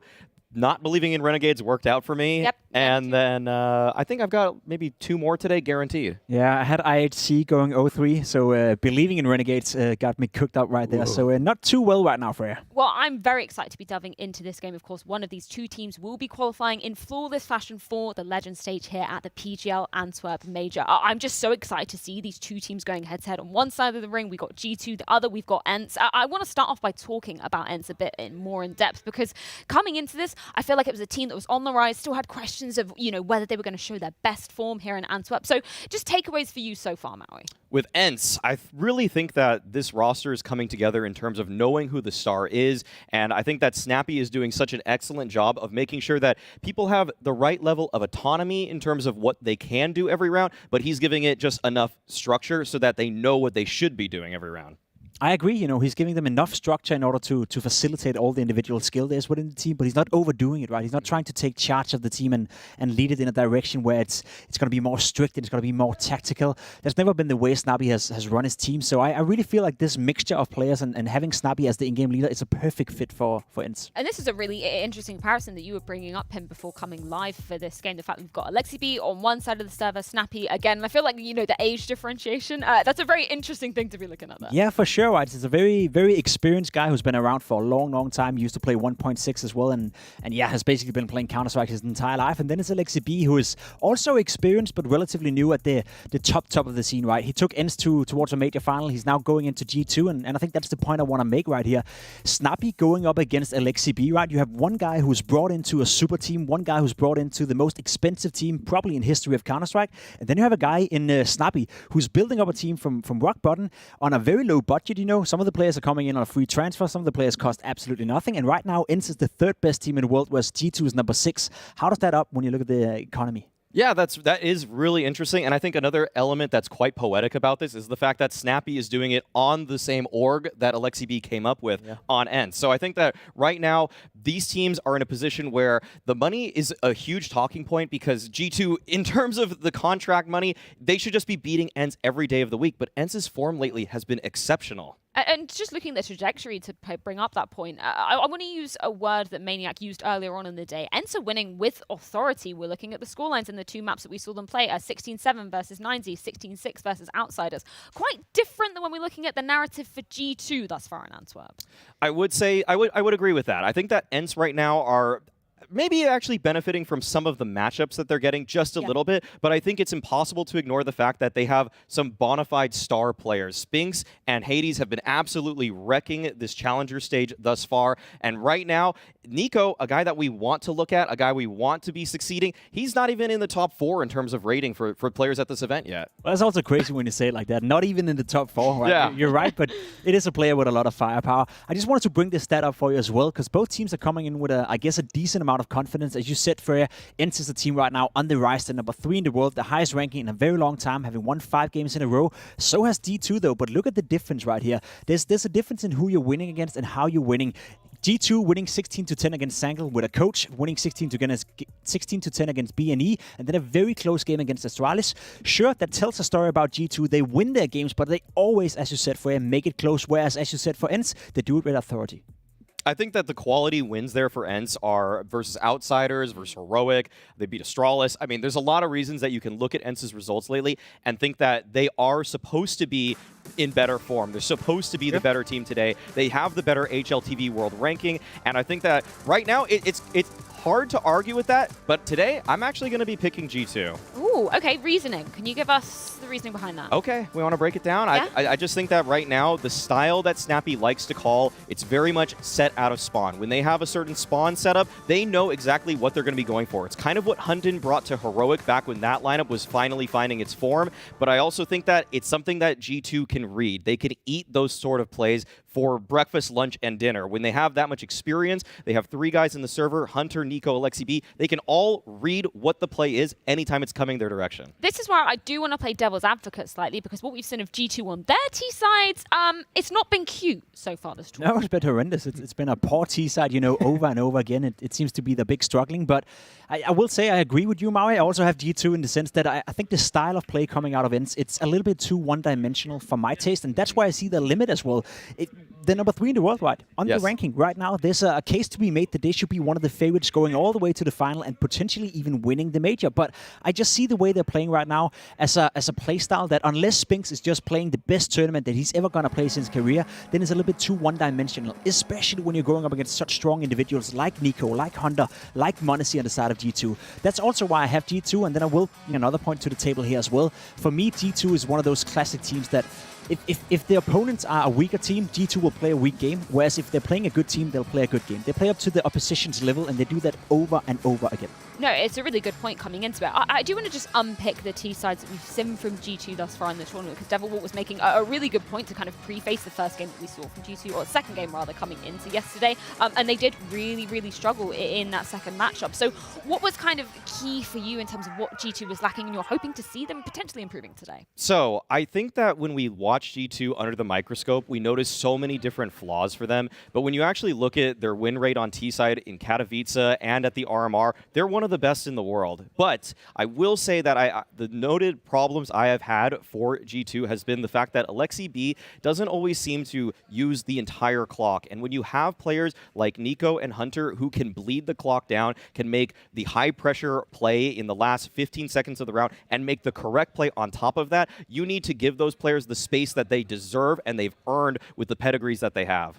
I'm curious if that's an Alexi B problem or if that's a player problem within G2. Because can you tell Nico to wait, 25 seconds or 30 seconds to actually do his play? It's more like, I feel G2 is a place of players where they play on the intuition as well. And if Nico feels he have an opening, he's going to go for it, right? If m0NESY feels he has an opening, I'm sure he's being told, go for it. So at what point do G2 get into a scenario where they can run down the clock to 20 seconds or 25 without Nico dying, without Hunter dying, without m0NESY dying, because they're trying to make the play? So I agree with your point right here. It would be nice to see them to add that as an extra layer to the way they're playing Counter-Strike, but do they have the players and the personalities to do that? I'm not quite sure. Yeah, no, it is an interesting question coming into things. I do want to pick up a point that you were saying about m0NESY in particular there in terms of those reactions as well, because we had a really nice HLTV interview coming into this stage of the major where he was saying that's something he's been working on with the coach, with the other members of his squad, just having those immediate reactions coming into things. That's something, it takes time. He's a young player. We've got to give him some credit for that. Do you see that as being something that potentially kind of has to be molded by the team? Yeah, I guess so, right? It's something that he has to learn, and it's something I hope that guys like Nico, guys like Hunter, the experienced guys are helping him with. It's just experience, How do you react in a scenario? When it's a 4v4 and your mate is dying on ramp on Nuke, what is your rotation? Like, how do you react? What are you communicating to your teammates? It's all down to experience. Yes, absolutely. And I think, Pimp, you and I watched m0NESY come up in the scene in the Academy League, and the way that they got their victories was by playing a 4-map pool. So it's going to be understandable that he isn't as comfortable on a few of the maps that G2 inevitably will have to play, as in likely this BO3. But when we look at the maps right here, G2 going for Dust 2, that is a map that m0NESY loves. Yeah, I mean, Ancient coming out of ENCE. Any surprises so far, gentlemen? No, Ancient is a very good map for ENCE. They're even willing to play it against Astralis. They've had some very solid wins on the map. So I think G2 is going to struggle a lot on Ancient. We saw that during the RMR as well. They got absolutely destroyed by Astralis. I think they had a CT side where they only got 3 rounds. So to think that they fixed Ancient going up against a world-class team like ENCE on that map, that's going to be tough. I think if G2 want to win this game, it has to happen on Mirage. Yes, I think this is going to be building up to a 3-map series here. Just to talk a little bit more about Ancient, I really actually think that this is one where ENCE's calling style works very well, because I don't think teams are that good at slowing rounds down on Ancient just yet. And ENCE, they simplify things, they have game plans, they know what they're going to do on every stage of the round, and that's exceptional when you have players that are actually a little bit less experienced on the ENCE side. I do want to bring up a point that you were mentioning earlier, Pimp, about Spinks being kind of a win condition, a consistency condition that we need to see on the side of ENCE. And just throwing some numbers that Maniac brought up in the pre-show earlier today. If we're ranking by the top 30 opposition at this tournament on LAN in 2022, he's got a 1.21 rating. But then when we're looking at the higher caliber opposition, it does dip down quite significantly. So is that something you're kind of looking for him to be improving coming into this tournament? There's no doubt that the work field he's going up against right here is much tougher. Going for all the duels against a guy like Nico, against a guy like Hunter, or m0NESY for that matter, is going to be tougher for Spinks. I think he's shown us that he can do it against some of the best players out there, but it's to be expected that he's going to perform a little less good, and that's my problem with ENCE. That's the one thing I can point towards, because I agree, I'm fully bought into the ENCE train. I think they're playing some fantastic Counter-Strike. The fact that they're ranked number 3 in the world right now is outstanding, especially when you look at the budget, especially when you look at the players. But are they too one-dimensional in the way they rely a lot on Spinks, they rely a lot on their individuals, and they rely a lot on the pace they're coming out with on their T side? I could worry a bit here. I want to give viewers one thing to look out for why Spinks has usually been failing against top competition. It's that he just loves off angles. And the thing is that when you play against players like Nico and Hunter, they're some of the best jiggle peekers in the world. If you play an off angle and you're caught out in this bad position that doesn't actually have any advantage beyond the fact that it's surprising, Nico is just going to delete you from the server. And I think that Spinx is going to have a little bit of a rude awakening here when he tries to play these kind of cheeky spots in the mid round. Well, we're going to see exactly how he does wake up into this map. We are diving into Dust 2, and it's Spencer Blair on the mic to guide us through it.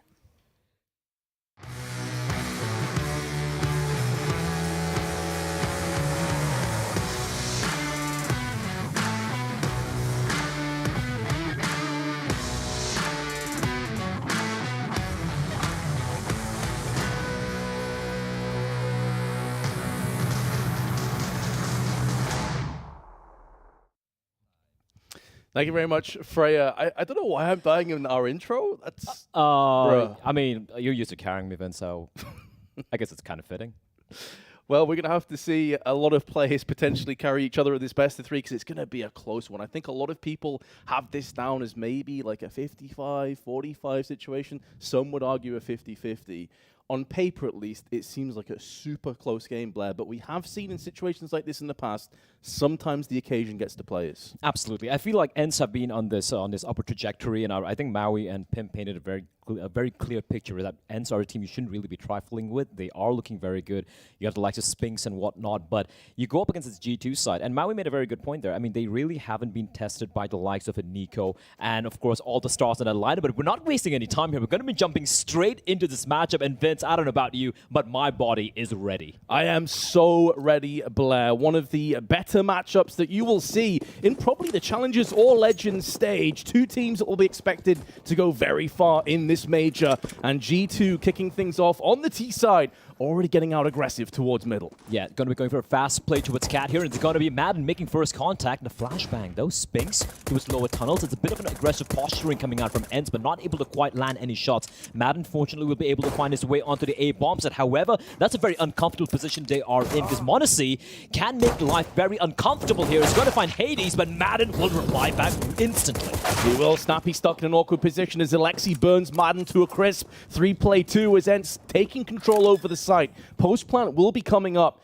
but Diha in an interesting position on elevator. How he wishes that he had Spinx up closer. Now that the smoke is cleared and dwindled, a snappy headshot straight to the dome of Alexi, courtesy of Spinx. And now Diha's coming back in for one of his own. Hunter all alone on the site with his Glock, trying to rat-tat-tat himself to the first round of this game, but Diha takes his head off and runs away with it. I thought Hunter had every chance, considering the Glock up close range typically prevails. And that's the thing with this team, right? We talk about the stars on the side of G2. You're talking about Nico. You're talking about Hunter. You're talking about m0NESY. But you cannot ignore the fact that players like Diha, like Spinx, like Hades have been fantastic. They've been lights out of late, having an incredible run ever since they brought in Madden onto this lineup. So yeah, that round really looked like G2 had ENCE's number. There was a good wrap coming in, m0NESY towards long, making life very uncomfortable for the ENCE side, but somehow turning around the 2v3 with a bomb planted as well, Ben. So a great start here for the this mixed side. Both international squads, of course. Yeah. Many nations being represented in just this matchup, let alone the rest of the major. And Jax, the French contingent, waiting outside of long doors, seeing if perhaps Snappy gets a bit overzealous, seeing if the Dane tries to play something with this SMG. Nothing so far forthcoming. And once again, as is going to be often the case, it is Dust 2, the tried and tested, the true catwalk aggression. Yeah, the force buy with m0NESY, of course, with a trademark scoped rifle in his hands. And again, the Deagles, man, like, if you just go back to yesterday, Nico and a Deagle, we know what that combination can do, and we saw him really pop off yesterday on Dust 2 as well. So ENCE will be very, very aware of this as Nico will be leading the chance. He will be spotted, however, getting dinged down to 91 points of health. Fortunately for him, there is no nade follow-up, so he will stay alive for the time being. And just waiting for a move to be made here by ENCE. And ENCE aren't giving anything. And that being said, Madden slowly inching towards mid. He's going to find Jax looking for the second kill, which he will indeed. But m0NESY will finally trade him as Nico with the Deagle finds Hades. And all of a sudden, it's a 3v3, and they do have the A-bomb site. They do a fast flank coming round, though, from Snappy from long doors, but they will have a good idea as to this being a possibility. Tossing the bomb across will afford now m0NESY to peer down on the catwalk side. Spray is good. Snappy's been dealt with accordingly, and that makes this potential retake that much more difficult.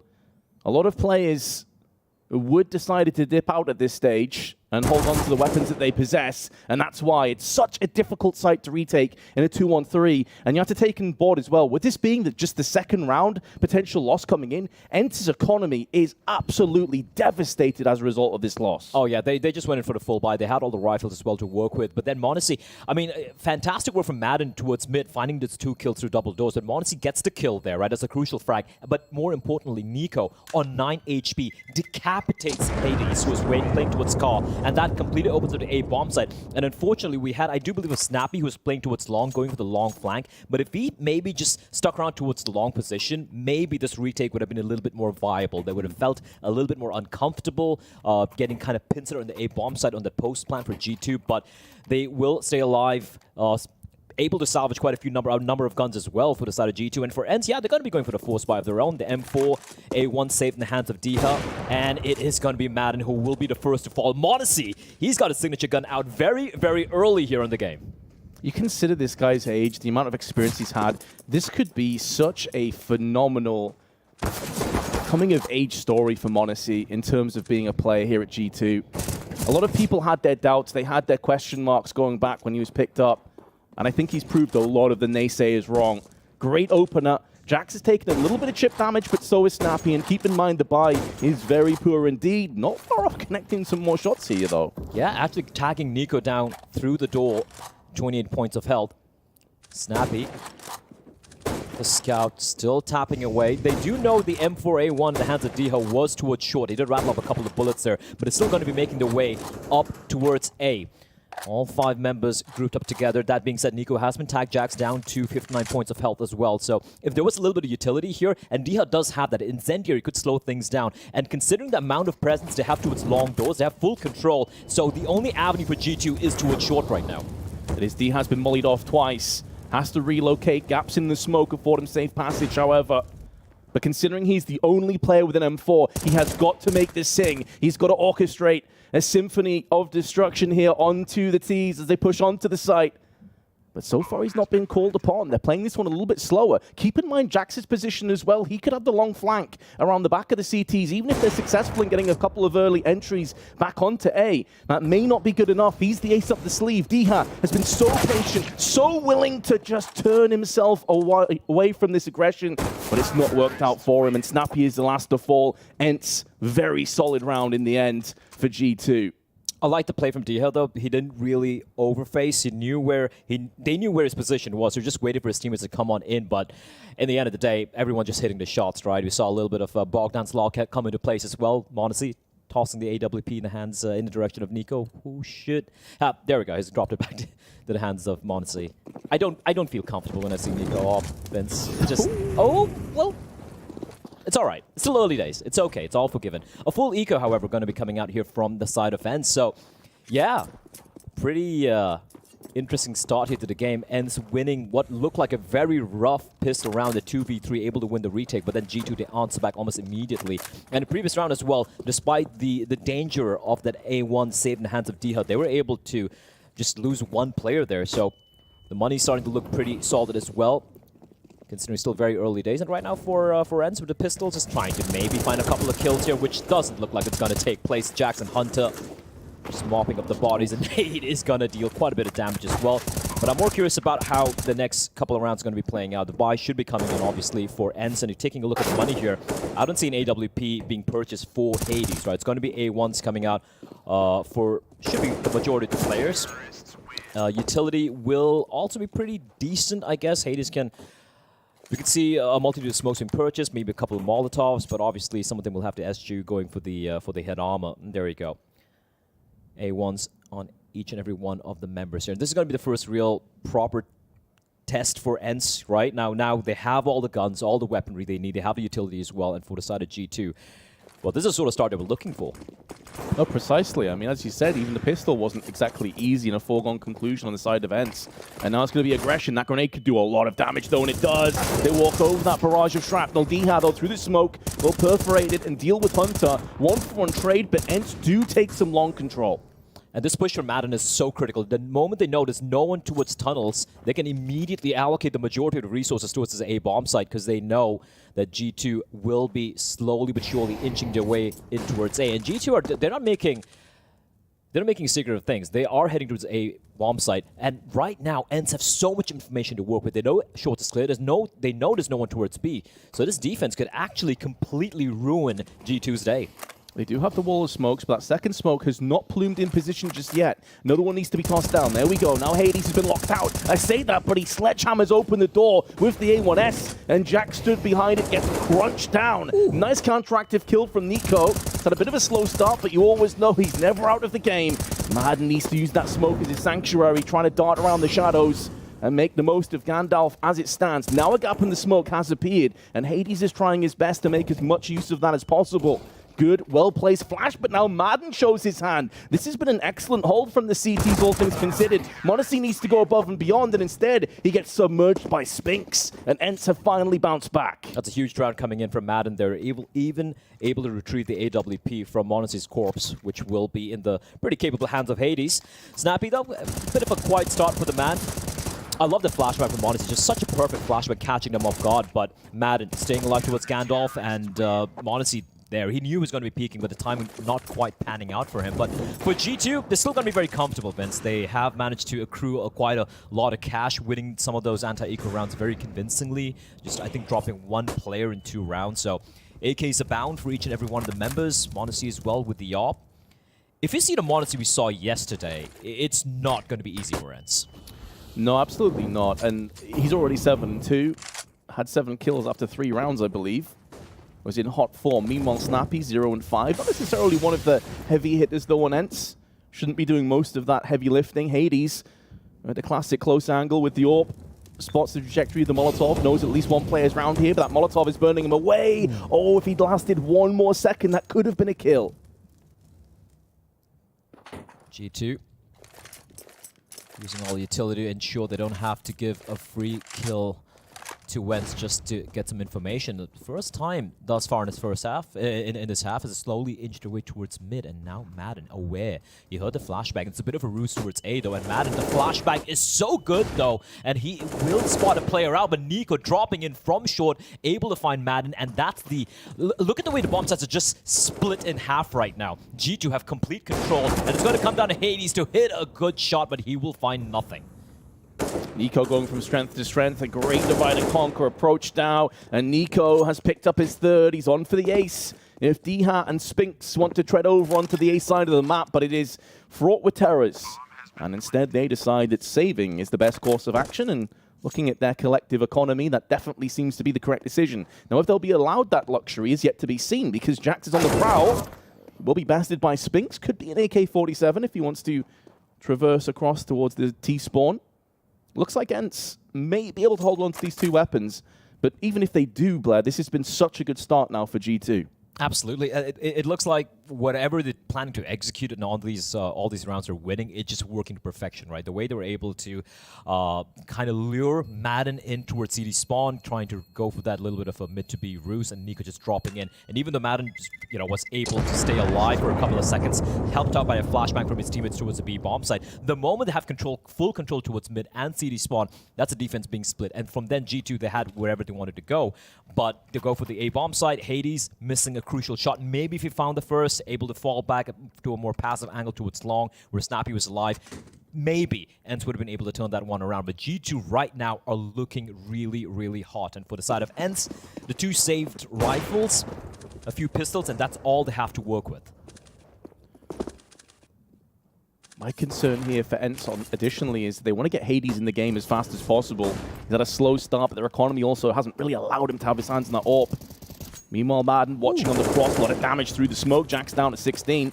May think better of that, but 4 players clumped up and a molly down on car suggests they're going to hang around a bit longer. I like this. Like, when you have just the 2 rifles to work with, might as well go for a little bit more of a gamble stack. You know there's a presence coming in from a G2 towards long, and they've done this a couple of times as well, have G2 just all 5 members grouping up towards long, which makes me feel a little uncomfortable. But ENCE, I wouldn't say they've been cowed, but I've seen ENCE play in Dust 2 in the past, and they've usually have this kind of almost like a no-respect, hyper-aggressive CD side where they keep poking and prodding and making life feel uncomfortable. But right now, they're giving quite a bit of respect towards G2. Spinks rattling off a number of bullets. He tickles down m0NESY to 19, but m0NESY will hit the shot, just spotting Spinks right above the smoke. Issue here, though, on ENCE is they only have a flash left, and they've just tossed it out on long. There's no follow-up peek, no smokes, no incendiaries, 2 players on pistols.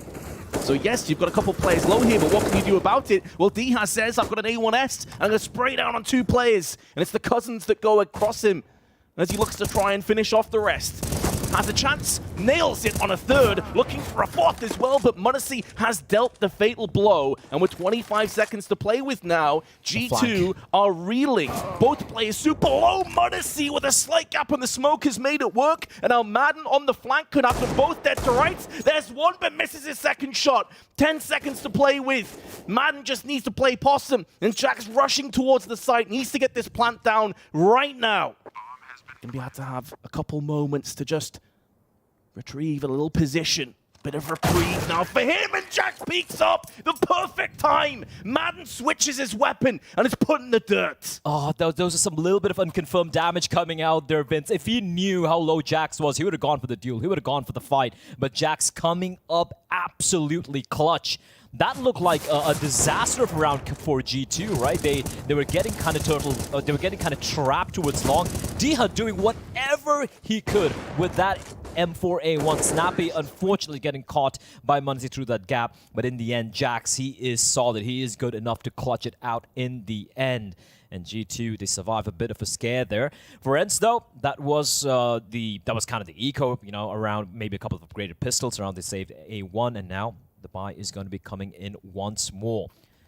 For G2, though, there's going to be a bit of a kick in their economy, but they're still looking very, very solid here. They've laid a pretty solid foundation as to, for how many ever rounds they want to get here on this T side. But right now, if I'm G2, I'm feeling pretty comfortable. Sure, there have been a couple of scares here and there, but the individuals, their game plan, is kind of working out perfectly. Speaking of working out perfectly, m0NESY's been gifted a freebie by Diha. Interesting that Diha has the AWP over Hades instead. I assume that was based off spawn to peek up mid as fast as possible. I would assume so, but Hades is all the way towards long, so kind of strange, because Hades, he was playing towards long. I'd assume he had a long spawn, in which case usually you might just give it to the AWP player, so bit of a curious decision being made there. Hopefully maybe we can go back to the VOD or the demo, figure out what really transpired in that round. Right now, though, G2 getting an opening pick. And m0NESY already 11-3. Oh, he's looking deadly. This is certainly a player that is proving a lot of people wrong, and maybe reaffirming some people's belief in him as well. They doubted. They said, oh, he's too young at a major to perform. Well, he has something to say about that one. I mean, there were a lot of people saying that about when they played IM Katowice, and then he just 1v3 the simple electronic and bit. I'm just saying, the guy was born for this game. Once more, G2, this time around, going to be creeping and crawling their way up towards short. The difference this time being they have Jax all the way towards top mid to ensure they don't get flanked from behind. And here comes the play, and Hunter will hunt Madden in that A bombs that taps him away. It's a 5v3, and if I'm ENCE, I'm already considering going for the save. The money, well, they have no money. Just going to save these weapons and maybe try and buy around it. Maybe, force like a FAMAS, a scout perhaps, but things aren't really looking good for ENCE right now. No, they're not. And they did get the chance at an AWP. I think another reason you're obviously going to save, and it's a very unwinnable situation, is to give Hades another chance. However, I'm curious if we're going to have Diha maybe occupying himself with that AWP going forward. Something to maybe keep an eye out for, if it's dependent on spawns, as we're probably expecting it was, or if it's going to be more of a permanent fixture. That being said, though, ENCE aren't really too bothered about chasing down these players. They seem relatively content to allow the remainder of ENCE to stay alive over on the B side of the map. And they will hold on to the AWP and the 2 M4s with a healthy dosage of Kevlar and a smoke on top of it. So let's have a look. With those 3 save weapons, they could try and rummage together a 4-spy here. They'll be coming back into the 9th round, though. 6-2 behind. And obviously, we did hear the desk discuss this before, that This feels like if G2 want to get this done in 2-0, they may need to pick up Dust too, because Ancient's not exactly one of their greatest maps. Yeah, I think the desk painted a perfect picture there. And again, this time it's a different name, but once again, they keep peeking m0NESY, man, every single time. Like, he's too fast. He is just too fast, and he is going to come out of the duel every single time. He's 4-0 right now for opening duels, and G2 as a whole are 7-2 in opening duels. They're showing why they picked this map, and just getting back to what we were touching upon when the desk set is going to be a three-mapper affair. Ancient, I feel, I don't want to say it, but it feels like a foregone conclusion because ENCE are very, very, very comfortable on that map. G2 don't look that great on it, and m0NESY missing a shot there. It's all right, though. And yeah, for G2 to take this series, in all honesty, even though Maui said he expects G2 to take this, it's going to be on Dust2 and Mirage that they are going to be looking to find their wins, right? Because Ancient, it's going to be extremely hard against Snappy at his calling style, especially with how comfortable they are on this map. But the very first time, though, Vince, it's going to be a hit coming into its B this time around. It is, and Madden, I think, has a good idea as to what's coming up. He's just pushing outside of long right now, seeing nothing in mid. 1-for-1 trade, bomb gets spilled down. Here comes Dina, spraying in for one and a second as well. And he's been the shining light right now for ENCE. He's got himself 8 kills. Hunter and Nico remain. Tread lightly, though. They've got a tunnel. Yeah, the tunnel is definitely a problem, but Nico no longer will be. Hunter's about to get flanked, and he gets swept away from Madden, whose long flank round long has played out dividends. 3-6 will be the score.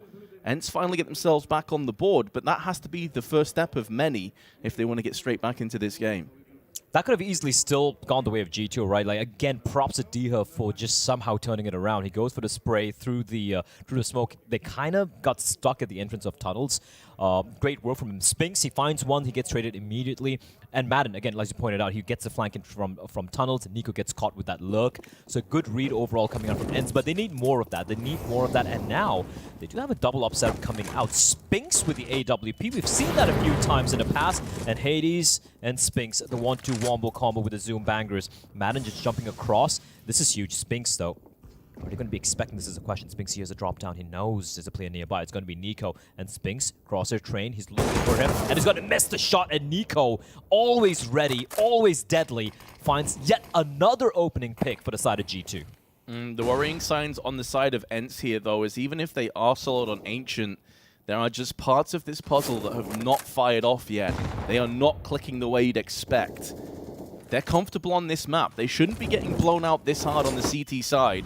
We're seeing Spinks not quite have the impact you expect. Diha has just been eradicated from Jax, who goes in and just banishes both. Oof. The A site is open for business, and it's going to be Jax that is wielding his team across for another round, potentially. Not a single point of damage being taken by Jax. It's unreal how everyone on this G2 side seems to be so switched on right now. Hunter has been looking very, very solid. m0NESY, I mean, he's 12-4. That itself is good enough. We've seen Nico just tapping away fools, and just everyone's having a very comfortable time here. And I said, ENCE, we're going to be needing more from you guys, but G2, they immediately switch things up. And look, there's not much you can do when Jax is just going to be popping hits like that. Looking for the final, gets tagged a bit by, but immediately plucks Madden's head clean off his shoulders. Clean round coming out from G2. You can see smiles all around, fist bumps as well. They're looking pretty mighty comfortable. And again, this is the first time that these two particular lineups have ever faced, whether online or LAN doesn't really matter. Because the last iteration of G2, when we had Amanek playing for that team, we didn't have m0NESY yet. We didn't. They also still had Nexa.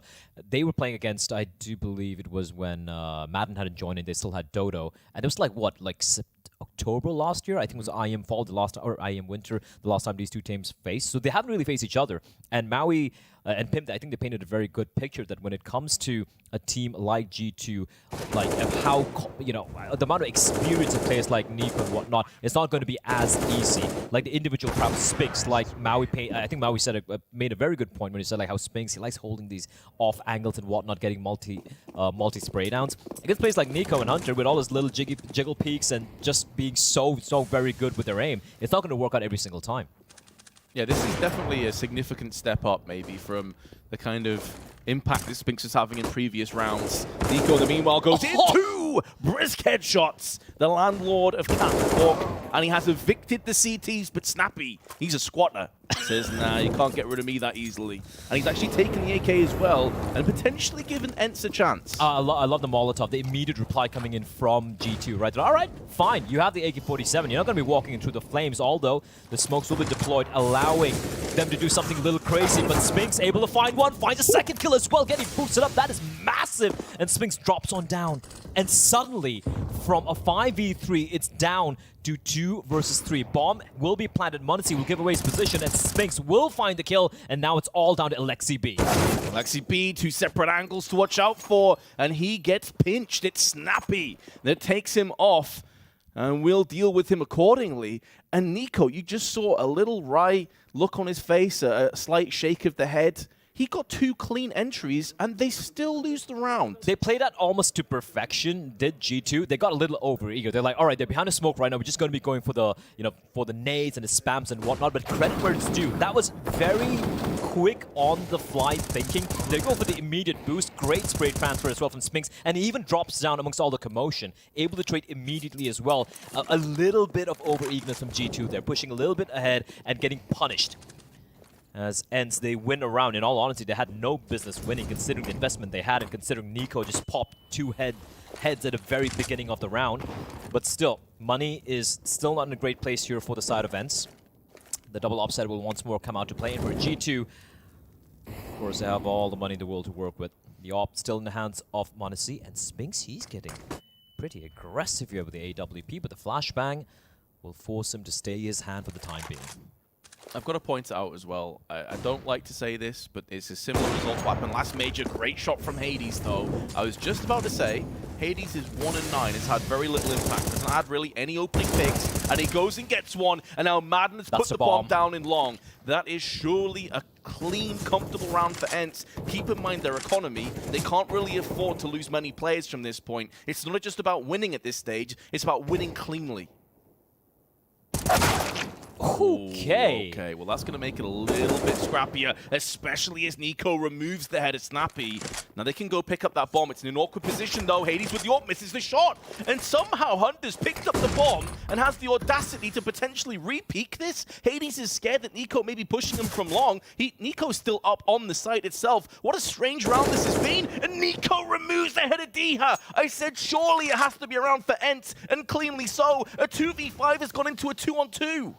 Hades getting hunted down. That's a crucial kill for him to find, and now it's all on Nico. 20 seconds to work with. He needs to make a little bit of haste as Hades is going to miss the question. Nico comes jumping around. He should be able to find him, and he will indeed. No, he knows where the second player is as well. There's 8 seconds, and Spinks is just going to run for it. Nico has to hunt him down, and it is going to be Spinks to save ENCE there. But for a moment, Vince, for a moment... Oh my word, you give an inch, they will take everything away from you. This man is scary. Man, Blair, that is a win that feels like a loss if you're ENCE. Oh yeah, absolutely. Like, you get across the finish line, okay, that was what, a 2v5? And you just lost 4 players? Your money is still in the bin? You are still scraping together whatever you can possibly get your hands on. This should have been your golden ticket cashed in to get straight back on the highway towards catching up G2 comfortably. And as it stands now, they still got their hands out begging just for an extra weapon here or there, or an extra bit of utility. And this is where it came from. Hunter and Nico, down but never truly out. Nico was so close to clutching this as well. Was forced into an awkward angle. Don't take anything away from Spinks. It's an excellent shot. If he misses that, he is dead. But look at ENCE. They've got M4s, but they've got no money in their back pocket afterwards. And m0NESY again with an entry down middle wins another opening duel. Okay, all right, hold up. What was that? Just such a filthy downward flick from m0NESY, and oh man, the amount of individual prowess in the server right now, it just boggles my mind. That was so quick, Vince. And yeah, just getting back to what he said right there, like that was a round for ENCE to grind this one back, right? Make it a more comfortable attempt for them to make it maybe an 8-7 or a 7-8 half, but if G2 were able to somehow take this round away, which, you know, they've already got the opening pick already, this could easily be like maybe a 10-5 in favor of Nico and his men, and that is not a happy proposition for the side of ENCE. Going to run to the CT side, that is going to be a very difficult second half on the side of ENCE, so they are battling tooth and nail to keep in this. Again, they have got themselves a decent buy in this round, but it's really about the future. It's about the bigger picture. If G2 can get themselves this advantage moving into an 8th round. Time, though, starting to get a little bit scarce. The sands of time may end up being a 5th adversary for G2 after all, so they're pressing the button. They're going in full throttle. 30 seconds to play with. Nico drops down, but D-Hat is there to deal with it. Hades goes in through the smoke as well. Jax is the only T that's been able to come out on top in this exchange, and time is still ticking away. D-Hat, alive, will not be able to deny this bomb plant, but is keeping himself up close so that the rest of his team can get up close in themselves. But Hunter removes him, deals with him so quickly, so briskly, that it puts his teammates in such a horrible spot. Snappy and Spinks both trying to sneak their way up towards the side. Just less than half the fuse left on the timer. Both remainder of the Ts are over on Catwalk. Hunter on low HP, 7 to be precise, has dished out the fatal blow to Spinks, and that could be the round. There's no mollies, HEs, or flashes to deal with Snappy, but they would have just heard him drop down, and thus G2 know they've got themselves an 8th round. They might even be able to hunt him down here. Is he going to cross, though? Yup. Will cross, unfortunately for him. Hunter doesn't scope in, and they will at least save the AWP, but G2 just brute forcing their way onto that side. 3v3. Honestly, I felt like D-Hut did whatever he could, but this shot. Bro. And he's consistently been doing that, Blair. That's not just a fluke. That's what, his 5th time, maybe down mid, maybe 6th time he's been successful? They're just gifting him these openings. They're just daring him. They're like, surely he doesn't hit another nasty shot in mid again. Don't do it. Don't you dare do it. He does it again and again and again. No. He doesn't even see him, Vince. This isn't okay. This is just, oh my lord. 16 and 7. I think it's like 7 and 0 in opening duels already. And that too, I think every opening duel is one has been down mid. It's been ludicrous. Right now, there's only one saved AWP for the side of ENCE. And just pistols for the rest of them. USPs, in fact. So Snappy has to do pretty much everything by his lonesome. They know where the AWP is. And G2, they're going to slow things down. There's no need to really just run into a stack. They're going to try and be a little bit more methodical how they're going to clear things out. And Snappy, he's got a lot to do. And look, I mean, he has those games. He is capable. But this is going to require a gargantuan effort from the IGL. Feels more of a scouting tool right now. Had a chance, a pixel, but it dashes past. And maybe that brief moment, that ghost in the night, is going to come back to haunt him now. Hades has lost his life on the side. Snappy simply had to land that shot. It was a difficult one. He saves now. Yes, exactly. This has to be a save.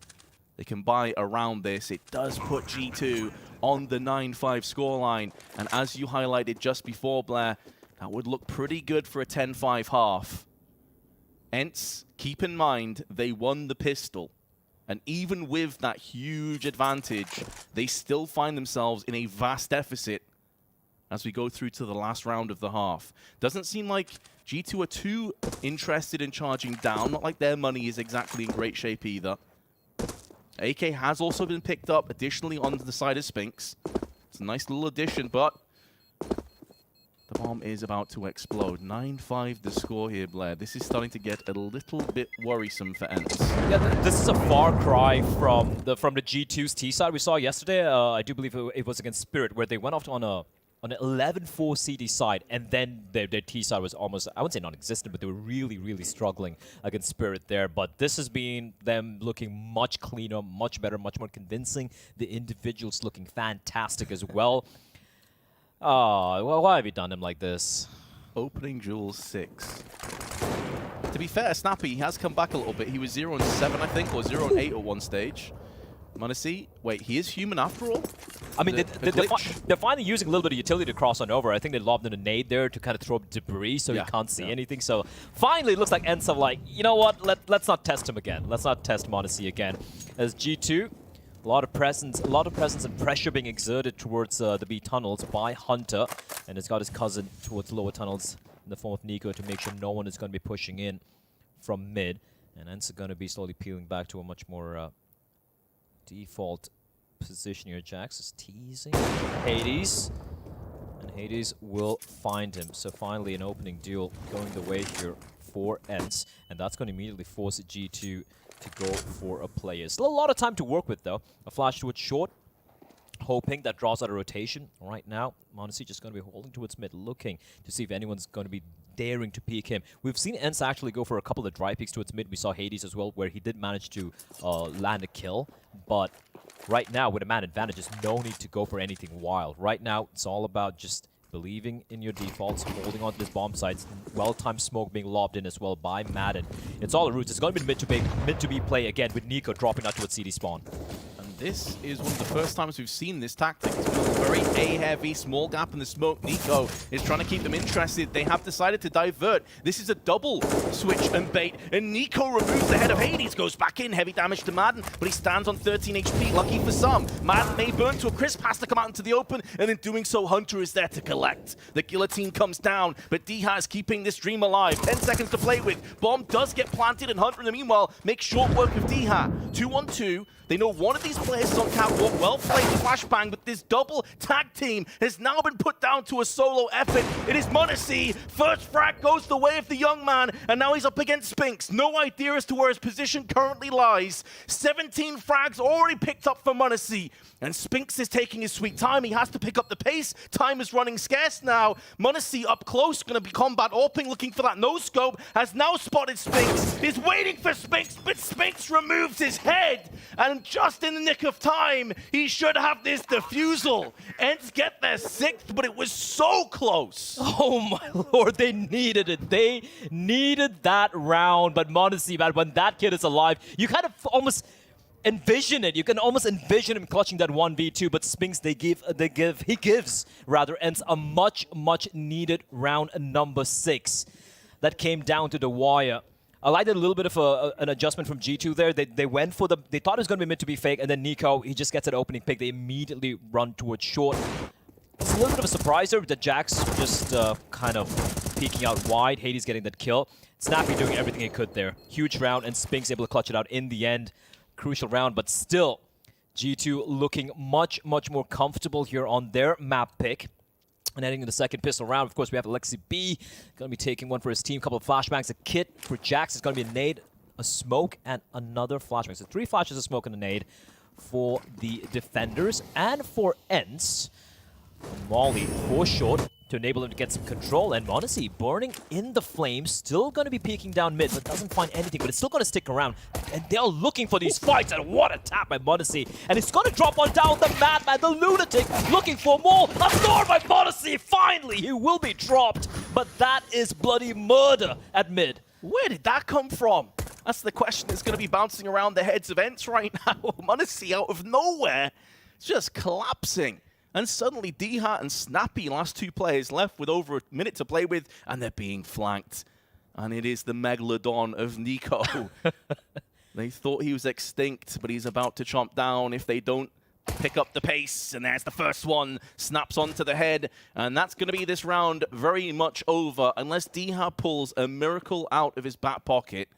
He's surrounded. They know exactly where he is. They saw the bomb spill down before. Ooh. Nice shot onto Hunter, though. There's still time. There is still a way back into this round. It is going to have to be paid with in the blood of G2 players, and they are all healthy, mind you, so it's going to have to be headshots dished out aplenty. The positions are good. Nico at this range is going to decapitate him, so the dream is dead, but G2 have picked up their 10th round and get the second pistol. We're witnessing a tapestry of just violence from m0NESY. It's just no other way to describe it. He has been... I mean, what is this? The first one, great stuff. Just drops down amidst the tees, flicks around, finds Spinks. I even thought he was going to find Diha over there, and m0NESY, he's just come alive. 20-9 in 16 rounds as a force buy will come in here. And m0NESY, okay, he's looking to challenge down mid, but he will be tagged on to 33 points of health. It's going to be falling back to a more safer, more passive angle. For G2, if you look at the buy, we have the 2 A1s in the hands of the cousins. That's Nico and Hunter, quite a bit of utility as well, the MP9s. As Alexi B tucked in on the left-hand side of double doors. And Nico buys Lonesome. Very, very capable indeed, alongside the young steward in the form of m0NESY. And just waiting. They're going to be going for the contact play. This could catch NiKo off guard. It could, especially as m0NESY is now starting to move into position. The Oh, the flashbang flash. up and over. The peak's going to be behind and smoke down, and NiKo chomps again. 2 kills. Exquisite flashbang. The teamwork on point. And ENCE have been rumbled. Stuck on catwalk again. There won't be any flanking contingent just in yet on the side of G2, but let's be honest, they don't really need it considering they're up against Deagles, and NiKo is still very much alive on the catwalk side. Maybe on 43 HP, but that smoke is doing a lot of harm to the T's vision, and thus they must pull back. However, Hunter is here. He's on the prowl now, picking up the mantle from the cousin and seeing if he can maybe capitalize and pad those stats. There's one. NiKo with the assist. Molly down, stops any re-engage, forces ENCE out into the open. And at some point, they're going to have to realize they have to die. They can't afford to let this one take too long. Thus, they take the initiative, but it's into G2's hands, and they close this out in style. It's just sheer confidence from NiKo there. Just sheer confidence. 43 points of health in front of the smoke, just tapping away with an A1. And even when he knows he's going to be running out of bullets. And that's the one danger for using the M4A1. It's the fact that you only have this 25 bullets. So, firstly, this flash was just pristine. And they're just feeling confident. That's a dangerous G2. Just the individual prowess coming to play over here as, okay, m0NESY getting tagged back, but he, in turn, will tag Diha. This, of course, is pretty much just a very light buy. A couple of upgraded, you can see a couple of Deagles being upgraded. So he's going for the scout buy, which is a bit surprising as Hunter trying to farm a little bit of cash, but the Deagles are starting to sing. Madden finding Jax, that is huge. That is massive. They have control of the B bomb side. He spots the CT2 would spawn as well. Now, the only problem here is they don't have a smoke to cross the bomb onto the bomb side, and they already have ENCE pushed up close, looking to prevent that from taking place, and he will drop Spinks. I'm not sure about that peek from ENCE, but it gets away with it. The bomb's now been spilled on the other side of the doors. They have to go back over, out into the wilderness, into the danger to even get the bomb in the first place, but the timing works against them. I actually think that NiKo may have passed in front of m0NESY and blocked the shot. Down to 1 HP now. They're both super low. However, m0NESY still puts the bullet to the head of Madden, and it's a scout battle at the end. Enemy at the gate style, as m0NESY trying his best to defend this site. The bomb is still spilled out just outside of long. It's still in an awkward position, but there is a bit of time to play with. And Hades, doing his due diligence, checking the angles, could all come down to timing. 1 bullet on either of these players, and this round should be done. Such an integral moment in this match. G2 could extend this lead, and with 25 seconds, now picking up the bomb, Hades has no idea that m0NESY's gone walkies, that he's actually gifted this site across. m0NESY seemed to think that maybe that rotation was coming in, but now he's about to get that confirmation. B site will be the final resting place of this round. Coming back in again is m0NESY. The barrel of the gun may betray Hades if he's not careful right now. It could be a no-scope that finishes this round. Oh, Hades! What a flick onto... What a ridiculous shot! I can't believe he's actually landed that. What a round! What a round! What a round, Vince. Oh, they just got into each other's heads. m0NESY's like, he hasn't made a sound yet. Has he just legged it? Has it gone towards T-spawn? What a shot! That was a fast scope through the edge of the box. And m0NESY, we've seen what this kid can do, but Hades, he's showing he can do it as well. A huge round for ENCE to win, as the buy is going to be coming in. For G2, though, they have guns aplenty. A couple of FAMASs, however. I know there are a couple of our fellow talent who aren't a big fan of the French rifle, but look at this, NiKo pushing up mid. They're being aggressive. They're being in your face, and I don't think ENCE are going to be ready for this. 4 players making their way towards long. They have one towards T-spawn, but NiKo is making his way there, and that flash should be a tell for Spinks as a player nearby, but NiKo does not continue to push any further. And with the amount of noise being made by ENCE towards long, the defenses of G2 to slowly start to congregate. Well, we've had such a good match so far. We have plenty more to come up. Round 19, we'll see ENCE starting to pillage and pilfer on towards the A side. Molotov down to the back. There's Madden. There's a gap on that smoke, and ENCE makes the most of this one way. Diha needs to be very careful, but sprays through and gets the reward before m0NESY bounces back with his AWP. Plays low. m0NESY continues to just orchestrate this devastation onto ENCE. They are not giving up and not relinquishing the site. They fend away the on-pushes and get a 12th round on top of it. A massive hiccup the previous round, but they're able to counter back. They do lose a couple of players there, but those were the FAMASA, so still have the AWP in play. They're going to be feeling reasonably comfortable for ENCE, though. Actually, it's going to be G2 calling for attack timeout. I actually like that. Yeah, they know these rounds are pretty back and forth. They want to ensure that, considering the lead they had in the first half, they want to close this out as efficiently as possible, not allowing ENCE back into the game. And that's a way to do it, right? Sure, ENCE win that previous round, but then G2 able to smash it back and force ENCE to what should be just a very light buy. m0NESY has just seemingly been omnipresent in this game, and Blair, I was a bit worried. I thought, right, he got 6 opening duels, going his way. His opening kills were super high from middle T-side spawn. That's not really something you can consistently get success with on the CT side. Is this where he goes off the boil? The answer is a resounding no. They've gone for the force, by the way. They've just gone for the force. It's going to be the full Hail Mary push coming in towards the B bomb side. And FAMAS doing a lot of damage as Diha finds 2-1, being one of his teammates. And this B hit has come to a premature stop. Just Madden and Hades remaining, and they will just leg their way out of there. And they're actually going to be running all the way through T-spawn very, very quickly indeed. And that means Alexi B, he won't hear them, but for them to cross on over towards the long doors, he should definitely spot them. Yeah, this is such a great position because not only does it give him intel up middle if they're trying to push up catwalk, additionally now he's just going to have the early intel on the teammates as m0NESY drops the bomb down and Alexi with the freest of kills, he's going to go for the shank right between the shoulder blades. Oh my. Insult to injury, money in the bank, but more importantly, G2 with a 13-7 lead on Dust 2. This is a good-looking G2. There were a lot of question marks. And I was one of the doubters of the G2 lineup heading into this event. Apart from that incredible debut they had in IEM Katowice, G2 have been looking very, very shaky indeed. They had some very rough runs recently, and then to come into this tournament looking this clean against the upstarts in the form of ENCE, who have been, some people call them even the dark horse of this tournament, right? And the fact that they're coming with the game plan individually looking brilliant and looking very solid indeed. And again, I will have to echo our fellow analysts when they said that this is a must-win map for G2. And right now, they are solid. Nico and m0NESY are, I think, 11 to 2 in opening duels combined. If that's not a winning formula, I don't know what is. However, right now, though, this B bomb site, it's getting pincered, Vince.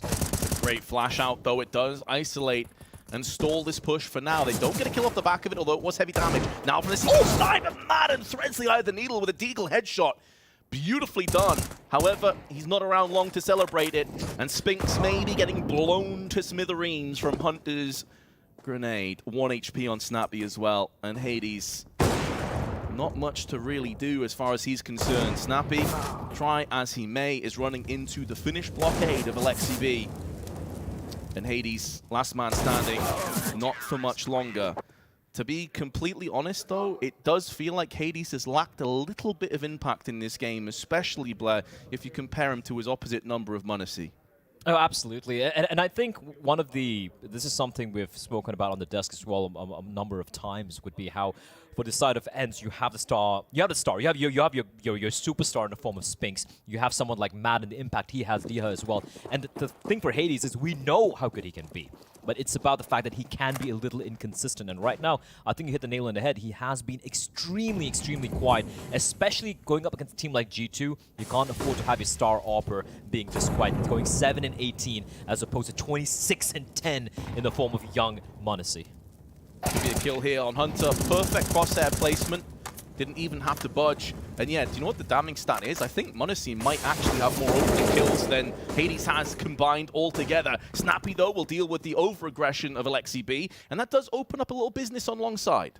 Yeah, Alexi B may be getting a little too over-eager. He wasn't expecting the play to be boosted up there towards long doors early on, so he was pushing in because of the smoke, which he had lobbed in deep. So getting a little caught off guard is the IGL of G2.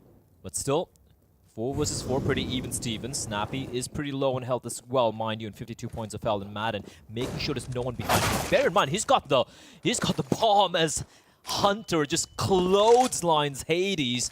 but they're going to be pivoting back towards the B bomb side. And for G2, it's a 4v3. There's no need for Jax to budge from his position, as Snappy's trying his desperate best to try and sell this fake towards A, but Nico spots nothing, and that means Jax, he's ready at B. He is completely in position, only realistically needs to get 1 kill to be valuable. In the off angle, 1 or 2 with a silence element of the A1S. They had no idea, and he's going to punish them and spray him down. 8 map points now on the side of G2. Even though I agree with Maui when he said like that this should be G2 taking it, and I did expect G2 to be, you know, pretty convincing on Dust 2. This has been a masterclass coming out from Nico and his band. Looking really, really solid, looking just individually fantastic. And ENCE, I gotta say, they look a little lost. G2 just seem to have the perfect read on whatever they're up to. This hyper-aggression, this almost, I wouldn't say no-respect style, but just like this controlled aggression coming out from the individuals, just catching ENCE off guard multiple times. We saw in the second pistol round as well, for example, m0NESY just dropping down mid, getting 3 ridiculous kills. And the pain, it just continues, this symphony of destruction being orchestrated by G2. And m0NESY with his conductor stick, I guess? Is that called a conductor stick? Yeah. Maybe, I thought it was a wand, but I think it is. He's basically the puppet master, right? Master of puppets? Yeah, exactly. Making them dance for him. Alexi B, though, the brains behind this operation, showing he can frag when it's called upon. Here is the man in question, flick across, never in doubt. Diha hits the dirt maybe for the last time on this map. And Snappy and Spinks have to go above and beyond. Spinks tagging Nico heavily, but on 1 HP, Nico just slaps him out of the server for what should be the last time here on Dust 2. As Snappy will go the very same way. Domination from G2. Absolute domination. The two hunters, hunters in the server, the 2 cousins, Nico and Hunter, ending that game, and I do believe it was 22, 23 kills apiece, and then of course m0NESY, 27 frags, looking absolutely deadly. Great map overall coming out from G2, and for ENCE, well, I mean, they're obviously not going to be gutted yet. They've been in similar situations in the past as well. Coming up next, obviously going to be Ancient, but that was a masterclass coming out from the side of G2. Yeah, as you said, we expected G2 probably would win Dust 2. It was maybe a little bit closer than Ancient looked, at least in the stats, but winning Dust 2 in that way, that also makes me a little bit nervous now for Ancient as well, if they're going to continue to perform like that. Like, m0NESY was a man possessed. Like, this guy was everywhere, just fragging everybody across the server. However, that's enough for us for the first map. We're going to head back to the desk. Thank you very much, gentlemen. Yes, a hot start for G2 on their own map pick. 16-7 with some stellar looks, including an almost flawless CT side to be closing out. But more importantly, Pimp, we were craving more from the T side of G2, and we got what we desired on. We finally got it right. They were able to handle the aggression coming out of ENCE. It was clear to me to see that ENCE saw the game yesterday that G2 played against Spirit, where they struggled so much in that T side. ENCE tried to copy a little bit of that. They tried to be aggressive in towards lower. They tried to push up catwalk, but to me, it felt like G2 had it under control. We also listened into Alexi B yesterday, where he said, like, I'm not too worried about our T side in Dust 2 because I know exactly what went wrong, and I'm sure we can fix that for tomorrow. And we got to give it to Alexi B. Today it was a much better outlook for G2. Absolutely. I think that G2 right there were able to catch just about any play that ENCE was trying to throw at them in that first half. The one thing that was really concerning me about ENCE's game plan in that first half was the amount of times they wanted to just test m0NESY middle. And I think that, yes, we saw Spirit get aggressive on their CT side. They got G2 out of their comfort zone in the past. But the thing is that if you're simply just peeking into one of the hottest Opper prospects out there, not even a prospect, this guy's a star too, then you're just going to reach a very timely demise in the first 20 seconds of every round. 27-10 to be ending out this map. We were kind of laughing at the fact that, you know, m0NESY is just taking these duels down mid every single round. Through the smokes as well, he was getting kills too. I mean, you were saying coming into this was a hot map for him back on Na'Vi Jr. He's certainly confident full force on it. This package is going to showcase exactly that. We're going to see it a couple of times, I think. m0NESY just straight up winning the duel. He's ice cold, and I guess Dust 2 is a map that really plays into his qualities as well. m0NESY is without a doubt one of the fastest AWP players out there. The best reflexes, dare I say it, right? This duel in between the doors, almighty, he get a little bit lucky right here. That's just bread and butter for m0NESY. Yeah, there's nothing really worse than trying to peek into an Opper as fast as m0NESY. You have to try to trick him, you try to have to try to get him off kilter, but when ENCE is throwing a steady diet of mid-peeks in his direction, or they're just playing stationary, allowing him to use his speed and try to peek into them too, he's going to do such a great job. I think the main thing here was the opening kill success percentage. That is insane. Incredible. Yeah, it's amazing to see what kind of work m0NESY could be pulling off. Somebody else that was also looking incredibly confident coming into this, particularly on that T side, Nico. Man, I mean, going up against a fully fired up Nico, some of the jewels he was taking, you knew he was going to be coming in confident.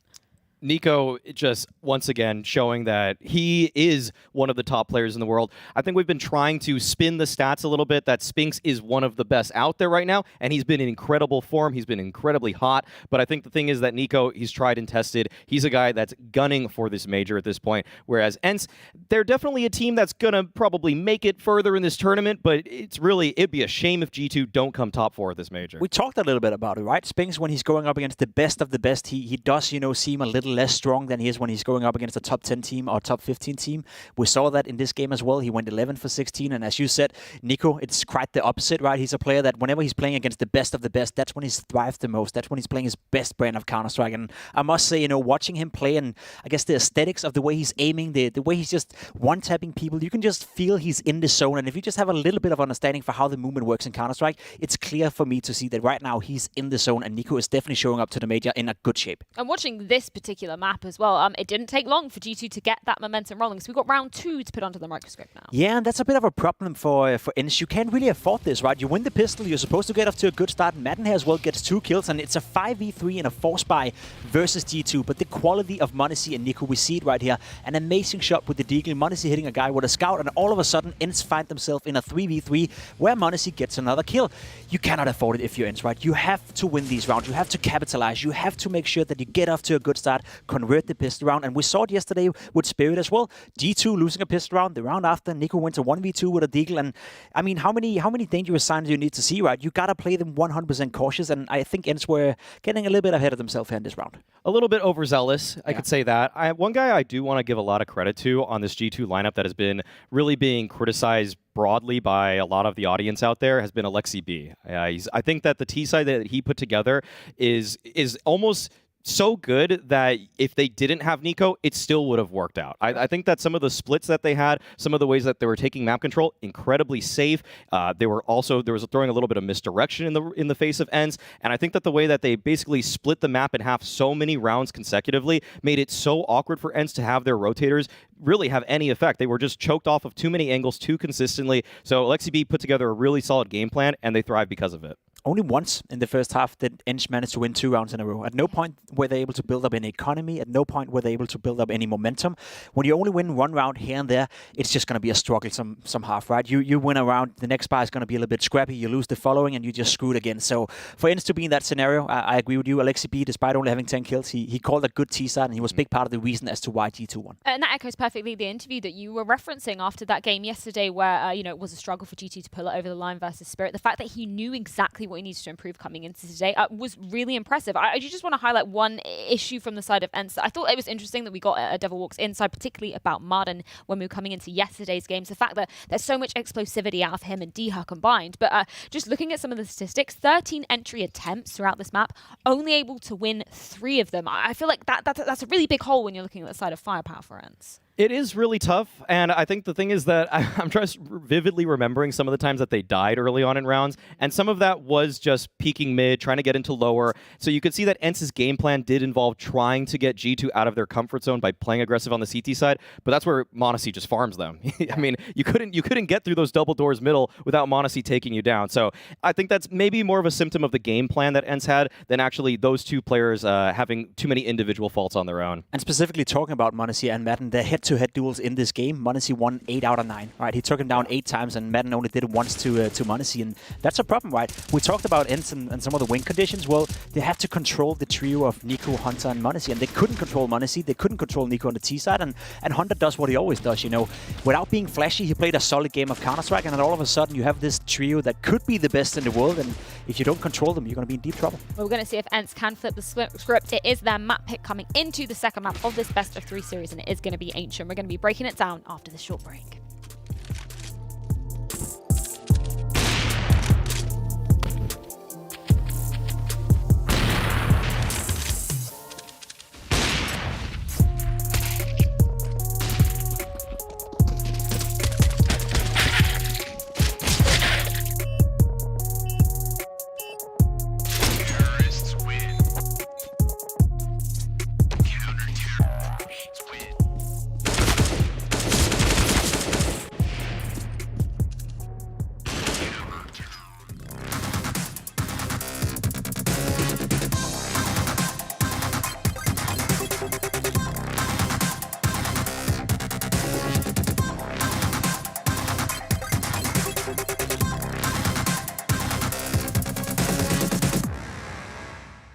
To succeed in this game, you need to invest in yourself.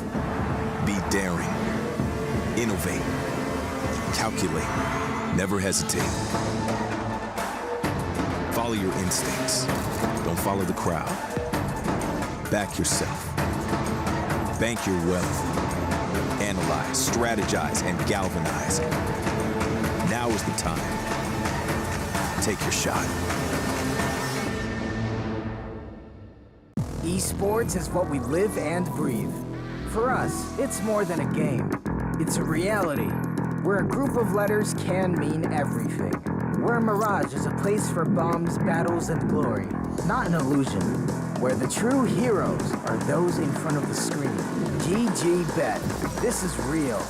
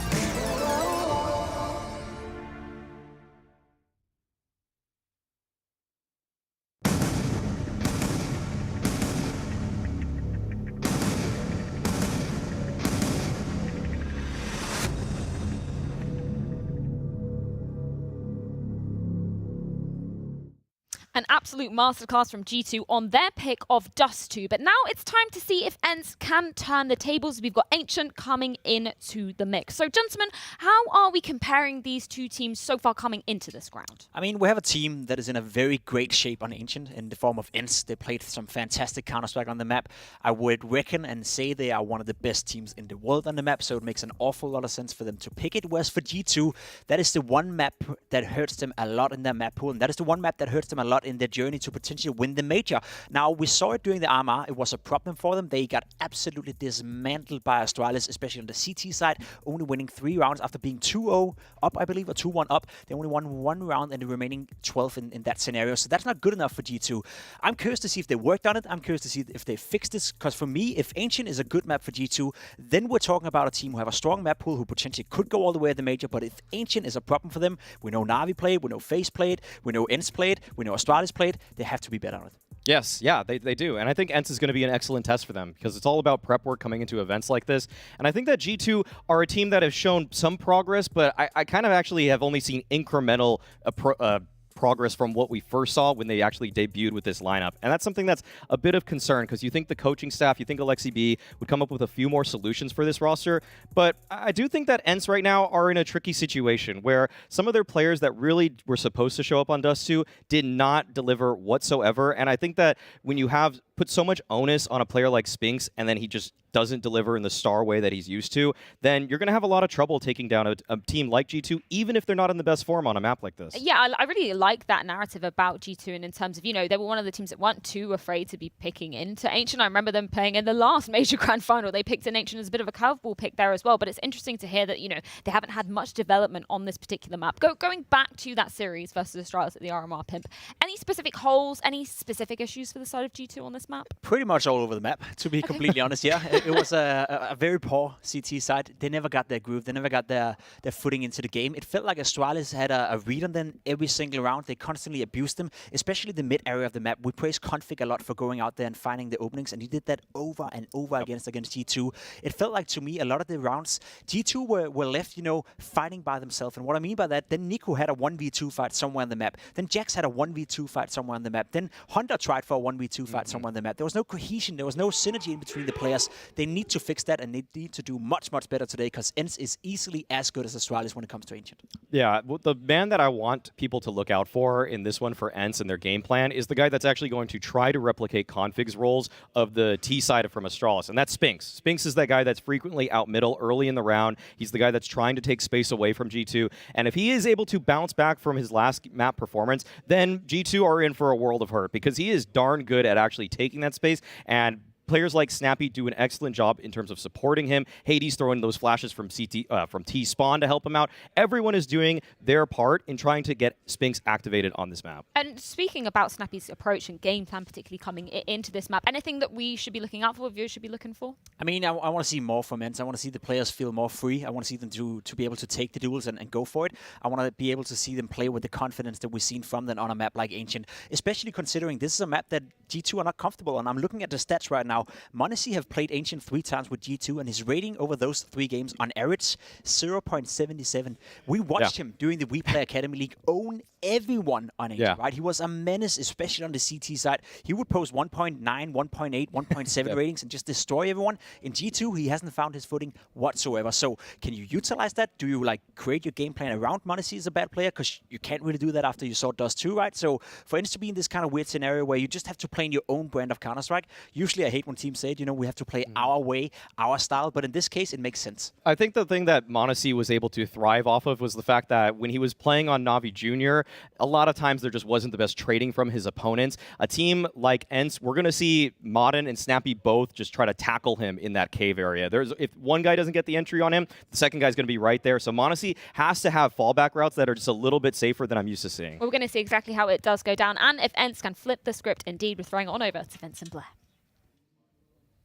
Thank you very much, Freya and the desk. We had a pretty fun first map. Even though it ended 16-7, there were some incredible clutches, an amazing performance from m0NESY, and we had glimpses of brilliance from Nico and Hunter. What we didn't really see, though, Blair, disappointingly, is any of ENCE's players truly step up to the mark and deliver. Yeah, and that's what we saw from the side of G2, right? Hades having a little bit of a quiet game, but we'll get to that a little bit later on, as ENCE are off to a very quick start here. Hades already creeping up towards mid with a 350 in hand, duking it out with Hunter, and a sliver of vision for Hunter, but that's all he needs to find Hades' head.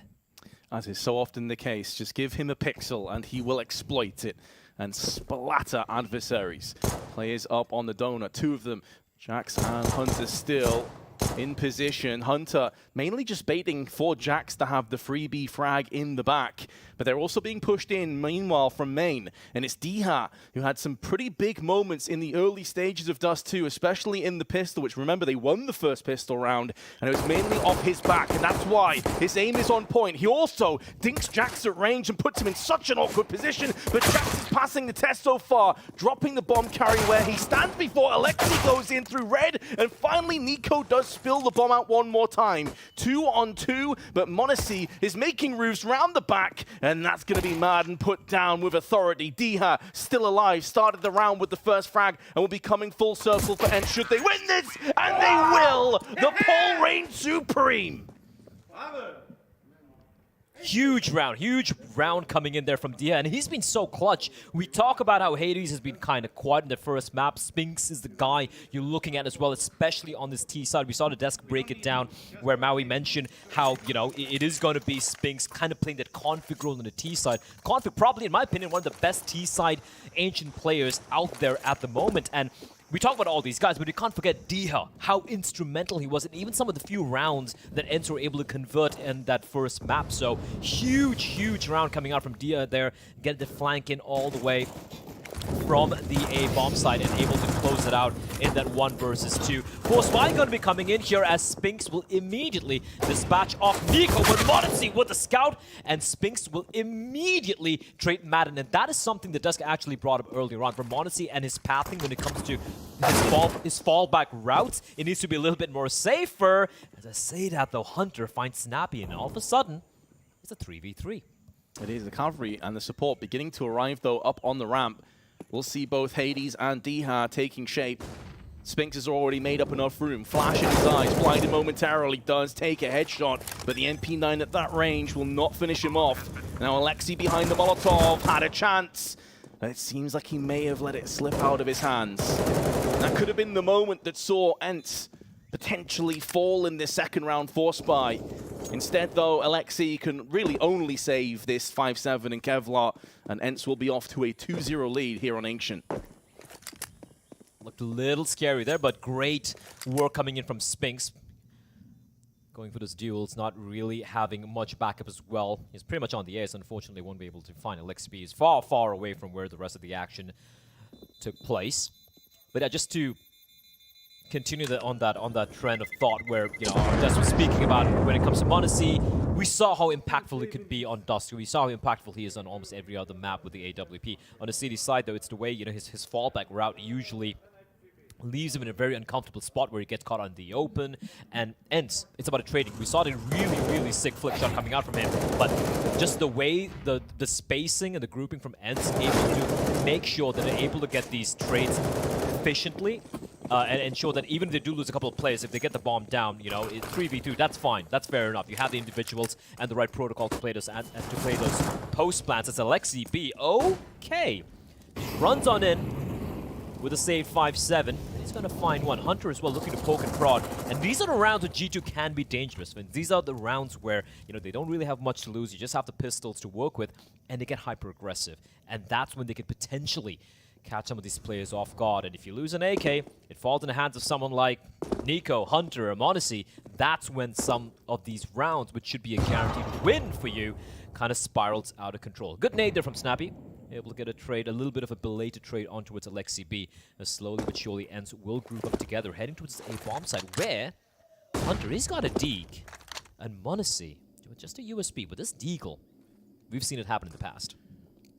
We certainly have. Plus the fact that he's going to go unchecked from the cave, so he can have his back completely covered right now. Hunter, what do you have up your sleeve? One kill. Going to start to run out of ammunition, though. He didn't get that cleanly, and that costs him his life. Snappy will not fall to his hands. A lot of damage inflicted, though. Jackson Nico still with a chance, but Nico spammed up through the smoke. Will play no further part in this round. Beginning to believe in a potential G2 miracle, but ENCE weren't interested. And they moved to a 3-0, but of course, here comes the first full purchase on the side of the CTs. Yeah, this is going to be the first real tense test here for the side of ENCE. And if you actually go back to some of the earlier games ENCE used to play, and this is to add on to what our desk touched upon, for Snappy and his style of calling, it's very heavily based around spawn-based calling, right? It's going to be off the spawn, they're just going to be going for this executes and some of these set plays.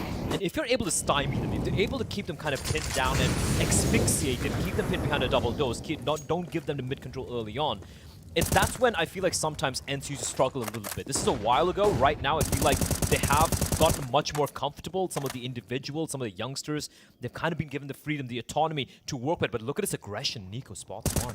And also the second players as well. And he's going to find Snappy. They are getting pincered, and they are getting absolutely annihilated here. Two nice opening picks from G2, and they will fall back. Hades, however, able to team up with his teammate in the form of Spinks to at least get a trade into Nico, but they have absolutely no map control right now.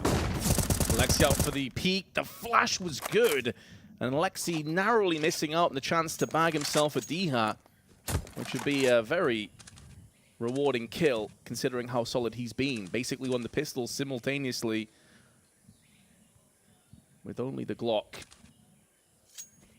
And now D-Hat jumping down into the Bogdan's Law, has the 13 HP to his name. Molly tossed over on middle, forces Hunter out into a different angle, but is still facing middle, and that's to his detriment. Spinks on the drive-by just smashes him straight in the forehead, and in doing so, ENCE have a chance. Now, there's only 30 seconds left, and as mentioned, 2 players are low, and they also have themselves m0NESY to contend with the AWP peeking round the corner ever so slowly. It may only require 1 kill from m0NESY, but he misses his chance. He was so on point the entirety of Dust 2, and could that miss prove to be costly? It's at least going to cost him his life. They may not anticipate the triple stack. Alexi but they deal with him. If he was able to survive through one donut and just get round the corner, he could have won off the back of time. Instead, though, ENCE get a 4-0 lead. Spinks has come alive. He has come alive here, Vince. 12-1 on a T side with 4 rounds. His 12 kills in 4 rounds. That's ludicrous. And this round, like you said, all LXCB had to do was stay alive, and Spinks catches him with the last final bullet in his magazine. He has an average of 3 kills per round. That's ludicrous. Even though it's still early days, that's actually kind of obscene as Spinks. He's a player that Pimp and Maui mentioned is going to be the thorn in the side of the G2's defense, and he's showing why. Right now, though, pistols for the side of G2, they will have to go for just the upgraded hand cannons in the form of the Deagle, the 5.7s, and even a CZ in play over here. For ENCE, just going to take this one slow. That is, thought they would do a little bit more damage, but the Pillar taking the brunt of the force. Madden, though, he's pushed in deep. And then Mag-10, he can just go for a drive-by here. Smoke is well placed. There is one in counteractive positions tossed in from LXCB, though, to stop Cave being forced in on B side. So pretty much just cancel each other out. The thing is, though, the ENCE have tons more utility to fall back on. The same could not be said for G2. ENCE should be very weary of a potential flank, though. Must have a good idea as to the current economic standing of their opponents. And Snappy makes short work of LXCB. He'll play no further part in this round. Now Madden is given the green light to press aggressively. This is where he's in his element. 1 kill with the Mac-10 should be good enough, but m0NESY with the Deagle puts it between the eyes of Diha. And with 30 seconds left, the bomb will be finalized onto the site. The aforementioned CZ is all that remains as an arsenal of weaponry on the side of G2. No flashes, no kits available to Hunter. Hoping he can extend his kill count to 4. Is successful on those endeavors, but it costs him 87 health. He'll gladly pay that price, though, especially if the reward is an AK-47. And he tries to dip out of there. Snappy gets flashed into the peak, down to 28 HP. And now Hunter is just trying his best to survive. I think he will be afforded this luxury, but it still will read, Blair. 5-0 to ENCE on their T side, already with a great half. Looking very comfortable, our snapping this man. And this is, it's great that it's playing out this way, because I 100% agree with how the devs were alluding to how this ancient T side from ENCE can be absolutely deadly. Overall, the CT and T side and G2 left a little floundering. That being said, they really haven't been afforded the opportunity to wield the full arsenal that many times, right? So once again, we have the chance here for G2 to show what they've got on the CD side as the op. Once more will come out for m0NESY. The AK-47 salvaged in the previous round in the hands of Hunter, the rest of them with A1s and a lot of utility as well. 3-man push towards mid early on, trying to wrest control from ENCE here, as m0NESY goes for a very, very fast flick, but unfortunately it won't find its mark, and it's still sticking around. He's sticking around because he's got his teammates nearby in towards Jaguar in the form of LXCB, but ENCE, they're fine just waiting and biding the time. Nico, however, finds Hades, and that's an important, crucial kill. Looking for more as Madden tries to just poke and prod, maybe try and get the trade. And G2, though, they're looking to try and keep ENCE pinned down, and it is working out. DHL does reply back with 1, but it is a 2 versus 4. That being said, m0NESY and Nico are very low, but doesn't matter when you're hitting shots like that. Diha has been put down, and G2 will pick up their very first round here on Ancient CT side. ENCE now will have more than enough funds, albeit on Madden, just 3,300. And a tactical timeout has been deployed from the T's as a result, already nearly equalizing the grand total of rounds they picked up on Dust 2. But I don't think that necessarily paints a full picture as to how that game went. If you have just joined us, it was a pretty nail-biting game to start off with, at least. There's a lot of clutches. Diha started very strong. It was mainly a fact that Hades had a bit of a slow game, which is the same for the start of this one. But Spinks is just firing on all cylinders. Meanwhile, on G2, we've seen glimpses, but m0NESY hasn't quite had that same impact. Tactical timeout now will be coming to a close. And ENCE, as anticipated, with a full purchase. Looking to try and get aggressive, perhaps. The thing is, though, Blair, G2, yes, you've got yourself a round. That's excellent. You've got to build off that, though. You cannot just be a one-pump jump. Like, you've got to put some rounds together and string them. Oh, absolutely. I mean, that goes without saying. And this time around, ENCE are like, yeah, we're not going to keep giving you control towards mid. Nice. That was a team flash. I'm not too sure. Hunter dealing the damage with bullets, and the nade will finish off the job. As the IGL for ENCE will fall early on, but at least they do have control of mid. And G2 not looking to replicate what they did the previous round. Instead, going to be playing in a much more passive position. We have 2 players towards A. Hunter playing all the way towards Donut. Now, if they go for a hit here right now for ENCE, they could actually get the bomb down here. Smokes will be deployed. Madden blind for a second. Alex, I'm not sure if he heard the player, as he is being kept at bay by the ball. By Dia, Spinks will peek on through, and Madden, amongst all the chaos and confusion, finds Nico in a 4v3 here with the bomb getting planted. If I'm G2, I just save your weapons. Like, the AWP in the hands of m0NESY, not ideal for a retake scenario on a map like this. And just like that, what you feared has transpired, Vince. G2, they needed to string a few rounds together here, but ENCE, they stumble once, they don't stumble again. Immediately wrested back from G2, going for a bit of a contact play towards the B bomb side, and unfortunately for G2, because they had gone for a little bit of a gamblish stack towards the A side, 3 members towards the Donut A bomb side area, leaving just Nico and Alexi B to hold on to B bomb side defense, and they were in really good positions. You can see, if you look at the radar, for example, you can see when Alexi B died. Nico as well, caught looking the wrong way towards short, getting shot in the side of his head by Madden. It's a pretty simple round coming out from ENCE, pretty much of a contact play. But the way they were able to get that, despite losing Snappy early on, again, shows why ENCE is so comfortable on this map. Well, the good news for G2 is they saved 3 weapons, and they would have been able to buy regardless, but this just allows them to have all the fine trimmings and, of course, more importantly, 2 AK-47s, the premium assault rifle. That's always a huge boon to your arsenal of weaponry. See if any early engagements, aggression comes to the forefront. Smoke up onto red. m0NESY, good spawn. Gets in close proximity, but again misses out on a shot. This time, it's afforded by a flashbang. He is having a little bit more trouble here, m0NESY, though. Nowhere near the same levels of impact as the early rounds on Dust 2. And now flashes, a plenty flurry of them. But Snappy still connects onto the head of Alexi B. And in doing so, ENCE again are in a 5v3. However, Hunter is keeping this A side a little bit more grimly contested as far as ENCE are concerned. 2 frags already down, keeping himself in the fight for the time being and allowing his teammates to move in as well. Hunter's picked up a 3rd, and now they can try and pincer in and flank Hades, who's given his position away. Hunter has finally fallen, but he will fall a hero. However, no one will be there to celebrate him unless Nico can clutch this one out. 30 HP left on Snappy, plenty of time allocated on the clock, which is for the better of Snappy because he has to still retrieve that bomb and come across to potentially plant it. But Nico's already making moves into Donut. He's a couple of steps ahead. Even if Snappy gets this plant down, he is surely a goner in just a few moments' time as Nico is waiting. But Snappy manages to pick correctly. He threads the eye of the needle. This game of cat and mouse continues right now. Nico does have a kit, however. And the bomb's not planted for Snappy currently. Remember, 30 HP, 1 bullet may seal the deal. But Snappy stands tall and delivers with a 4K and take a 7-1 lead. Nico did everything there, Vince. It was Hunter and Nico. Hunter from a position where he should have maybe got 1, maybe 2. He finds 3 huge kills, turns it around, but Snappy, oh Snappy, the IGL also really stepping up with the 4K and also out-reading Nico. He didn't waste any time, he planted the bomb, and what a quick flick. You've got to remember, he was very low in health, and instantly, of all people, decapitates Nico. 7-1 for ENCE.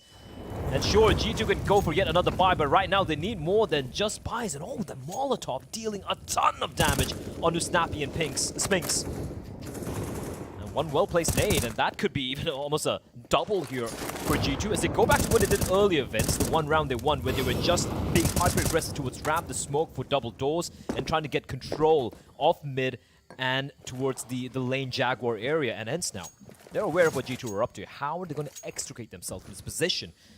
That remains to be seen. Things slowing down a little bit. We've seen a lot of very aggressive and fast rounds.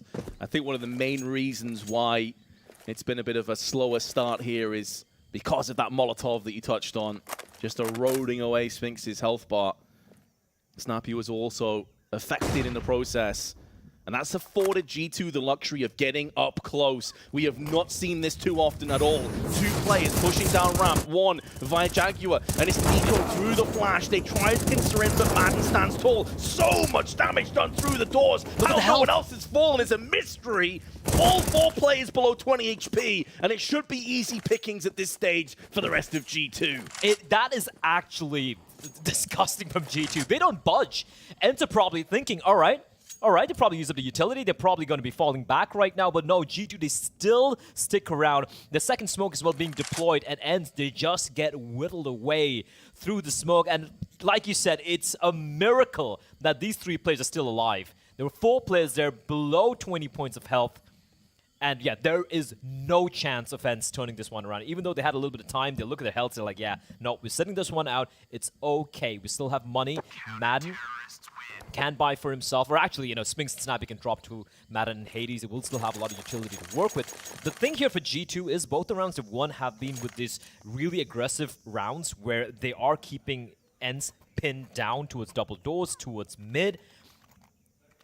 And if they do it again, for ENCE, like, it can get very messy, or the only other avenue they have is maybe go for the A play, which we really haven't seen yet. We've seen them go for, like, late rotations, or, like, you know, coming down to 3v3s, sneaking their way towards A, but we haven't really seen an A coming out, as Snappy looking to take the fight, looking to utilize the MAC-10, the mobility afforded by the MAC-10, but he will be taken down, and Monacy, with the AWP, finds Madden.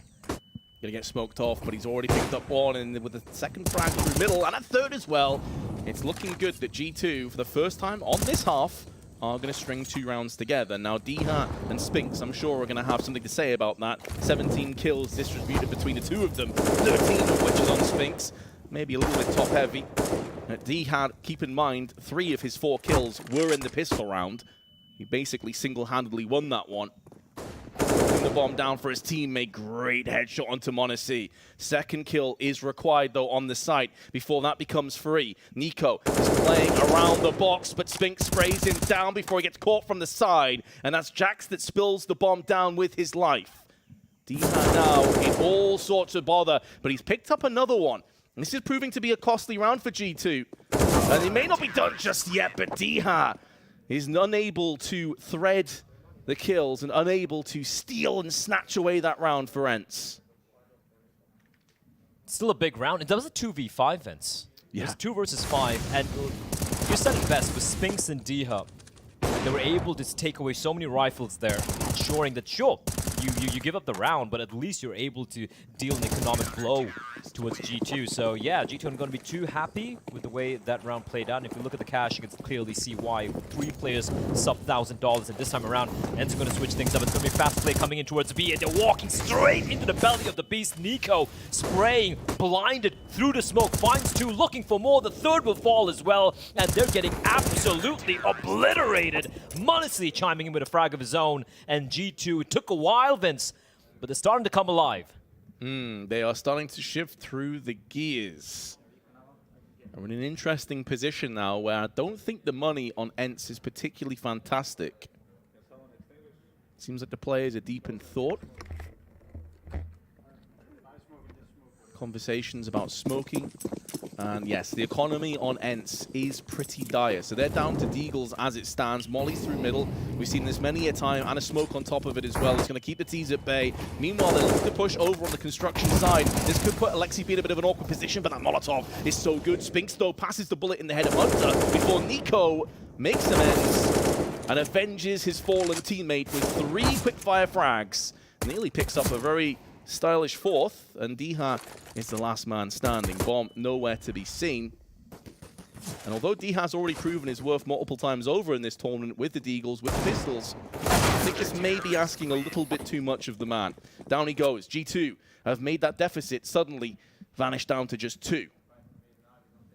Bit of an Eco Cobra from Nico that round, you know, just the pistols, but it's okay, you know.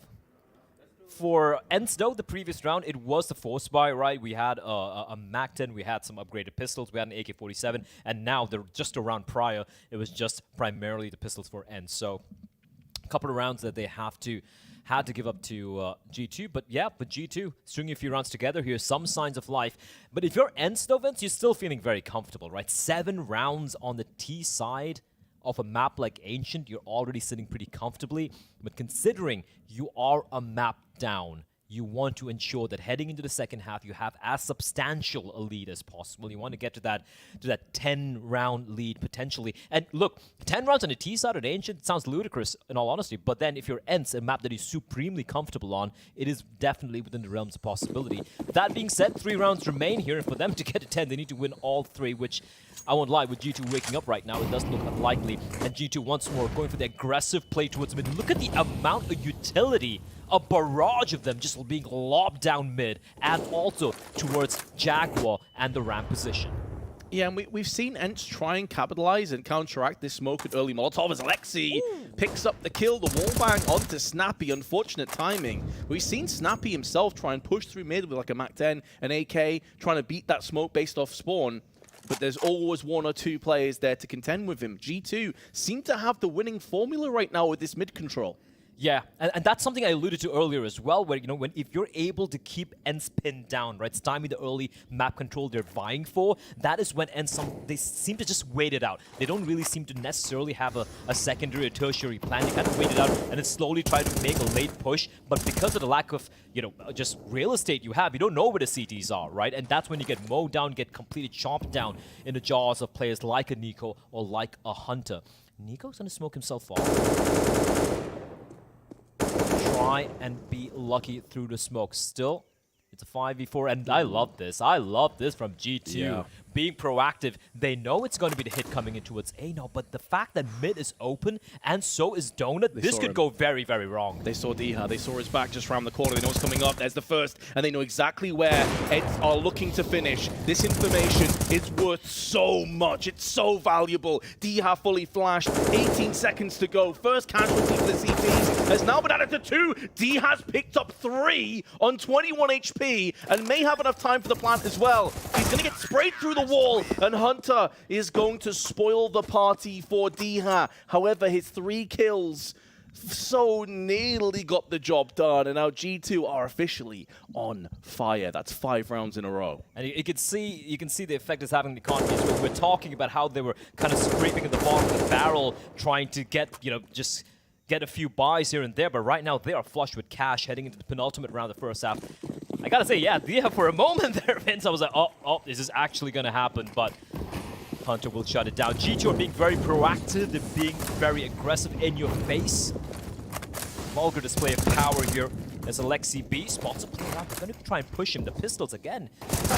Looking to get the work done as Nico once more trying to be aggressive, but the Tech 9s and the Deagle actually in the hands of Spinks will find him, and that's a rifle picked up by ENCE. Bear in mind, they only have pistols to work with right now. So G2, after this string of rounds they've won, to slip up here would be, I wouldn't say disastrous, but it would be rough. Oh, this would sting. This would seriously sting, but Jackson and Alexi will hold the line on ramp. They have now been fallen and put in their place. Hunter through the smoke is going to come out second best, and it does appear that will be the case. G2 have money to go for this. Only 1 more round to play in this half, and Madden takes out m0NESY. It was 5 rounds unanswered. The rot was beginning to set in, but ENCE have alleviated. They've got themselves another couple round advantage, and that was with pistols, as you said, Blair. It may not completely break the back of G2, but that is going to feel like a gut punch from Mike Tyson. I do not want to be receiving end of any punch from Mike Tyson, unlike that guy on that flight. But 8-6. ENCE still going to be very comfortable, and that was because ENCE only had the pistols. They weren't really respecting the smokes and the flashbangs. They're like, YOLO, screw it, just going to push on in, and that's how they're able to kind of punish G2 for the aggression. This time around, it's going to be a clean hit coming in towards A. They have the utility as well, they have the weaponry, and Jack's trying his best to stay alive. He's got back nearby towards Donut, but he's burning, he's getting riddled, he's in the smoke. I don't know what's going on, but a bomb will be planted by Diha, but there's still someone in the sight, and it is Nico, and he will strike. And he strikes hard. So far beyond driven as Nico. He's going to try and do this by himself. Diha is still stuck around the temple, praying to the CS gods that they can somehow give him safety, safe passage against this immortal fragger who keeps himself alive with the smoke. Now stuck at the back of the boxes, the rest of the support structure has arrived, including m0NESY's AWP, and now the T's begin to capitulate. G2 will finish the half in 6 of 7 rounds won and 8-7 scoreline overall, this game could not be closer. 7-1 was a scoreline in favor of ENCE before G2 finally woke up. I like the call coming from G2 there. The one slip-up they had was, of course, they went for that aggressive play towards ramp once more. Unfortunately, the pistols from ENCE meant they weren't really going to be respecting the smokes or the utility being lobbed in. Once Nico falls, that's when things kind of spiraled out of control. But overall, good resurgence from G2, in all honesty. It really looked like ENCE were going to be running away with that half. And let's be real, 8 rounds is still very, very, very good for ENCE. Some might even say the win condition has been more than satisfied, Vince, right? Like, you're looking at 5 rounds on the T side, that most teams are going to be happy with that. And ENCE, a map which is their playground, one of the best teams on the planet, alongside the likes of Astralis on this map. ENCE are going to be feeling pretty mighty comfortable. And here we go, G2, pistol round. They have a couple of smokes, 2 Molotovs, and a flash. And that, for me, is telling of a B hit. Oh, Hades instantly gets headshot and he gets aim punched. It looked like his aim may have been on for a headshot there. It's Snappy to try and hold off by himself, but he has also crumbled under the pressure, under the strain. As Hunter moves on for 16 frags, both he and Nico have reached that mark. And Jax is going to catch Spinks in the back, lines up the shot. Nice work with the P250. G2 looking good to pick up this pistol. Now do the world of good towards their overall round mark. Donut now being pushed through. Diha, the pistol king of the first half, is still alive, still kicking, and still claiming heads. There's now ENCE will be sweating bullets, hoping that this carry can continue to stay alive. The bomb's been spilled out. Madden pushes through the smoke, but Jax is there to greet him for a second P250 kill. Diha in trying so desperately to clutch this round out. It looked like he may have picked up a headshot there. Going back in again, but Alexi B will just about hold on for dear life. And it will indeed be an 8th round to G2. Diha is an animal in these pistol rounds. And again, for a moment there, I was like, is it going to happen once more? Is he going to just crush the dreams of G2 in some of these pistol rounds?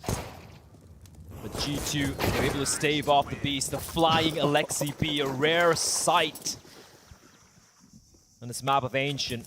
But they will manage to get the pistol round. Now it's about surviving this force buy from ENCE, surviving the eco, and then slowly but surely trying to find their way back into this game as Alexi B finds Spinks. And again, we got to go back to the beginning of the series and how our analysts were painting a picture that ENCE on Ancient is pretty much a guaranteed win. And for G2 to take this, it's going to be a 2-1 where they need to take Dust 2, which have done so in a very convincing fashion, and now they need to basically just sit through the pain that is Ancient and then head on to Mirage and get the win over there. But right now, if G2, if they're able to shock and awe ENCE a little bit, they could get pretty interesting. I hate to do this, Blair, but it's kind of, we have to mention this. Do it. Hades is 2-12. Collectively in both maps, he's got 9 kills. He's supposed to be one of their heavy hitters. You have Spinks going crazy on 18. He's top fragging on the server. He can't do much more. He needs Hades to wake up.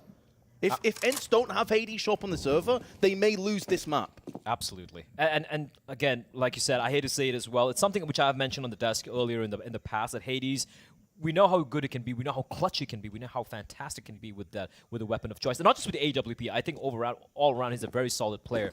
But he doesn't have the consistency of a Spinks or even the Diha or even Madden, right? Like, you can see Diha kind of, in my eyes, a secondary star on this team, after which there is Hades. But if he's not going to be stepping up in moments like these, that's when things get a little tricky. That being said, I'm just going to throw him a bone and say that, it was a T side of Ancient.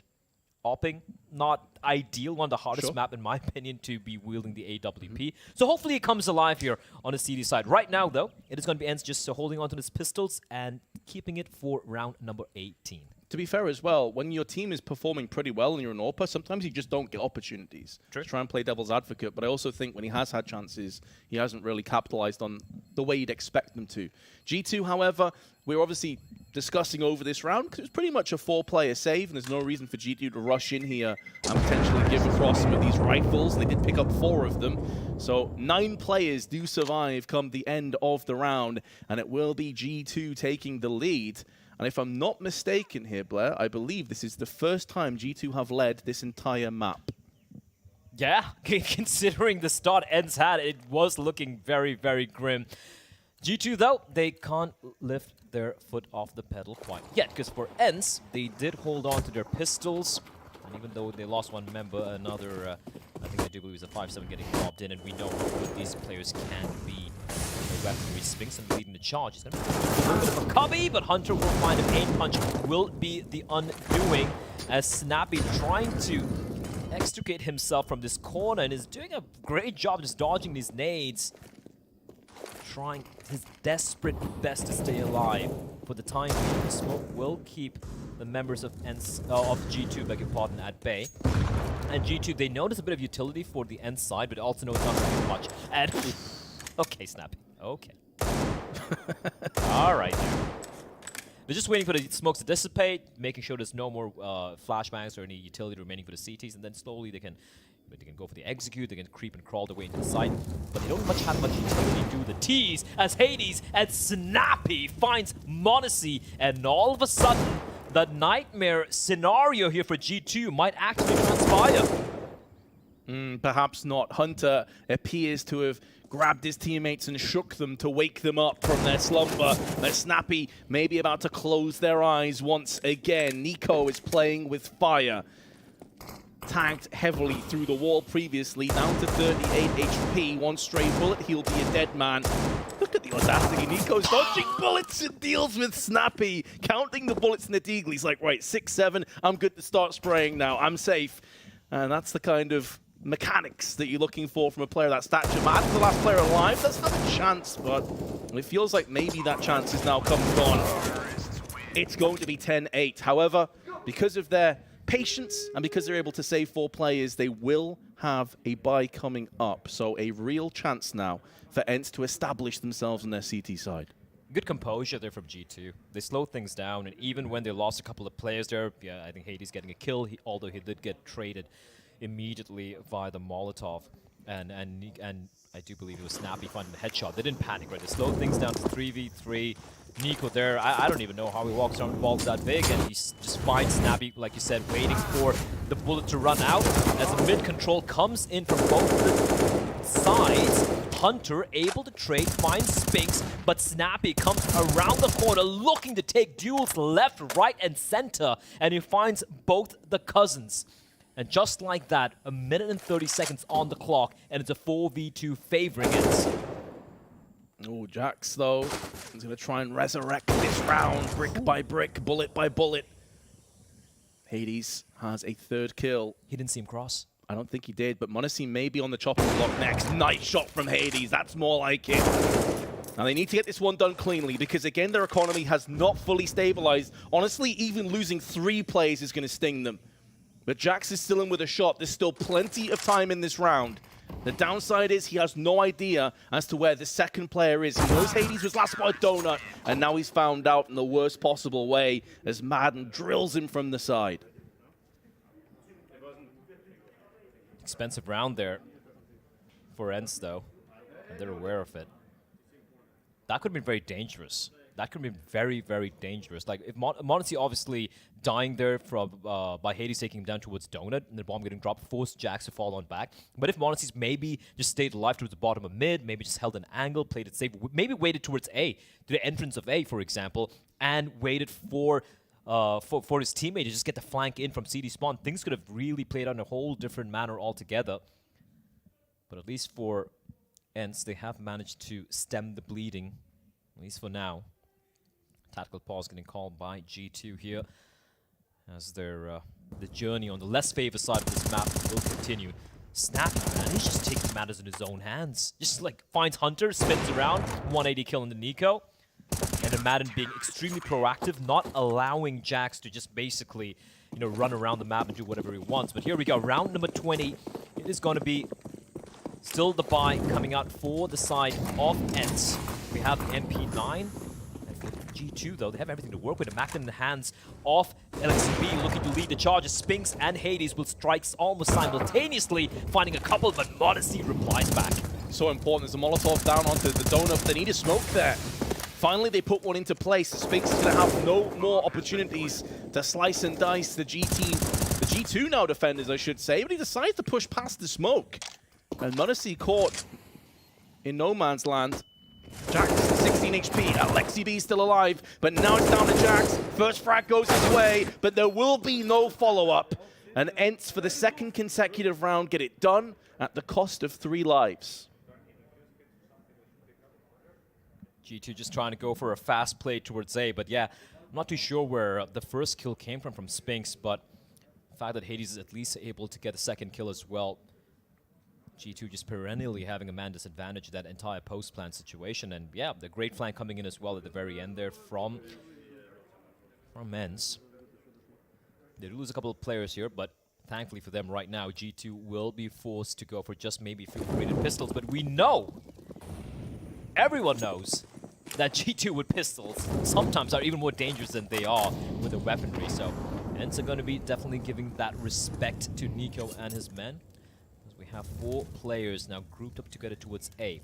Looking at utility, they have 1 smoke in the hands of Alexi B, which he might try and use for CD spawn. Madden finding Nico, but Diha is having none of this. He's just looking to rattle up bullets through the smoke, catches m0NESY. So 2 players already falling for G2 without even being seen by any of the players from ENCE. And with that, whatever game plan they had in mind, it looked like they were just going to be going for that play towards A bomb site, smoke off, you know, towards CD spawn, maybe towards Temple, rush into the bomb site, get a bomb down, maybe try and be mobile with the pistols for the post plant, but has been quickly stymied. And this is a very aggressive positioning coming out here from ENCE. Oh, they're about to walk into the killing field. Oh, yeah. This is going to be messy. Madden's also playing anti-flash. So as soon as Snappy spots the first player, spams across, does get dinked with the first bullet, which is pretty nuts. Not really required to play anti-flash any longer as they both come out. Smoke is in place, but it's too little too late. Just a deagle in play on Alexi. And the Finn against the world. Doesn't even get one. ENCE regained the lead. There will be a buy coming up, but more importantly, they regained the lead with 5 players alive. They're now starting to churn out the economy. They're going to be able to get consistent AWPs in play for Hades. And to be fair, he had a very lackluster first half. We've already seen some impact from here on the CT side. Absolutely. For G2, when it came to that first half, credit where it's due. I think great adaptation from Alexi B, just asphyxiating the ENCE T side, not really giving them much room to work with, which is what allowed them to get 7 rounds on back-to-back.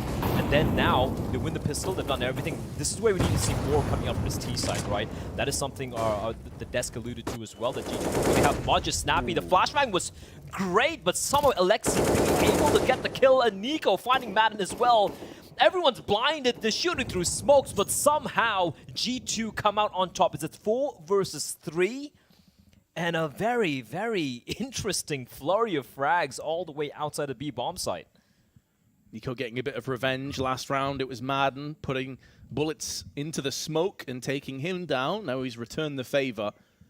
And as you highlighted, G2 with the player advantage, looking to try and push it in and secure the round. But Diha just slightly moves off the angle. That skews with Nico's positioning. And in doing so now, he's even the odds. ENCE have a lot of map control in terms of middle. And they have a bit of utility, but no smokes to play with as of yet. Now they've just picked one up on Hunter, and it looks like they have their eyes set on B site. It's a risky hold coming out from ENCE. If we look at Hades' position, he's in donut looking towards B. Right? They have A completely open as Hunter will indeed completely open up A. Diha will meet his maker. A bit of a fluff smoke there, but it's okay. Still player advantage for the sign of G2 as they're going to be making their way on towards the B bomb side. Rotation is taking place in the form of Hades with an AWP, but Sphinx has so much to do right now. There's a gap in the smoke. That's a free B kill, and with 18 seconds left, he could maybe even get another one. I don't think he wanted to overextend in that engagement, but takes down everybody. The smallest gaps in the smoke costs G2 so much. I can't believe that happened. I can't believe that happened, Vince. Like, they threw the smoke into the Molotov, so the smoke hadn't fully bloomed in where they wanted it to, but they should be cognizant of the fact that there can be a gap over there. And even the moment the bomb gets planted, the second player, once you plant the bomb, you know where Sphinx was. You know there's a gap in the smoke. And Hunter, I don't think he was even looking his direction, but, I mean, credit where it's due. Huge, massive round from Sphinx. But for G2, to just like lose a 3 versus 2 situation just because of a gap, a massive gap in the smoke, that's gonna come and bite them, Vince. Because this was a close game. It was 11-10. That was a golden opportunity for them to tie things up. But because of that, they're now down to the pistols, and for ENCE, they have a 2-round lead. Extending the lead once more. Keep in mind, they started this game off in such terrifying fashion. At one stage, they were leading 6-1. They extended that to 7-1. And then we saw G2 come back. Madden, it's a shooting gallery. And he capitalizes with 2, but Jax with the deagle has bagged himself 2 of his own. That being said, though, he has been put in his grave. Hunter with it all to do. First frag fairly cleanly. Still 71 hit points in play, but he's got Hades and Spinks to contend with. Still alive, jumping down, but he's running into the arms of Spinks. How he is still alive, I have no idea. But Spinks makes sure he gets him on the second time of asking. Hunter moving around ancient like Tarzan, just running around. Somehow, if he was able to get that kill on the Spinks, that would have been ludicrous, but ENCE will manage to keep the Hunter at bay. 13-10, Vince, slowly but surely. The inexorable march of ENCE, it continues. 5 back-to-back-to-back. They are on fire right now. Again, early utility being deployed, and G2 are using a lot of utility here, trying to keep ENCE at bay. You can see the map being used as Snappy just comes running out like a lunatic as Hunter will punish him for it. What was that? I think the flash missed. Yeah, that's the only thing I can assume, because he was pushing out whatever happened there. Spinks, though, does get a successful flashbang out, and Alexi gets spilled out on middle. Hunter just keeping eyes in the back of his head, although he does have some support from Nico, who finds himself at 35 HP. This Jaguar area has been hotly contested, as it so often is on Ancient, the entire map through. And typically, whoever's won these fights has won the round. Madden, still healthy, still holding the close angle. There are mollies, flashes, and smokes available to G2 should they choose. We have to douse off the flames of ENCE right now as they are burning bright on their CT side. And Spinks comes down. The timing could not have been sweeter. He's getting so much information from this. Takes the kill on Hunter and pieces out. Oh, no way, Madden. He catches the bomb. m0NESY falls, 35 seconds, Jax and Nico so very low as well. At least they've deployed the smoke to pick up the C4, but the jig is up. ENCE know exactly where G2 are, and G2 might have to call it a day for this particular round, Vince. That AWP is very, very expensive of an investment. And with that, ENCE 14-10, slowly but surely, like an anaconda constricting around its victim. ENCE, it looked like G2 were putting up a fight, and honestly, yeah, like we said, the latter part of the first half, great resurgence from them, great adaptation coming out from LXCB and his men, win the pistol, survive the 4 spies, but after that, a buy rounds, it's been ENCE all the way. Sure, some of them were close, it did come down to the individual heroics from, you know, maybe Spinks, for example, but a majority of the rounds have been ENCE just looking very, very comfortable, looking quite unchallenged. And again, it's fitting perfectly into the narrative that Adesk painted earlier, where they said, you know, G2 need to win Dust 2 because Ancient is pretty much ENCE 99%, and they are showing why here, Vince. 27 kills to Spinks, man. Yeah, he's been phenomenal throughout the entire game. Very late buy as well on G2. Seemed like they were scraping together a buy right at the depths. Nico, so aggressive, already up at a 4 position on ramp. Flash is good. But I don't know if they realize he's already up here. Spinks is making moves down on construction side as well. He's been bested. He's got the meanwhile gets an entry. m0NESY, 2 quickfire frags. And that should be B site locked down. And surely this is where those flames are extinguished. G2 should be picking up their first round in 6. And to make matters worse as well on the side of ENCE, if they were hoping to save these weapons, there's 2 players very close in the form of Hunter and Jax that may be on the prowl. What a shot from Hades that is. That is lightning fast reaction speed.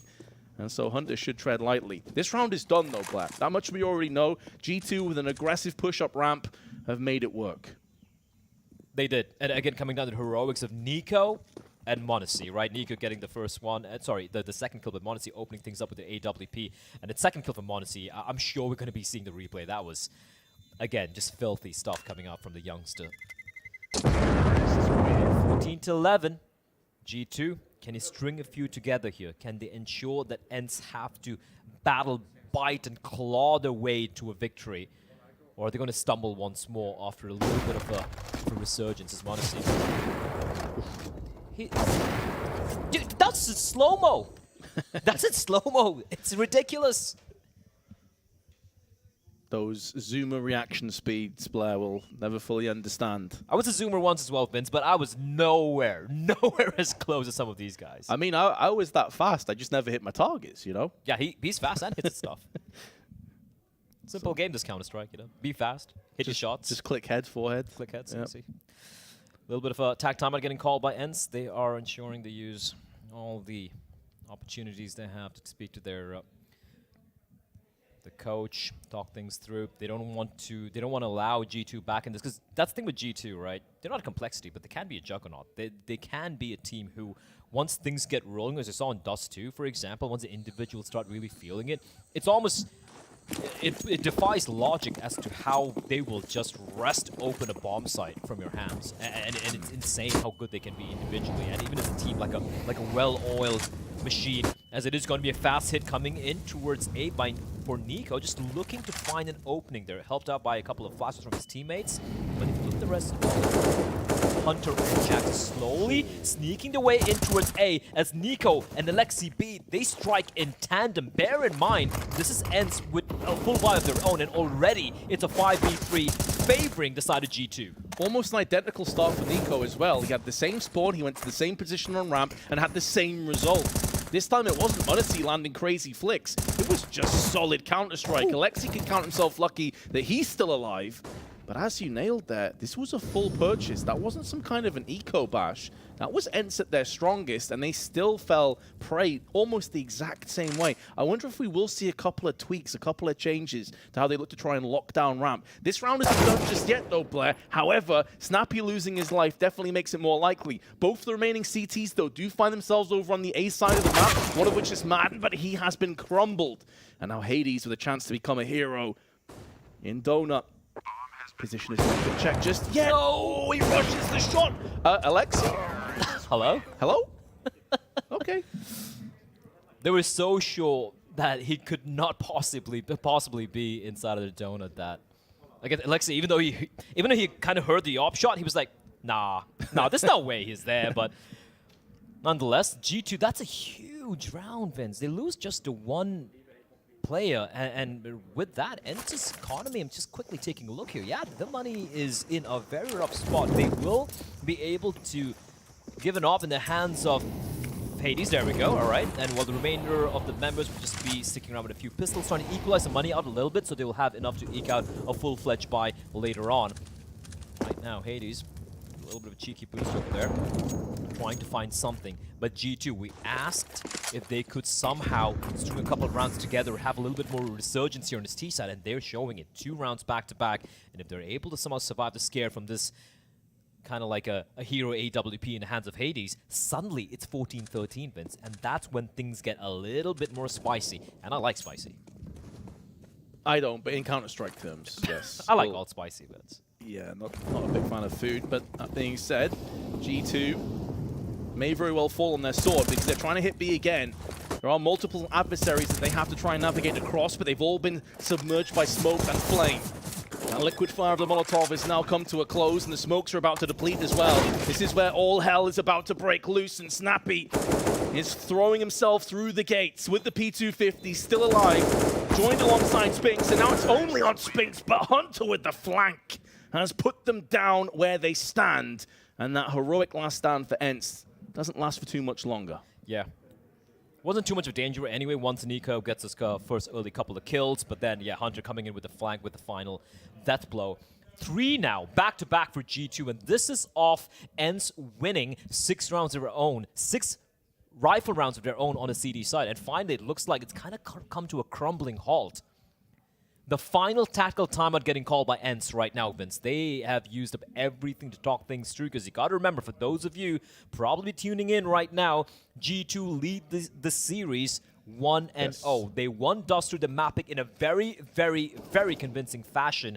And for ENCE heading to Ancient, everyone, the analysts, myself included, Vince, yourself as well, we all agreed that this is ENCE's playground, a map that is supremely comfortable on, one of the best in the world, and G2 right now are making them sweat. The buy is going to be coming out for ENCE nonetheless, but it is a round they're desperately looking to win to close this one out.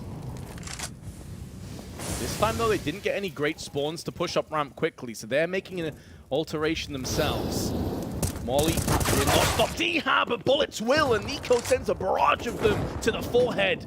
And the Polish contingent has been momentarily capsized. Spinks tries to thread some shots up on construction, where Nico has taken significant damage again. But G2 maintain their player advantage, albeit with a couple players very close to death.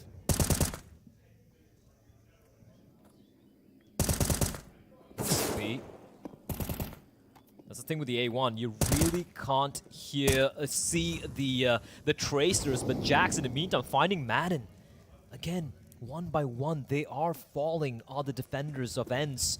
2 players on his B bomb site, leaving the A bomb site in the hands of Hades, and honestly, this time his flick will not land. Snappy has been spotted, however, and again, G2 to slow things down. Hunter sneaking in towards the A bomb site. This has been a hole in the defense of ENCE multiple times, which hasn't quite been exploited as m0NESY finds Hades. 5 versus 2. Hunter's going to be walking in towards the A bomb site as well. He's all the way towards CD spawn. G2 can go wherever the hell they want, but if Spinks steps up right now, that's when something could go wrong, and Spinks, he hears the footsteps.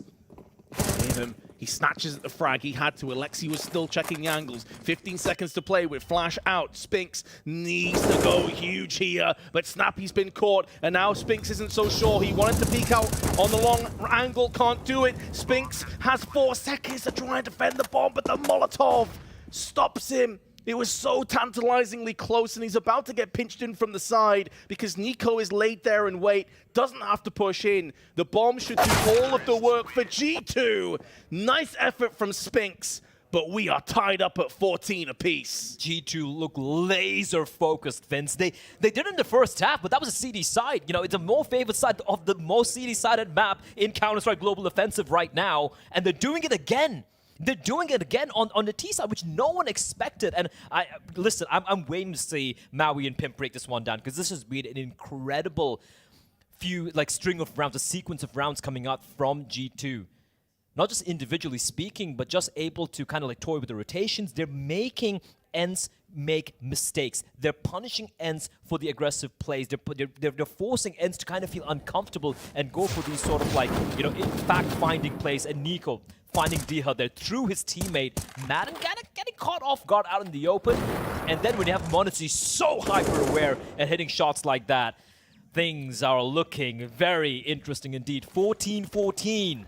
That's an eco or a half buy as well. They're going to play for OT.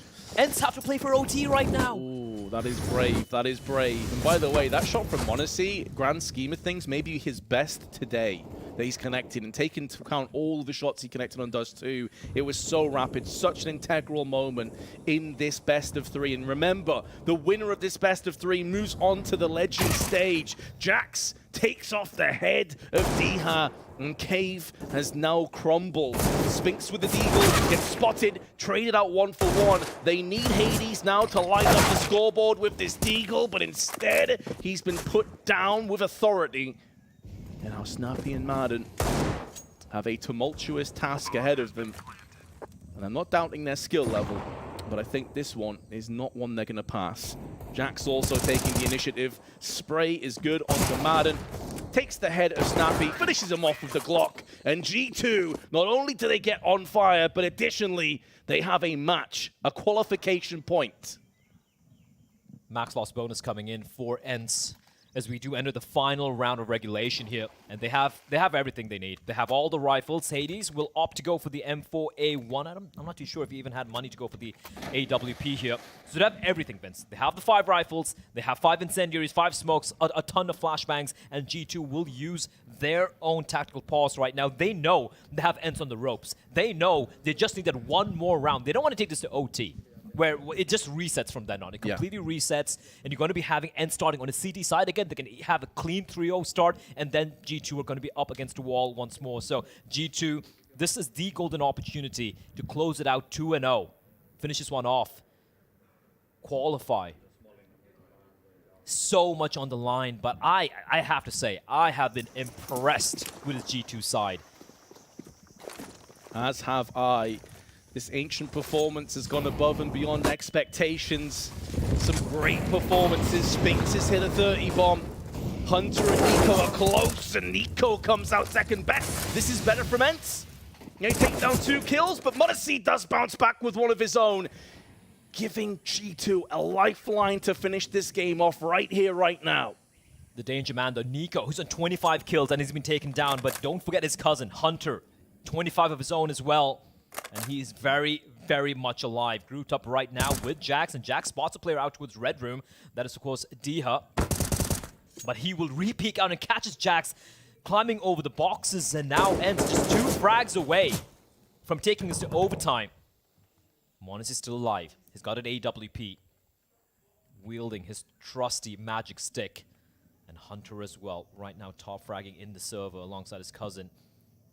He knows where Spinks likes to play. Sorry, Snappy likes to play. And right now, you can see the push coming out towards A-Halls as well. You can see Hades dug in deep. They know the hit should be coming in towards B, but these openings, Hunter and m0NESY, they need them. These 2 Predators looking to hunt in a pack. m0NESY joined alongside one of their star players. 30 seconds. Molly, smoke in position. Flashes, checking their angles, making sure they're not going to get caught from an angle. That Molotov will afford safe passage with the bomb plant, but Hunter gets caught in the back, and now m0NESY has got to pull off a huge play, but Spinks shuts him down, and it's OT. ENCE, man, they battled it out. They finally get it done. G2. The 5-round streak, it finally comes to an end. And honestly, I won't lie, for a moment there, I felt G2 were just going to run away with it. They were building up, they were starting to snowball into an avalanche and going to bury ENCE, but ENCE somehow, in the final dying embers of regulation, able to stave off defeat on their map pick. And now we head into OT, and when you head into OT, Vince, it's not just a reset of the rounds or the halves or the economy, it's also a mental reset. The pressure that ENCE were under those final few rounds, now it's kind of abated a little bit. Now they have the opportunity to grind this one back and close it out, because they are going to be starting on the more favored side. On the CD side, they have all the money, all the weaponry, all the arsenal they need to work with. But for G2, can they replicate the magic? That is the question. About to find out the answers too as we get into this first round. Hot and heavy, m0NESY, aggression up ramp, but there's a grenade there to greet him. As a parting gift tossed in, but he is undeterred. Still connects the shot onto Hades and just walks out. Just chill and moonwalk back onto construction, where 2 players are waiting in Jaguar and Cave. We've seen most of these excursions go in favor of G2 because of some aggressive peaks. Spinks goes in for another one. So much damage through the smoke, and some turned back in towards the ENCE players. But Snappy peeks out through the Molotov and gets the better of Nico. He's still lurking around in the shadows as well. The audacity of the man to still be in this position for so long in the round. Is he about to peek in with a flash? He doesn't it! A double spray! Snappy takes this round, snatches it away from G2. That is played to perfection. We've seen him try it multiple times in regulation, but meantime, Hunter finds Spinks. And all of a sudden, from a 4v2 to a 3v2 where Snappy is, he's just the walking wounded. There is still a chance. Time, though, not really G2's friend at the moment. 37 seconds remain. You can see the bomb dropped all the way in a T-spot. Jax finds his kill. It's going to be huge, and Madden will deal with him. It's all on Hunter. 1 versus 3, and he's making a bit of noise. Snappy, very aware as to where the play is going to be coming in from. Hunter might actually get the bomb down here. No, he won't. Madden shuts him down. ENCE, they win a round. They regain the lead again, Blair. This roller coaster of emotions. I'm sure many people watching right now have one of these 2 teams as their 3-0 in the pick'ems. A lot of people on the edges of their seats. We certainly are. It's been a great game here on Ancient thus far.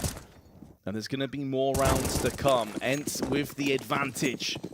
Smoking early down onto ramp, which has been a consistent area, a consistent hotbed that G2 have tried their best to take control over. Well-placed Molotovs, also isolating the bulk of the T's on the opposite side of the door. Alexi's effectively alone at this stage. The flash is good though, and Madden was totally stranded. I love that flash. That's perfection. Madden not expecting them to just run out through the smoke.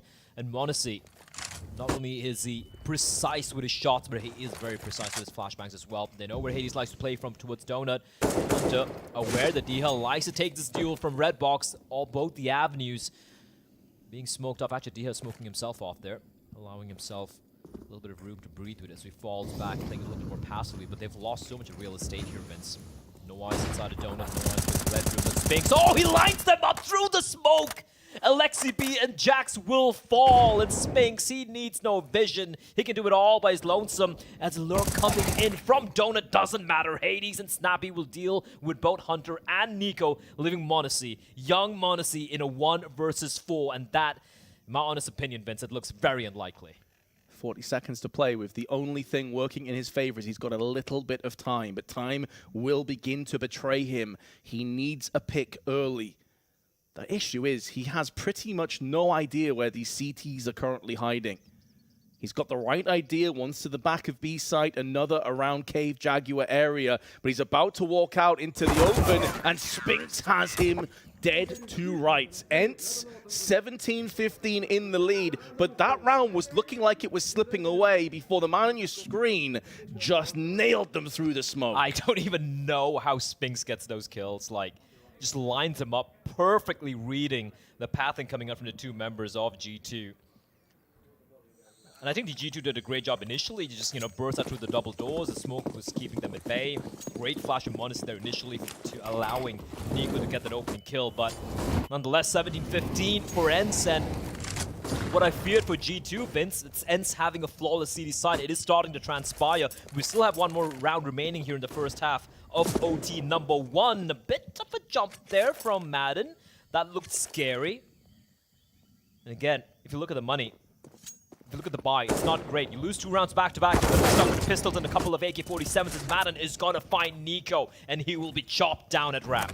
Concerning aspect for ENCE here is, G2 I should say, is everything that G2 were getting success from before with Nico's pushes up ramp, with having ramp control early on, has now been found and fixed by ENCE. There appears to just be roadblocks everywhere. There's nowhere they can move. There's nowhere they can run without ENCE being there, waiting for them, anticipating that play. Finally, it seems we're catching what ENCE are truly capable of on Ancient. Better late than never. Molly down. Hunter will deal with Snappy before he can retreat. So at least it's down to a 3-on-4. And all 3 players on G2 still in with a shot to maybe turn this around, snatch it out of the jaws of defeat. It feels like if this goes 3-0 OT, that might be too far gone. However, Alexi now able to put the smoke down, cordon off some of these areas, and focus their attention and their fire onto the site. Dha gives his position away. They cannot deny this bomb plant. There's no gap in the smoke this time to exploit from ENCE. So it's going to be going down, and so will Dha. Monacy through the smoke, connects, vanquishes him from the site. And now Hades, alongside Sphinx, is going to try and sneak their way, crawl their way onto the site. Sphinx, last man standing, last round of OT. He's going for this, and if he's going to get any success, he's got to pick up the pace here. The bomb is ticking away. That fuse is getting dangerously close to exploding.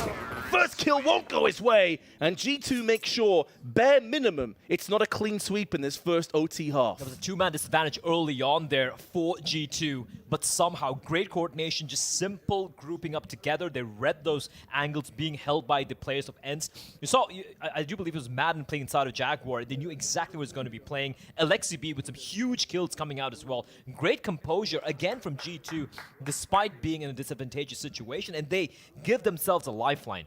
They at least give themselves something, a little bit of a cushion to work with, as now they will be heading towards the CD side. Here's a question though for me, Vince, like which CD side are we going to be seeing from G2? Are we going to be seeing the first early rounds where they were floundering, they were looking lost, or are they going to continue what they did later on, where they were just basically constricting the entire map and not giving any space for ENCE to breathe?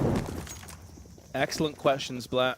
We're about to find out the answer now. Very quick turnaround. G2 on their CT side. MONacy needs to get that smoke down, but he's taking so much damage through that smoke. 2 HP left, still alive, but not for much longer. And Spinks doesn't get the second kill, but significant damage to Hunter, and will force him away from red. The bloodlust getting a little bit too much of Spinks. He gets a huge kill on the MONacy, and then a little overeager there. Hoping to catch someone off guard, but Hunter, even though he does get tagged to 40 HP, never mind, he's been tagged down to 0 HP. D-Hell will decapitate him. And ENCE, man advantage, 4v3 as they start prowling around this Jaguar lane area, slowly congregating on towards the B bomb site, where Alexi B and Nico lie in wait, looking to hold the line, looking to tie up the scoreline. Hades, the fastest of flicks. That's such an integral moment in this game. Alexi B still alive, but not for much longer. And Jack's off on A site. Yeah, it's safe. Has to save, yep. The money situation is still grim. Even on OT, the CTs will struggle. And therefore, ENCE will have 2 map points on Ancient and a chance to take us to the decider of Mirage. Doesn't seem like they're going to run Jax down, so he should be given some choices as to where he wants to try and piece out of here. There could be an AK actually dropped over on that body he can see at the T side of mid. That would be a nice addition, just whether he wants to risk it or not. But this round is done. And this game continues to deliver, Blair. We thought coming into this, we're in for a real interesting affair. The first map had its moments, was fairly one-sided.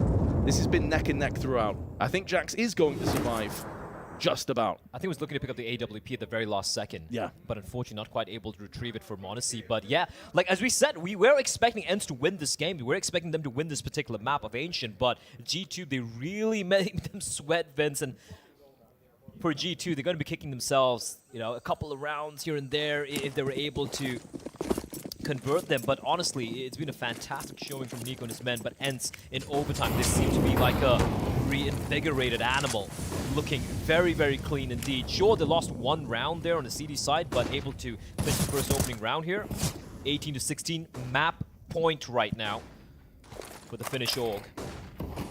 And 2 opportunities now for ENCE to close this one out and take us to Mirage. We will find a decide. We will find which team is going to be moving on ahead. Madden, he's going to get a free kill. Alexi B completely unaware as to the possibility of Madden being nearby on the right-hand side. So G2 early on losing their IGL. And that means for ENCE, 4 more frags to find. Which is kind of crazy considering the position of his teammates. It's one thing if they had mid control and he gets caught like that. They didn't have eyes on mid. Hunter was kind of bobbing and throwing, but didn't really have full vision over this area. Such an odd decision at an integral moment in this game. And ENCE already in a good position to just outright win this map now in OT. Have been given a golden gift. And will they run with it?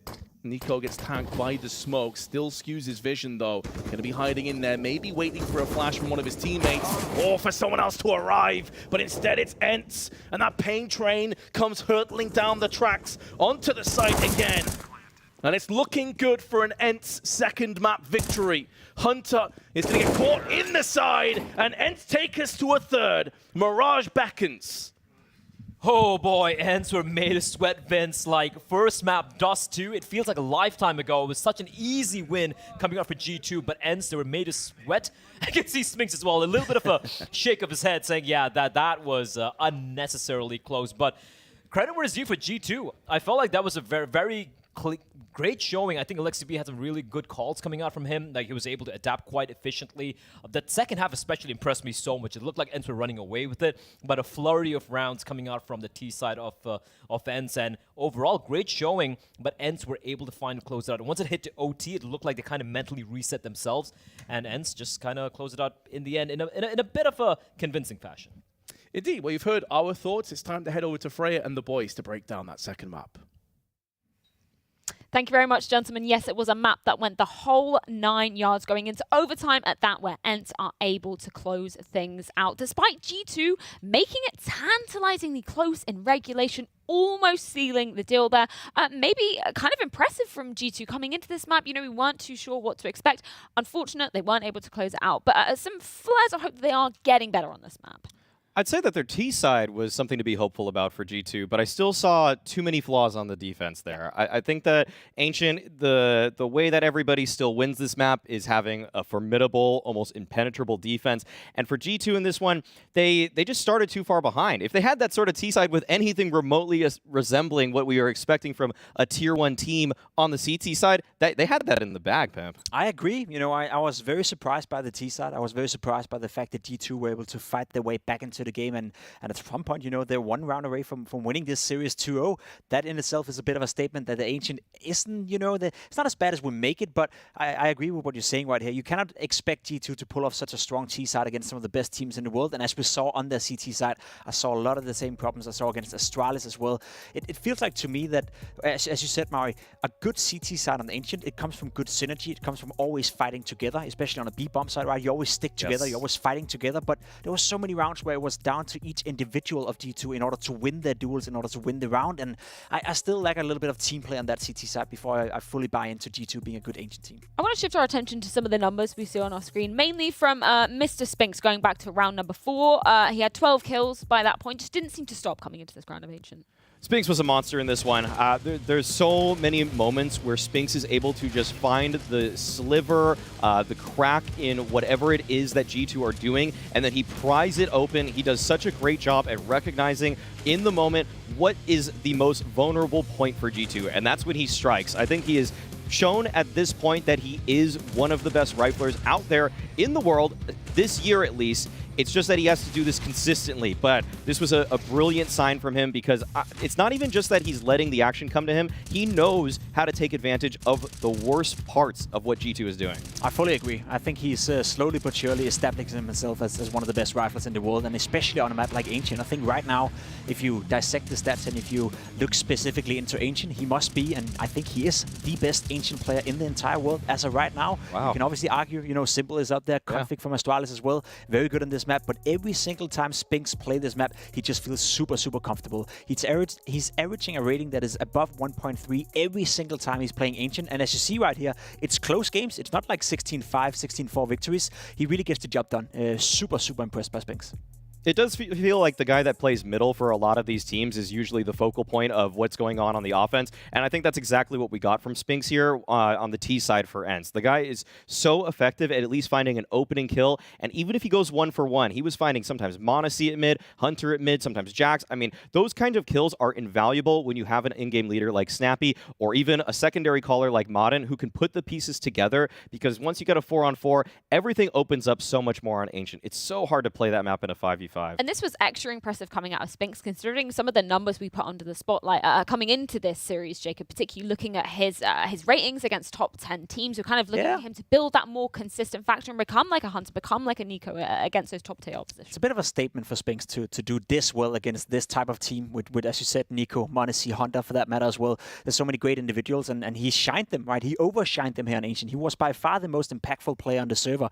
The mental resilience as well. He had a poor first map coming into Ancient, doesn't seem affected whatsoever, and as said, MVP of this map. Goes for the entire team of ENCE though, right? The first map wasn't looking too good for them. They come in right here and they play well on Ancient. Again, another point you can make as well, the opening duels going 23-12 in favor of G2, yet it still felt like ENCE were the dominating team right here. So despite G2 finding the majority of the openings, ENCE had a great plan of how to fight back, how to trade their way out of the problems and still somewhat control the game despite losing the majority of the opening duels. Yeah, something I actually haven't always loved about ENCE is how they play their mid-rounds out, but they were able to win 3v5s, 4v5s in this game with regularity, and that's something that probably, I think, actually speaks a little bit more about G2. Yeah. I actually think that the way that they're trying to convert rounds later makes me a little bit more concerned, and I think we have a round that we could show here where I really think that G2 just has a few fundamental misunderstandings about how they want to play the defense here of Ancient. Yeah, it was on the CT side, right? Because that was something you had questions about after we saw the map play out. Yes, exactly. So this is a round early on in the first half, or it's kind of late in the first half, I guess. But either way, there's just pistols from ENCE. It's kind of a half buy, and we see that G2 use some early utility to take some control, but they don't play crossfires. They play a lot of individual spots. There's a lane swing from one of the first players that dies. The other players are playing sort of close to the smoke, and these are a lot of 50-50 sort of fights that you don't necessarily want to play. One of the reasons Ancient is so CT-sided is you can just play back in the bomb sites. You can set up these indomitable crossfires, and you're pretty much always going to shut down any sort of push. And so G2 probably being a little bit proactive at times, taking a few too many risks, and just simply like Pimp has been putting this whole time, they're not playing together when they're playing the defense. I'm so happy you brought up this clip because you see it right there. Nico pushing down lane by himself, getting killed off guard, and then another guy on the side by himself fighting. He gets 2 kills, sure, well done, but you're not supposed to play like that. If you take the fight together, in the vast majority of the situations, you will come out on top, and that's what you see from ENCE, that's what you see from Big, that's what you see from Na'Vi. All the top teams on this map, they play cohesive and they play together on the CT side. And this brings into question the map pool discussion that we were having about G2 prior to coming into Ancient. Sure, maybe they're impressed with, you know, how long they drew this map out, some of the instances they showed on this particular map, but it's not great signs when you're going up against other teams, like you mentioned, that like are going to be in the Legends stage. I mean, I can't help myself to think about G2 as a team who's going to qualify for the next stage, whether or not they're going to win this game. Obviously, we're going to focus on the third map in a couple of moments, but if you put on the long side right here, G2, without being able to play Ancient, that's a bit of a problem. They permaban Overpass 24/7, so fair enough for that. But there's a lot of teams out there who's willing to pick Ancient. Na'Vi, ENCE, Furia, FaZe, Astralis, Big, NIP, NIP for that matter. There's so many teams who will just pick into Ancient time and time again against G2. And for the vast majority of the time, if they play at the level we saw right here, they can make the games competitive, but I am pretty sure they will lose to good Ancient teams the vast majority of the time. And that's a problem in a video, right? You go in and you're basically down 1-0 in every single matchup.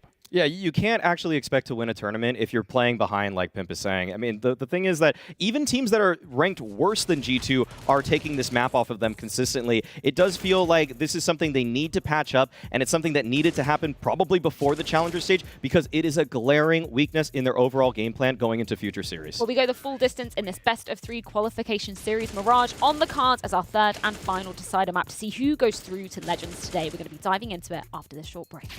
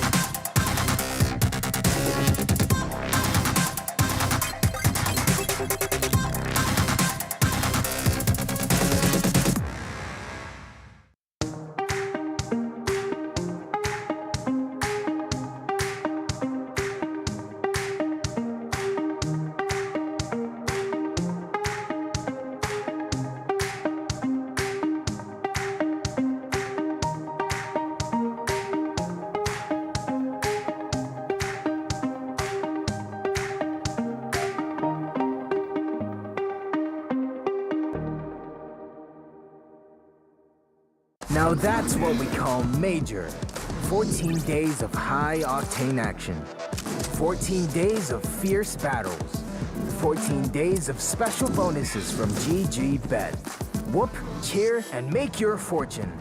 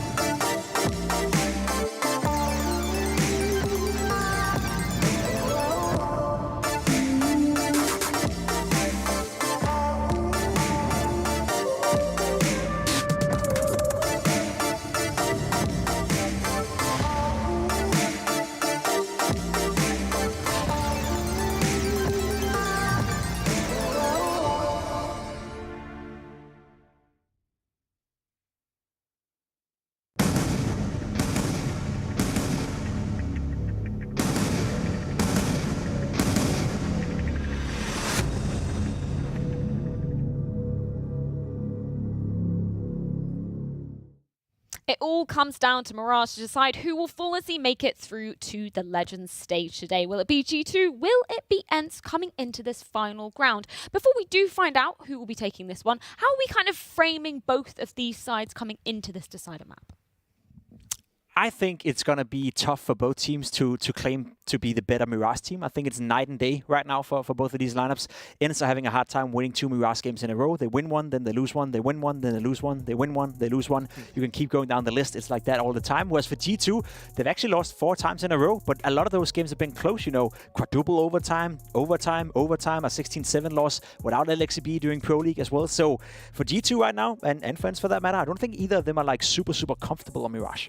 They're definitely not that comfortable as units, but I think that there's a lot of players in the server, if we looked at the individuals, that should be popping off the page here. On ENCE, you obviously have Spinks, and he's been just delivering an incredible, I mean, Ancient at least, not the first map, but on the side of G2, it's hard to not look at these names and just simply think, how could they lose? You have m0NESY, Nico, and Hunter, and they're just one of the most deadliest trifectas on the defense towards middle. But there are some holes in their game, too. I think that's where a lot of people have been calling AlexiB into question, because sometimes the way that their T-sides go is not the prettiest on Mirage, and it's been a reason that they've been having some failures on. I like that you bring up the disparity in terms of ENCE's results on this very map. I just want to throw it back to a mere week ago at the last Spring Showdown. Obviously, we saw ENCE managing to claim that spot. They did reverse sweep Astralis in that grand final, but that was a 16-3 loss versus Astralis. Quite uncharacteristic, and then we come into that matchup against 9Z. That's a 16-7 win. So why do you feel like we get such disparate results from ENCE on this particular ground? Isn't that just the nature of Mirage right now? Like, who out there would you say is a consistent top team on Mirage? Who wins Mirage every single time they play the map? I don't really locate one team where I feel like that's the case, right? You had a period where Na'Vi was super well playing on Mirage. You had a period where Heroic could do it, but there's no team right now who's just claiming Mirage as the best map in their map pool. So I feel it is kind of like one of those maps where we talk about momentum. We talk about a snowball rolling out, you know. Another thing you can point towards when it comes to ENCE and the Mirage is actually Duha, who's the highest rated player for ENCE, right? A player we don't really talk a lot about, but on Mirage, he is super aggressive, especially CT side, especially towards middle as well. So I'm curious to see who's going to play well and who's not going to do so well for ENCE here. I think that something that's really strange about ENCE is the style that they call is unlike a lot of the teams that are at the top right now for this, where essentially what Snappy does on this map is he calls based off of the spawns nearly every single round. So for one, that just means that it's a little bit random. So teams aren't always going to be able to read what they're going to do round to round because it's just based off the spawn. It's not even based off what Snappy's really thinking at the moment. And the other thing is that because they're playing off of spawn so much, players are switching spots on the T side frequently. There's sometimes D-Haw lurking towards A, sometimes it's Modern, sometimes it's Spinks towards Palace. It changes up very frequently, and I think that surprisingly, I mean, this is something that Saw and Snappy told me, that D-Haw is the most mechanically skilled player on ENCE. And so on a map like Mirage, when you're just being thrown into different situations constantly, it does make sense that he's going to thrive because he's just so gifted in terms of his individual skill that no matter what, he can make it work. And it was an interesting point you bring up there just about Snappy's kind of calling style coming into this, because you don't necessarily see that working super well against G2. I think that G2 is simply a team that once they know what the strategy is, they'll just eat it up. Hunter, Nico, AlexiB, 3 brilliant minds in CS that if they did their homework, if they anti-stratted properly, they will be able to read what is going on with what ENCE is doing. There are a couple of I'd say tells in sort of the strategies that Snappy likes to throw out on this map. And if they can catch that early enough in the round, it doesn't seem like ENCE always has the best mid-round. So if the initial plan doesn't work or if it gets red, I think that G2 is going to have a dominant CT side. There's one thing that worries me a lot when it comes to G2 though, and that is Nico, right? Because we are not soon to always praise him. We always talk about how good he is, especially when it comes to Mirage. You know, you go down the history. In Mouse, he was fantastic on the map. In FaZe, he was fantastic on the map. In the beginning of G2 as well, he was fantastic on the map. He's played it 9 times in the past 3 months, and it is by far his worst performing map right now. His rating is 0.98. So what happened to the best player in the world on Mirage in Nico? He didn't really change his role. He's still playing around connector, but it seems like he's lost his confidence. He's lost his groove, and maybe people have figured him out. And that's a big talking point for me, because I believe that is the reason why G2 have lost 4 in a row. Nico is not performing on Mirage, and he's supposed to be the best player on this exact map. I would point to one thing about Nico's style, which seems a little bit dated in terms of the meta of connector players, where I think that, well, I talked to Adren from Liquid about this before, where basically what a lot of the older connector players that thrive maybe pre-2019 did is they like to hang around connector for a really long time. They find themselves in jungle, and if they just stay there, it's very tough to actually juggle that position. But a lot of the newer connector players want to do something proactive at A, and I think Nico doesn't always call for those plays as much as he could with Jax. So with that being said, gentlemen, very quickly, who do you see taking this one? Who do you see going straight through to Legends? I've got G2. I think the matchup really favors them. I'm going to stick with G2, but to me it's a coin flip. I think it's going to be a super, super close one. Well, I'm very excited to dive into this one. To do that, we have to throw it on over to Vince and Blair to see who's going to be making it straight through to the Legends stage post-Mirage. A Legends stage position is up for grabs, and this map is going to determine whether G2 or their adversaries of ENCE can get it done. Mirage, maybe a playground where you'd maybe have a certain level of expectation on G2 after some pretty lackluster performances. But I would also say, overall, although it's been a close game back and forth and we're at 1-1, G2 have had the better of the overall kind of standing when it came to Dust 2, taking into account some of their massive players like m0NESY having huge performances. But one consistent factor has remained for ENCE. Spinx has been an absolute beast. Absolutely. Spinx has been phenomenal thus far, especially on Ancient. Although it was a bit of a back and forth affair there, ending in OT. Spinx definitely the shining light for ENCE. As G2 starting the T side over here, they're not going to be making any ruse of the fact that it's going to be a hit coming in towards B. A nice crossfire being set up between Hades and his teammate in the form of Spinx. But Hades finds nothing in Spinx now. His position has been compromised. You know exactly where he is as Diha, his teammates come in to help him out, but they all fall like 10 pins. As Snappy, the IGL left in a 1v5, and there's nothing he can do. G2, a quick blitzkrieg of around to the B bomb site, and ENCE, they had members there, they had players there, but they were not able to find almost a single kill. No real kills forthcoming, and G2, as you said, just blitzed over the site. They got the kills, they get the round, and now ENCE backs against the wall have got to come in and dip in for a force buy. 2 MP9s, Scout, couple Desert Eagles thrown in the mix, and G2 off to the races with 2 of their own MAC-10s, already getting aggressive up through middle, but Hades could be there to greet them in the underpass area. If they're not careful about this one, Hades can spray him down so quickly. Flash will proceed to peek though, but the Flash actually hit the D more so than Hades, but he still comes out second best. Oh, just getting saved there by Jax with his teammate as m0NESY finds Madden as well. That could have gone really alright for the side of G2. The nade though from Diha, great follow-up. They knew m0NESY got dinked down. Now Snappy and Jax. Tense standoff here, but Jack's patience will pay off. He knows Snappy's position means that there's no one probably nearby towards that B bomb site. Diha shot with the scout. As you see Jax just jumping around, jumping Jack on the B bomb site, clearing out all the close angles, and that's going to allow the avenue for G2 to make the way in towards the B bomb site. Still paranoid of the potential of a flank coming in. They know Diha was towards mid, but they still have no eyes on Spinx on a deagle of his. But with Jax pushed in this deep, hold up, Diha decapitates Jackson. All of a sudden, bomb's not planted, mind you, Vince. Diha has a couple more seconds until that smoke clears. And then maybe called into action. His teammate dies ahead of him though, and it's Nico, that man that they discussed on the desk, needed to have a big performance, is one of the best Mirage players when he is feeling it. And if there's more in store from where that came from, things could get difficult for ENCE very quickly here. Off to a 2-0 start, ENCE will be into an eco, of course. And G2, this effectively is a bonus round, and they have the MP9 in the hands of Hunter, who can go out there and try and spray down and cash in a couple of checks in the process.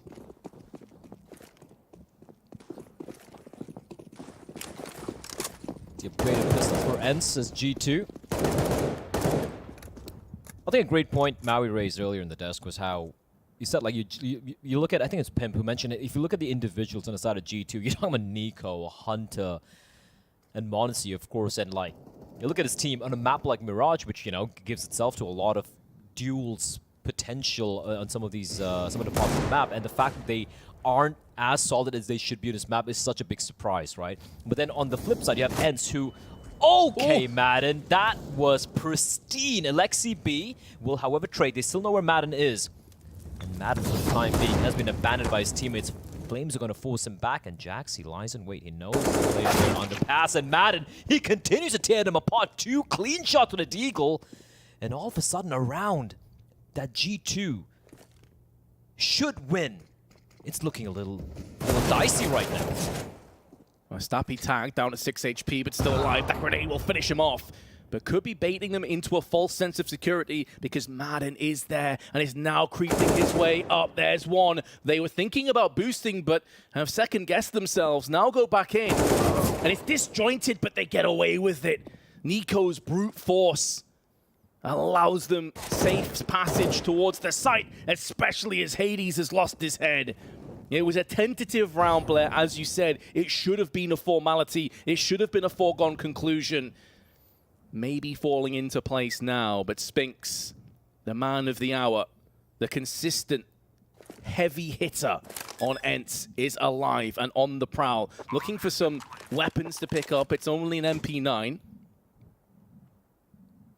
think he has every reason to maybe give this a shot. If he can connect to 1Dig, then this round is doable.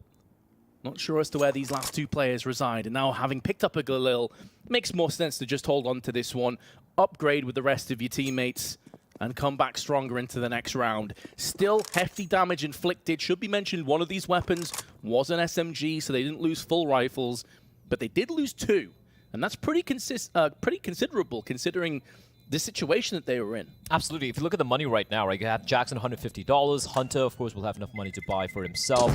LXCB will be able to drop towards Jack. And actually, never mind, Spinks takes on Nico as well. So yeah, hefty economic damage being dealt out here, meaning that one of these guns will be dropped in the direction of Jax. There we go. LXCB will drop the AK-47, and AWP should be purchased here by Alexi for Monacy.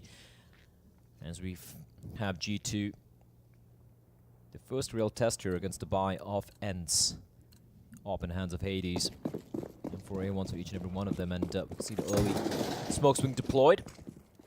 G2, great start thus far, despite losing a number of players. And we see a lot of utility being deployed towards mid. And it's, of course, going to be Hunter and Jax trying to force ENCE to maybe try and contest mid. But it is just a ruse. It's a walk up towards B bomb set. It only one player lies in wait. And it is going to come down to Snappy to shut this one down. Snappy in the smoke, using it as a sanctuary. Hoping it's his ally. Good for one, but no more. Nico has put an end to this B side. And it looks like Spinks going to try his damnedest to get recontrol over this area. Instead, though, he walks into a barrage from Jax, and Hades will be off to save G2 with a quick-fire 4-0 lead. It's incredible how Hunter is just being sent towards mid to try and sell the fake, try and keep the focus of ENCE on him, and it just gets away with 2 kills. Barely takes any damage. And in the meantime, Snappy, unfortunately, caught a little bit out of position as well. A great round from G2 there. ENCE falling for the ruse, thinking it was going to be battle for mid instead. G2, they immediately pounce onto the B bomb side with Snappy, the IGL, buys Lonesome.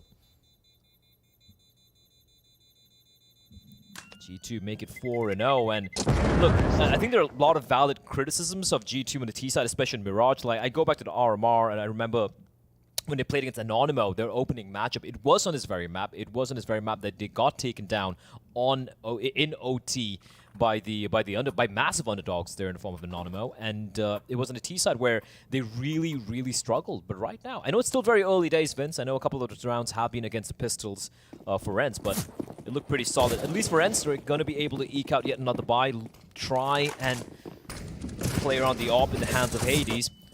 There's one small bit of presence towards mid. This time it's going to be Monacy. They've opted not to go for the AWP, the AK-47 in his hands. We, of course, have Nico as well, slowly holding towards Palace, making sure that ENCE don't get up to any shenanigans.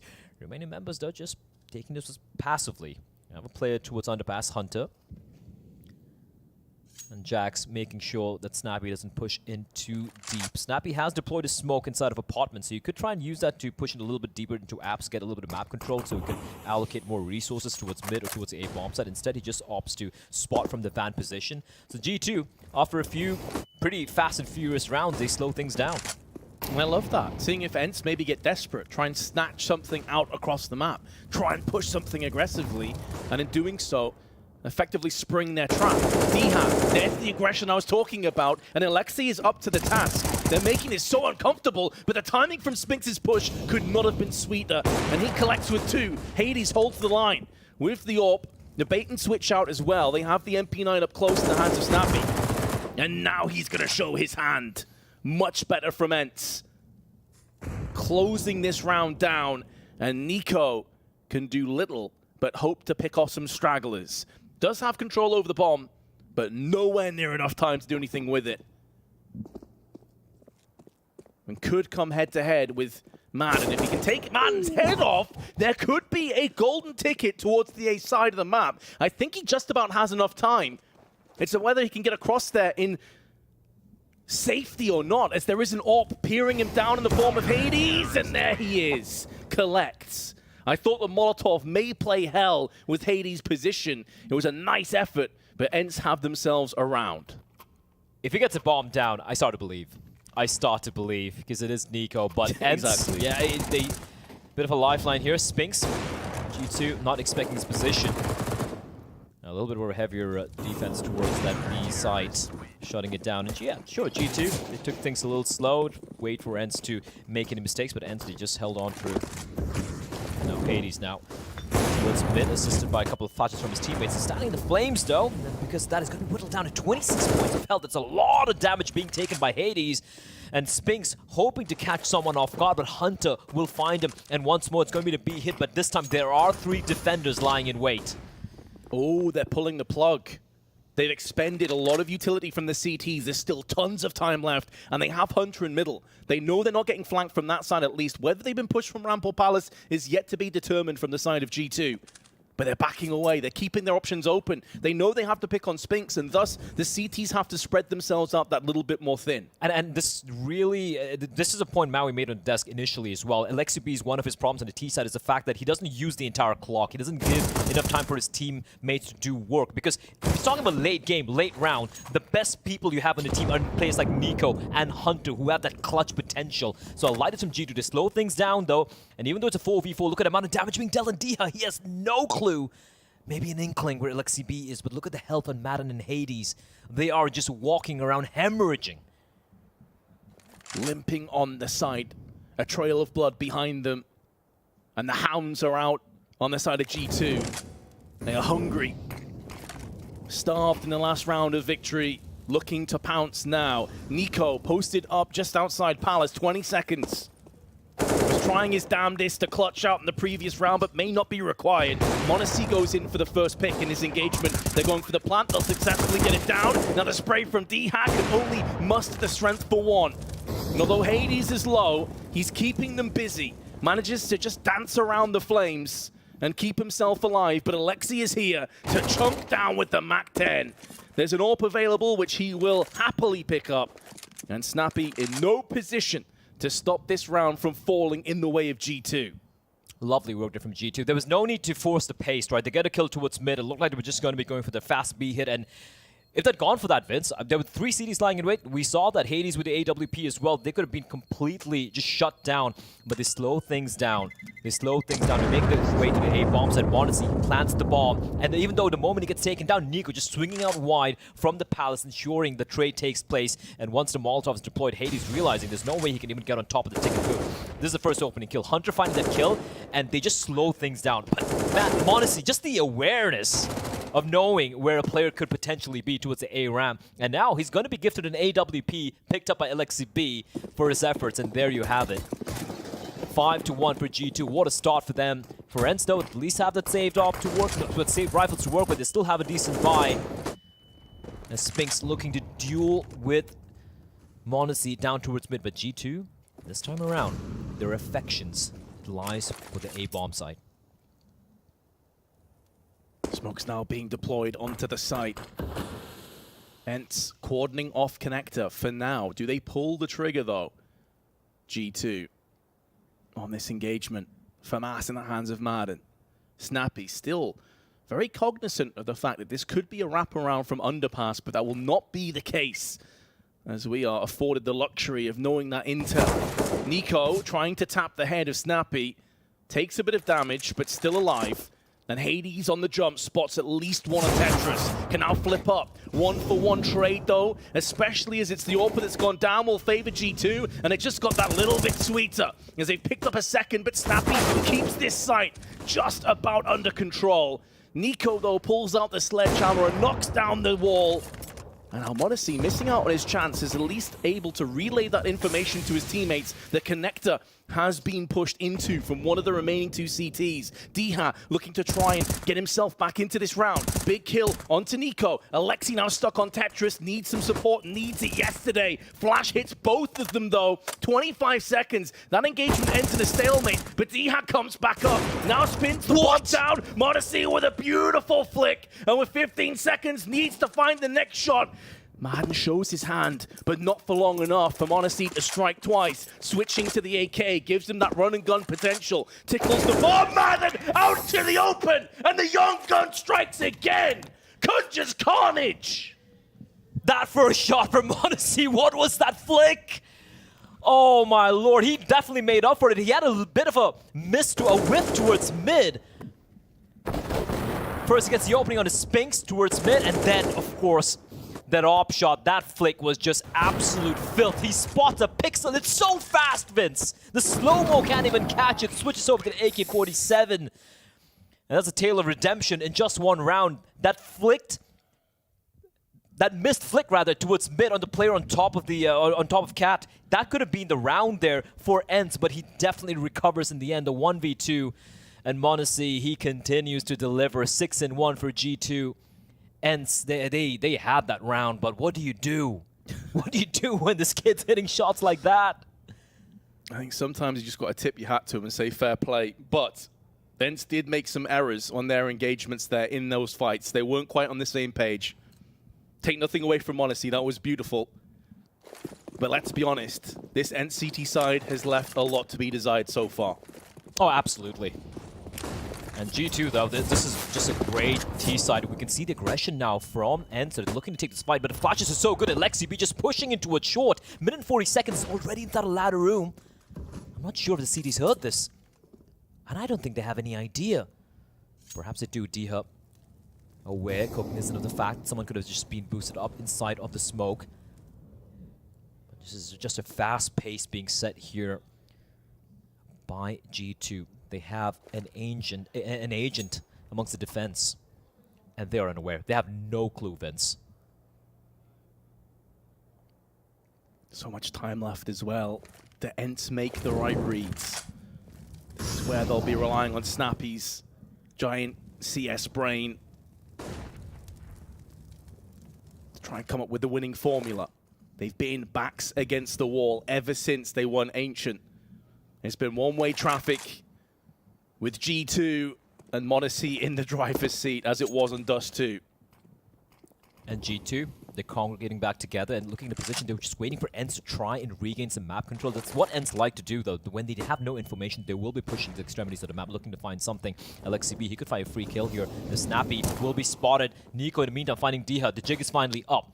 They know exactly where Lexi B is, but as they head in towards the B bomb site, and who's lying in wait? It is Spinks, but he's been punched in the face by the AK-47 bullets, and that should be the call for the save here, Vince. Unless Snappy can find something ludicrous through the smoke, this round's done. It's a 5v3, and even though Alexi B and Nico have been damaged quite substantially, bomb planted 5v3 in a B bomb site, you go for the save. You hold on to your guns. It's also unconfirmed damage as well. The bulk of that came through smokes. Madden will hold on to his life. Not just that, though. There is the opportunity of the rifle. It's on the other side. There we go. He's found it now. So the MP9 turns into an AK-47. Significant upgrade. The thing is here, though, Blair, we're getting excited about them saving weapons. It doesn't change the fact it's going to be 7-1 on their CT side against them. Saving weapons at this stage is no longer good enough. You've got to start doing something with these guns. They got to start doing what G2 did on the first half of Ancient, right? It was, I do believe, 6-1 or 7-1 for ENCE on their T side until G2 with a resurgence making things competitive. But yeah, so far ENCE have been just picked apart by G2. this defense has been dissected. And you can see the variety coming out from G2 as well. The previous round, that was fantastic. Alexi B just kind of reminded me of old during the glory days of Luminosity when they were winning majors. How fast he used to be up towards Cat. And everything clicking like this for G2. A bit of a failed jump there, but it's all good for Diha. He's still going to stick around. Flashbang. Keep him at bay for the time being. But for how long he's going to stick around is the question. G2, they've been kind of coy when it comes to backing up towards mid. They deploy a lot of utility, a lot of flashbangs, and they probably usually like keep Monacy or maybe Hunter towards the top of mid, but they haven't really been contesting mid a lot. They haven't given ENCE the opportunity to do that with them. And I just want to see just a whisker away from finding Diha's head. And now they know where the AWP is perched towards. Look at how ENCE have 4 members looking to duke it out towards mid. We have one towards Con, actually almost 2 players towards Con. We have one inside of jungle, and of course a player that is Spinks and short, and Monacy with a rare miss shot, and he will be found. Diha has the one-way look in his favor. Hunter, off spray, not able to capitalize on Hades, who was lurking around the window. And now Alexi B making moves down middle. Now there's 40 seconds to play with. G2 have been very slow in this round, and to be fair to ENCE, they've done a good job of stalling this one off with utility and position. Molly tossed in, one additionally from the CT side. Time is of the essence. They have got to move through here, punch through, and try and brute force their way out of Connector. They don't have control over Catwalk either. They've thrown a Molotov down, but that's not going to affect Spinks. It's a massacre. They walk into the killing fields, and they have been put down with vengeance, with venom from ENCE. Maybe a bit of frustration showing there with how quickly they capitalize. And it's good to see that even though they're 2-7 behind, Spinks, he can still have a laugh about things. He's still calm. It's still very early days, Vince. It's still very early days. You cannot count ENCE out. Like, Mirage is a map where, you know, apart from the Nuke or Ancient, it's a map that they used to go for as their first pick at times. They're supremely comfortable on it, especially the T-sides from ENCE. I genuinely used to enjoy watching it. So if I'm ENCE, you know, just bring it back, have a few rounds here on the CD side, leave enough of a buffer, and then, of course, try and mount this comeback, or rather try to close it out in the second half. So still a lot of rounds remaining to be played. And that was basically G2 just, you know, kind of getting channeled through, like you point out, the connector area, and there was no way they're winning that. There was like a trifecta of doom just around them, got completely shut down. I'd like to see them go back to what they were doing earlier on, right? Like just mixing things up, a little bit of early mid control, but then pivoting back quickly either towards B or A. And I think they've been finding a lot of success there, primarily towards B. As D-Hub, it's a great flashbang. He's going to be forced on back down, but Alexi B leading the charge. I don't think he's been seen. Maybe he has, I'm not sure. Yeah, he has, and an 8 is gonna just be lobbed straight into his groin. Down to 26 HP, but he will continue to push on ahead, finding his way into Connector. This is a much more faster play coming out from G2 as they go for this A pincer. 2-pronged attack. Looking to dissect and evict, annul the marriage of ENCE on this A side. But Alexi B is already worse for wear. He'll be limping towards the side. Smokes still are in position. Will start to dwindle and deplete. Monacy, other side of the smoke. Oh, still takes the head of Madden and makes it his own. Carves the path through onto the site with Nico. Diha, some heroics. Makes Nico fade to black and now gives his team the advantage. 9 HP left for Monacy. With 50 seconds, he's now last man standing. On the ace. He's pulled off a 1v2. Can he go one better? He's going to get flanked though. If he's not careful, Snappy is making moves round the back. Still has to contend with Spinks. And although he's on 9 HP, having the AWP gives him more room for error. But that every second he spends waiting for a peek from CT is another second that Snappy is closing in on him. The chances now are very slim. He can pick this up, and Snappy capitalizes, makes the most of the situation. ENCE aren't done just yet. This is all D-Hub, This is all D-Hub. The moment Monacy gets a kill into Madden, simultaneously he finds a second kill. Nico gets sniped down, and it's all in Monacy. And yeah, once again, valiant attempt from him. But once Snappy came in with that flank, and considering how low Monacy was, that was pretty much around there. And even Snappy, he didn't push push towards ramp early on. He waited in case Monacy just legs it back towards the B bomb site. And once he knew there was not enough time for Monacy to make his way back towards B, he slowly inched ahead. Spinks being the contingency for his side. And finally, ENCE have managed to break the bank of G2. We're down to just the pistols. Monacy with a Zeus. T side. Mirage. I'll be more impressed than any of his off flicks if he's able to get a kill with a Zeus here. I'd be supremely impressed. $300 well spent, as Alexi and Nico will be feeling worse for wear. As they push in, Jax had chances, makes the most of it. Deagle in play, but Diha, Mr. Dependable, Mr. Consistent. Oh, Mr. Headshot. Ow! Monacy gets wrecked. And although it's against an Nico, you can't argue with that aim. The rest of the pieces should now fall into place. Nice jump across, man. Diha's putting on a clinic. Give that man all the frags. Give him the ace. He's earned it. Even if it's an eco ace, that was just such impressive mechanical ability from Diha. We started just mentioning as well, like, Diha, many of them consider to be the most mechanically gifted player in this ENCE lineup, where you have players like Spinks, like Hades, and even Madden, which is insane. But he's showing why he can do it. With plays like that, can you argue with it? Considering the previous round where he gets at 4K, netting them that round, I guess, you know what? Give him the ace. He deserves it. He's been a beast thus far. 16 and 9 in 11 rounds. This is despite the fact they're trailing 4-7, mind you. Yeah, coming into this map, Spinks was by far and away the best performing player with 48 kills in the previous 2 maps. But now Diha is showing us what he can do. Spinks, the man, has the secondary up, puts it to use. Nico, the throne from the Palace Room, and Monacy will at least get one. But that doesn't feel like it's going to be good enough. Alexi joins him in middle. Plenty of time left here, Blair, but although 2 players are low, when you're still up against 2 AWPs and crossfires, and you have a distinct lack of smokes across these 2 players, it's looking pretty grim, especially as Alexi B's now been picked off from Spinks. He will go down to the hands of Monacy, but that won't be good enough to yield the round. We asked and they answered. We were questioning ENCE when they're going to wake up, when are they going to start to show what they can do here on their on the CD side here. But finally, not just a streak of rounds, not only did it break the economy of G2, they're able to survive those pistols as well, but every time G2 is getting the rifles in hand, they're shutting them down, they're slapping them down. Diha especially is starting to become more and more like an eldritch god of old, as Monacy will be found with Madden. Just the pistols this time around, as G2 they're grouping up to try the luck on his B bombs. That's something which they have kind of forgotten, feels like. They're finding a lot of success on the B bomb set early on. Now they're going to be going back to the tried and tested. Nade lies in wait. The moment Spinks spots someone, he takes a shot, the nade's going to follow up. Snappy slowly falling away now. That tactical nuke may be late, maybe not required. Maybe Spinks was the nuke all along. There's the grenade. Minimal damage, as G2 are anticipating that. But it also is two-pronged. Not only does it allow them to do a lot of damage if they push, but if they stay and they stall and they stagnate, it allows more players to get up close. Clean. And it's just shooting fish in a barrel at that stage. ENCE have gone from being completely wrecked this half to now being on fire. 5 rounds in a row and only 1 behind G2. It's just almost a replica of what G2 did in that first half of Ancient, right?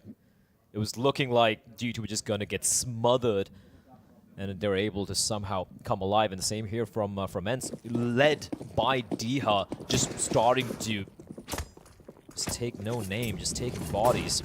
And now G2 going to go for the fast play towards mid, caught out in the open as Hades, blinded for days. Jax will find him. A follow-up nade. Now, they are not aware of the fact that Diha is still inside of Underpass, but they need to be cognizant of that. The problem right now for the side of G2 is there's no one in the apartments, no one sneaking in from behind. And Diha, he can easily find a couple here. There's one. Grenade out, may very well fall, should fall. Did a lot more damage than anticipated. But Madden, showing his patience, showing his resolve, not to peek out aggressively, is going to fall on his sword. And that may not be a good enough trade for ENCE. They still find themselves a player behind. G2 taking no prisoners in this round. And now Snappy and Spinks, on separate areas of the map have to somehow conjoin together. Flick from m0NESY goes awry, missing the mark. And now Snappy could feasibly get this done. Alexi has control over the bomb. How does he cross? And he can't move right now. This is so awkward for G2, and they could get flanked in. They're getting pincered. Snappy is here, and Nico gets bested by Snappy. Nico is even watching the angle, and the veteran still took his head. The executioner of ENCE has prevailed once again. He may go down to Alexi, IGL, and IGL crime, but now Alexi can make a beeline for the B site, and that will be his final destination. Spinks with the AWP. Can't stop the plant, bare minimum. Alexi planting safe. Spinks daren't push through that window just yet. And with a flash up and over, hasn't quite affected Spinks, still moving in. Is it confirmed damage? Does he whip out the sidearm here? Grenade won't be finishing off Alexi, designated towards the van. And now that time on the bomb ticking away, and Alexi clutches. G2 take it down. Snappy, he did almost everything to perfection. Then he jumps up, and it gives Alexi's entire body, leaves his entire body exposed for Alexi to get the kill. And then immediate, quick thinking from Alexi B. He legs towards the B bomb site, patiently played there by the Finn. Oh, that could have gone anyway. He just jumps up on top, and that's gonna be crushing for Snappy because he destroyed Nico there earlier, even though when Nico was waiting for him. A very back and forth affair coming out as m0NESY takes just a bit of a warning shot there. But D-Hub is pushed up very, very deep. 19 and 10 for the poll, the Terminator in the server right now. It's going to be B-Hit coming in, and once more Snappy. He'll have to answer the call of duty. Oh, the nuke has landed this time, all right. And Spinks is there to clean up the rest. 2 kills go his way. Keep in mind, at one point, this was 1-7, stacked against ENCE, and they finish in fine form. 7-8 the score. Right back in this.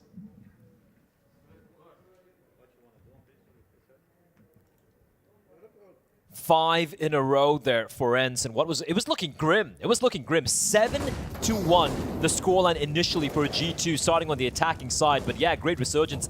Ably, I mean, it all started off with the catalyst that is Diha, right? Just popping off and then kind of enabling everyone else in his team to really step up as well, step up to the plate. Spinks starting to wake up as well. Hades, though, still very quiet, Vince. That's a big question mark for me throughout this entire series.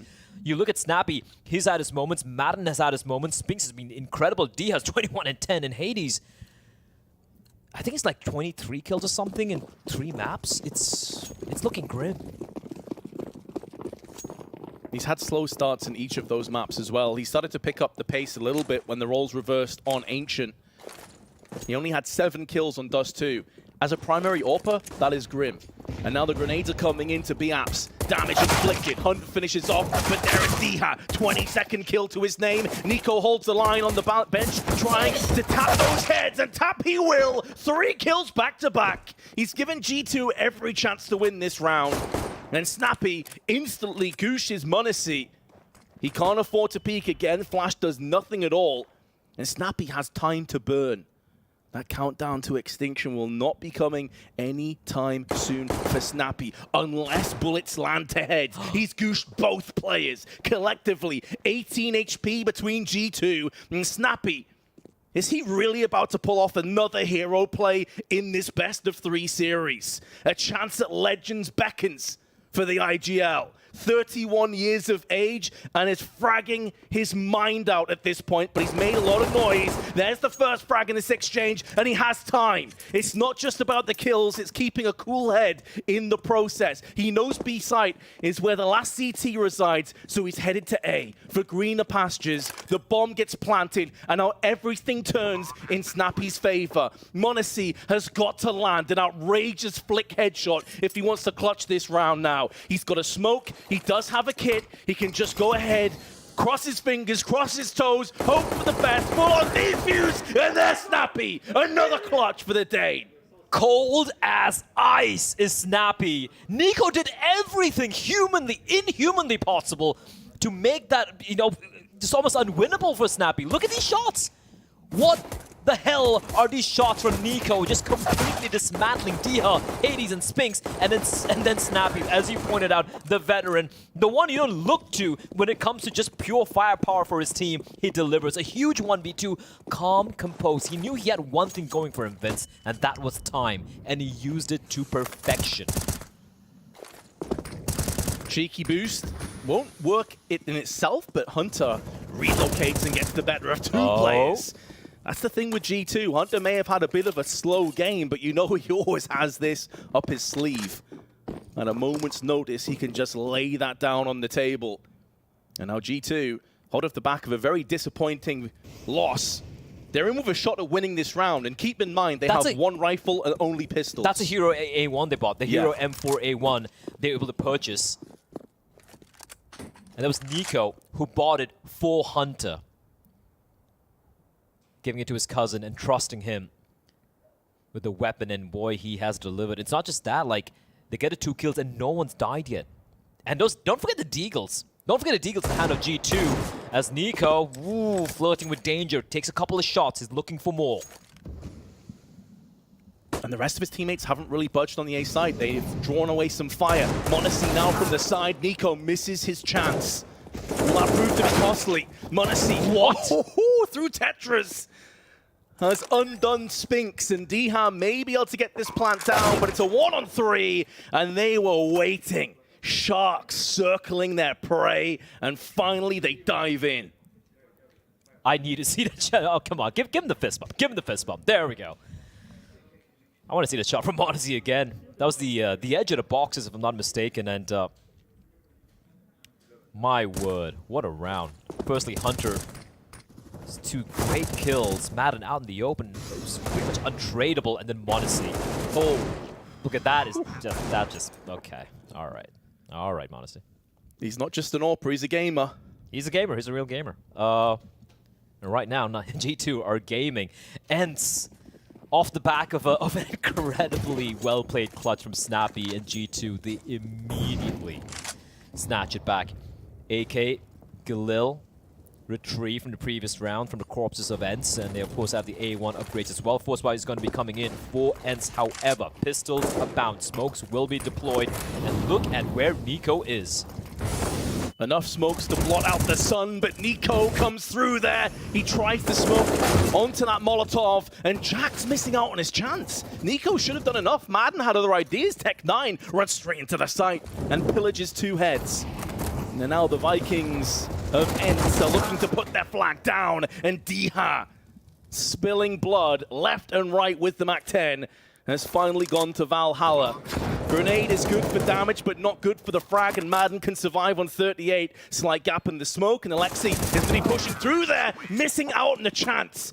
Nico got the first 2 picks there, Blair, and they still lost the round. Please explain that to me. Diha just standing on top of stairs with that MAC-10, and you can see G2 looking a little shell-shocked. The ForZe wars. These ForZe wars, and Madden though, this second shot is just nasty on the Jax. He needed to get one. This is the play though from Diha. Just moving around with the MAC-10, because of the mobility afforded to it by the SMG, just able to find 2. And in the end, despite the heroics, the final player, the 1v2, a little bit too much.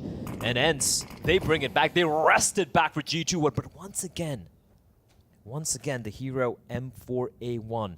But this time, it's in the hands of the Frenchman. Jax is going to be wielding it, but they've opted to go for a bit of a stack towards B. Just one lone defender towards A, that's going to be Nico, and now slowly creeping back towards Connected to try and help his teammate out. That is Jax with the A1. They're all grouping up here at mid, and that is a timing that somehow ENCE have been able to find. The A bomb site is empty, and even though Jax will find Snappy, this bomb site is theirs for the taking, and ENCE will get the bomb down, but Madden falls, and suddenly, even though they have the weaponry advantage, it's a 4v3 for G2. The only silver lining is that Snappy's weapon was the MAC-10, so they don't just get a free rifle out of that. A rifle did drop jungle, but they have to subside through smoke to get there first. That's the only thing that might be going in their way, but they are hemorrhaging kills. Hunter and Jax both just jump in, frag out, and Diha, the man on 26 kills, 10 more than anyone else on the server. has a huge task ahead of him. The bomb's not even planted directly for him, and m0NESY will punish with the AK. Out of nowhere, G2 have slapped ENCE across the face. They've done it again. Again, literally span of 3 rounds. Whew, they got a little close. They got a little closer. It's okay. It's all right. The M4, man. These hero M4s, earlier was Hunter, finds 2 kills, getting boosted up towards underpass, and now Jax finding a couple. Madden jumping across before the smoke blooms, and once his head gets plucked off, G2 just group up together. They don't really waste much time, not giving enough space and time for ENCE to get themselves into more comfortable post-plant positions. And in the end, as you said, I mean, look, Dia has been incredible, but I mean, the guy's human at the end of the day, right? You're expecting him to get 4 kills in a 1v4. With the bomb not even getting planted for him. And G2, the force buy wars. Now, the question here is for ENCE, did it go for it again? Did it go for yet another force buy? Or did it let this one slide and save so they at least will have a full-fledged arsenal at their disposal come the next round? That's a question right now as, man, Jax, dude. 3 huge kills with the A1. That second shot on Connector was just pixel perfect. He had to hit the head, and he did mid-air. Unbelievable. The answer has been given, Blair. You better believe they're force buying again. We go again. 3 rifles, 2 pistols alongside it. Does afford them a little bit more in terms of utility on the belt. They got smokes to burn, they got mollies, they got flashes. They also have ramp control. There's a smoke down there at the moment, but 4 players congregating outside of the ramp, leaving Spinks alone in Palace, and now here comes the full-on execute. NiKo dealing with the main threat as Spinks from Palace goes in for more before the smokes have a chance to fully plume. 2-for-2 trade. NiKo is exceptionally low, however, and now D-Har is taking significant damage as well. Flashes out from the CT. May allow them safe passage onto the bomb, but now Hades up on the boxes, nullifies Hunter, passes a bullet through his head, tries to scamper off into ramp, is successful, but Snappy's been caught at range. Alexi's spray lets him down, but he's able to transfer to the second player of Hades, and Snappy's position is compromised. They knew he was in that corner. The HP bar on all 3 players is below 25. D-Hat on 6 has to just put 2 bullets down range on a post plant, and this round will still go the way of ENCE, even though it's been looking scrappy, even though it's been looking difficult, but NiKo's timing could not be better, and G2 steal away yet another round. 1 second later there from NiKo, and Dia clutches it. He takes down Alexi B. Oh my word, everyone stepping up individually for G2. The rounds are winning here. It was Hunter with a 3K, it was Jax with a 3K, now it's NiKo. Not just with a 3K, but also just a round-winning kill at the very end. And the force buy wars, it's still gonna continue. ENCE are not stopping this. They're still going for it. They know they have G2's economy on the brink. They want to break it. They're so very close. And once more, we go again. It's going to be the A bomb site.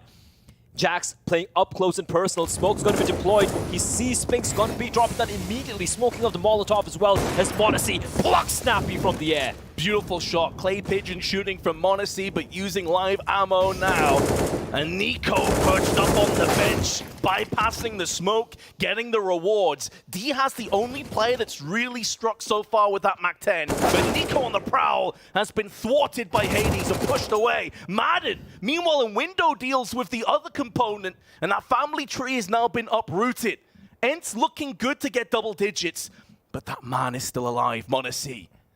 He has been a pain in the side, a talisman of this game. Alexi, who pulled off such a vital clutch just a few moments ago, and is still alive, still kicking into this round. m0NESY's trying to be baited out into the open by ENCE, but he's not biting just yet, and a well-placed flash forces the tease away. Now m0NESY can just get his angles trained on ramp, but Hades plucks him out with the AK-47. Alexi has to go above and beyond once again. This force by war has continued, and it could be just a few moments away from breaking G2 yet again. Alexi's got to make a move here. Time is running so dry, so low. He feels like Tetris has been called off, but now he's going to find out. Oh my God! The flick to Hades' head. Is there enough time for the Finn? He's got it! There is! He's got it! Unbelievable!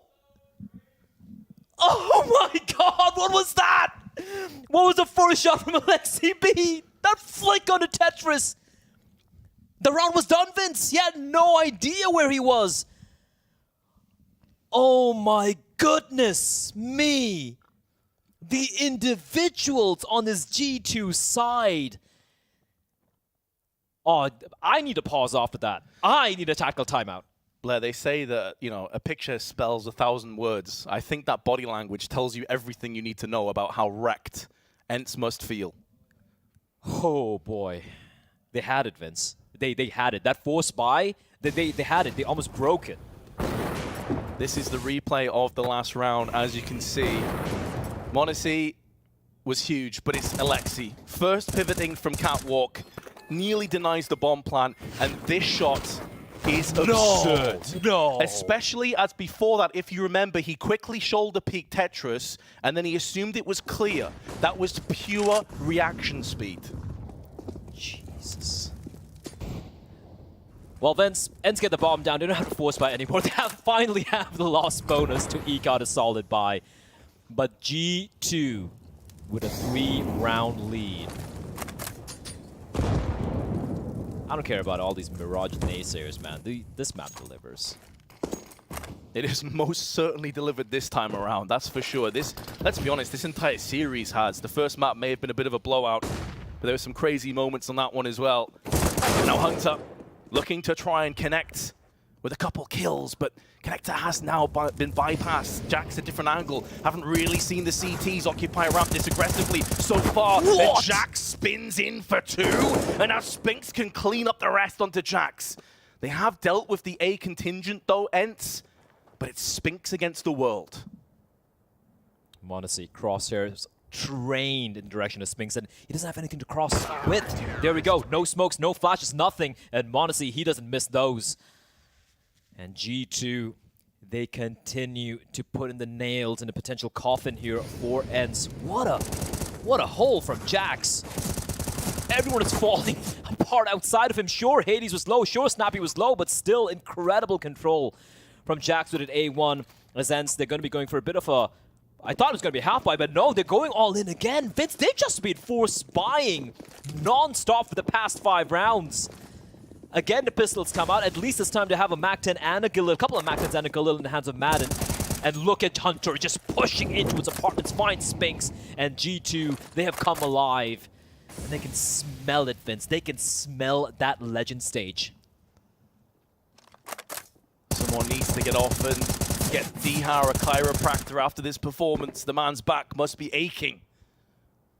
He's been doing so much lifting. He needs someone to help carry the burden. If ENCE are going to have a second wind, someone else has got to step up to the plate.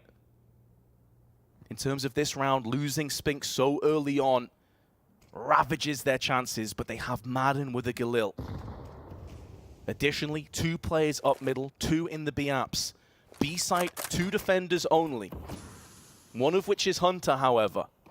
Now the 2 of them are going to push in. That flash is good, but Alexi's barely affected by it, which is all for the best because Hunter was completely blinded. Now smokes and mollies being exchanged. Out into the open, they'll filter in, but Dihar into a hail of bullets as he's vanquished by Hunter.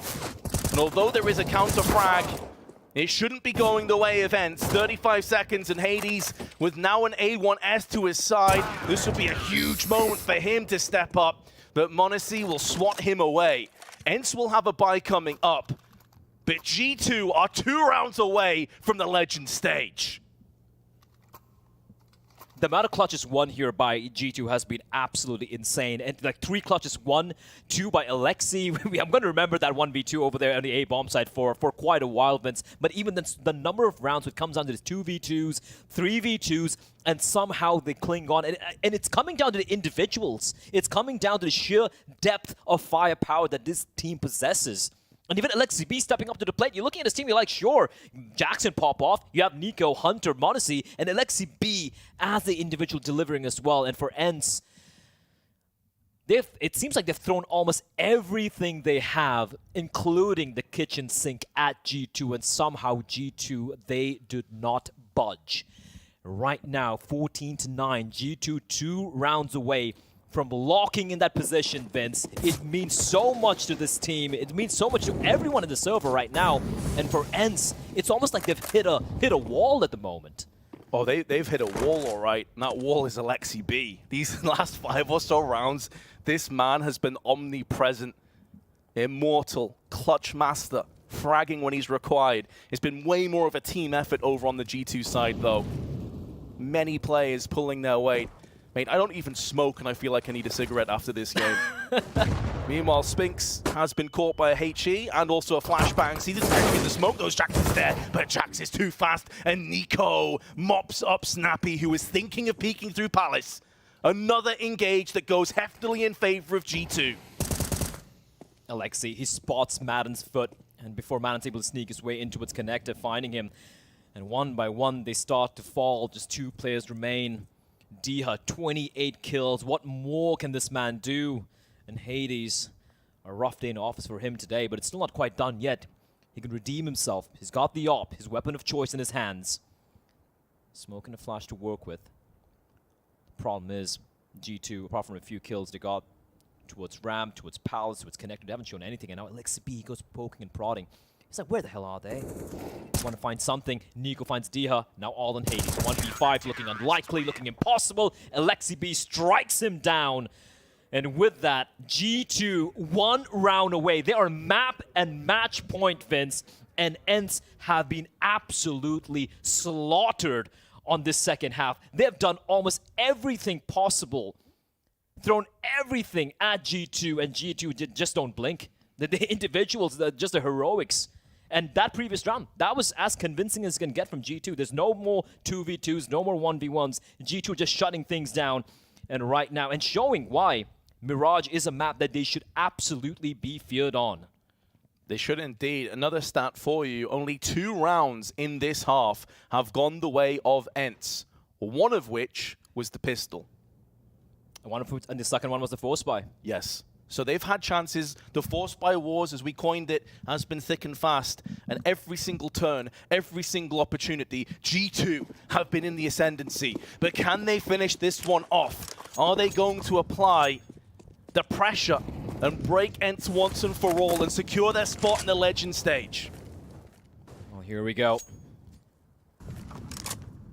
Weaponry not that ideal for ENCE. Not even a solitary AK-47, just Galils for everyone apart from Hades on the Deagle.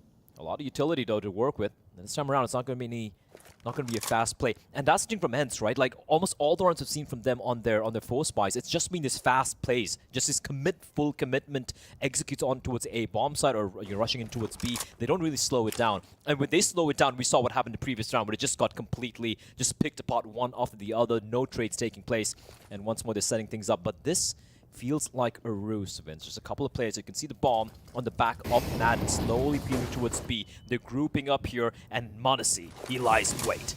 We haven't really seen any fakes from ENCE so far. This is one of the first times, but m0NESY nailing the first player has kind of given this one away, especially seeing 2. This feels like it may be a done deal. They still have one more player coming out, but it's Hades, and now Madden, last man alive. The only thing working in the man's favor is that he has the bomb, but he has no more life. And neither do ENCE in this best of 3. G2 secure their spot in the legend stage. Absolutely deserved. The desk painted it at the very beginning of the series that if G2 want to take this, they need to take it on Dust2 and Mirage, and they do it convincingly. In fact, they almost got it done 2-0 on Ancient, right? But it went to OT and pushed them to map number 3. But this second half has been G2. And let me tell you, ENCE are... Listen, if you're ENCE, you look at the scoreline, you're looking at the scoreline, you're like, yeah, G2 completely dominated that game. They did not. That second half, ENCE, they got the bomb down 5 or 6 times on those force buys, and every single time G2 were able to pull off these miraculous clutches, this miraculous diffuses as well, and this could easily have spiraled out of control for G2. You know, you lose a couple of those rounds into the force buys, the economy breaks, and then ENCE can start mounting their own comeback and make things very close indeed. So, you know, shout out to ENCE for really putting up a fight over there, but G2 deserved wins. They were clutch individually. They're looking good. Alexi B on Mirage was a man possessed, and he had some great calls as well. So overall, G2 very, very deserving winners in this matchup. Absolutely incredible match, Blair. I don't know about you, but I'm absolutely spent. So we'll head back to the desk. I need a drink down that epic game. Absolute elation for G2 as they seal out the grounds of Mirage. They are through to Legends. They join the 3-0 gang with the likes of Vitality and Pimp. I am so relieved that G2 closed that one out in convincing fashion. They did it in style, right? That's a statement win right here coming in for G2. We talked about them. We talked about their map pool. And I think we kind of were on track, you know, to what the story is for G2. They still struggle a little bit on Ancient. They still don't have the map pool that is going to make us believe that they can win the entire major. But now they get a couple of days off to work on that map pool. They're very strong on Dust 2. They're very strong on Mirage. And G2, well, they look like G2, right? A team that can beat anyone on a good day and still a team that can lose to anyone on a bad day. But today and so far throughout the major, they've been playing some decent Counter-Strike, I will say. It's good to see. Definitely, definitely. And I think the thing that was really impressive about the way that they were able to do that was how resilient they were on the CT side. Some of those fast plays that ENCE were throwing out were very tough for those A defenders to deal with, but we saw some excellent clutches from the likes of people like Alexi B, and so some unlikely suspects stood up today for G2, and we even see Alexi B, I mean, top of the scoreboard right there. I mean, got to give the guy some props, because not only did he do that, but he also called a very solid T side on Mirage, and that's something that we wanted to see change from what we saw in the RMR. Yeah, I really highlight that you highlight Alexi B in those final moments of Mirage, the fact that he was really coming out and putting some key frags on the board. That clutch as well, I believe we can bring it up and just break it down a little bit. That was absolutely incredible to witness. We were going absolutely electric in the green room as well. It was amazing to see from Alexi. Yeah, honestly, yeah, it wasn't the most well-played clutch, to be completely honest. He kind of let it slip right here. He didn't hardcore clear the Tetris, but the fact that he hits this shot you're about to see, right? Tap the bomb and then boom, in your face with a little bit of a tap. That is just nasty. So yeah, Alexi B to pull off a round like that, you know, that was part of the story as well. We had a Monacy clutch, we had an Alexi B clutch, and G2, they had that individual flair and that individual skill that really made it look good on the server. As soon as he doesn't really spot anybody when he kind of half clears Tetris, yeah, I thought it was over there. I think his teammates probably thought, oh, if he doesn't find a kill by now, it's definitely over. But he's still able to pull it off. Pinpoint accuracy. Alexi B showing that he can do it as a player and as a caller. Very comprehensive performance from here to close out the series. Talk to me about Nico as well, because he was somebody that you highlighted coming into this map specifically. Yeah, he's been struggling lately on Mirage. As I said, it's been his worst performing map, and it's kind of atypical for Nico, who ever since 2015 when he was in Mouse, he's just been a menace on this map. I feel like if you want to watch one player and you want to watch one guy, how you constantly find impact and how you dominate teams on a map like Mirage, you would look towards Nico. But the last 9 times he's played it, it's been a little bit up and down, but this time around, it was solid, it was good, and you see that, as I said, when you look at him mechanically speaking, he's definitely turning up to this major in a good shape. Yeah, and I think that I want to just throw a lot of praise towards Monacy as well. I think that he had some excellent shots in this one, found some openers for the team, and I think that really, the clutches that he pulled off, the ones, like the close rounds that he was able to pull over onto the side of G2 were instrumental in their victory in this, because he's a guy that can really just, when you have a guy that you believe in, and Nico has needed a guy like this for so long in his career that he finally can watch and think, this guy can pull off things that I can pull off. I think it just uplifts the morale to a point where G2 simply were missing this in 2021. Listen, Mario, you talk about opening kills, and I was keeping track of that throughout all 3 maps, right? G2 dominated ENCE in that fashion of the game. We're talking about Ancient. ENCE were able to win Ancient despite losing the opening duels 23 to 12. That is impressive in itself. Over the entire series, G2 won 57 opening duels and ENCE only won 24. How are you supposed to win a game of Counter-Strike if you're 66% of the rounds basically are playing 4 against 5? You cannot, right? So credit to G2 as well as a team, but especially Monacy, especially Nico, Hunter for that matter as well, Alexi, all of them, right? They found a lot of success in the beginning of the rounds. Well, speak of the devil, we do have Nico ready to join us up here on the desk for the winners interview. If you want to invite him up, we've got a headset, especially for you, Nico. First of all, huge congratulations, man. You make it through flawless fashion in that 3-0 gang. How are you feeling, first of all? Hello, guys and girls. I feel good. Obviously, going 3-0 is it's good. It's very important. We went 3-0, so I'm proud that we kept cool after Ancient. Even Ancient, I think. Towards the end, we could have closed it out after this small comeback that we have done on T side, but overall, we did really good, and as I said, it's super important to go 3-0. I want to roll it back just to the first map of this series. I know it probably feels like a lifetime ago, that Dust 2, because we heard from Alexi B yesterday after your game versus Spirit. You ended up sealing in that overtime, but it was, incredibly tough for you to get those T-sided rounds. He said he knew exactly what went wrong. He knew exactly what he wanted to improve coming into Dust 2 another time. So what do you think the biggest difference was from yesterday to today? Well, obviously we watched the game and we immediately fixed the mistakes that we could do, like when it comes to strats. But that was not the biggest problem that we have faced against. I don't even know who we played yesterday. But I think the biggest issue was just like our communication and wanting to close out the game too fast. Like we were up 14-4, and then like every round, if we get advantage, we try to hurry a bit. We try to rush some things, and we lose the advantage. Then the game gets a bit closer. Then you start to hesitate. So it was definitely not a good game by us on the second half, and we just discussed it, and we made sure that it does not come to that situation again. Nico, talking about you specifically, right? I made the point coming into Mirage that as of late, you've been struggling personally a little bit on the map. I feel like you've been, kind of like the go-to player when you want to watch a player be good at Mirage. Ever since Mouse Sports and ever since your day in those teams, Mirage has been your home ground. What is it that's been causing you problems as of late on Mirage personally for you? Well, I feel like it became very hard to play on T side for me. I think in general, when I watch some other players in this role, like towards A, I feel like it became just very hard to play the map basically, because they always expect everyone knows that like you come after the group play, so it became very predictable. But on CT side is that I struggle as well, because I think we moved a lot of positions. Like I got used to in the old lineup to play with obviously with Nexa and with Amanek, so we knew we had a good chemistry, and now with Jax and Monesi it's a bit harder, and I had to micromanage much more and than what I had to do in the previous lineup. So I think that's one of the issues that I have had, but we had a good practice and we have discussed and we have some things set now, so it's much easier for me to play on the map, and I'm still feeling very confident on the. Yeah, on you look good on the server today. You sense it's getting better game by game. Yeah, I mean, I feel like it's just about the start. If I get off to a good start, then it's much easier to play on this map. Okay. Nico, I was kind of curious about what your guys' prep was for ENCE on Mirage. They're a team that constantly throws out a lot of plays from spawn, a lot of set pieces. I think they nailed you guys with A hit after A hit, maybe 70% of those rounds. How did you guys feel in that match versus what you thought that match was going to be like? Honestly, I don't even think we did too much prep for Mirage. Obviously, the guys, Alexi and the coach, they watched them how they play, and Alexi just said on the halftime what we should watch out.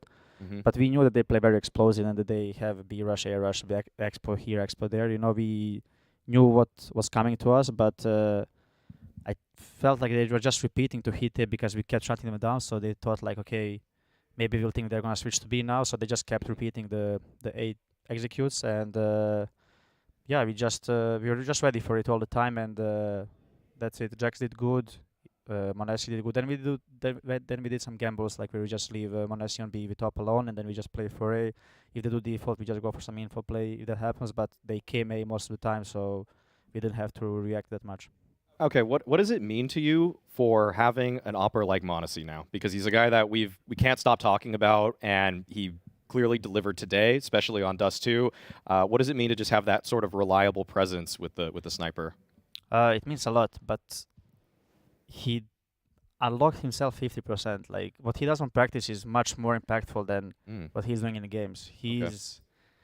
I don't know, it's just a bit different. I mean, there is a pressure and everything, but he needs to unlock himself much more, and we are trying to help him to do that. But like when you see if he's off to a flashy start, like on Dust 2, like he's going to hit all the shots, right? But if he's a bit getting caught off guard while moving or not doing the piece he likes to do, that happened against on Dust yesterday, for example. He was just doing one thing all the time, he was not taking any initiative.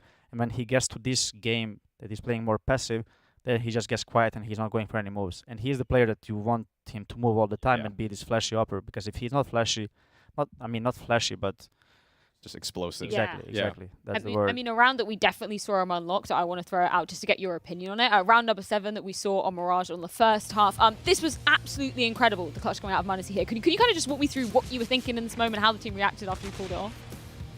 Let me remember the round first. Okay. First of all, we just sent him on mid alone with up to peak, and we just explode on A. Honestly, I don't even remember the round. I think you remember this. Yeah. This part. Yeah, this is what I remember. But like he's very good in this. When he's alone versus 2 guys, 3 guys, I played this game my whole life, and I see new tricks from him all the time in clutches. Like the things he has in himself is, I don't know, but he's having some crazy. He's pulling off crazy things in clutches all the time. Like I always see some new angles that he's taking, some the info plays that he gets but not dies. It's like it's crazy. So would you say that you're learning from him? I mean, he's very young, and as you said, inexperienced. You played your entire life. Are you learning from watching this kid play? Yeah, definitely. As I said, like there's just some tricks that I don't know. I've never seen in my life, but he's just doing it all the time, and he's showing us, and we're just laughing. Like, how do you know this stuff? You know, how do you come up with it? And yeah, it's crazy. He's just quite steps ahead of these youngsters. Well, we do need to recap the results that we've seen so far. Day 2 of the PGL Antwerp. Maybe we can take a look at exactly what has gone down today. Nico, I'm sure you've been focusing just on your games mainly, but I mean, just taking a look at this, any surprises for you today? Let me see. Would you feel like it kind of played out how you imagined? Okay, Liquid won. I didn't follow Liquid because we played at the same time, so that's good for them. New news for you, I guess. Yeah, I think Vitality struggled a bit more than we have expected versus ForZe. Did you have an opinion on the Renegades IHC series? Was that your 0-3? Honestly, I didn't find Renegades that bad before, but I don't know how. First of all, I don't know why everyone put them 0-3. I mean, now I see why, but didn't find it that bad. Really, like they're not that bad team. So. What about ENCE? You just played against them. Do you consider ENCE to be one of the favorites to still progress to the Legend stage? For sure, I think they're a pretty solid team and they are pretty consistent nowadays. So I don't think they're gonna be facing too many issues unless they get unlucky with the bracket. But even with the bracket they get in, they're still the best team. They're the one who needs to lose the game, right? So they should be making it. I'm curious to hear your perspective on BNE. Is that a team you guys have been practicing against, and is that a team that you consider to be a dark horse to qualify? We haven't played them once in practice at all. I mean, when we played them in RMR on this last 2 game, it didn't we felt good. I think it was very easy to prepare for them as well. Maybe that's what some teams are lacking that are playing against them. But yeah, I mean, they won Imperial, and then they won the first game. Eternal Fire. Eternal Fire, right? Yeah. Maybe Eternal Fire should have won that game, but yeah, I feel like if I would have to choose one team to go through out of these, it would probably be Eternal Fire over BNE. Okay. Same. I'm curious to get your thoughts on Vitality there as well. Obviously, they're the team that are going to be joining you in that 3-0 spot as well. But you said, maybe you expected them to take it a bit more handedly over ForZe, or is it a case of maybe ForZe surprising you in terms of their performance? Well, it's hard to say because ForZe on both, like RMR and here, they were winning against a bit lower opponents, right? And the first time they faced Vitality, they put up a good fight, while Vitality has the good 2 days right here. So maybe they're just good. Maybe they're just confident now and they're just rolling with it. And you never know. Maybe they'll just keep rolling and they will get to the next stage. I just want to annoy you with one more question while we got you here, right? And I'm sorry for it, but I talked a lot about your map pool, and for you guys, I expect you to be a contender to go into the playoff, potentially even win the entire tournament. It's not a secret that Ancient has been a strugglesome map for you guys. Is that something you put focus on? Because winning a major with only having 5 good maps, 4 good maps is not really possible. So are you feeling that Ancient is a work in progress, or are you ready to take on some of the best teams on that map? I mean, we are ready on the map, but obviously the results are not there. It's always... I mean, we practiced a lot. Like, we knew after RMR that like our range is going to struggle, or that struggle already there. And we worked on it a lot, on that and the Nuke, because Nuke we didn't play like for 2 events now. So it's the maps that we played a lot, but yeah, I don't feel like we played that bad on Ancient. I mean, ENCE is a great team on Ancient. They are one of the best right now, and I think we had a chance of winning it. I think we should have a better CT side on this map than what we are showing right now, and that's what's costing us today's game and the game against Astralis as well, I think. Yep. Well, of course, you are going to have a few days off as we head into that Legend stage, but there is plenty more Counter-Strike on the cards heading in tomorrow. Of course, 6 best of 3s going to be gracing our screens. Are going to be starting off with Astralis taking on Team Spirit on the A stream, ForZe taking on Outsiders, and ENCE taking on Bad News Eagles. I am particularly excited for that last matchup. Of course, all these teams that we're seeing on that particular matchup, they still have another chance of qualifying if they do lose out on that match. I like the ForZe Outsiders Yeah? matchup. I think that's a really interesting one because Outsiders is a team that's kind of been up and down lately, whereas ForZe do seem like they're on the rise. So I think that's going to be a nice matchup there. I think a couple of those youngsters from ForZe can really prove themselves against a team that has been to a major finals. Instantly, what caught my eye right here: Complexity taking on Team Liquid. Yeah. Right? Only one of those two teams is going to make it. Nico, what about you? How do you feel about that one? Complexity Liquid in a Counter-Strike right now? It's not in a good place, is it? No, it's not. But I still feel like I need to take Liquid over Complexity. Yeah. I don't know, just complexity never showed up on LAN. I feel like every time like you expect them to do something, they don't. But online, like they are doing a bit better than on LAN. So I don't know about on the other side, Liquid as well is not really showing up either. But they have better individuals. You think Liquid can still qualify for the next stage? I think they can. Okay. I believe they can. Wow. I trust in Fly. Yeah. They're going to do the Cloud9 run, hopefully, maybe for them. Maybe. Let's not talk about it. Hopefully. Yeah. Thanks, Freya. Sorry about that. Triggered. Well, thank you so much, Nico, for joining us for this maybe extended interview. I mean, what are you going to be up to for the next couple of days? You've got 3 days until that Legend stage. What's the practice going to be like for you? Well, obviously, we're going to be focusing on the Ancient a lot. And we have a G2 content team here with us as well, so we're going to be recording some funny content as well. And yeah, I mean, we are not going to be taking it too large of a preparation, I would say. We're just going to be making sure we're up to date, and that's pretty much it. Oh yeah, I'm very excited to see what you're going to be delivering heading into that Legend stage. Of course, we are back same time, same place tomorrow, this time with 3 crucial best of 3 qualification matches and 3 elimination matches. Make sure you join us then.